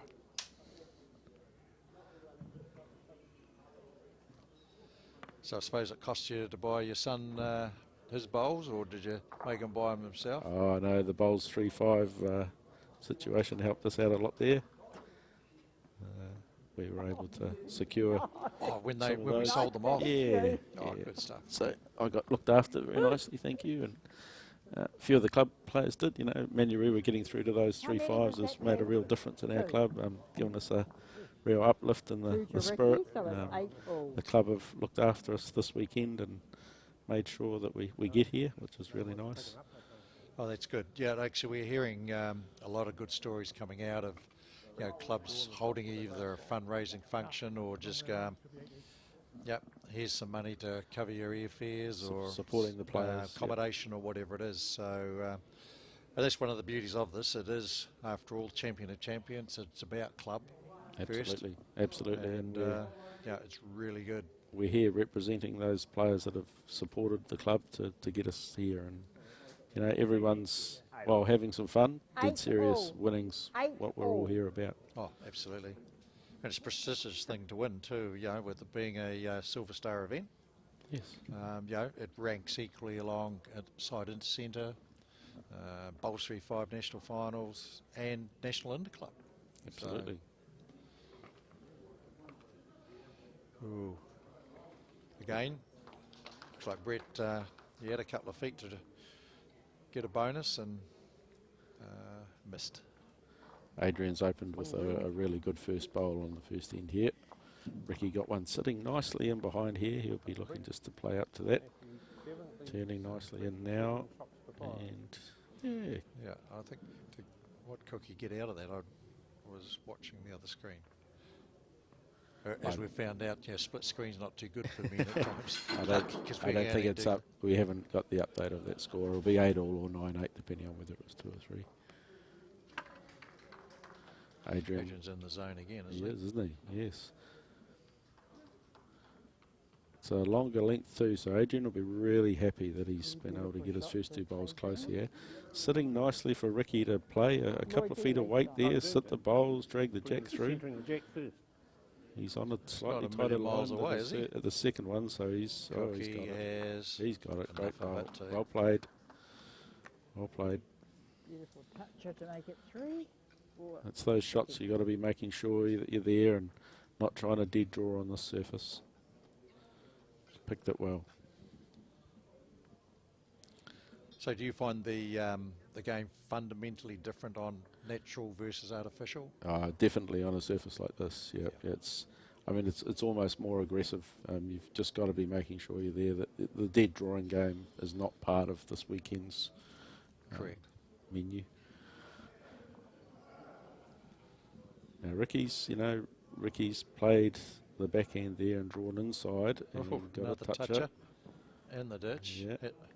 He wouldn't have killed it on himself, would he? Don't think so. They're marking the bowl, so he's probably holding 4 there.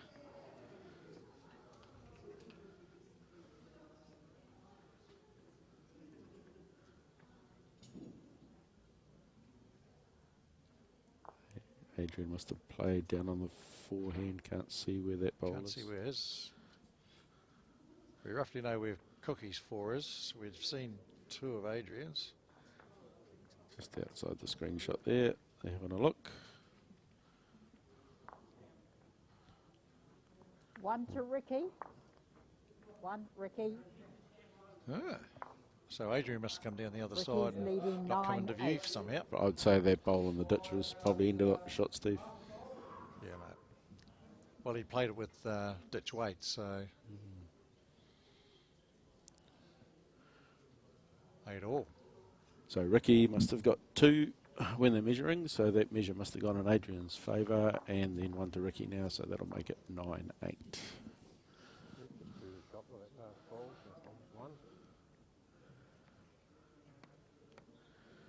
Matthew looking to improve on his first 2 bowls. He'll have to navigate a short one there or through that hole. He's made the hole and dropped short. Brett will still have the shot there. Ricky, good opening bowl. That's good. I'm impressed with these guys on rink 1, Adrian and Ricky. Shot between that last bowl and your bowl here. Just about every end, one of them have put their first bowl within a foot. Yeah. And that's the key to not dropping numbers, especially in the last 5 or 6 ends anyway. Well, they've both been around the game for a long, long time and played at the highest level, inter-centre players and the like, so not unexpected.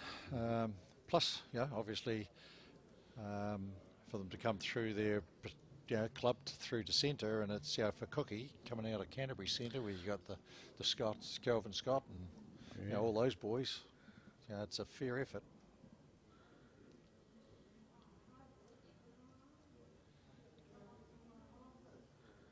Adrian will be a little bit disappointed with that. Hasn't capitalised on his good opening bowl. Well, Matthews managed to put on a bowls with. Well, 4. interestingly, that camera angle suggests that Brett's got the shot to me, but the marker called it a measure, and then Matthews drawn inside the measure bowl. So, yep, 1 could be 2, depending on. Oh, he's pulled it. Pulled 2. There you go. 2 red guys. 9-5. 9-5, Matthew. Got that little gap again.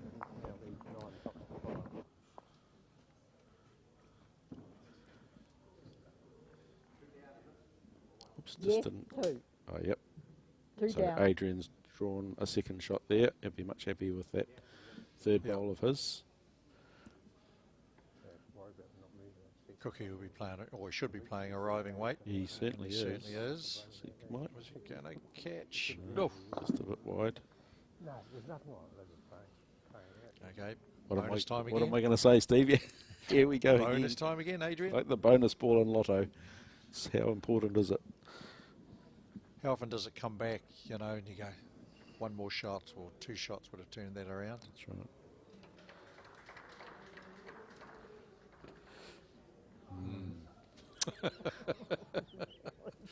I'll be having a word to Adrian after this. Oh, it makes such a difference. 2 to Adrian. 2 to Adrian. 10-9. Won the difference. 11. No, 10-9. Adrian Robbins and Ricky Cook keeping it friendly. Both needing it to go through to tomorrow.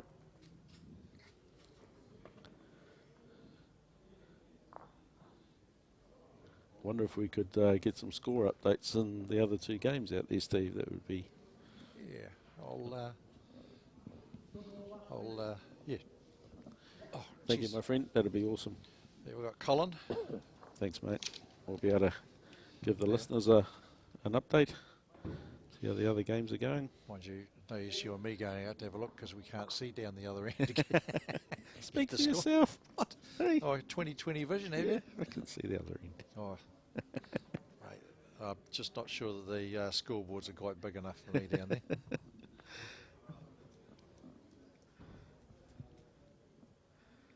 So a few events coming up in the next few weeks, Steve. We're into Champion of Champions July. Yes, it's a big week for the Bowls New Zealand team. It is. It's sort of we're on a cycle of leaving home Thursday and getting home Monday and back out on Thursday again, home Monday, and so after this it's home for a couple of days and then down to Dunedin. Leaf Selby and James Williams defending their title. Yeah, they came through the Auckland competition again and won the championship. Some good names, big names in that pairs event. There are. There are. And then once Dunedin's through, we're off to Wellington, to the 9i club there, to do the triples. And the week after that, back here for the fours. And So good on where you'll be. Hastings. Good on Hastings. So, you know, getting 2 of the events. They hosted really well the Championship triples, and Bowls New Zealand have recognised the efforts that they put in and giving them a double shot this year. So, oh, look, really it's been easy for us, you know, with the volunteers and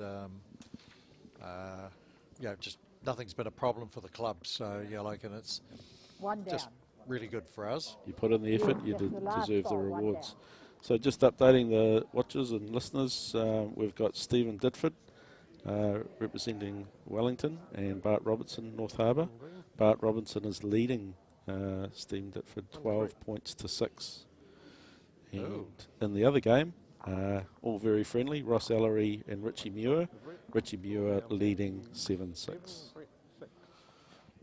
Okay, still a bit of bowls to be played there. Yeah, Bart Robinson already qualified, so he's looking to hold Stephen out and not let him through, or Diddy as everybody knows him. Yep. Stephen Ditford, formerly from Canterbury and playing his bowls out of Wellington this year.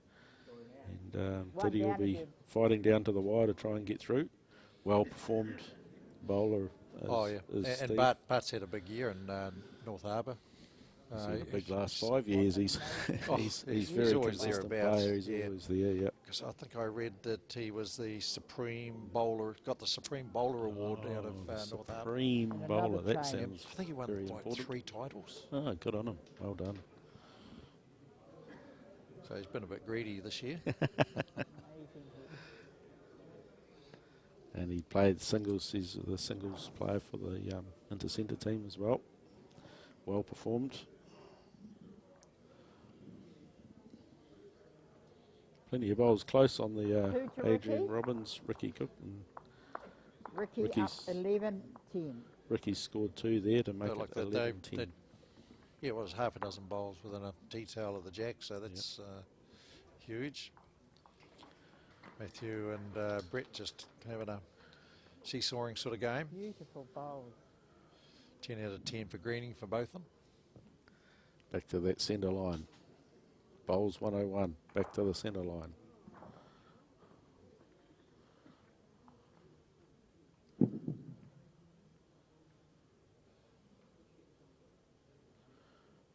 Yeah, Brett's... Yeah, we'll have to get Louise to get her delivery right there. I heard that jack bounce at least twice. Yes. I don't think that's a qualification for being a good marker though, Steve, so we No. won't hold that against her too much, will we? No, we might let her away with it. There's that short end, is it up? Yep. So Adrian's gone back to his short ends. Ricky Should throwing have long mixed it ones. up a bit, didn't he? I do. It's good when it's working for you. That's the Cookster.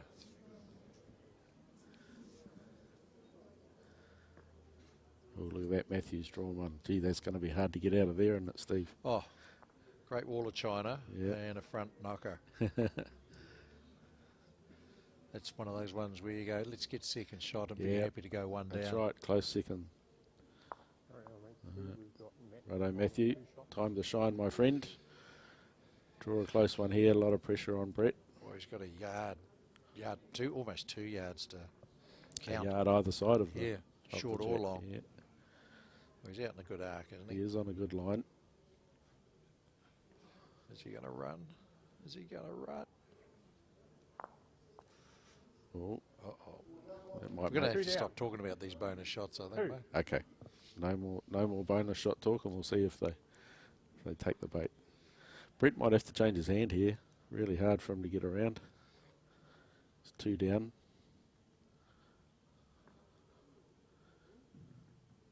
Oh, might be a bit of frustration here. I think he's having a little Yep. look, trying to push something up. He's going to flick his own out. Ooh. 2 down. Matthew.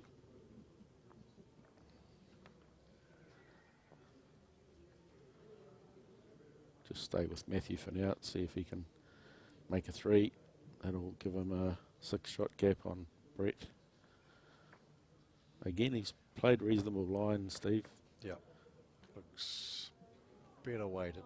There you go. We didn't say the B word and he did it. Yep. Good on you. Well played, Matthew. Gives yourself a nice gap there of 6 shots. That makes it 12-6. Matthew over Brett Dick. Back to the Adrian Robbins and Ricky Cook game. Just the one, yes. Adrian's holding 1. Ricky down on the back end. But it should be 10-6 He's got a couple of seconds, hasn't he, at least? So he's having a look for it. He's not far away, is he? Nice shot. Well played. Really nicely controlled. Well He played. was hoping just for a bit of the bowl. It would have been. Yes, would have been even better. But he's converted. He'll take it. He's converted, and that's what's Probably important. 2. Probably 2. Our mark is saying probably 2 to Ricky. Yeah, 1 and a good look, but probably 2. 2 ends before that one were both to Brett. Interesting. Adrian's staying on the backhand to draw underneath the bowls here instead of changing his hand to the forehand. That's because that backhand does turn a bit, so it'll be hard to finish on that side of the rink. He's played a good line here, and well, if it was probably 2, it's probably 1 still to Cookie, is it? Extra couple of feet of weight on there would have probably given him a shot, but he just didn't play right to the jack.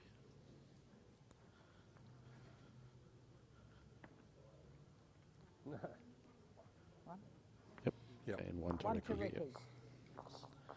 So Ricky goes 2 in front. Now this could be telling this next end. It's a chance for him to build that little lead now. Adrian's up early, and Ricky was able to fight his way back and now get in front. Can Ricky take advantage of it and get himself a little gap here, working towards the first to 21? As we watch Matthew just put in a dolly knocker right in front.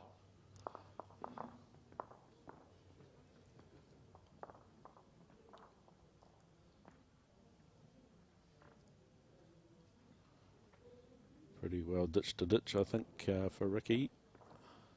He's mixing it up, isn't he? Short down, long back. No, he threw the jack in the ditch last time, so Adrian threw the short end. And yep, good starter. He'll be happy with that. They're really playing a lot of bowls on that bank hand. There's not many bowls coming down this way. Yeah, it's obviously the hand that they're both favouring and believe they're getting the best arc and control with. Yep. Adrian draws the shot. Ooh, look at this bowl from Brett on the right hand side of your screen. Brett's come down and he's grabbed the jack. Only got half of it. I don't know, it's looking, if it falls over, I'd say it's definitely second shot. Looks to me like the bowl's actually still moving.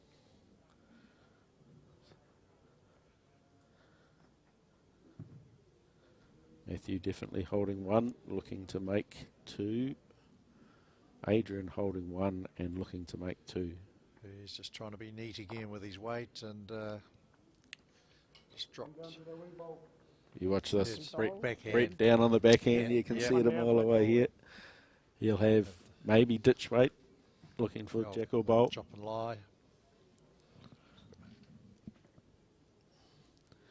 Here he comes, hunting the bowl. Yep. Good line. He's on the hungry line. And, geez, unlucky. Played the right shot. Well, it was any weight shot, wasn't it? Yep. Yeah, it just depended whether he wanted his bowl to hang around and count or whether he was going to be really positive at it. In true Brett style, he was very positive. Just the one, so Ricky still had Brett had the second shot there, so he was only 1 light. Not too much drama. And Ricky's drawn a good shot. He had to hold 1, and with his 4th bowl, can he get in front of Adrian's bowl? Not quite. Yes, 1 down. Yeah, so Adrian's 1 down here. Again, look to play up to the shot bowl, sit and stay. Ooh, got that one away a little rough, Steve. Yep. Not something you heard the weak double thud. not something we've seen from Adrian. Let's see if it affected the result or not. If he gets round Cookies. He's got it. No. Didn't get the Palais glide quite right, eh? That'll be one to Ricky. So Ricky maintains that lead on the scoreboard, going to 13-10. One to Ricky. Ricky's up 13-10.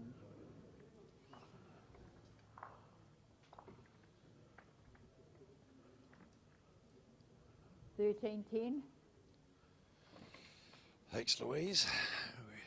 Great job you've been doing. I don't think you'll see the rugby out.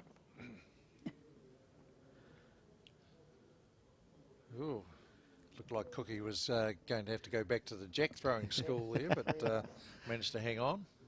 All part of the master plan, Steve, you know that?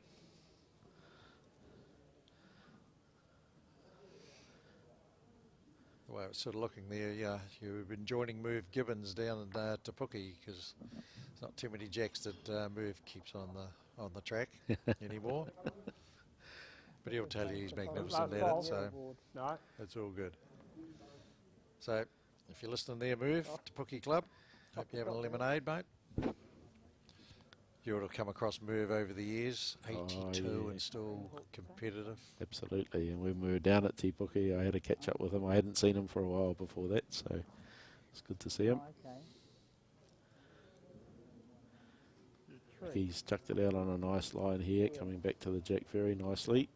Oh, absolutely. And inside the bowl, and one shot to Ricky. Well played. Please. Lucky we got the pink chalk for the markers. Yes, yeah. Oh, Matthew. Well played, Matthew Day.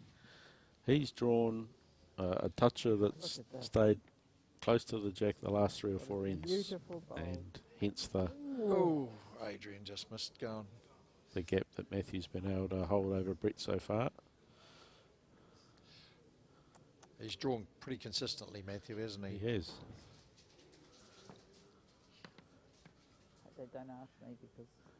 And Brett gets a knocker, but just rolls, almost rolled away from the jack. He's got to the bowl. That's enough. He set that up nicely. That was a nice opportunity for Cookie to make a number if Adrian doesn't get it is, yeah. I handy. feel like something's brewing here, Steve. If Adrian doesn't do something here, he's played it. Well, Jack's gone, but the touch has gone with it. Hello, Adrian had one over there. Oh no, Cookie's. You are one down to this ball here. Very unlucky. Just can't see where the jack is on there. Brett's playing his last bowl of this end, and he's one down on the head. Well, Cookie's given it some air, so he must be out in the... Is that when you're falling asleep? One to Matthew, takes it to 12-6. Got a nice gap on Brett there now. That was an amazing shot. One to Matt. One red Dave. One shot to Matt there. That now leaves 12 shots. It's obviously rugby night, that shot there on the right. The crowd's a lot thinner than it was last night, so obviously people are getting themselves parked up to watch the Mighty All Blacks take on Ireland. Hope they're saving us a seat next door there, Steve. I'd be disappointed to get in there and not find a seat. And a lemonade waiting. And a meal. Yes, that's the one. That's the one. What do you reckon? Rugby score tonight? Oh, mate, I think, whilst the Maoris All Blacks touched them up, it was the Irish B-side, and the size that's running out tonight is a bit different. So, and there's a bit of COVID going through the All Blacks, so it's just created some opportunities for some of those other players. It has, and the ones that have had it and recovered, like I know myself, it's had a long tail with me. Some, like I know some get through it good, others it takes a bit longer. And just off the rugby for a second, back to the bowls, and Adrian's played a ripper shot here, and I think he's made 3, Steve. It is. It's certainly impressed Louise, so... that could tie the game up 13 all.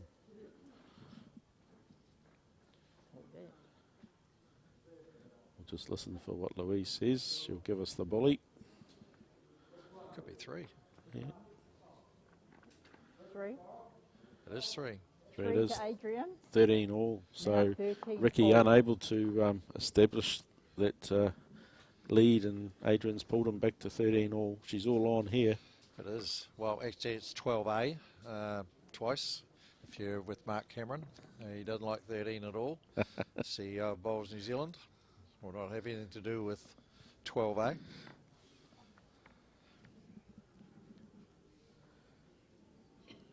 And back to the shorter end for Adrian. It's a real battle of tactics here. Yep. It's kind of funny when you think of that. You know, like Adrian throws it short, Cookie scores, throws it long, Adrian scores to throw it short, to Cookie scores. I haven't got the end by end here, but it kind of feels like they're scoring every second end, and the first person to score 2 ends in a row could topple it over here.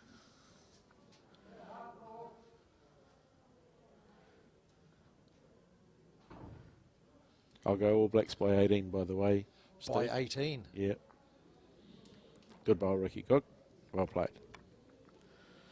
And just as Steve said, Adrian throws it short, Ricky draws a shot. Seesaw event here at the Hastings venue on rink 1. I think I'm... well, you can never back against the All Blacks, but I think it'll be a bit closer. I'm 12 and under.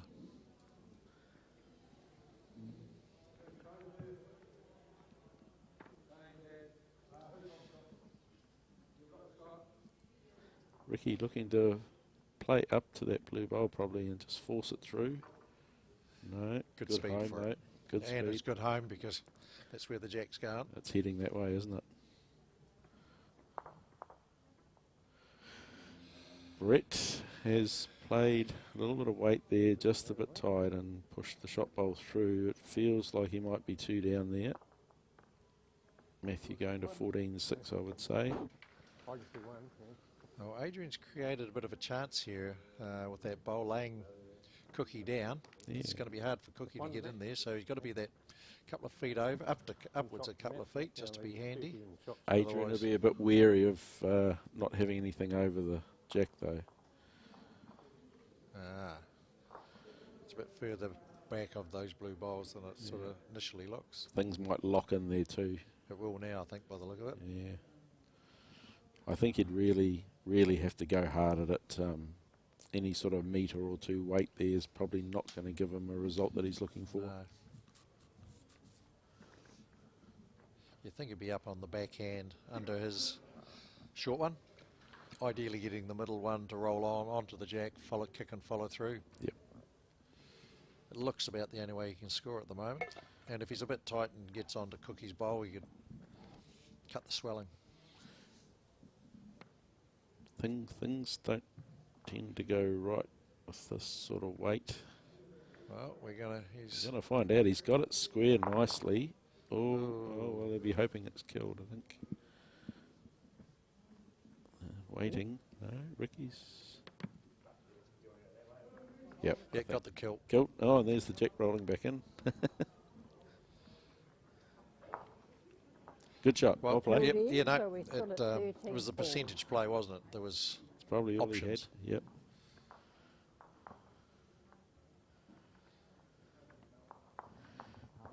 Having a look at the Matthew Day Brett Dick game, 13-6 to Matthew. And Brett's got one close this time. Let's see how Matthew handles that.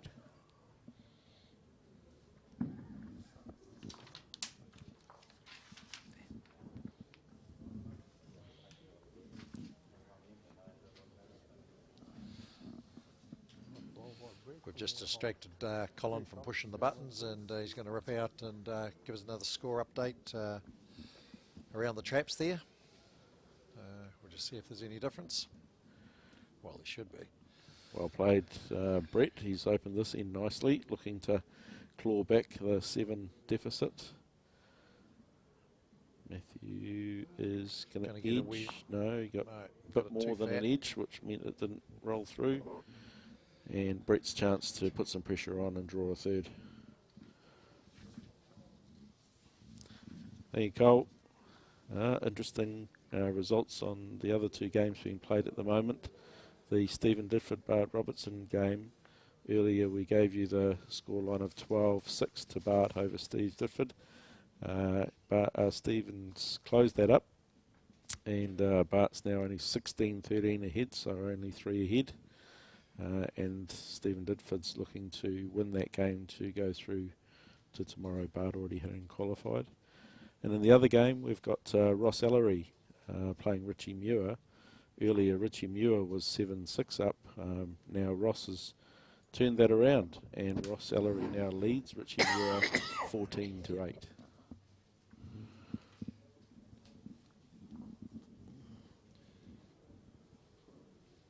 Still a bit of bowls to be played out there.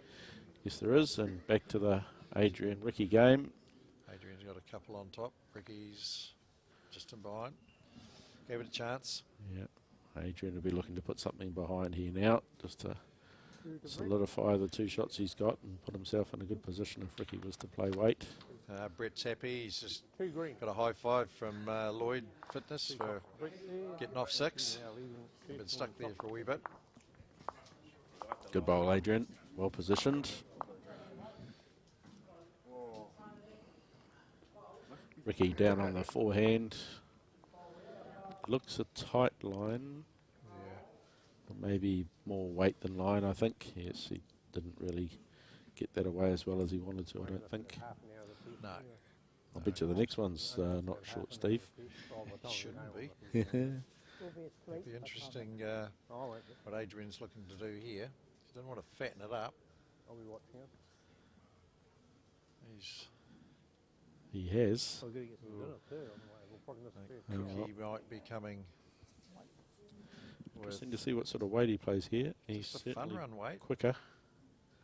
The danger of that is he's getting back. And Yes, no, maybe. Oh, What it's funny how the bowls react. Everyone's having a good look. Good result for Ricky there. Played the right shot. He was into it. 4 down to either 1 down's good, 1 up's an absolute bonus. Keeping the game close. We shift these out. Umpire, rank 1, please. Umpire. Hello, wake up. Called for the umpire up. No, Ricky hasn't got a measure, so so he won't have calipers. So there's a call out to the people in Canterbury. Eh? Yeah. Look after you, mate. Buy him a measure. Yep. He must be having a birthday coming up in the next 12 months. So I sort of noticed all day if there was a measure, he was, can I borrow one? All right, so that game's going to stay close. One either way is going to be 14-13 to somebody. And Matthew and Brett score 13. I think we just got an update to go there on Brett's score. Yeah, well, Brett got the 1, so... And Matthew draws good shot. Yep, the magic calipers off to our left.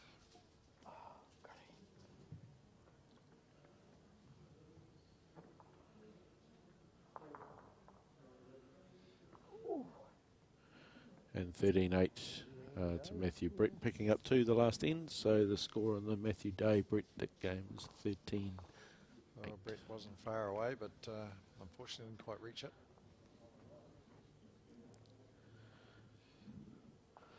I wonder, Steve, I know I talked about the green not changing too much, but you know, to see those 3 short bowls from Brett, kind of, you know, makes you wonder. Sitting here in the commentary room, we don't have a feel for what's happening out there, and there's Matthew, you know, a short bowl. They're well short. His other bowl's not inside either, so I just wonder if the green's tightened up a bit and those guys are having trouble.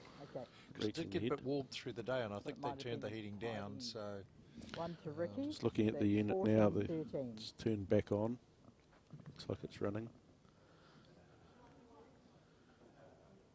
Ooh. Brett had a flick for the shot bowl. Bit of frustration after 3 short bowls. I think Stevie's probably making sure he's giving it a chance. Yeah. Here comes Cookie. 14-13 to Ricky over Adrian and a front knocker. How's that? You got to put that last end to bed from Adrian, holding 4. Bang, 1 down. Yep. One to read, though. Yep. Matthew goes to 14-8 up on the board. Adrian's just a little over the top there, but stuck one in behind. We had a wee fog out there, not too sure what happened with the camera. Reception returned to normal. Cookie. Need to be over. Yeah, especially with Adrian's first bowl being over there, you'd want to, be between the Jack and Adrian's back bowl just to cover that off. Let's see what Adrian can do here. He's watching this intently. Man in blue. The blue bowl's coming to rest nicely. Be a good second shot. Not all bad. Yeah, Cookie's got to be over, somewhere over with this one. Well, he'd be wanting to reach that last bowl, I think. That'll be his target. He's got a nice line here, Steve. Yep. Yeah, good correction. Good to see the correction from his second bowl. That's good. That's changed it completely. Yeah, really hard for Adrian to get in there now. I wonder if he'll make him change to that harder hand. Yeah, it's not a lot been drawn down there. No, he's stick it down. He's having a flick at it. Positive. Not and far got away. it too. Another kill. Great shot. Okay. Wasn't sure that he'd do that because the target wasn't that wide. 14-13, a couple down. Good positive shot. Yep. Well, if you back yourself to play them, do right. then go for it. If it's your story. If you think you can, or if you think you can't, you're going to be right. First thought, it's a good thought. Don't overthink it, eh? 14, 13 to Ricky. Yes, no, it's the old adage, don't think, just bowl. Yep.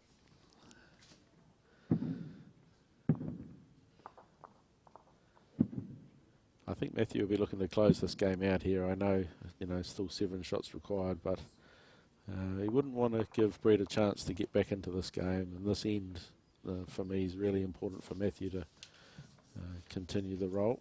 Yep, and he played well, against Simon Hitchcock from Riverside, and he got up in the balls with his feet, and he played some shots, and he was high-fiving and playing up to the crowd, and really enjoying himself. Yeah. So. Ricky's. Brett's got in there first. Yep.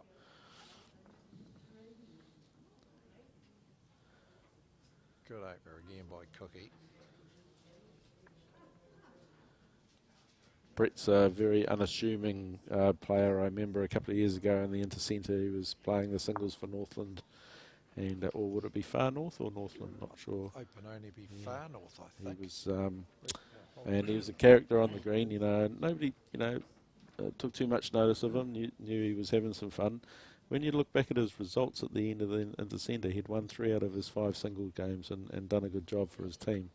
That's with all the North Harbour.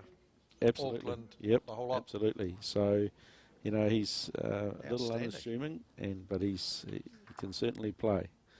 And I just feel that if Matthew doesn't capitalise here, then Brett could get right back into this game. And Matthew's probably still only 1. I think probably cut it to 1 after being 3 down. Good result for him.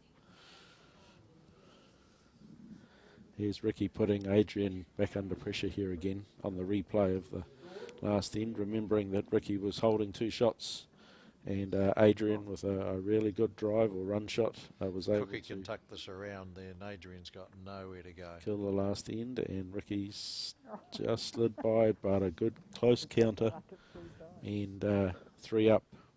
Adrian under pressure. Can he draw down on that backhand and get close? Line is good. Just a bit big. Touch over. Okay, Ricky Cook, chance to...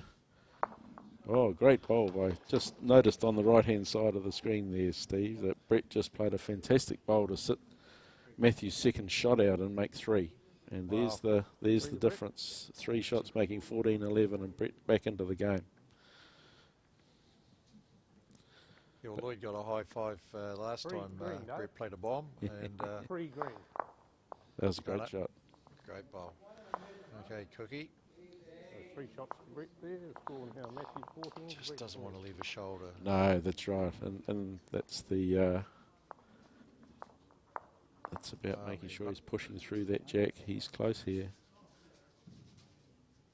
Good shot. Yep. I'll take that any day. Full shots.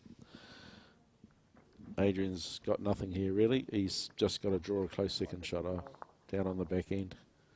Just adjust on his last few bowls. 4 lovely bowls of Ricky. Yeah. Knowing Adrian, he's a chance to be big. 14-13, yeah, it'll be a bold shot to be having a go at this. I think he would have a go if he didn't have the front one blocking off some of the options, but let's see. The coaches would tell you just draw a second shot.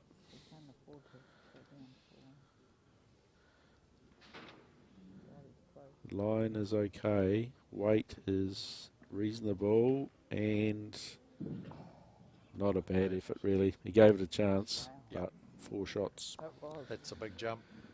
Comes back to that first bowl, Steve. Yep, mate. That first bowl has got to be close, and Adrian wasn't able to do that, and Ricky's taken advantage. And it's huge in the context of the game, 14-13, 1 shot in it. Bang, now Ricky's on the springboard to go out. Yeah, So can go out on one end now.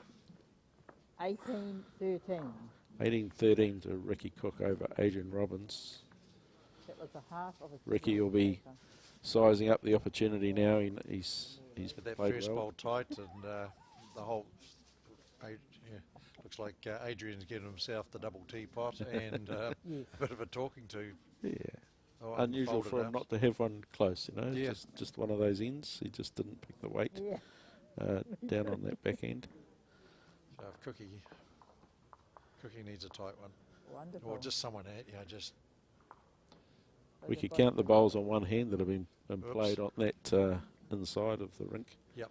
Everything's been played down this bank end. And here's Brett looking like a 3.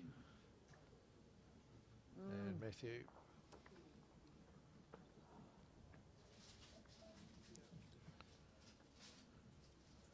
The consistency is amazing. Look at this, Adrian straight back to it. Yep. Right. Good on you. Stood up and be counted. Dropped a big number on the last end, and he's opened his account. Good Matthew, 3 down. Draws a side toucher. Thank you very much. Right. Yep. Cookie's not that far away. Nice bowl, Ricky. Unbelievable. Well Beautiful played. bowl. Well played. Oh, might have to mic up Louise. She's calling them and coming in. We did toy with the idea of saving on markers. Just mic up the markers. Oh. Not Kevin and I, but do you see that? Wonderful. Brett at his best. Brett at his best. Great bowl. 1 down, made 3. Possibly 4. Not sure whether there's a bowler just out of camera shot at the back of the rink there, but definitely and 3. Matthew's now having a forcing fun Matthew run, to and have a he's go. got just peeled it. Yeah. At least 2. Definitely a spring in Brett's step now, isn't there? Haven't we seen it the last 2 ends? We certainly got 2. Who the young champs, really? Oh, yeah, I think so too. Yeah. Cookie's knotted it. What's he going to do here, Steve? What do you reckon? It's not me that's got to do it. Mate. Yeah. Oh, that Ball changes falls it. over. Wow. You're reluctant to go down that other side to thing there, but ideally he's got to get just past that back blue. Yeah, he wouldn't out want to on be, that 45-degree if angle. he's drawing under his jack low bowl, he's a danger of coming in and getting a split on the jack and his shot bowl and pushing the jack back to Yeah, he's Adrian's almost blue got to one. force himself down the hand that no one really wants to go down. Yeah, either that or he plays it a bit wider. No, you're No, right, he's coming down on the back end. Yeah. Just keep it at that 45-degree off the centre line. Foot high. Maybe if he drifts over past the head, he'd be happy in case there's jack movement, which I think that's possibly what he was playing for. Looks like he's put a reasonable back bowl, I would say, just out of camera shot, but Yeah, it's in the catching pen. yeah. By the look of it. Adrian needs to convert here. 2 seconds, good chance. Any sort of weight, really. He can be a yard, 2 yards almost, isn't it? He has got a chance. He has got a chance. Brett's back within 1. Yes, yes. Yep, Matthew's thinking, oh no, I've let him back in the game. What have I got to do here? That was straight behind you. Adrian with weight down on the forehand. Very close. Looks reasonable here. He's somewhere in the zone, isn't he? Wouldn't push that bowl clean through, would he? He did Did, almost, but no. made 2 of it. Very well played shot. Brilliant. That's a good turnaround for Adrian after dropping 4 on the last end. The confidence, well played shot there to score 2. Yep. Wonderful bowl. 18-15. Ricky Cook over Adrian Robbins. Winner goes Two through for Adrian, it's 15, to the draw tomorrow. 18. Matthew Day, 14. Brett Dick, 13. Anybody's game. Brett's come from behind. 15, 18 to Ricky. Yes, I know, yeah. It's not all bad. Pardon? Yep, he'll take it. To me? Adrian back onto the short end.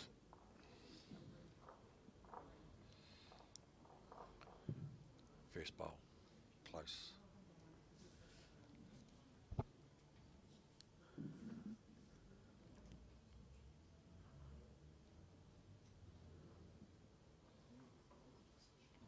Yeah, in the area. Oh, hang on, we've got to change the tactics here. That bowl. Oh, cookie. Yeah, so Ricky feels that that bowl's in his draw line and he's changes to the forehand, which we haven't seen many bowls down this hand, so it'll be very interesting to see what happens. This bowl's coming back nicely. I think maybe on that shorter end, they're getting a little bit of draw on that hand. On that longer end, as the bowl comes to the jack, it's holding up and not finishing as much. So that'll suit Ricky's style of bowl. It's not a common arrow that he's playing with. Just forget what it was called. Certainly wasn't the dynamic or the usual brand that of Right. arrow that you normally see. Right. Adrian's, Yeah, it's not an Optima or the like. So yep, Adrian's drawn a good bowl in there with his second bowl. You're He's holding corrected one his shot, Brett, for bowl first here. one and drawn the shot, and he is now having to change his One hand as here. well. So really interesting end here. Both players being forced onto a hand that hasn't been played very much. Adrian's just left it a bit short. Wasn't on a bad line. He's not happy. so Hand obviously on it's head. quite a bit of difference there. The ditch hand to the. They haven't really. Yeah, I mean there latched could the be a speed. speed difference between those two hands, not just the line as well. Ricky's coming nicely, and could be, Yes, one down. and that's the There's a shot. shot. Ricky's drawn a good shot, well played. Now we'll see Adrian down on the back end with a bit of looking weight, for the looking to bowl. sit that through. Played it on a reasonable line, and Oh. just underneath. But unlucky there, Matt. Played it well. Yeah. Won't be too Dave? worried. It's only one down. Ricky could go to all but. With the repeat of his third bowl. Any danger here, Steve, with the bonus shot? We'll go back to the B word. We We'll go haven't back mentioned to it the for B a word. while. This Big- is big big bowl. because it's all of a sudden Big one to bowl. go. Played it quick. Didn't muck around. Louise. Oh no, it's Adrian. Yep, 14 all. Yep, that's what I'll make it. And 19 all. I'll say no. I think No, it's probably but only at one least to he gave it Ricky. a chance. He did. A lot of these other ones they've been missing. Actually played it pretty well. Yeah. Oh no, measure comes out. Yeah. Funny colour, eh? It's sort of Big difference here, 1 or 2. 2. 2. Oh, well done. Wow. To Ricky, he leaves Well done, 20 Cookie. to 15. It's just about the first B onus. And what a time to do it. Yep. 2015, Ricky Cook over Adrian Robbins. 14 all, Matthew and Brett. Is these a few?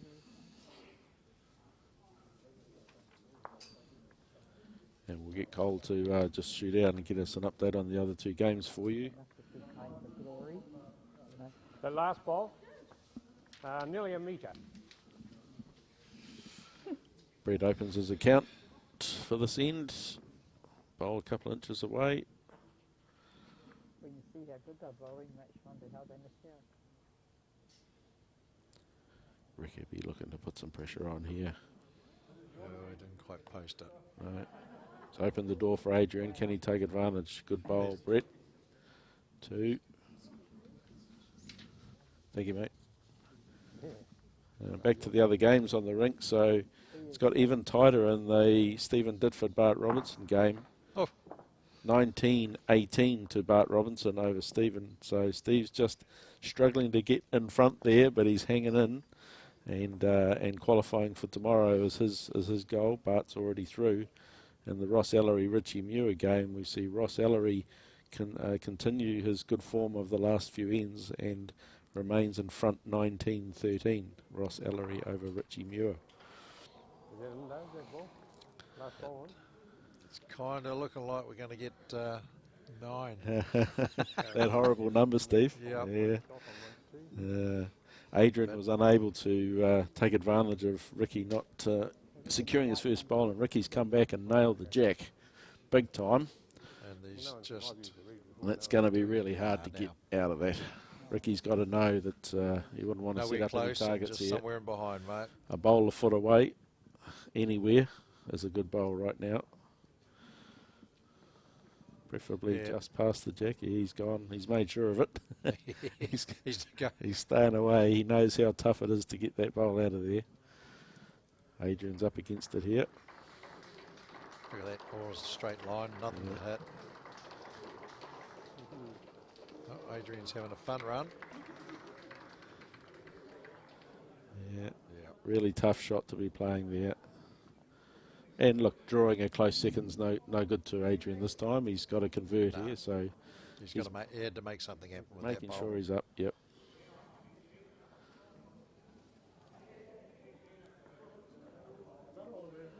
Got a jack in the ditch on the right-hand side there. Looks like Matthew's drawn a pretty good bowl to the ditch. It's probably 1.5 meters out.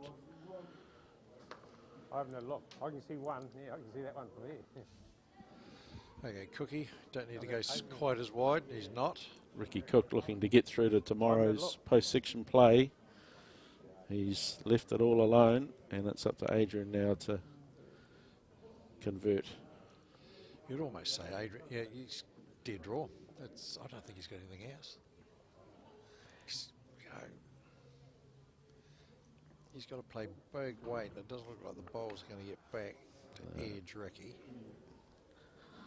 He's damned it if he does and damned if he doesn't. If he gets an edge, his bowl's probably going to sail through and not get the result. If he gets it full, probably the bowl goes with the jack. He's got to be moving Ricky, what, a yard? Yeah. So I think to me... Hang around.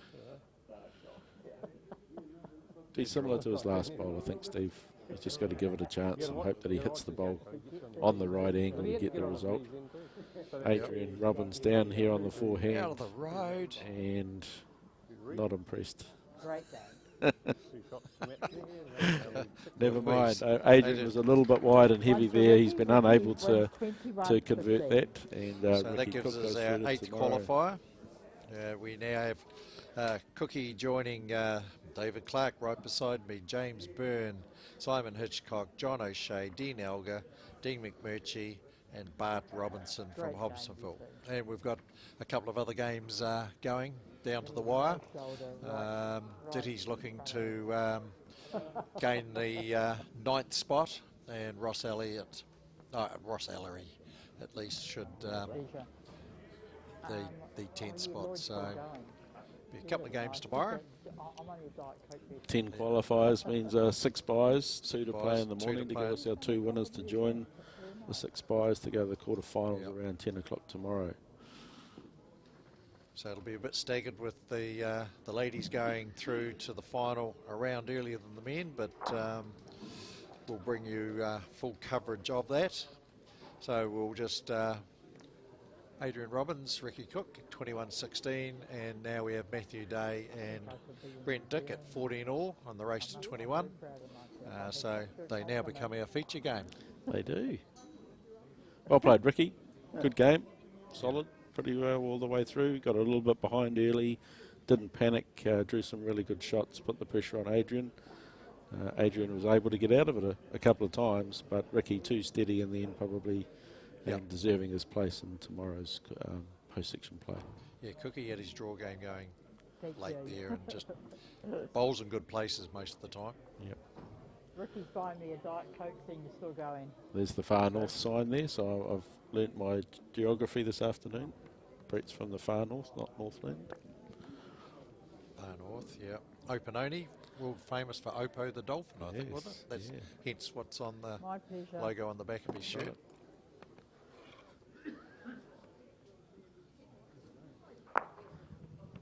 Matthew playing a weighted shot there. Did he rip his own out? Not sure what happened there. Looks like they've only got one game going on the other. Well, Ross is still going, so there must be a result. Yeah. Come here, Louise. We'll take your microphone off. Thank you very much for everything you've done for us. Well done, Louise. Very good. Thank you. Thank you.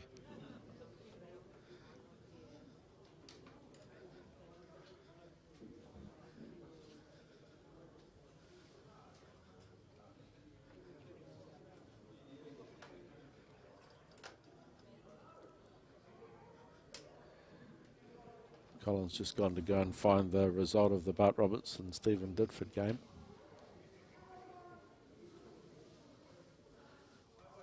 Hold your breath here. Dirty up. Stephen Didford beats Bart Robinson 21-19 and goes through to tomorrow's post section. Well done, Steve Didford. Great game. Bart Robertson hung in there. He's made it 9 for sure. 9 qualifiers so far. Potentially 10. Ross Ellery over Richie Muir 2013. Looking odds on to be through to tomorrow's finals as well. Yeah, it can be a big clawback. Sometimes that one can be very hard to get. Yeah, absolutely. Boy, that must have been a great game, that Stephen Didford Bart Robertson game. Especially to be down, what, 12-6 from early? our score updates all the way through, he was behind all the way and got up to win. Just shows how much it means to these players, Steve, to be battling right through to late this evening to make sure they get through to tomorrow. Nobody more determined than Steve Didford, I would imagine. No, and he's enjoying his time, he tells me, in Wellington. You know, he didn't join, you know, most people would, you know, with his pedigree and bowls may have, you know, gone off to Stokes Valley or, you know, one of the bigger clubs at Johnsonville, but no, he went to Petone Central and is really enjoying himself there and bringing the boys along and, you know, having some fun. Good. I'm so sure the players are right behind him. Yeah, we've got Bart asking the question what time he's got to be in here tomorrow. Depends if we give you the bye, Bart. Could be the bye-bye, but we'll let you know. Keep an eye on the website, mate. Well played, Brett. Set Matthews' bowl through very nicely to sit for 2 shots. Matthew be looking to get one close here.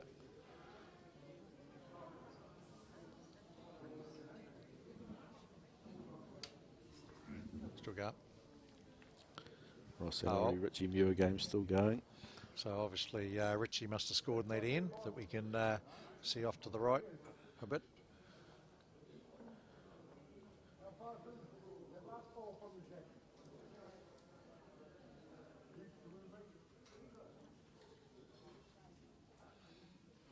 Looks like the TV at the back there's on the rugby.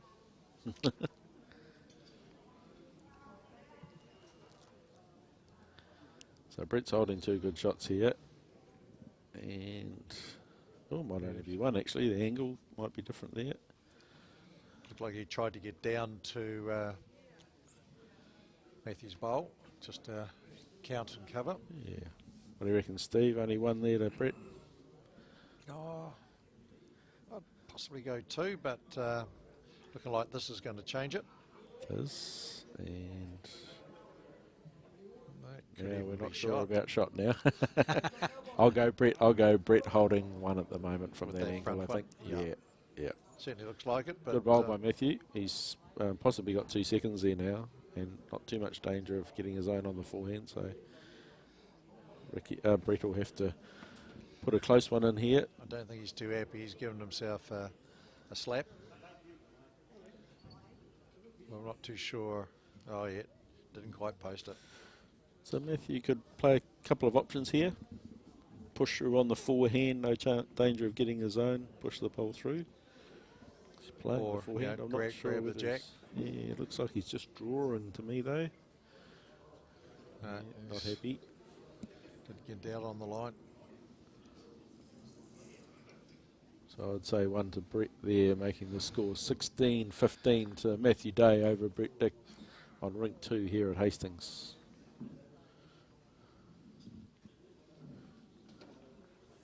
Well, Brett's taken the mat for a big walk.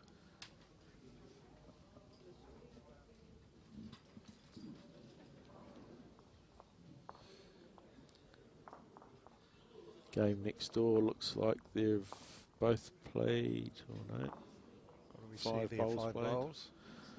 5 bowls played. Richie, Ross Ellery playing his 3rd bowl now.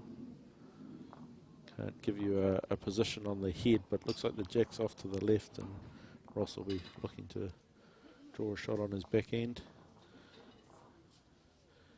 And Brett down here on the forehand on our main game. 16-15 down. Wants to make an impression on this end, I think. Wouldn't want to let Matthew get into the 17-18 range and be able to go out in one end. Yep. Yeah, it goes fairly quick once you're at 17. Yeah. Start feeling the pressure. Start thinking about it.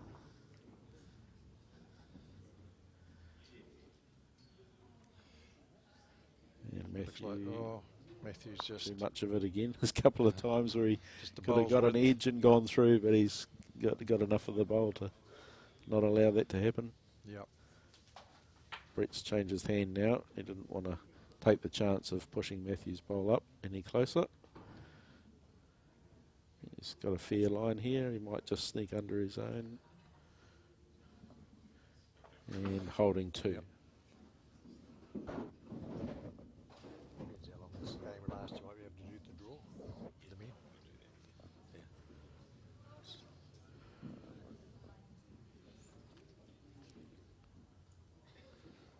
Is Matthew around at this time? No. No. Maybe a little bit disappointed with that. Now Brett's opportunity. Yeah, just got to, if he can jump front one on, he's guaranteed the shot. Back down on Brett down on the backhand. Needs 2 feet of weight on his last couple of bowls. He's got that little bit of extra weight and he's pushed it up. Matthew might be thinking about changing hands here to come down on the backhand. Yep. Yeah, he is. Yeah, he doesn't want to take the chance. Built a bit of a wall for himself there. He's unsure. Well, just depends on his speed now. Yeah. Certainly got the right arc. They're done. Ross is through. Okay, so we have 10. Ellery's through. 6 buys, Steve. 6 buys, 6 2 buys, to play. 4 to play, or 2 games. 2 games, yep. 4 people to play in the morning at 8 o'clock. Oh, well, I'm sure Colin and Mr. C. Lander, Chris, crashed to us. We'll be doing a draw very shortly, and depending how long this game goes, we might even be able to let our listeners know what's going on. Brett's down here on the forehand. Oh! He was looking to get through to the Matthew Day bowl. Would have been a top shot if he... I think I might have gone the other end. He was trying to get through that gap. He wasn't far away. No. But he's given Matthew a chance here to draw a second and go to 18-15. Matthew doesn't like it. I don't know why. And no, I think he thought he was a bit wide and it wasn't going to come back, but it did. And Matthew's got the bonus shot, taking him to 18-15. Matthew Day, 18 over Brett Dick, 15.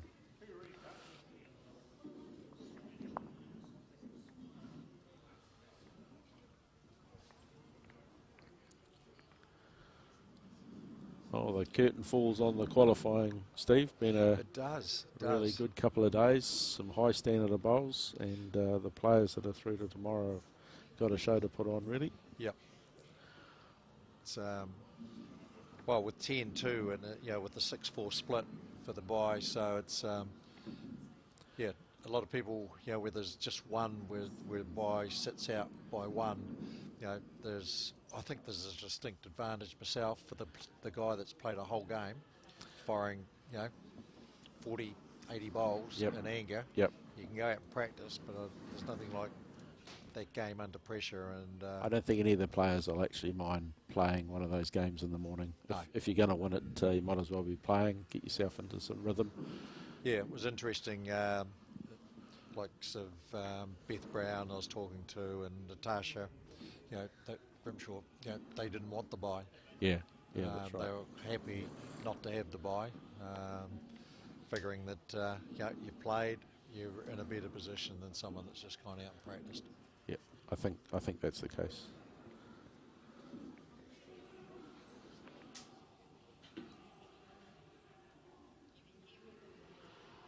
You'll see up on the top right, the rugby's on. Haka's just been completed. Eden Park's sounds kind of full, Steve. I think there might be a few more people there than at the bowls. 3, I think.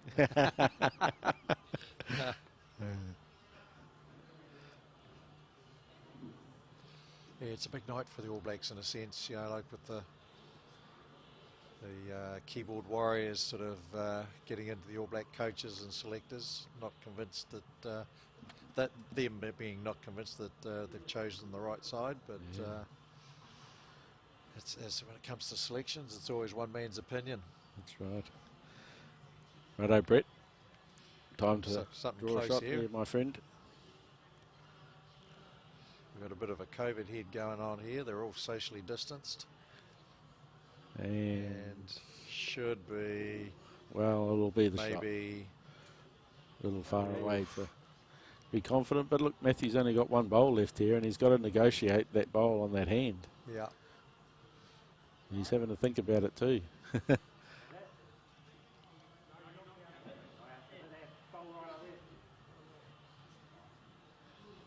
Yeah, he's decided to stay on that hand. Just around or just under that withdrawal weight. He's a little shake of the head, didn't seem happy with it. He's not on a good line. Last time I said that he drew the shot though, Steve, so yeah, a little bit underneath.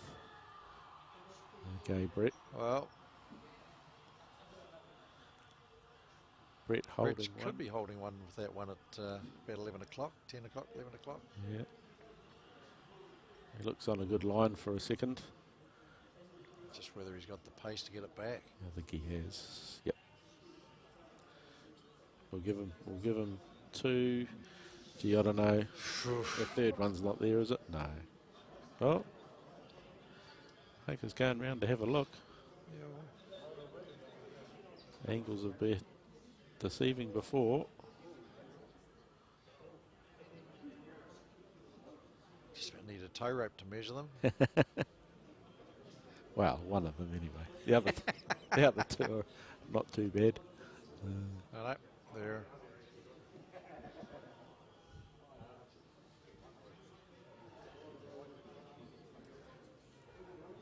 Get the measure out, boys. Oh, no, it's not as far as it looks.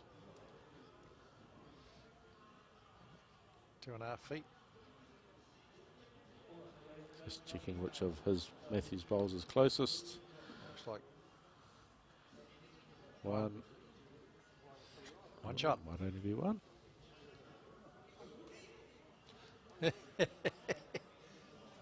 Brett was happy to get that. Good man. 18-16. Matthew Day over Brett Dick here at the Hastings Bowling Club on rink 2. TV rink, and we'll be running 2 games again tomorrow. Split screen again tomorrow, screen, Steve. Right. And we'll with now the it not filtering down on the same, whether we'll just make a feature game of the ladies ladies final. So we'll have 3 ladies games in the morning, will we? Yeah, we've got 8 o'clock start. Yep. So then there's another one around 10:30ish. Yep. Which will be the semi. And so and 8 o'clock final will be, round. 8 o'clock will be the 3 ladies games and 2 men's games on the Yep. other rinks. Yep. Yep.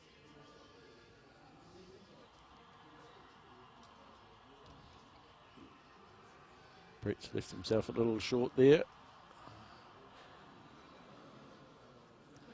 Looks better from Matthew.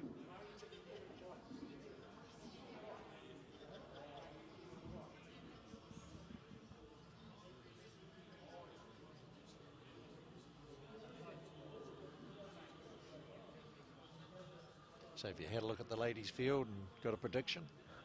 A very interesting game in the morning. Natasha Grimshaw playing Leanne Paulson. Yeah. They played the very first round on Friday morning. And Natasha got up and beat Leanne in a very competitive and really good game. Yeah, they did. That's right. And so Leanne, I know, is motivated to turn the tables on that one. Natasha, of course, on her home green, 4 out of 4 in her qualifying, played very well. And I would suggest the player to beat at this stage. Yeah, looking at the form of the last 2 days, Linda Ralph performed very well and has got the advantage or disadvantage of the bye. So that'll be interesting to see how that plays out. Yeah. Yeah. And who's that? Beth Brown at the bottom there with Natasha. And she is playing from Wairarapa. Outstanding memory bill. Yeah, here we go. We might see it here. Tanya Wheeler. And Amy McElroy, who surprised herself, I think, in playing singles and getting through. She said she hadn't played for a while, but obviously the pedigree's there. Absolutely. And I know a certain person will be perhaps sitting at home looking after the family and hoping she does well. Yep, yep. Yeah, well, Shannon was supposed to do all the babysitting, but he managed to send them off to school on the first day, and but I'm sure he's doing the good dad thing, as you would expect. Absolutely.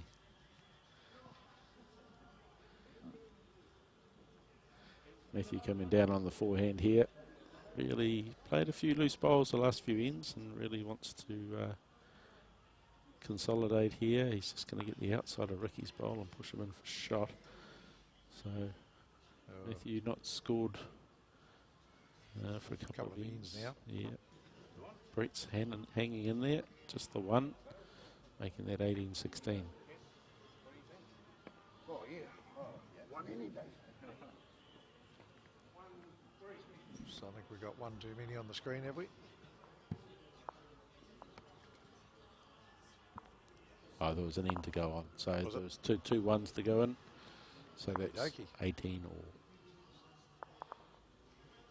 So, run a book on how many more ends? Potentially 6. I feel a 3 coming on here for A somebody. 3? Yep. I think So it's- out on one end, I think next this, end? Yep. First bowl will do it for me. Anyone draws a resting toucher, then that's going to put a lot of pressure on. I'll pick it's 3 more ends left.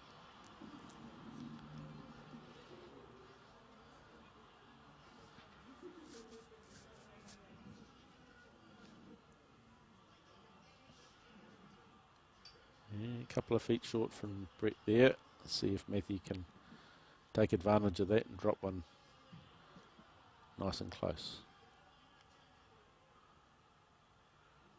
Watching it intently. Yep, he's out there, but it's just a question of the weight now. Give him something to work with his next bowl. Brett's down on the forehand here. Sort of away nice and smoothly for a big fella. He's got his own bowl to push up here, so no reason to be short. He might slide underneath here, will he? Yep. Still a couple of feet short. See if Matthew can adjust his weight just to drop around in front of those 2 bowls. He's got a good line here, Steve. Yep, certainly Played it has. well and adjusted his weight nicely. Well played, Very Matthew good. Day. That just makes that wee bit harder visually. Yep. You know, Brett's bowls are blocking. Big smile on the fella's face. He's not worried He about knows it. he's got a chance here. Get up to Yep. that bowl. Get down there on the forehand, push it through. And he's having close. a look for it. And he's close. Not going to get back. Ooh, he had a bit too much weight on there just to allow the bowl to work around that front stuff. Got a bit Plus eager. If he got it at that speed, he wasn't really going. Probably would have kicked and followed through, but a bit too far. Yeah. Now Matthew chance here to draw a second and put the pressure on Brett, and he hasn't been able to do that. He's not helping my prediction of one end, Steve. But if he stakes the jack on the other hand, you're in. Brett will be looking to correct on his last bowl. He's played a bit less weight. He's allowing the bowl to work a bit more, and he's going to get this square. Bang. Now's a Bumper. chance for my one-ender. It is. Matthew's got a draw here within a couple of feet to save the game. He's going down on the forehand where he's drawn the bowl How does he previously. feel? He's staring it down. I'd say his He's line's on a good good. line. Yeah, it's just back on that weight now. And the speed And is. he's done it. Very good bowl. Well Brilliant. played. Well Brilliant. played. Game down. Yep. Draws a snider. Beautiful bowl. Well Well played, done. Matthew Day. These fellas are getting their money's worth. Absolutely. When we asked about, asked the boys whether they wanted to play or not, they were quite keen, especially Brett. But time must be becoming a factor. 6 minutes apparently, so we certainly one more end, possibly 2. No, If they we've talk got too long, it'll be only one. Yeah. Might just have to be careful on the score here. Looks like they were questioning something. 1918, that hasn't 1918. changed, so New card required. must have got to the 20 odd ends, or whatever the board goes up to. Some of them go to 25. 1918. That was a great bowl from Matthew, game down. Didn't look like he felt the pressure too much. He No. just got down there and did what he does. I don't think there's anything on it, so I don't know why they're worrying. Could be one of those duck sort of things they say, look calm on the outside and peddling. Dude, now this could be a curly one, Steve, because people might be watching the bowls and might be recording the rugby and might not want to know the game score. So Scores. we could be a real spoiler here. So I think we should be very careful and probably not give the score. Correct.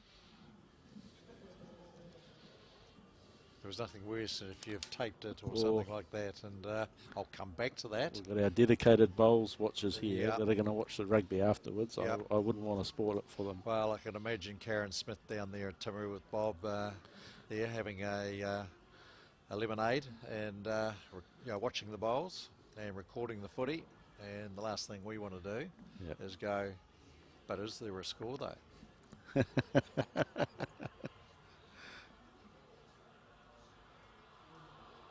So sorry folks, there will not be any rugby updates from Bowls New Zealand. It's not because we don't want to, it's just we feel that it may take some enjoyment away from you later on. And Brett's not got a lot of enjoyment at the moment. He'll be pretty disappointed with those two bowls. Matthew, deep breath here. Time to shine. Gets it away well. He's watching intently here. He's taken that wider line, which is nice. Coming back. Well played.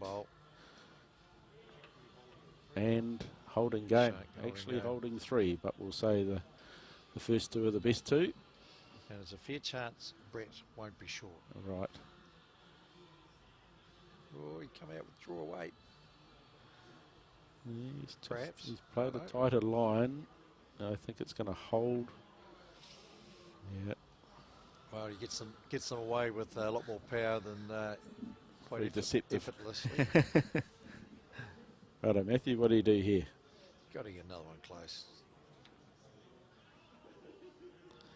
Matthew Just Day right holding the win against Brett Dick, 1918, and holding actually 3 and now 4 on the head. Well played here, Matthew. Well done. Good stuff. Very good. Brett's got a big decision to make here. Does he adjust on his last bowl, Steve? 4. 4 down. He's got one. He's telling Good us he's man. got the shot Good in his man. hand. Yep. Yeah. Good on you, Brett. Who's got shot? I have. It's in my hand. Only takes Brilliant. one bowl. Brett Dick from the far north, down on the forehand. He's game down. Can he save the game? He's got to get back to... He's got part of that bowl, but not enough. Okay, folks, we've just seen Matthew Day come out the winner in the last round of the last game over Brett Dick. Great game. Thanks, boys. David Clark, thank you very much for joining us. It's been a pleasure. Good on you, Steve. And all the best tomorrow to you, my man. You were one of my early picks to win this, so no pressure. Thanks to the team tomorrow, Crash and them. So thanks, guys, and tune in 8 o'clock tomorrow. We're certainly the first round of the quarterfinals from the ladies will be played, plus 2 rounds of the last 16 for the men. Thanks very much. Good night. Good night. Go enjoy the rugby.